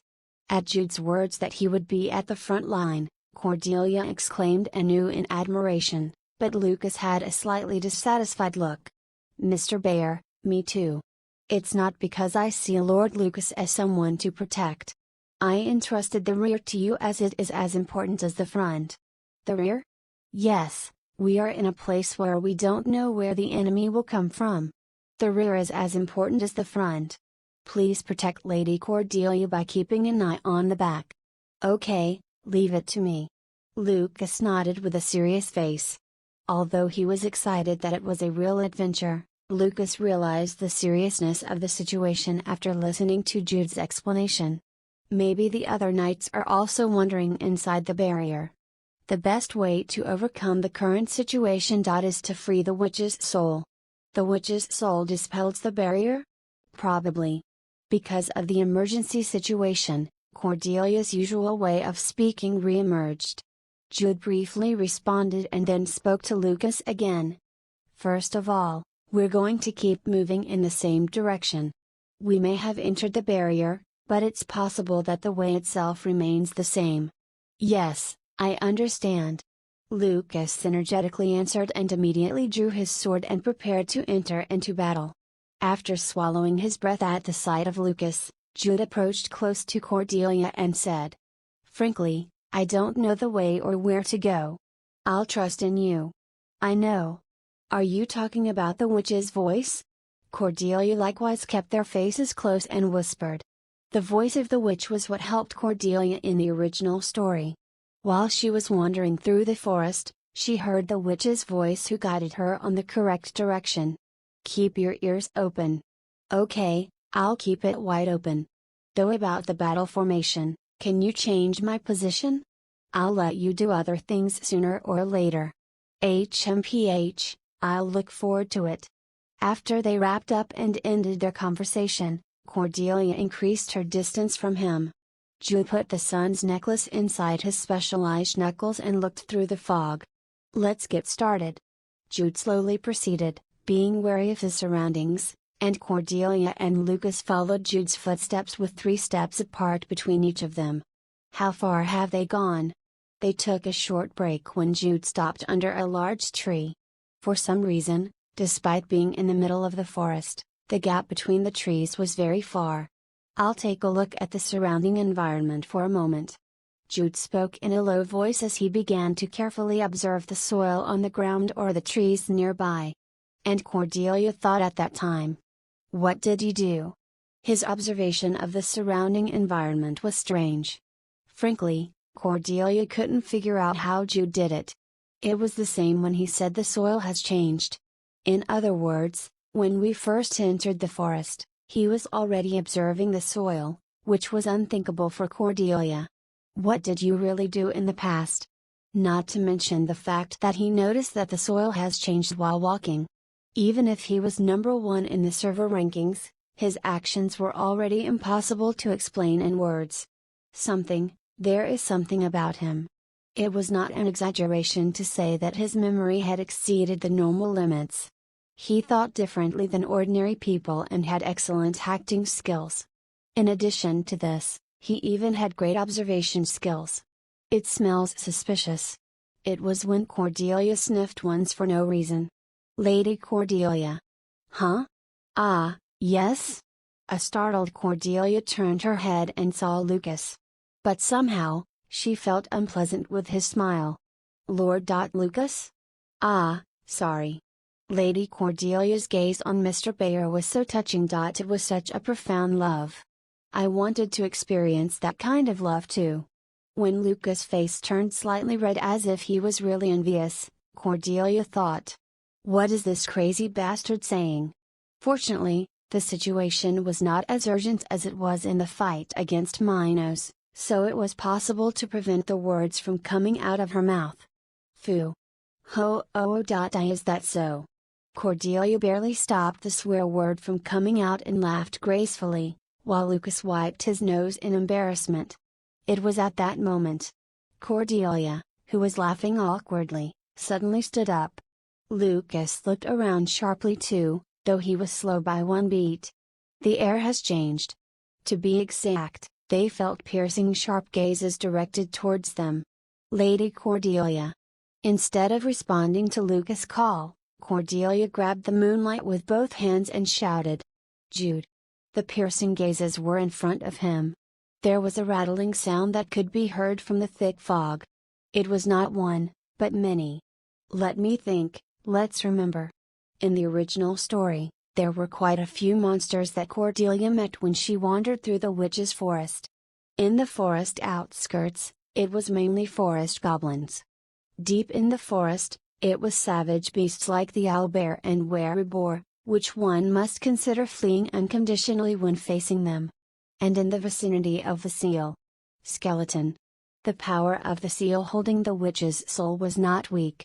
Containing the power of Asmodeus, the monarch of lust, it affected not only the witch's soul but also the surrounding area. Because of this, death was no longer an eternal rest in the depths of the witch's forest. Those who have died here were reborn as undead monsters. Lucas. Sheathe your sword. Hitting is more effective on skeletons. As Cordelia quickly shouted, Lucas hastily returned his sword to the scabbard despite his surprise. The skeletons finally appeared. 8. It wasn't a small number. The tottering skeletons were wearing worn-out white clothes that was strangely familiar. What? Was it like this in the original? Cordelia clenched her teeth in worry. The Guardians. Jude suddenly came to her side and said. The Guardians of the Holy Cross. They were a group of humans who fought against the demons and were influential across the whole legend of Heroiseries. If you think of the past broadly, the Paladin Gallus and Solari's priests, who sealed the great demon Lys Gang, were also Guardian members. Considering the situation, it was highly likely that they entered the forest to destroy Asmodeus' subordinate, died and became undead. The Guardians? Then? There should be one more. The Guardians of the Holy Cross moved as a group of 9 people. And as if answering Jude and Cordelia, a new skeleton appeared behind the back of the scattered skeletons. Likewise, it was wearing worn-out clothes, but the skeleton was also wearing a distinctive robe with the Guardians of the Holy Cross emblem. It was probably the leader of the group. Mr. Bayer. They are. Lucas fully shouted in a tense voice. This is because the skeletons that appeared began to form a battle formation. The Guardian Extermination Formation. It was the Guardian's most basic battle formation created for the purpose of all-out battle. Moreover, as if it couldn't get any worse, a red battle aura began to emerge in their hands. They may have become undead monsters, but it seemed that they could still use the Guardian's skills. FCK. Cordelia finally let out a curse and swallowed deeply, and Jude quickly said. Their pattern is simple. Tie them down with Lucas. I'll deal with the boss. In the Guardian Extermination Formation, 8 would take the form of a defensive fortress, and the leader would strike the enemy by moving inside and outside the battle formation. T/N, just imagine that the formation was moving downwards. So the front of the formation is where the bottom blue circles are. Therefore, in order to break down the battle formation, we had to tear apart the leader from the Guardian Extermination Formation. Cordelia was convinced by Jude's explanation. It was a theoretically perfect plan. However, there was always a gap between theory and reality. Hey, wait a second! Cordelia shouted in a hurry, but Jude had already kicked the ground. The skeletons in the Guardian Extermination Formation slowly marched forward, and the leader went out of the formation as if chasing Jude and kicked the ground in the same way. You evil bastard! Am I you? I'm not you. The pattern is simple. If you know the pattern, you can easily break it. I'm not you who memorized everything. There were numerous monsters in Legend of Heroes too, so their patterns that naturally appeared numbered in the hundreds to the ridiculous 1,000 mark. Who else but Outboxer can memorize all those patterns? La Lady Cordelia? Here it comes. Stay where you are. Cordelia shouted reflexively as she stamped on the floor with moonlight while invoking the spell. She first spread grease magic in a wide area to prevent the enemies from directly approaching, and then shouted to Lucas again. Start from the right. Up, down. Yes? Lucas shouted in confusion, but he wasn't a sword genius for nothing. As if avoiding the grease magic that Cordelia had spread, he completely evaded the pressing attacks of the skeletons. Seriously. Up, down.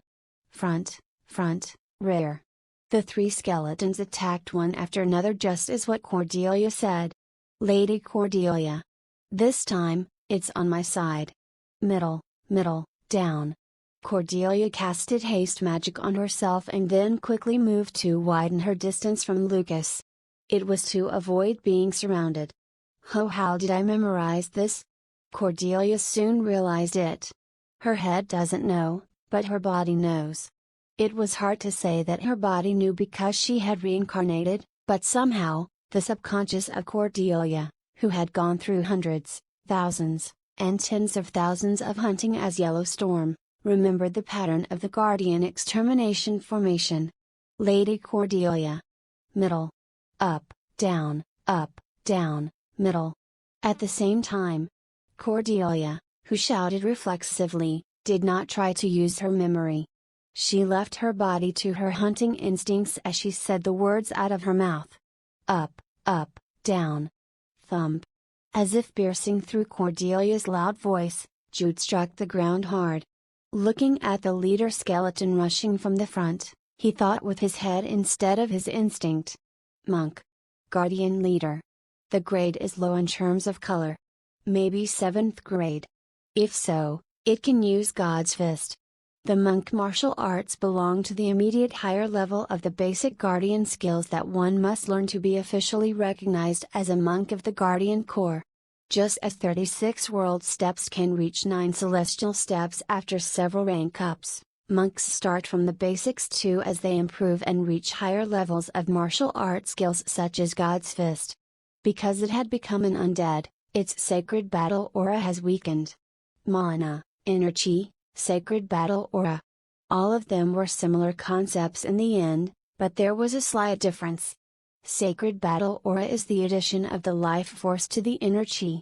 Therefore, it was not a power that undead monsters could properly handle. The monk had forcibly used fighting spirit as a substitute for life force, but it was clear that it would not be as powerful compared to using life force.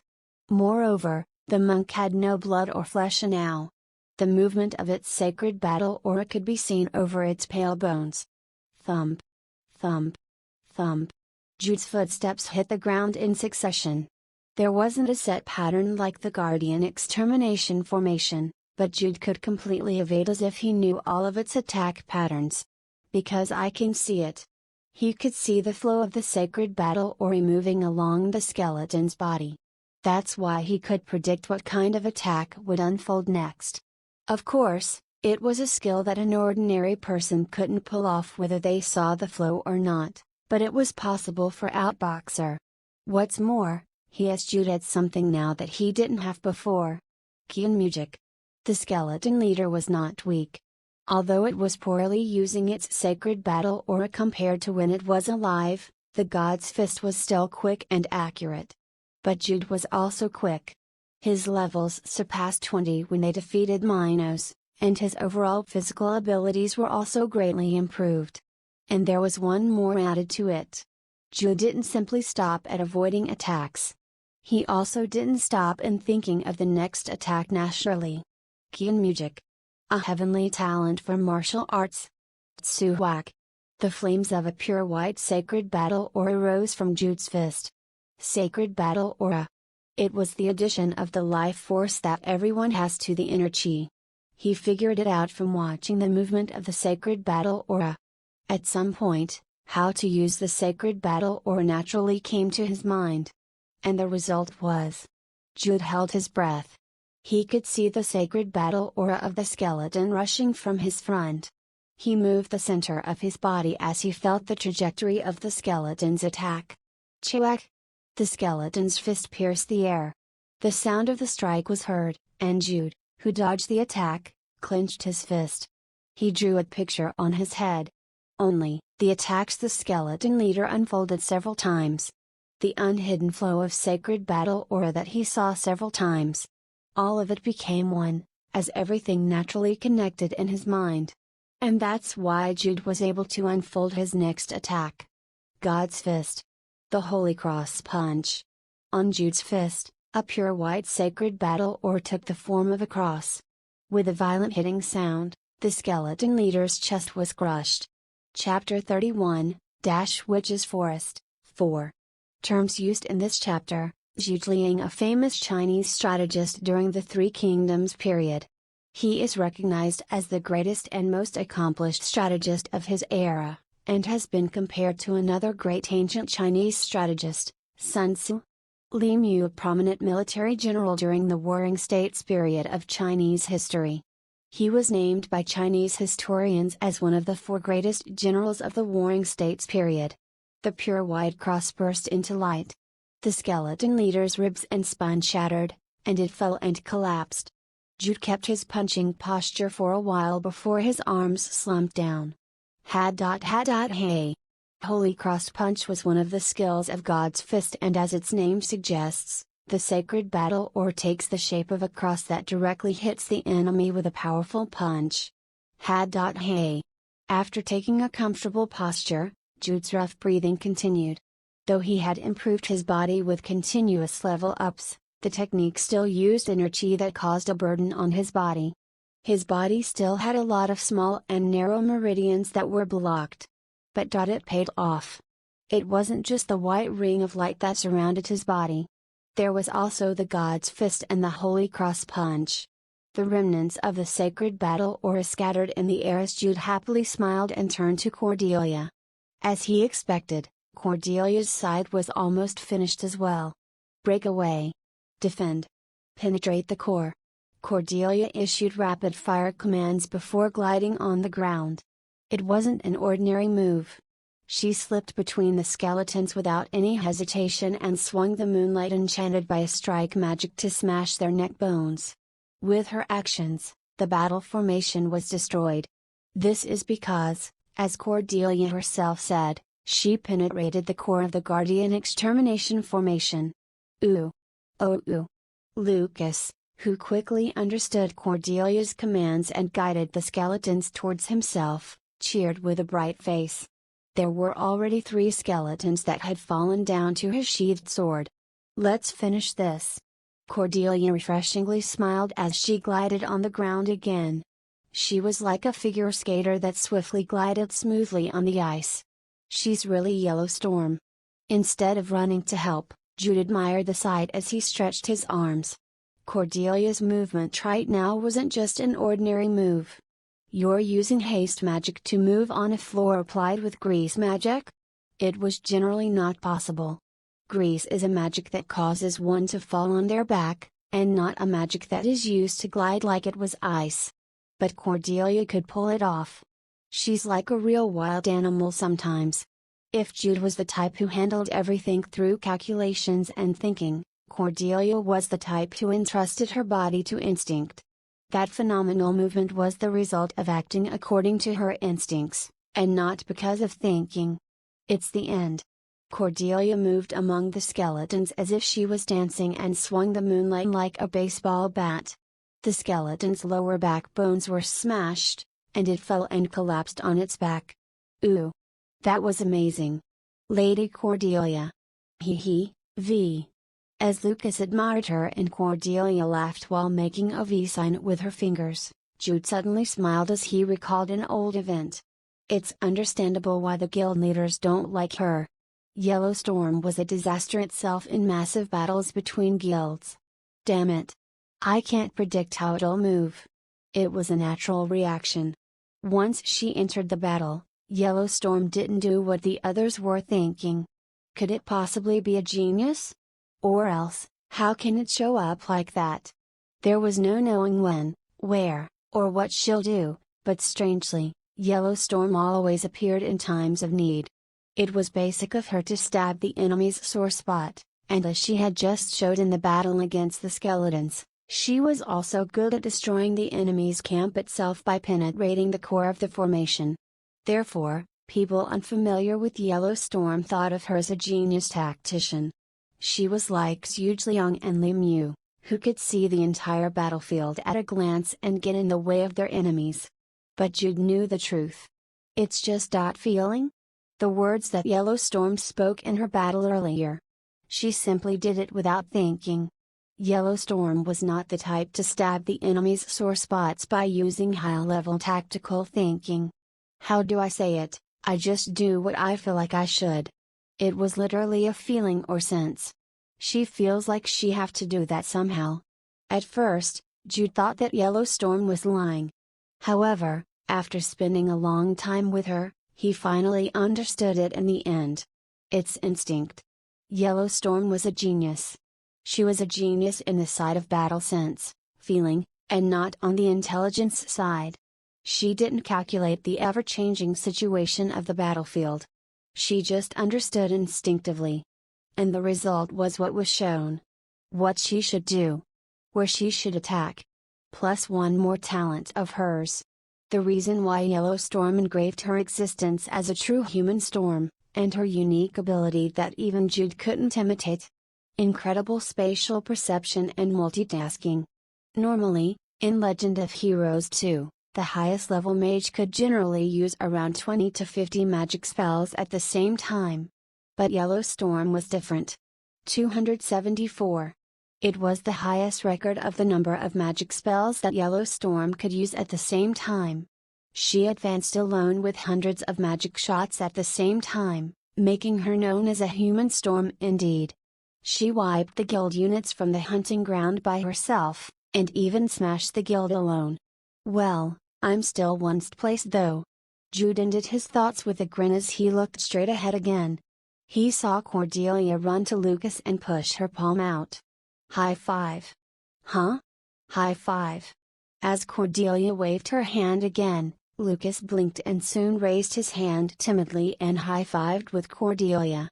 As expected of Lucas, good job. Truly a sword genius.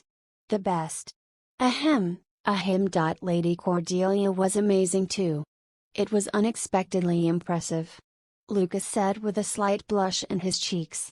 It was also because of Cordelia, but his heart was pounding at the high five itself. There is a similar scene in Built from the Hero.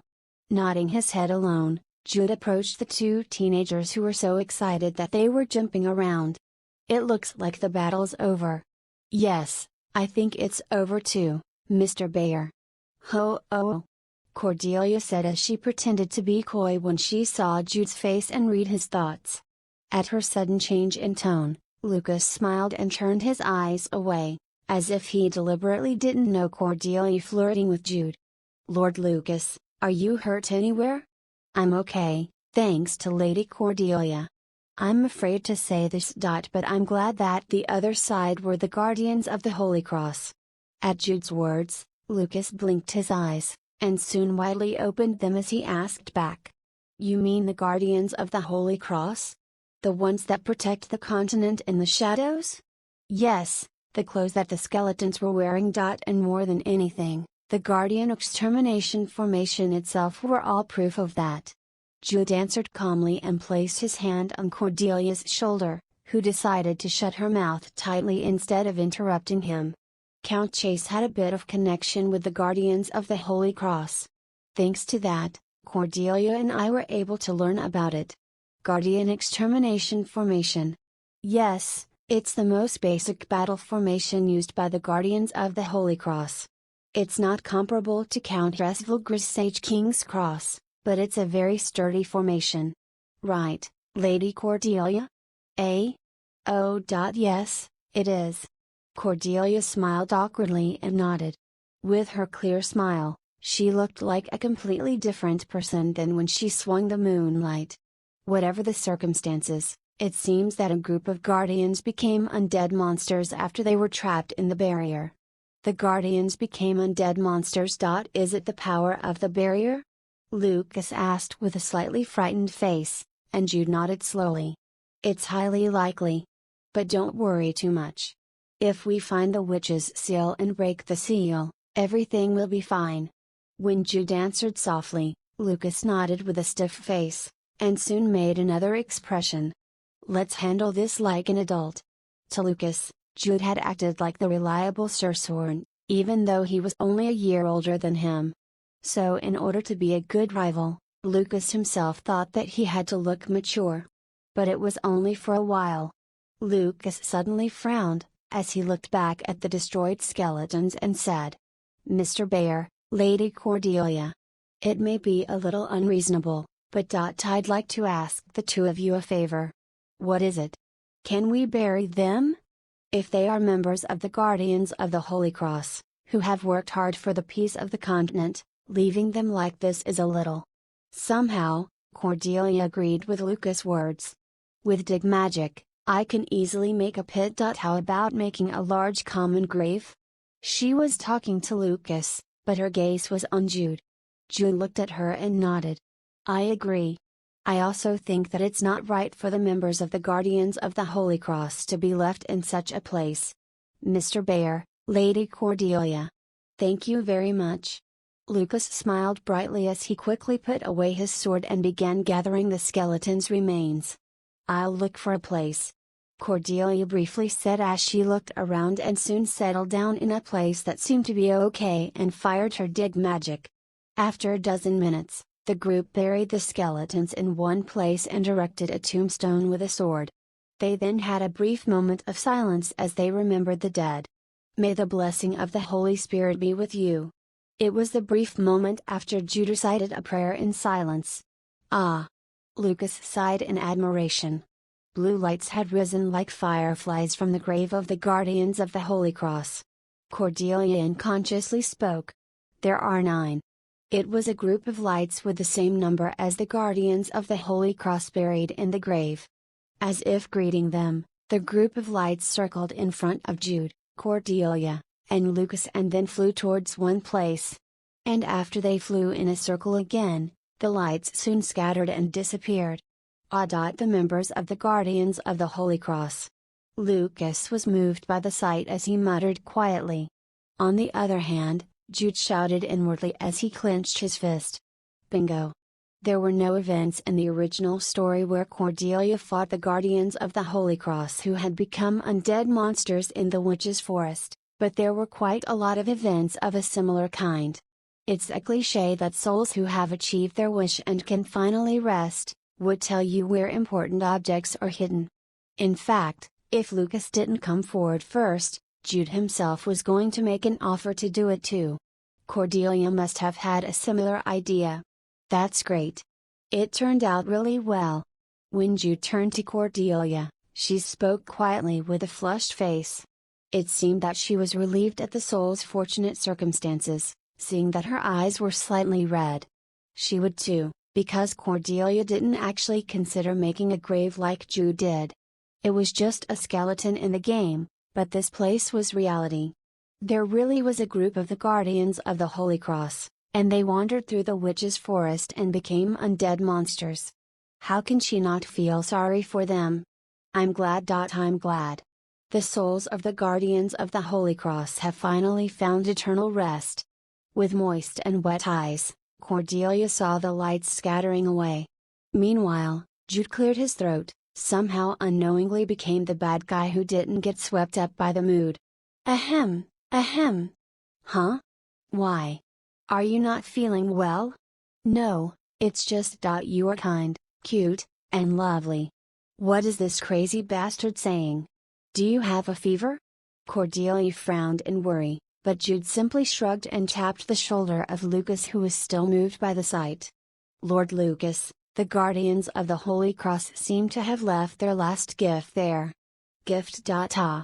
Indeed. They let us know. With his eyes wide open in wonder, Lucas ran straight to the place where the group of lights had gathered.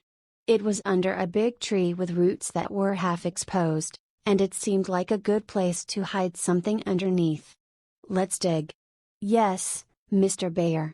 Lucas was excited by the hero-like development, and he took the lead in digging up the ground. Soon, a well-sealed wooden box was dug out. Looking at the cross pattern engraved on the box surface, it was clearly an item of the Guardians of the Holy Cross. Lord Lucas should open it. Me? Yes, it was Lord Lucas who offered to make a grave for them. So you should open it. Cordelia recommended it following Jude's statement, so Lucas' cheeks were flushed as he nodded at the two. Then, I will open it. Though it was well sealed, it was simply just a paper seal pasted on the wooden box. Lucas took out a knife and opened the lid after tearing off the paper seal. What came out was a parchment inscribed with a complex formula. It's a technique of the Guardians of the Holy Cross. It's an attack skill that destroys demons. It seems that the Guardians of the Holy Cross had come here to repel the demonic hordes that were sealing the witch's soul. Lucas nodded seriously at Jude's explanation, before looking at Cordelia and asking, Lady Cordelia, can you use it? Yes, maybe. Honestly, she wasn't confident, but there was also Jude, so she thought that it would somehow work. There's also a book about the God's Fist. Lord Lucas, can I take this? Of course. I use a sword, so I'll pass. When Lucas responded plainly, Jude smiled and took the martial arts book.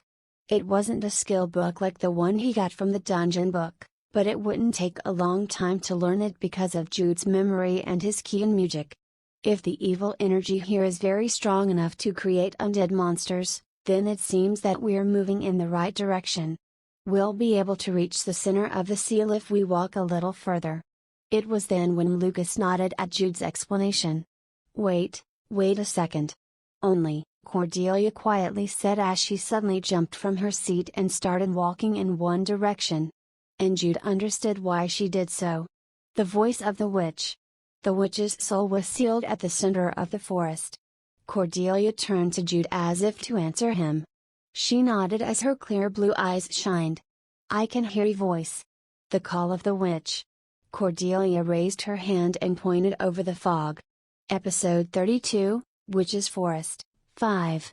While wandering through the witch's forest, Cordelia hears the voice of the witch and reaches the seal under her guidance. In other words, hearing the voice of the witch was like getting a navigator to their destination. However, Jude frowned unconsciously. It was not because Cordelia found the wrong way, or the witch's directions were unclear. Cordelia steadily moved forward, even if she sometimes stopped halfway. Come to the direction of the large tree with exposed roots. A clear and pure voice was echoing in his head, though it was somehow faint. The witch's voice. Right? As Jude glanced back at Cordelia, she was looking around and saw a large tree with exposed roots as mentioned. It's correct, but why is Jude himself hearing it too and not just Cordelia? Can you hear it even if it's not necessarily Cordelia? In the original story, Cordelia heard the voice because she was alone. But it didn't seem to be the reason. The whole time Cordelia was looking for the way, Lucas was just standing with a blank expression. For the time being, let's keep this a secret. It was very clear on what would happen if I told them that I could also hear the voice of the witch. Cordelia would be pouting, and Lucas would be feeling gloomy because he was the only one who couldn't hear the voice. This way. Oh, okay. Cordelia had a small smile on her face as she spoke in short words and pointed the direction. She seemed to like the current situation in which she became the main character of the episode, as it was in her nature to like getting attention. Yes, I should hide it. I didn't have to reveal the truth and break that smile. But why am I really hearing it? Is there a separate condition on why I could also hear the witch's voice? What does Jude himself and Cordelia have in common? A characteristic that we do not share with Lucas. Beautiful. And handsome? Although Lucas was a handsome man of the manly and gallant type, he couldn't compare to Jude and Cordelia, whose looks are always described as incomparable. Well. No way, right? The witch is not a fairy queen. There must have been something else. Memories of the previous life. Though if you say this, it doesn't explain why Cordelia hears it in the original story. As I stepped forward while considering these and other hypotheses, the fog began to fade at some point. There's a seal in that cave. Rather than a small and narrow proper entrance, Cordelia had pointed to a crack that had risen from the passage of time. As she explained to Lucas, Jude looked around. He saw the dense trees that have grown more than 10 meters and have completely obscured the sky. Beyond the small rocky mountain where the cave was located, a demonic monster was guarding the seal. We're almost there though. Now, if we go in and release the seal, it would be the end of the mission. The soul of the witch released from the seal will solve the problem of the monster. Cordelia gets the power of the witch, and I get some of the byproducts. Like the bicorn, the demonic monster will also leave a body. As Jude added a lighted smile, Cordelia looked at him suspiciously as she approached him and said, "You look like a pervert." Which side? Just in many ways. Like always, Cordelia said some silly things before she took the lead and went into the cave. The crack was small and narrow, but there was no problem with Cordelia, whose build was small and slender, and Jude, who was still quite thin. Lucas struggled, but he also somehow passed. "You're almost here. Come this way." Upon entering the dark cave, he not only heard the witch's voice, but also saw a bunch of green lights, that looked like a group of fireflies, appearing in front of them. "This way." It was a small cave, so after walking for a minute or so, a fairly large cavity appeared with huge steel doors on one side, and on the center, the party was able to discover the witch's seal. On a large stone pillar in the center of the cavity was a block of ice that was almost the size of a human being. Inside the ice was the naked body of a beautiful black-haired woman, though it looked blurry. "Children, release my seal." To unlock the seal, we weaken the sealing stones at the corners with holy water and draw a magic circle of unsealing in the center, right? Okay, witch. Yes. How did you know? When Cordelia answered quickly, the witch responded with a flustered voice. Lucas, who didn't know the conversation of the two, let out anew in admiration.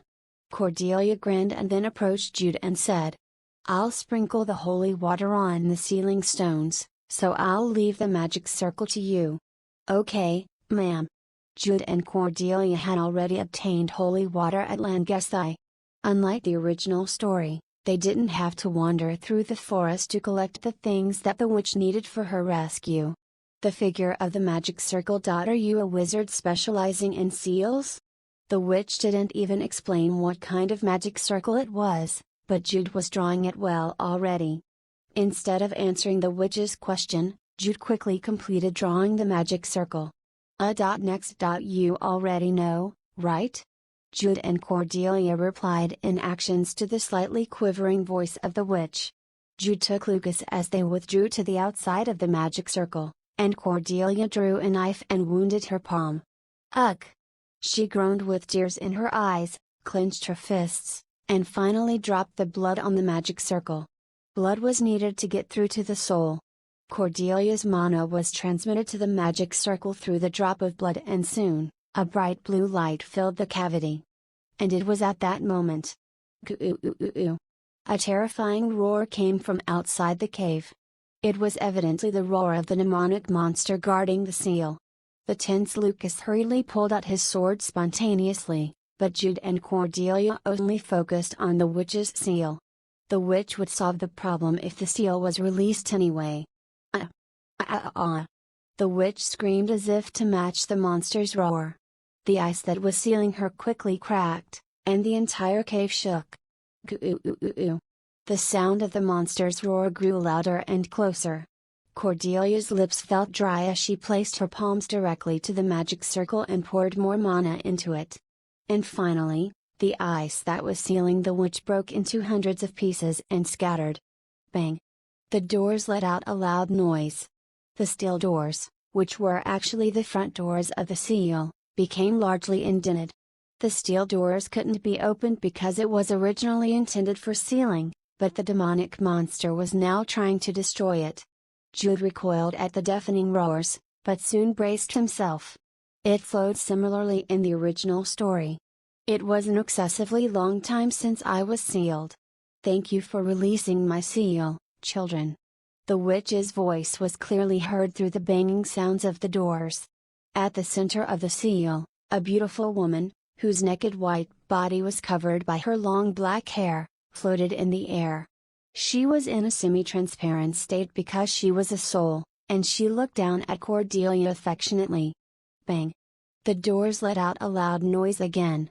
Through the dented steel doors, they could see the monster's red eyes. Jude nervously gulped as he recalled the original story. Right after breaking the witch's seal, the witch without a body temporarily descends to Cordelia, defeats the demonic monster, and then clears the barrier.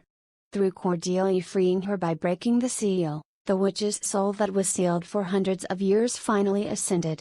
And Cordelia, who harbored the witch's soul for a while, learns a part of the witch's power called the witch transformation. It was a great scene that most users who played Cordelia remembered, because the production crew gave all their effort to that part by expressing the series of situations into a cinematic video. And now, danger is upon you. Dear child, I'll lend you my strength to get rid of the crisis. It was flowing like the original story. When Cordelia nodded as if she knew, the witch closed her eyes and recited the spell. The demonic monster seemed to be stimulated by the witch's actions and thrashed the steel doors more violently. Bang! Bang! Bang! Just before the steel doors was torn off, the witch's soul was scattered with a green light. At the same time, a green light glowed all over Cordelia's whole body, and her clearly bright red hair turned black. Her sky blue eyes also became a mysterious green like that of Jude. It was the witch's advent.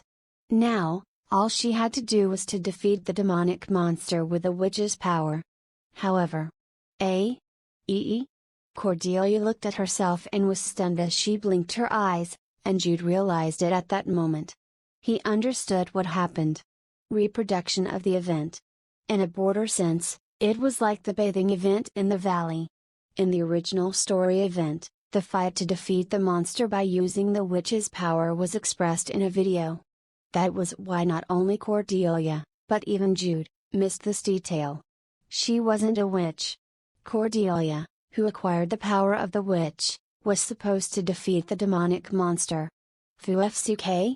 So Cordelia understood the situation and was embarrassed. She didn't know how to fight. She didn't know how to exactly use the witch's power. Bang! The steel doors were finally smashed to pieces. 2 crumpled doors were scattered on the floor, and Asmodeus' demonic monster, which looked like a huge red gorilla with horns on its head, came into plain view. Despite being in a crouched position, it was as tall as 4 meters as the monster violently smacked its fists. Cordelia looked at Jude, and he looked back at her. The alone Lucas looked at the two as he grasped his sword tightly. It was an unexpected situation. This time, there was no Bellaston's magic circle. Neither was it a battlefield that was prepared in advance. But they still had to fight. I believe in you. Jude raised his pure white sacred battle aura as he rushed towards the monster. He used the 36 world steps, and Lucas also added light to his sword with the Sage King's cross sword. I believe in you. I believe that Cordelia can use the witch's power. So she had to find a solution before we get crushed by the monster. Goo-oo-oo. The monster roared as if the rushing Jude was just an insignificant existence. It kicked the ground, and it seemed like it teleported as it had suddenly appeared in front of Jude, and then swung its fist. Smash! The ground was smashed in one blow. Jude barely avoided the attack by rolling on the floor, as he added Solari's power to his knuckles. He then flew towards the broken steel doors, trying to lure the monster to him. Lucas roared loudly to also draw its attention and ran towards the opposite of Jude. The monster kicked the ground again. It attacked on Jude's side again. Cordelia. Jude used 36 world steps again. After narrowly avoiding the monster's fist, he yelled as he struck the monster's arm with the Holy Cross punch. Goo-oo-oo. The monster shrieked in pain, but its steel-like forearm did not budge. Instead of attacking again, Jude kicked the ground and quickly pulled back. At that moment, Cordelia closed her eyes and tried to focus. She tried to use her instinct or whatever to utilize the witch's power. However, it wasn't easy. Although she had closed her eyes to block the view, she was still nervous as she could hear the continuous roars and kept thinking of Jude's current crisis. Please, please. Guide the mana. Use it naturally. It was right at that moment. What? Don't you know how to use it? Cordelia heard the small and tranquil voice of the witch, and she opened her eyes. She shouted spontaneously. Tell me. What to do. Only, how to use the power of the witch. Before Jude dies. No, before Jude gets hurt. This is how you use it. The moment the witch spoke, the witch's power moved inside Cordelia's body and soul. Through it, Cordelia understood. She realized it instinctively. She realized how to use the power of the witch. Cordelia's eyes glistened and flashed green. Episode 33, Witch's Forest, 6. Once upon a time, there lived a girl. The child was sold by her parents for 9 copper coins and soon became a sacrifice for summoning demons. However, thanks to the demon's whims, instead of ending up as a handful of blood, she became a slave of the demon. The fate of slaves were harsh. Rest did not exist for those whose souls were captured by the demon. It was their fate to live being manipulated as the demon's plaything, and when they die, to struggle in pain for eternity. And so it was for the girl. That was her destiny. But the girl did not conform to her fate. Instead of bowing down and accepting it, she stood up and eventually changed her fate.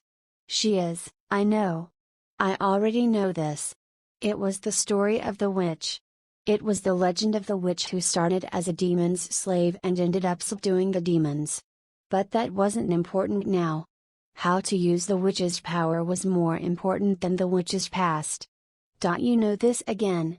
The witch spoke in a somewhat sulky voice, so instead of showing to Cordelia her past like a flitting film, she directly manipulated the body and soul of Cordelia to use her power. Cordelia couldn't use the witch's power naturally because it wasn't hers to begin with. Although the original Cordelia acquired and used the witch transformation, it was the future Cordelia and not the present Cordelia. It was like if you want to get a driver's license in the future, you have to learn how to drive first. Moreover, it was not a situation where magic could be used by pressing a single skill button like in the game, so the know-how to use the witch's power was necessary. The witch's power moved. The power of the great witch that subdued demons, spread throughout Cordelia's body and spirit. Just once, but that was enough. Cordelia instinctively realized how to use the witch's power, and she opened her closed eyes. Jude. At the moment Cordelia shouted and her eyes flashed, an intense green-colored airwave swept through the entire place. The tremendous power not only swept away the monster who tried to attack Jude, but even Jude and Lucas who bounced off too. Oh. Gak. Guaak. Although the monster was greatly pushed back, it managed to hold its ground and yelled in anger. On the other hand, Jude and Lucas couldn't stand their ground and ended up rolling on the floor. Especially in the case of Jude, since he was near the wall, he even hit the wall once. Right after her power was released, the seals area came into the view of Cordelia's shining green eyes. She saw the monster holding its ground and yelling in anger. She saw Lucas using his sword to stand up. And she saw Jude lying on the ground and letting out a painful groan. Cordelia's eyes were filled with rage. She took a step forward and bellowed. How dare you? You hurt Jude. You knocked down Jude. I cannot forgive. I will not forgive you. You actually did that. The witch's voice did not reach Cordelia. Overwhelmed by her rage, she roughly swung her arms and exerted her power once again. It was the witch's power again. A kind of tau-kinetic power became green smoke and spread out. It became a giant hand and then struck the monster. Goo-oo. The monster was roughly hit. But it didn't just stand there and do nothing. It turned around in the air and changed directions, kicked the wall and rushed towards Cordelia. Goo-ah. It opened its mouth widely. There was a red flash in its abyss-like mouth, which soon became a huge pillar of light that fired towards Cordelia. Breath? By the time Lucas cried out, Cordelia had already reacted. She largely swung her right hand to make the green smoke strike the monster's chin, which forcibly changed the direction of the breath attack. Boom! The ceiling was directly hit by the monster's breath attack and the rocks broke off and fell down. And Cordelia took advantage of it. She swung her left hand and snatched the rocks with green smoke and caused a whirlwind to collide with the monster. The rocks became like blades and cut the whole body of the monster. But it was still standing. The demonic monster's skin was thick, and its eyes still glowed red. Grr! When it roared with its arms wide open, the whirlwind itself was crushed. Die! But Cordelia didn't just watch. When it crushed the whirlwind, she raised her right fist and struck the chest of the roaring monster with green smoke. Boom! The wall and the monster collided, causing a tremendously loud sound. The impact was so strong that the whole cave shook. Hawk, blood came out of Cordelia's nose. Not only that, but her eyes were bloodshot as tears of blood flowed down. Sweat dripped from Cordelia's whole body. She only used it for a short time, but the witch's power was so powerful that it even hurt Cordelia. Not yet. The witch spoke, and Cordelia knew it too. It couldn't have been defeated with just that attack. In the original story, Cordelia borrowed the power of the witch and created a huge magic spear. She was able to finish the monster only when she had pierced it. Use the Spear of Calamity. Just as the witch spoke, Cordelia took a breath and waited for the witch to tell her the spell. 1 second passed. And then 2 seconds. Tell me. You don't know this too? The moment when Cordelia and the witch's words overlapped. Goo. The monster with hair over its whole body roared once again and kicked the ground. It narrowed the distance with Cordelia in an instant, as if cutting through space. FCK. Cordelia roughly released the witch's power. She somehow pulled away from the monster trying to punch her, as she rolled on the floor and distanced herself from it. Magic Missile. Cordelia mixed her mana with the witch's power. Thus, the witch's power was added into the magic spell that she usually used. Boom! As if it were a ballista's arrow, a huge magic missile was formed in an instant and was fired towards the monster, creating a massive explosion. Gahak! However, the backlash of using the spell hit Cordelia. At that moment, she bent her body as blood poured out of her mouth. It's still impossible to use my power as yours. Use my magic, not your magic. The witch's power was not like normal mana. Since the legendary Great Witch's power was originally the power of the demon that she subdued, one had to use the spells that the witch had ingeniously created to properly cast spells. Otherwise, if one uses the witch's power in the usual magic spells as Cordelia did, a backlash would occur. Listen carefully. The witch quickly began to cast the spell. But the monster didn't give her time to do so. Goo. Thanks to being hit by the magic missile, the monster's hair was scorched and its whole body was covered with blood, but it was still alive.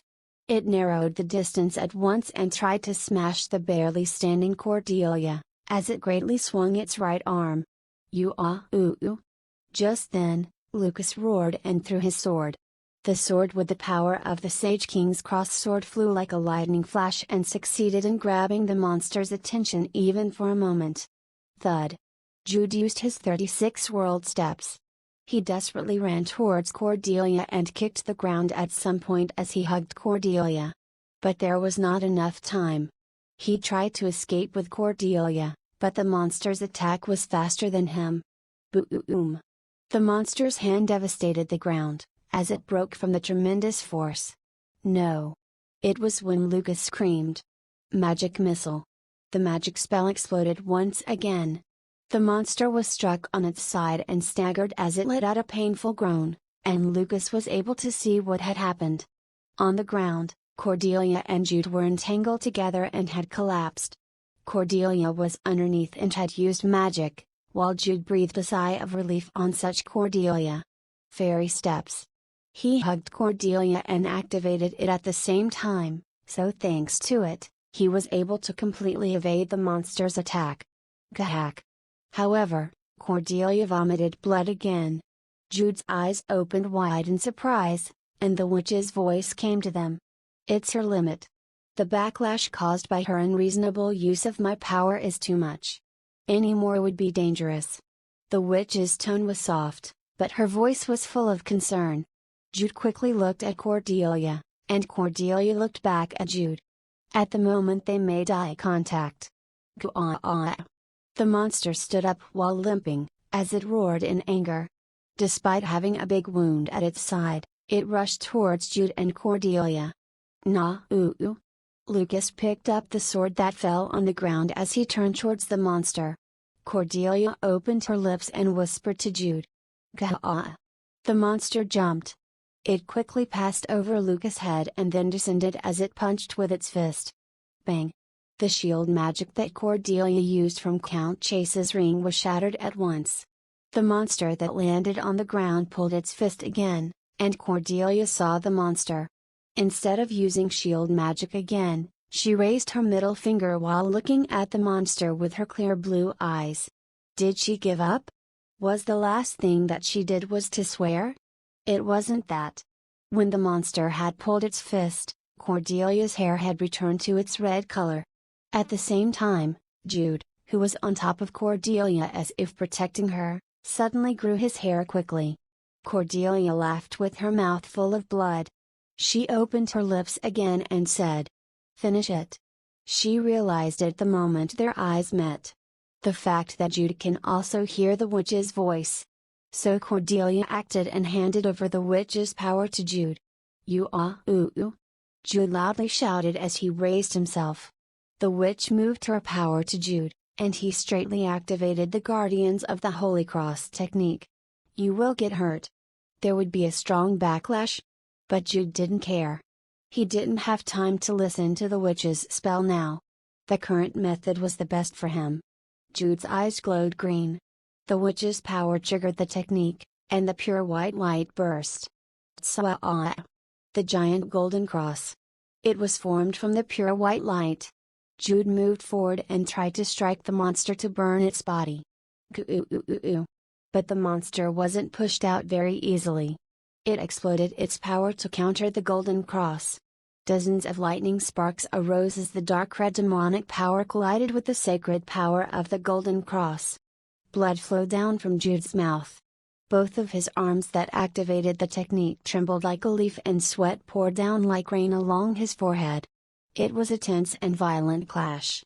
No, little by little, Jude began to be pushed back. The cause was not the technique itself but rather Jude who maintained the technique despite his physical limitations. "No, if this situation continues." The witch groaned. But Jude did not give up. "Because I trusted her. Because I believed in her." Cordelia. When Jude screamed, Cordelia was reflected in the monster's red eyes. Pure white mana was concentrated on the tip of her finger. Magic missile. It was very small and weak, but it was enough to break the balance. Cordelia moved her finger as she smiled in pain. The magic missile that was about the size of a finger, flew like an arrow and struck the eyes of the monster. Kiak. The pain from the attack broke the balance. A crack appeared from the demonic power that the monster was using, and Jude did not miss it. Boom! The monster's scream and the roar caused by the attack burst at the same time. The golden cross promptly pushed back the monster, and the monster flew almost over a dozen meters and crashed into the wall. But that wasn't the end. The golden cross dug into the monster's body. It did not stop burning until it utterly destroyed the monster. With its last scream, the red glow disappeared from its eyes. Starting from the chest, the monster's whole body was wrapped in a pure white fire, and it soon became ashes that scattered around. Hack. As he watched the whole scene of the monster burning, Jude thought that he was only breathing roughly, but he soon vomited blood just like Cordelia. Unlike Cordelia, Jude had a poor compatibility with the witch's power. He had only used it once, but his condition was as bad as Cordelia, who had used the witch's power several times. "I will withdraw my power. Don't strain yourself or you will collapse." Jude nodded at the witch's gentle voice, as his nose bled, and he felt like falling down. He soon collapsed beside Cordelia. The level dot has risen. Several pure white rings surrounded them. Moreover, he heard in his head a voice saying that he got the title of Demon Slayer. All abilities +3 and a 5% increase to attacks against great demons. While on the verge of fainting, Jude thought that he had to take care of things first before passing out. And it was the same with Cordelia. FCK, the reward dot was good. Half of her face was bloody because of the fresh blood from her nose, but even then, her smile was beautiful. She's indeed an incomparably beautiful girl. And that was it. Unlike the last time he fainted, Jude couldn't even mention about his Goomjulmek because he had already lost consciousness and fainted. Cordelia saw such a Jude once again and smiled while mentally swearing. She soon clenched her teeth to keep herself awake. It wasn't yet the time for her to faint now. There was something else that she had to confirm. Lady Cordelia. Mr. Bayer. As she saw Lucas running towards them, Cordelia finally sighed in relief. Lucas was also safe. The demonic monster was defeated, and the barrier was probably broken now. So it was okay for her to faint now. The aftermath. Please. Only, Cordelia spoke quietly as she lost her consciousness, and Lucas nodded at this deja vu scene again. As expected, they're a fantasy couple. From demonic human to demonic monster. The chemistry of the two was really fantastic. Alternating between Jude and Cordelia as if he was envious, Lucas then reached out and properly laid down the two on the ground. And the witch's soul looked down at Lucas, blinked her eyes several times and said, I can't ascend yet, right? The witch frowned as she looked at Jude and Cordelia's faces, but soon, just like Lucas, she casually had a warm smile on her face. Episode 34, Full Moon, 1. If you can hear my voice, open your eyes. Wake up and look at me. Jude slowly opened his eyes at the faintly heard voice. What he saw was a warm light and a cozy space. His eyes then caught the face of a witch with long black hair and green eyes. You're finally awake. In front of him was a white-faced beauty around 30 years old. The witch wore a black dress decorated with black bird feathers, and a wide-brimmed cone hat on her head, which were the typical symbols of a witch. This is the world of my consciousness. Your body was overwhelmed and has fallen into a deep sleep. So I woke you up here to share my story. Now, hold my hand and get up. In a daze, Jude stood up holding the witch's hand. And on the other side, he could see Cordelia standing up while holding the witch's hand as well. Cordelia? Jude? It's so nice to see you two taking care of each other here too. The voice who spoke was not from the two witches standing in front of the two, but rather, from the rocking chair in front of the fireplace. There was another witch sitting there. Now, both of you, come here.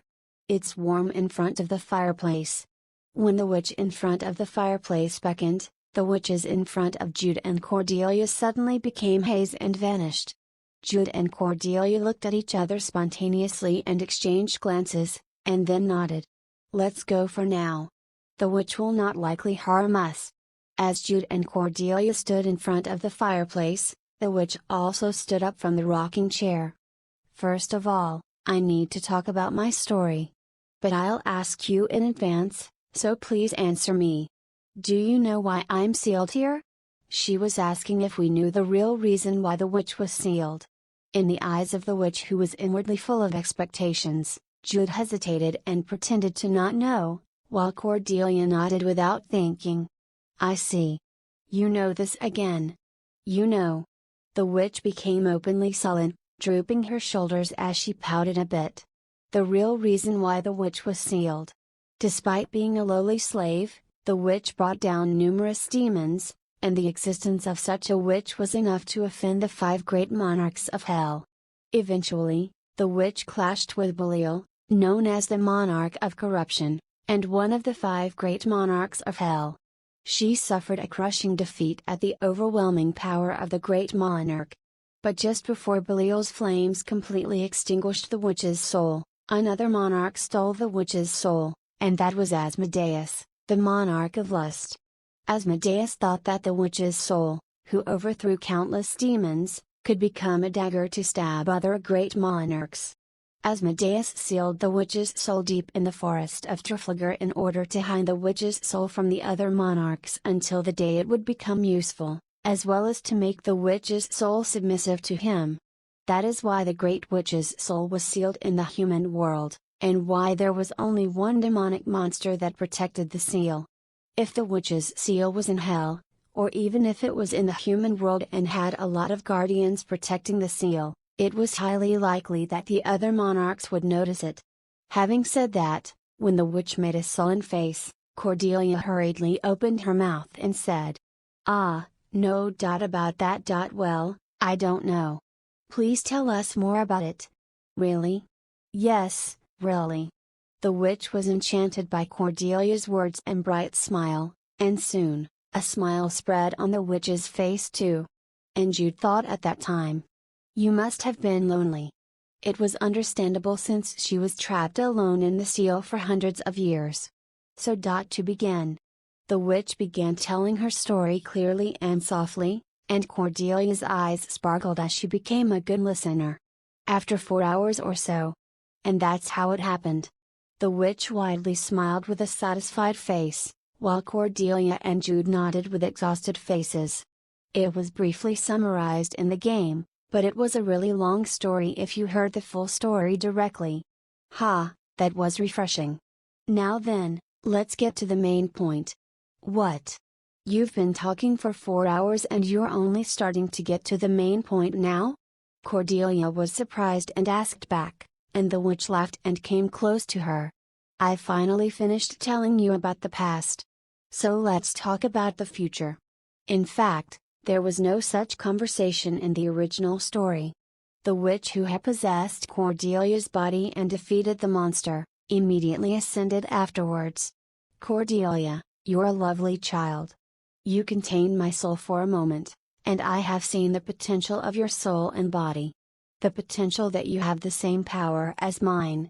Unlike before, the witch who has spoken so far had a crafty smile, and then she kissed Cordelia's forehead, eyes, cheeks, neck, chest, and the back of her hands in order. "Witch? I left my mark on your soul. Remember my feelings when you use my power. Increase your own strength through that." The witch whispered in Cordelia's ear, and after deeply swallowing, Cordelia recited the spell taught to her by the witch. She changed in a moment. However, it was a little different from the previous witch transformation made by the witch herself. Cordelia's hair was dyed black, but the tips were still red. Instead of both eyes turning green, her usual blue eyes became more vivid. "Go and increase your strength." Cordelia's witch transformation.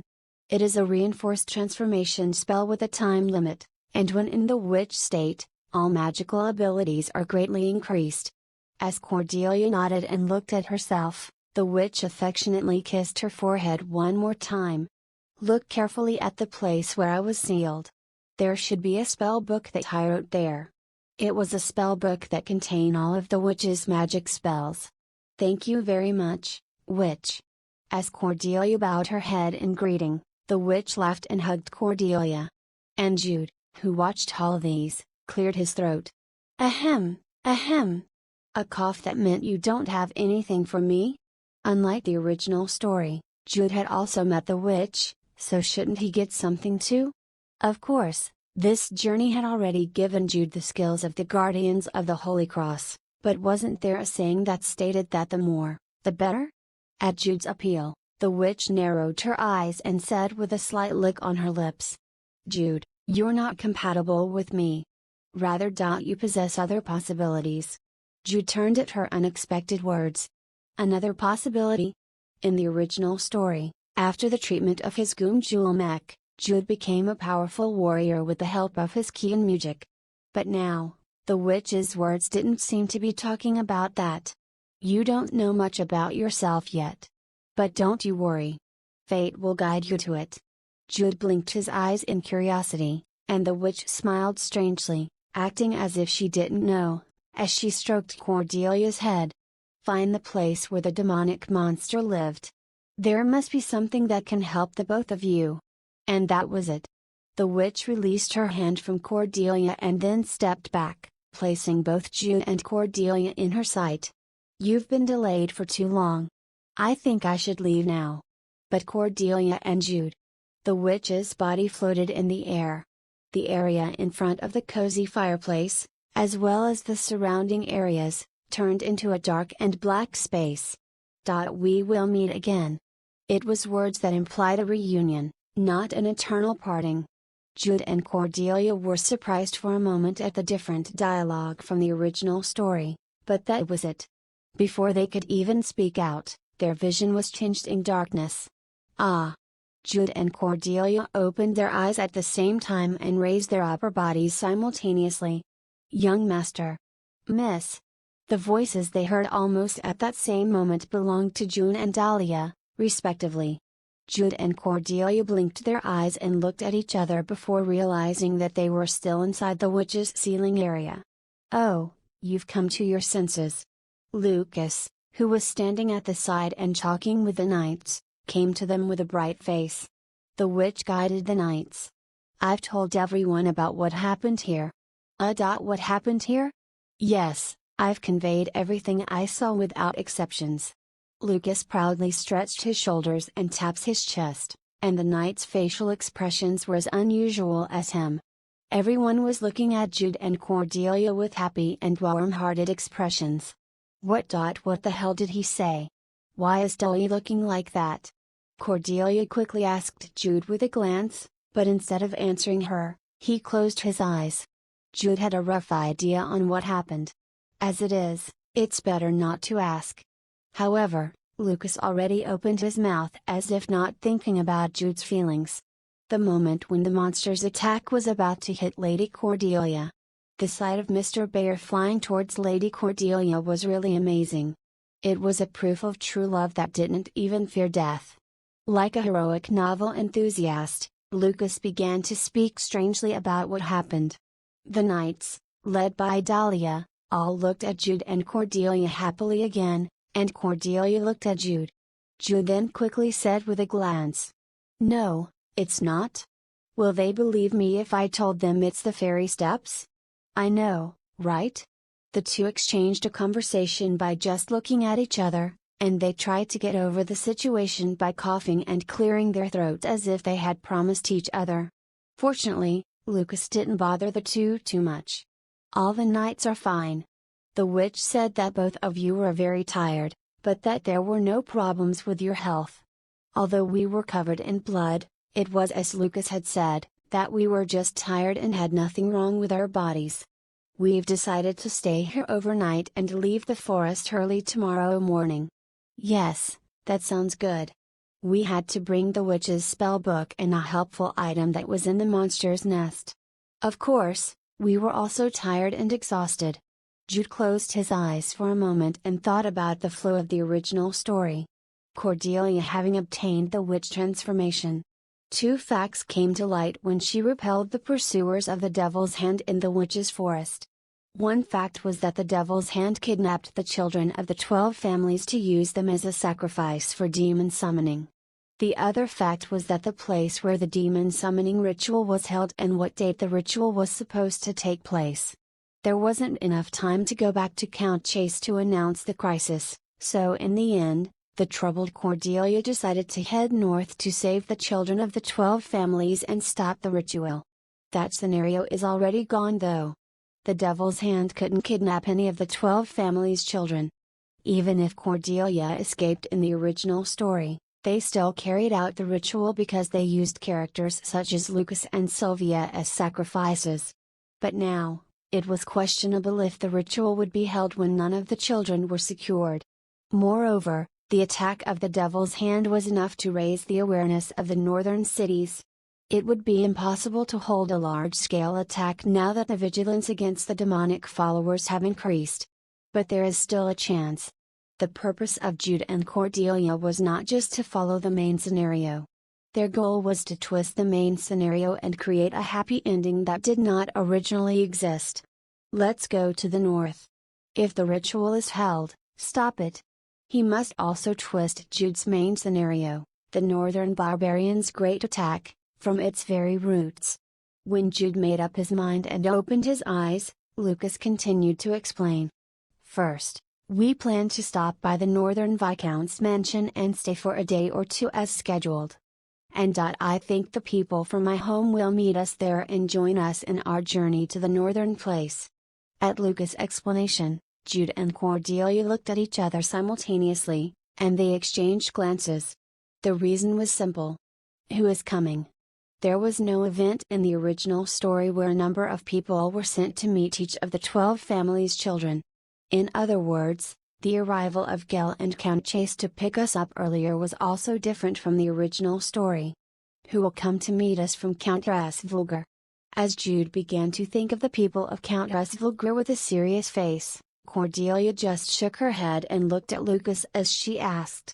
Lord Lucas, do you know who is coming? Yes, it's someone that I really admire that is coming. It's a bit embarrassing, but it's been a while since I've seen him, so I'm looking forward to meeting him again. Jude and Cordelia's curiosity grew even greater when Lucas spoke with sparkling eyes like he did when talking about adventures. Only, who is it? Who is it that Lucas had such a reaction?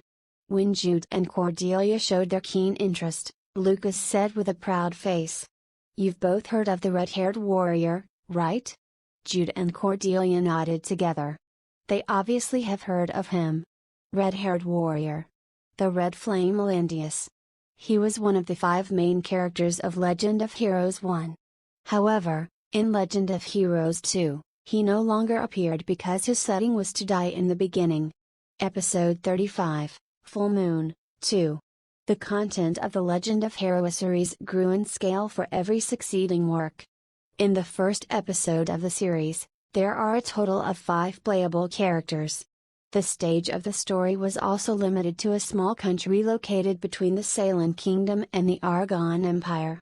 The queen of the Paragon Kingdom was brainwashed by the demon followers, and summons a demon by offering a prince as a sacrifice.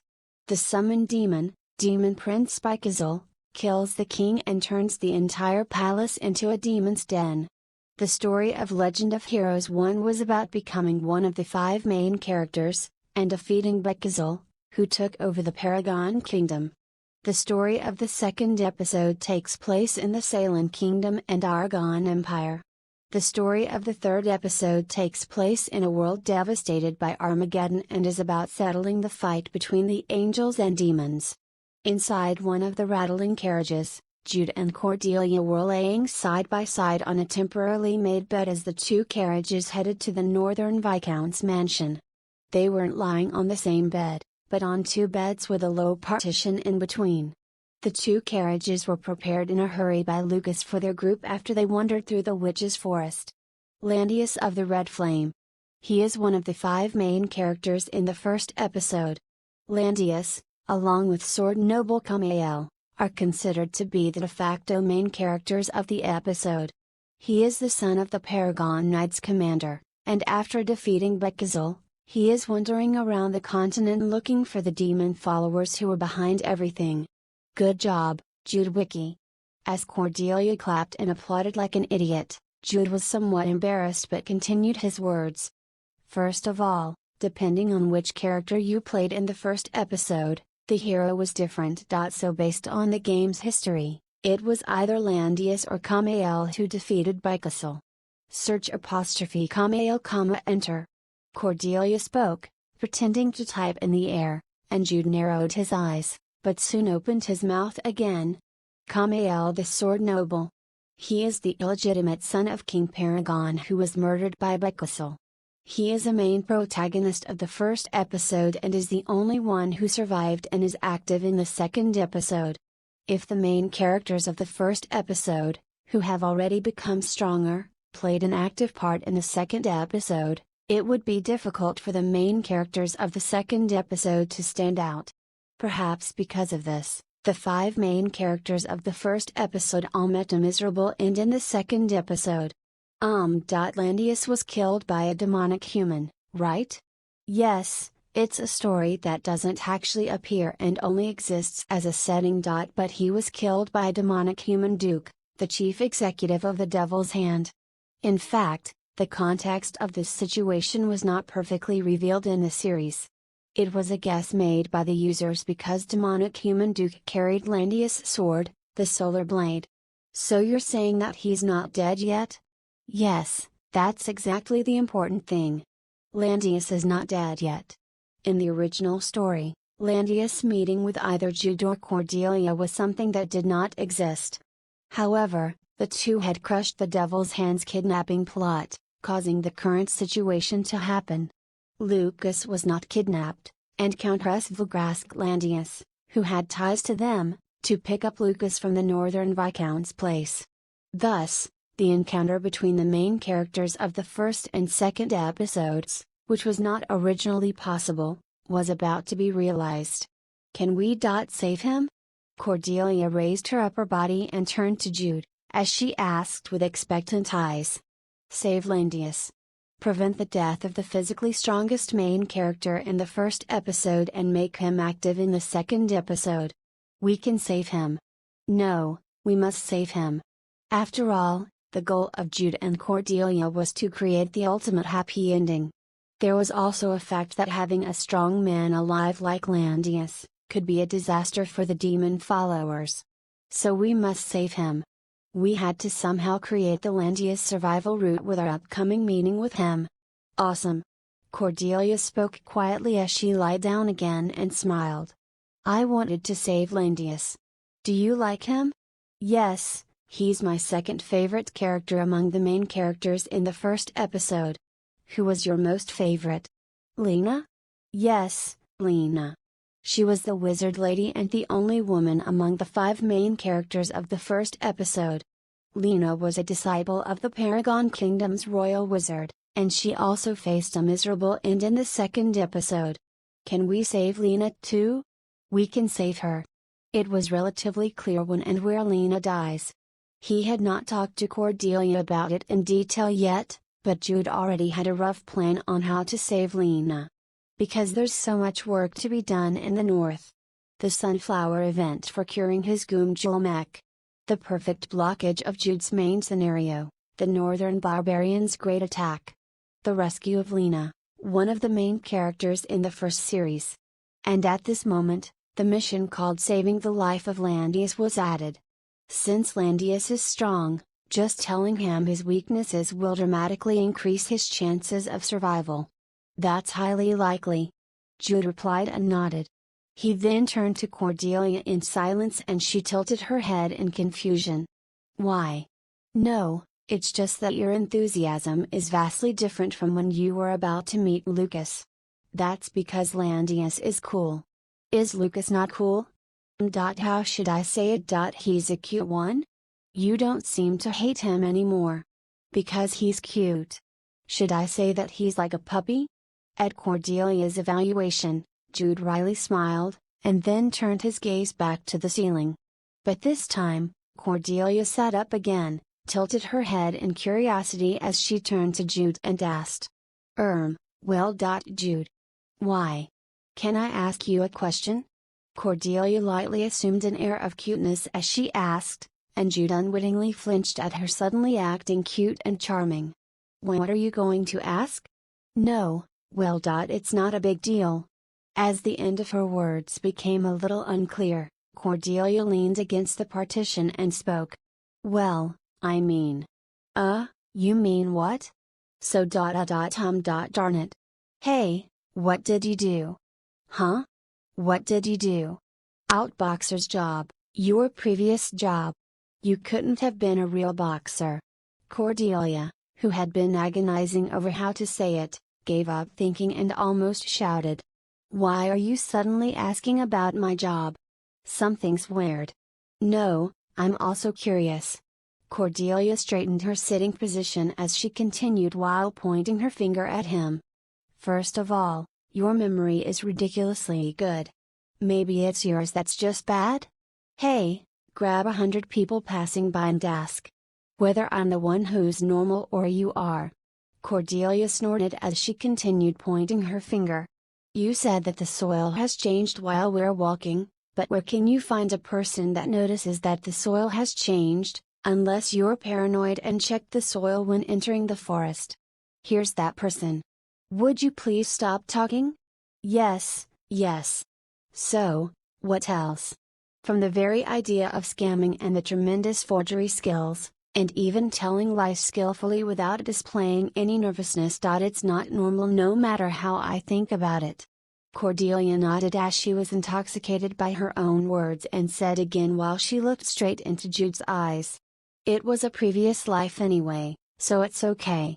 I completely understand. Then, were you a scammer? Am I right? No, it's not.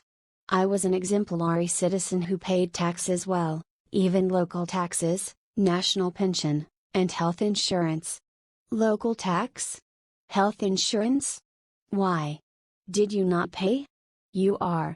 Ah, no? I know about it too. I mean, I paid it too. Cordelia quickly answered as she clenched her fist and tapped on the partition. Whatever. What if you weren't a scammer? Then what? Tell me. Okay? What is with this cute act? Oh, come on. FCK. Jude unintentionally cursed as he recoiled and retreated, but Cordelia brought her face closer to Jude. And Jude involuntarily broke into a cold sweat. Because Cordelia was an incomparably beautiful girl. Her cute act had a destructive power beyond imagination. Woo, I can't help it then. Wow. Are you finally telling me? I am. You are? I used to be a spy. Until. Cordelia became wide-eyed at him suddenly speaking in the English language, blinked in surprise and then asked back. Spy? Undercover agent? Jude did not answer and just looked at Cordelia, and she exclaimed ah. And nodded. That apostrophe s. Possible. He was similar to the main character of the spy drama that she watched before. Excellent acting skills to hide their disguise and identity. Train forgery skills for the sake of forging various documents. Excellent memorization, concentration, observation, and so on. When Cordelia was finally convinced as her eyes shined, Jude stifled his laugh but soon burst into laughter. What spy? Hey, no, so don't have such a strange delusion. FCK. Then what really was your job? Then what's yours? Huh? You. What about yours? Isn't this give and take? If you tell me first, I'll let you know mine. That's so mean. Hey, isn't it mean to just ask me but not let me know yours too? SHT, Jude's logic was right, but Cordelia didn't want to talk about herself. I might have to call him a b. I don't know what Jude's job is, but it seemed like he was older than me. We can let it pass now that we've reincarnated with a similar age and that we don't know each other's past, but once we talk about it and express it clearly, the atmosphere between us would become strange. Cordelia pouted as she lied down and said again. You know what, can you just tell me one thing then? You just can't tell me your job. Not that. Your memory. My memory? Yes, your memory. It really doesn't make sense to me. Just teach me that. How did you do it? When Cordelia stuck her face out of the partition again and asked, Jude frowned a little and then nodded. Okay, I'll teach you that. Oh, is this something secret? Cordelia stuck her head out even more in her excitement. Jude was struck by Cordelia's hair spilling over his head, so he moved over to the side. There are two things. What is it? First of all, I'm highly intelligent. FCK. What kind of secret is that? Cordelia impulsively cursed. No, that was just her saying an interjection, but she did not deny Jude's statement. She already knew that Jude was smart from the time when he was still outboxer. And do you know of the Memory Palace? Memory Palace. I know that. That's the one Sherlock used, right? Yes, it's a mnemonic system that has been passed down since ancient Greece.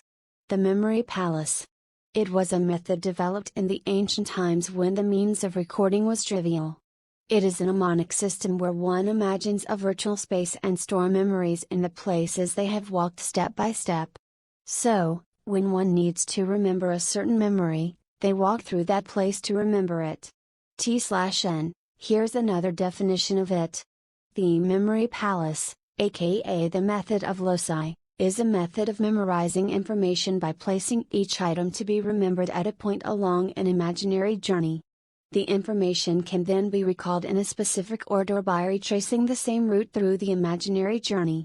And regarding Sherlock Holmes, the memory palace was only mentioned in the BBC's 2010 TV series, Sherlock, and not in the original novels written by Sir Arthur Conan Doyle. Source method of loci. The ancient Greek philosophers said that they memorized the content of speeches or books through the memory palace. It was a technique that seemed like a superpower at first glance, but it was a skill that ordinary people could acquire through training. Of course, there are individual differences, and I belong to the special cases, but for the present, I'm using the memory palace.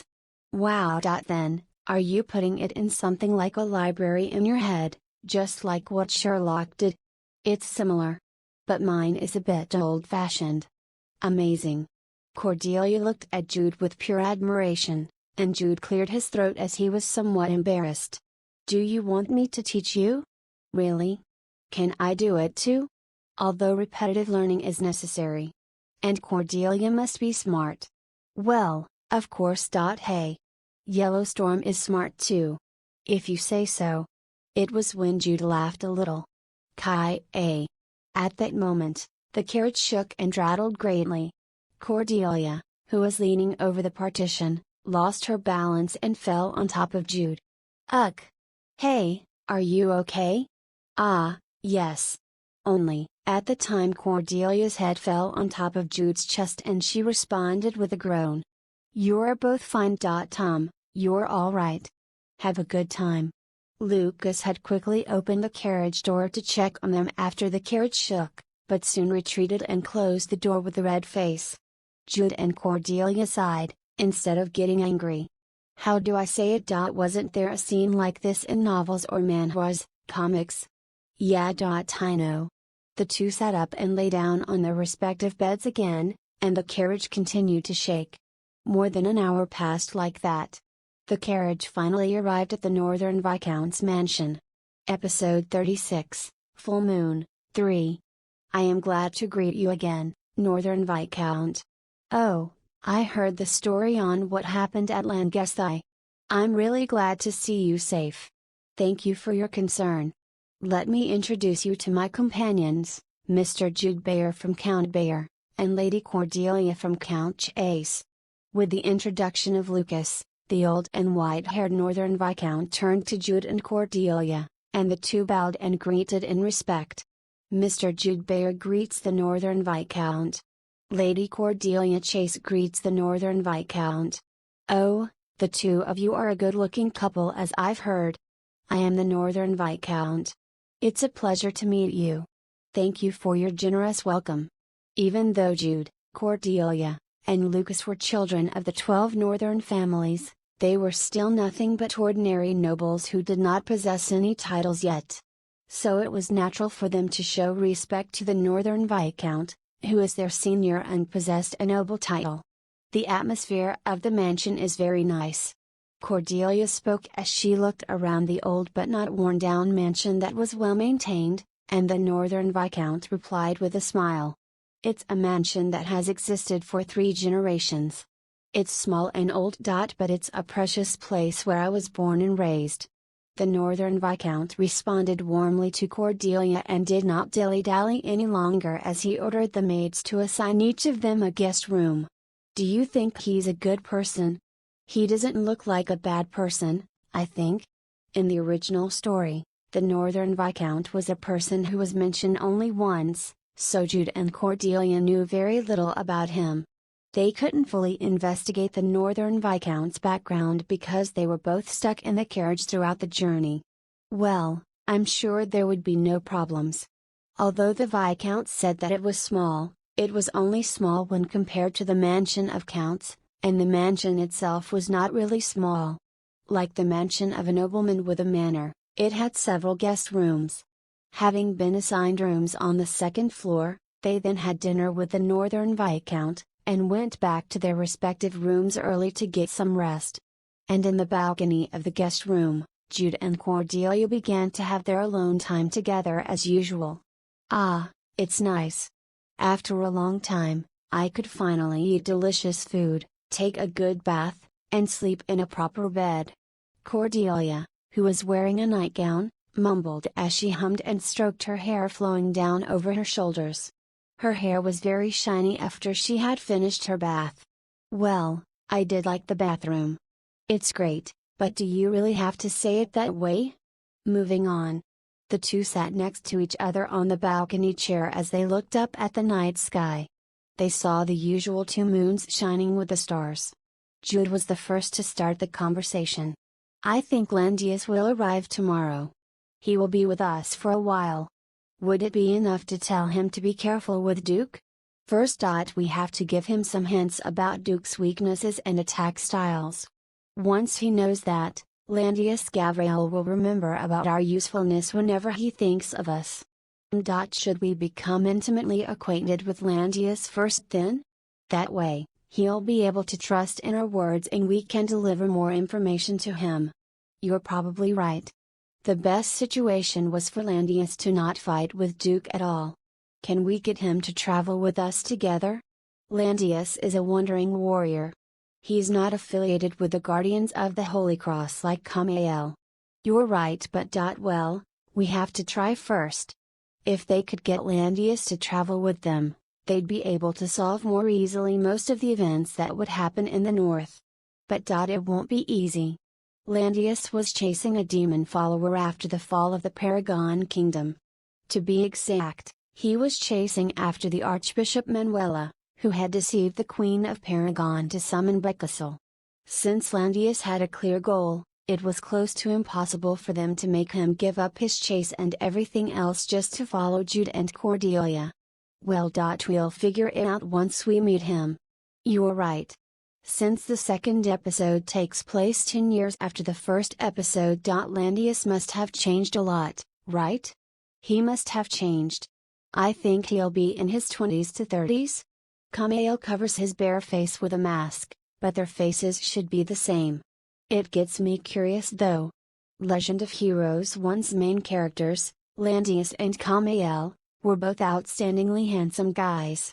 Kamael was an incomparably handsome young man with a neutral beauty like Jude, while Landius was an orthodox good-looking guy with bold and intense facial lines like that of Maximilian, the main character of Legend of Heroes 2. The second episode takes place 10 years after the first episode. Kamael becomes an executive of the Guardians of the Holy Cross and fights against numerous demons. In the midst of that, he became addicted to the demon's power itself and his appearance changed quite a bit. Surprisingly though, there were many fans who preferred his appearance in the second episode. Was it because it added a beauty of corruption to him? Jude scratched his chin as he turned his thoughts to Landius again. Well, it's something to look forward to. Even when Kamael and all the protagonists of the first episode fell into despair in front of the mighty power of Becasel, Landius was the man who obstinately stood up and gave everyone hope. In fact, Jude also liked Landius because he didn't talk very much. His heart was thrilled at the thought of meeting the real-life Landius. We'll meet him tomorrow or the day after tomorrow, right? I'm looking forward to it. Yeah. Jude responded with a nod and stood up as he said. We'll be having a difficult time, anyway, so let's get some sleep for tonight at least. Oh, okay. Good night to you too. Dream of me. Yes, yes. I'll dream of you. I'll have a risque dream. What is this crazy beast saying? Cordelia left the balcony after their usual banter, and Jude looked back at the night sky.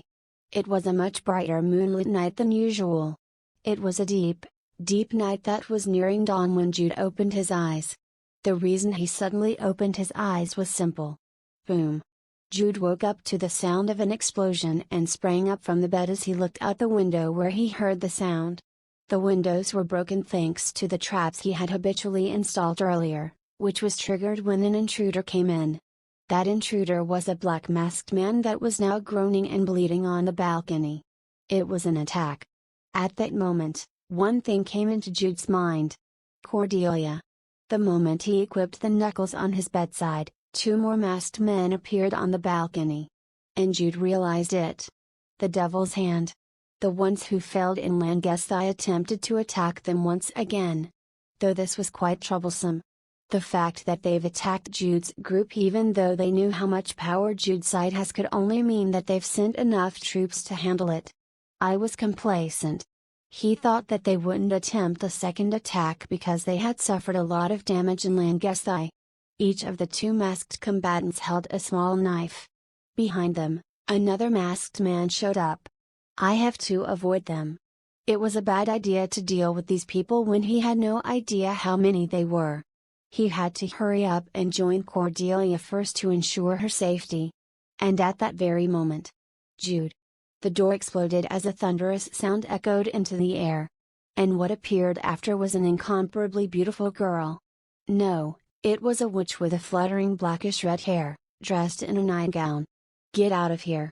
The moment Cordelia yelled at the masked people, two magic missiles quickly flew and hit the masked people. Jude. Come on. He wanted to save her but ended up as the one being saved. However, the important thing was that they have joined up and are now together. Jude hastily ran from the bed as he asked Cordelia. What about Delia? On the first floor. The knights said that they were having a drink together. That was certainly possible. But the moment he heard Cordelia, Jude suddenly thought. A trap? If you think about it, they were knights on an escort mission. It wasn't unreasonable for such knights like Delia and June, to go drinking with a glass or two in someone else's mansion. Even more when one considers the character of Sir Soren, the leader of Count Rusvelg's escort knights. This could not have happened if perhaps, the Northern Viscount did not offer them drinks first. If so, there was one possibility. The Northern Viscount himself trapped them. It may be the Northern Viscount's own work, or some of his servants, but there definitely is someone who was in touch with the Devil's Hand. Let's go quickly. Go to the first floor. To save Delia. Let's find Lucas before that. It was Lucas and Cordelia that the Devil's Hand were after. Jude rushed out into the hallway, and Cordelia followed and asked. But what was that explosion? What? That sound of explosion. She was asking about the sound of explosion in Jude's room. Jude shouted as he kicked on Lucas' door. It's a trap. I installed it on the windows every day. Were you really a spy? No. Eh? There's no one. Lucas' room was empty. But they didn't see any signs of an intrusion. The first floor? Could it be that he slipped in the night's drinking party? Or he went to the toilet? It didn't take him long to think, because they heard the sounds of fighting coming from the first floor. Let's hurry. Magic missile. At the moment Cordelia shouted, 5 magic missiles simultaneously formed and flew through the hallway. It headed towards the Devil's Hand's combatants who had infiltrated through the window of Jude's room. You turn off the witch transformation? I can't use it for a long time. He understood then. Jude took the lead and started running, and they found their party on the side of the central staircase. Delia. June. Miss. Young master. Delia and June answered at the same time. However, there were only the two of them and some knights. The other knights such as Sir Soren and Dame Tillian, and above all, Lucas, were not visible. Where's Lucas? Outside. That was the end of their conversation. More than a dozen combatants of the Devil's Hand poured in from all sides of the first floor and attacked the knights, and on the second floor, combatants attacked and aimed at Jude and Cordelia. It was clear that at least dozens of combatants were mobilized for this attack. Cordelia. Hold on to me. Jude held Cordelia by her waist in a hurry as he kicked the ground and jumped down from the central staircase. And Cordelia hugged Jude's neck. But instead of screaming and going Ki-A, she stared at the back and fired magic missiles in succession. Boom. Boom. Boom. Thud. The sound of the magic missiles exploding and the noise of Jude landing on the floor erupted simultaneously. Jude carried Cordelia and kicked the ground once again. Outside. Fire arrow. Cordelia, who was still in Jude's arms, formed a huge flame arrow. The knights perfectly understood Jude's command and formed a wedge-type formation with the two in the center as they rushed towards the central entrance. Boom! The fire arrow fired by Cordelia destroyed the front door and burned it. At the same time, arrows poured out from all sides. Shield. Count Chase's ring activated immediately. A translucent hemisphere wrapped around Jude and Cordelia, and the knights swung their swords in response to the rain of arrows. But it was impossible to stop all the arrows. Several arrows pierced the arms and shoulders of the knights. Dahlia. Outside. Cordelia screamed when she saw Dahlia with an arrow in her left thigh, but Dahlia promptly replied and moved forward. They had to get out of the mansion first before the next rain of arrows poured down. Valiant charge. June's body was suddenly enveloped in a subtle golden light when he shouted loudly. He then charged like a bullet towards the front door. It was chivalry, the magic of the knights. Papa. Arrows rained down on June, who fiercely advanced, but the golden light caused most of the arrows to bounce or deflect. Ugh! However, there were limitations. June, who had charged forward, collapsed and fell down. And Jude could see the outside. Lucas and his party were besieged and fighting against the combatants of the Devil's Hand. Lucas. After passing through the front door, Jude put down Cordelia, and at that moment, Cordelia began to chant. She was going to use the witch's spells she learned from the witch's spellbook. The knights who went through the front door in succession set up a formation to protect Jude and Cordelia, and a shout was heard from Lucas. Mr. Bayer. The enemy is the Northern Viscount. At the time that Sir Soren shouted. Within a short moment, powerful magic flowed through the entire place in front of the main entrance. Among those in this place, it was Jude who instantly recognized the familiar magic while Cordelia was still in the middle of chanting. Magic circle. It was similar. Just as Jude had prepared a magic circle in advance to fight against demonic human Minos, the Devil's Hand also prepared a trap. The light of the magic circle rose. The purple lines seemed to be intricately drawn on the place, and it soon began to suppress everyone, including Jude. It was as if gravity had become several times stronger. Heavy suppression, as the name suggests, it was a magic circle that suppresses a group of people through the heavy pressure of gravity. Cordelia, who was chanting the spell, fell down and screamed at the sudden pressure. The knights fell into a crooked posture as they were unable to move. Ha ha ha! You fools! As Jude turned his gaze after hearing the stereotypical villain lines, the one who was hiding on the garden grounds finally appeared. It was the Northern Viscount. His face had a distorted look, as if his good face earlier had been a mask, and his eyes glowed red. It's over. Even if you break through the prepared heavy suppression, there is no hope for you. When the Northern Viscount spoke in theatrics and waved his hand, combatants of the Devil's Hand appeared not only in the garden but also in the mansion. At first glance, they numbered over 30. Moreover, there weren't just ordinary combatants. We still can't let down our vigilance against them because they're the ones who killed Minos, even if it was by chance. A new demonic human emerged on the side of the Northern Viscount. Unlike the Northern Viscount, who was only mentioned once, this new demonic human was a villain whose presence was revealed at the beginning of the original story. Demonic human Varus. In the Devil's Hand, he was a demonic human equal to Minos. He was the demonic human in charge of transporting the kidnapped children of the 12 families to the ritual site. As opposed to Minos, who used ice, he was a demonic human who used hellfire. Jude. Cordelia groaned as she quietly spoke. There were 2 demonic humans and the combatants were close to 40, so even if there was no heavy suppression, they were all tough enemies to deal with. I believed in the original story too much. Jude didn't think that the Northern Viscount was a demonic human. He also viewed the possibility of a second attack as too low. But it was all belated regrets. They had to first overcome their current crisis. I just need the children of the 12 families. Kill all the knights. The combatants ordered by Vara stepped into the magic circle. Thanks to the special engraving on their bodies, they were able to move freely in the heavy suppression magic circle. Jude. Cordelia called Jude again.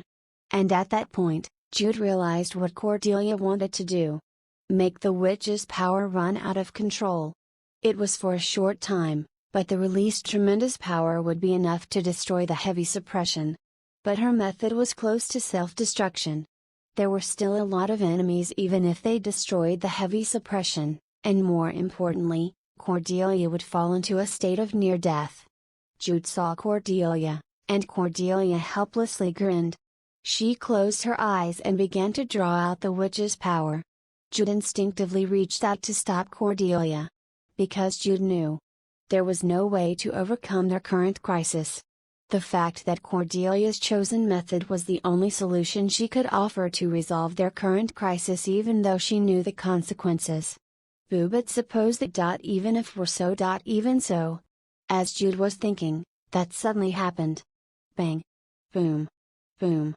Boom. The terrifying and huge loud sound reverberated and instantly erased all the sounds in their surroundings. No, Cordelia's power did not run out of control. Even Cordelia, who was in the midst of drawing out the witch's power, opened her eyes in astonishment, and she saw the current scene. The scene of the night sky being torn. The scene of a red flash cutting through the darkness. What is that? The moment she unconsciously spoke. Bang! A thunderbolt struck from the sky. A red flash came to the ground like a lightning bolt. Boom! The shock wave struck both the heavens and earth. A strong wind rose and pushed away the surrounding air. And the one who stood at the center of it all. A person with bright red hair. He was a man shining like the sun in the dark. Red Flame Landius. The warrior of the sun who never succumbs to any despair. However, Jude and Cordelia were puzzled by his appearance. It was not because of his dramatic entrance like those in the movies. Landius? 10 years after Legend of Heroes 1.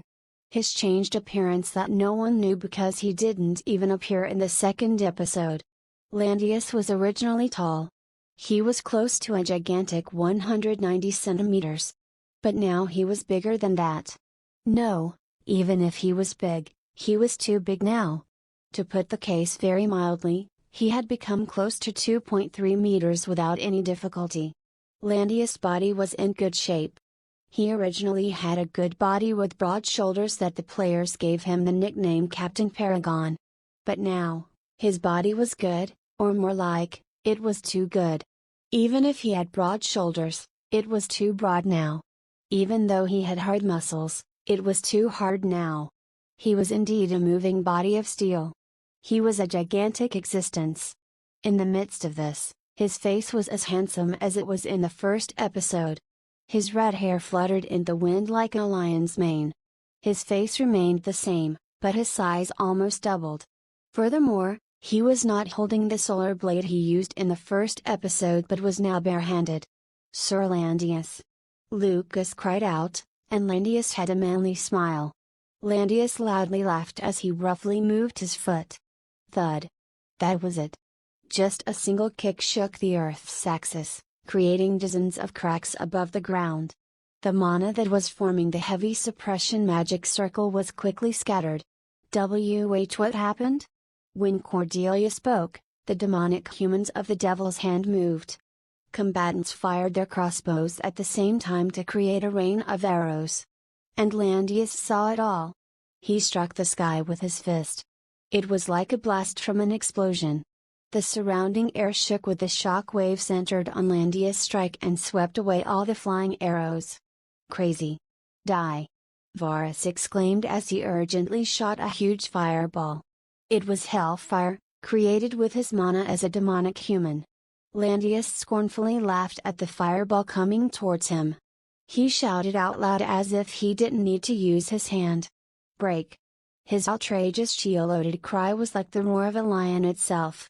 The fireball was extinguished in an instant rather than burning Landius. It wasn't just Varus who was bewildered. Jude and Cordelia, as well as everyone on the mansion grounds, were in shock. His level of strength was truly convincing. Because Landius was the protagonist of the first episode. He was the super strong man who had defeated the demon prince with a human body that has now become stronger over the course of a decade. No way to be like that. At the time when even Jude was confused, Landius finally took a step. He crossed the space with a light step and swung his clenched fists.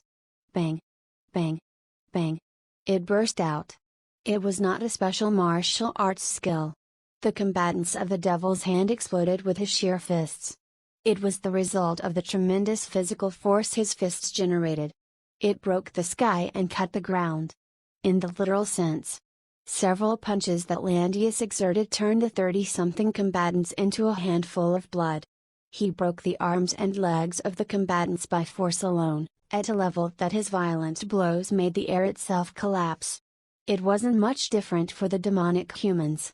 The Northern Viscount completely lost his mind to the overwhelming power, and Landius easily seized him by his neck and decapitated him. Varus, who was out of his wits, also suffered a similar fate. The moment he turned his back to escape, Landius swung his fist.